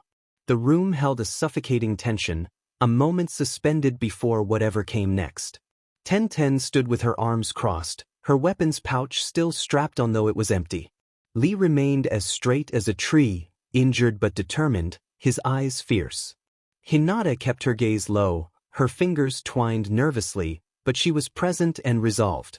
Kiba leaned against the wall with Akamaru by his side, both restless, while Shino stood motionless, silent as ever, the faint rustle of his insects audible only if one listened closely. Tsunade exhaled slowly and set down the scroll she had been reviewing. Her amber eyes were sharp but heavy with something deeper, a burden she did not want to voice. She told them they had fought well and had shown bravery and loyalty on the mission to retrieve one of their own, but then she warned that they needed to face a difficult truth. Naruto snapped his head up, anger and hurt flaring as Tsunade explained that Sasuke Uchiha had chosen to betray the village, that he had struck at them with full intent and was no longer a comrade but a missing nin. The words hit the room like a hammer. Naruto staggered as if the floor had shifted beneath him and protested that Sasuke must have been confused or testing them. Shikamaru closed his eyes and told Naruto that he had seen Sasuke's eyes and there had been no hesitation. Sasuke had known exactly what he was doing. Ino, trembling, said that Sasuke had aimed at her first and had not been holding back. Choji, guilty and angry, admitted that he had not wanted to believe it either but that Sasuke had been trying to kill them. Naruto shook his head violently and insisted that Sasuke was his teammate and his friend and that he could not accept what had happened. Niji spoke calmly but firmly that they should not lie to themselves, that Sasuke had severed his bond willingly and Naruto needed to see that. Lee's fists trembled and he declared that betraying his comrades was a path he could not forgive, that he would stand against Sasuke again if necessary, even if his body protested. Hinata lifted her head and, softly and with visible pain, said she did not want it to be true but that they had all felt it. Sasuke's heart had turned away. Kiba slammed his fist into the wall in anger and labeled Sasuke a traitor for abandoning them and seemingly choosing Orochimaru over their bonds. Shino adjusted his glasses and observed that Sasuke's decision had been calculated, not accidental. Silence settled over the room. Tsunade leaned forward and acknowledged how hard this was to hear, especially for Naruto, then warned that if Sasuke had truly abandoned his bonds, he had become dangerous not just to Naruto but to all of Konoha. Naruto's chest heaved as he replayed the confrontation in his mind, the flash of the Sharingan, the cold words, the strike of the Chidori. He answered that he would bring Sasuke back no matter how long it took, that he would drag him back to the village if he had to. The others exchanged uneasy glances. Some, like Lee and Hinata, seemed inspired by Naruto's resolve. Others, like Shikamaru and Neji, regarded the plan with doubt. Tsunade's expression softened, but she remained firm and told Naruto that chasing Sasuke would require more than stubbornness. He would need strength he did not yet possess. Naruto's eyes burned with tears he refused to shed, and he vowed to get stronger, strong enough to face Sasuke and save him. Outside, the sun began to set over Konoha, the sky with gold and crimson. From the village gates the Hokage monument loomed in the distance, the carved faces bathed in warm light. To Naruto it felt as if they were watching and urging him forward. Jiraiya stood just outside the gates with his travel pack slung over one shoulder, arms crossed and expression deceptively casual. He asked Naruto if he was sure about leaving, warning that training with him would mean pain, exhaustion, and more pain, and that it would not be short. Naruto adjusted his pack straps, a faint, ghostly form pacing beside him, and said that he was sure, if getting stronger meant bringing Sasuke back, he would take whatever Jiraiya offered. Jiraiya smirked at the determination. The Konoha 11 gathered at the gate behind them, each wearing their own expression. Shikamaru waved lazily and warned Naruto not to do anything too troublesome. Ino folded her arms, trying to look stern but unable to hide her worry. Choji offered a faint grin and gave Naruto a bag of chips as a parting gift. Neji inclined his head in quiet respect. Tenten forced a bright smile and told Naruto not to slack off. Lee pumped his fist and cheered him on with energetic encouragement. Hinata clasped her hands tightly, cheeks faintly flushed, and asked Naruto to come back safe. Kiba crossed his arms with a huff and reminded Naruto not to forget them while he trained. Akamaru barked in agreement. Shino adjusted his glasses and said they would be preparing as well and that Naruto should not fall behind. Naruto's grin wavered as he looked at them all and felt the weight of their faith, their shared pain, and their unspoken hope resting on his shoulders. He gave them a thumbs up and promised that when he returned he would be much stronger and that he would keep his promise to bring Sasuke back. Tsunade watched from a short distance with her arms folded, her expression softening at the sight of his stubborn determination. Tsunade muttered that he was a knucklehead, though a faint smile tugged at her lips. Jiraiya finally turned, his long white hair catching the evening light. He told Naruto that it was time to hit the road and that destiny did not wait. Naruto took one last look at the gates of Konoha, the village that had always doubted him, and at the friends who now stood behind him. With a determined nod, he stepped forward. Together with Jiraiya, and with Cerberus' fiery steps echoing beside him, Naruto left the village as the setting sun cast his shadow long across the road. The path ahead was uncertain. Pain, trials, and enemies lay in wait. But for Naruto, one truth blazed brighter than the horizon. He would not give up on his dream, his friends, or on Sasuke. The sky above Konoha was awash in orange and crimson, the final rays of the sun stretching long shadows across the village walls.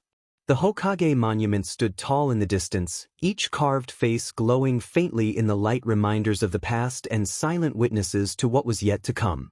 At the great gates, Jiraiya waited with his pack slung over one shoulder. His arms were folded and his expression relaxed, but his eyes carried the sharp weight of a man who had seen too many partings like this. He asked if Naruto was ready. Naruto adjusted his backpack, the bandages peeking out from beneath his jacket, and nodded firmly. Cerberus padded at his side, fiery paws leaving no trace on the dirt road. Naruto said he was ready and that no matter what it took he would get stronger, strong enough to keep his promise and bring Sasuke back.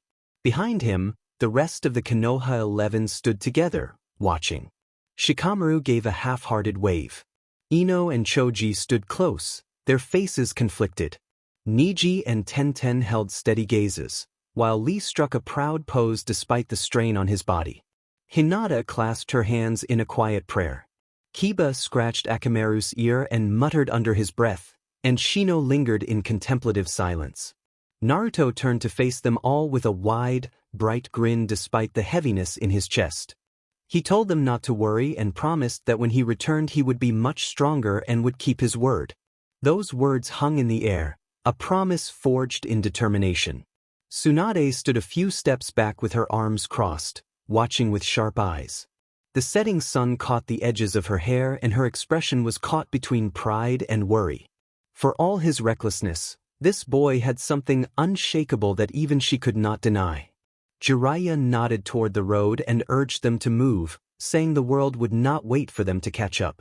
Naruto gave one last look at the gates of his village, at the faces of his friends, the weight of their trust, and the dream of a bond he refused to abandon. His fists clenched and he stepped forward. With Jiraiya leading the way and Cerberus flames flickering beside him, Naruto passed through the gates of Konoha.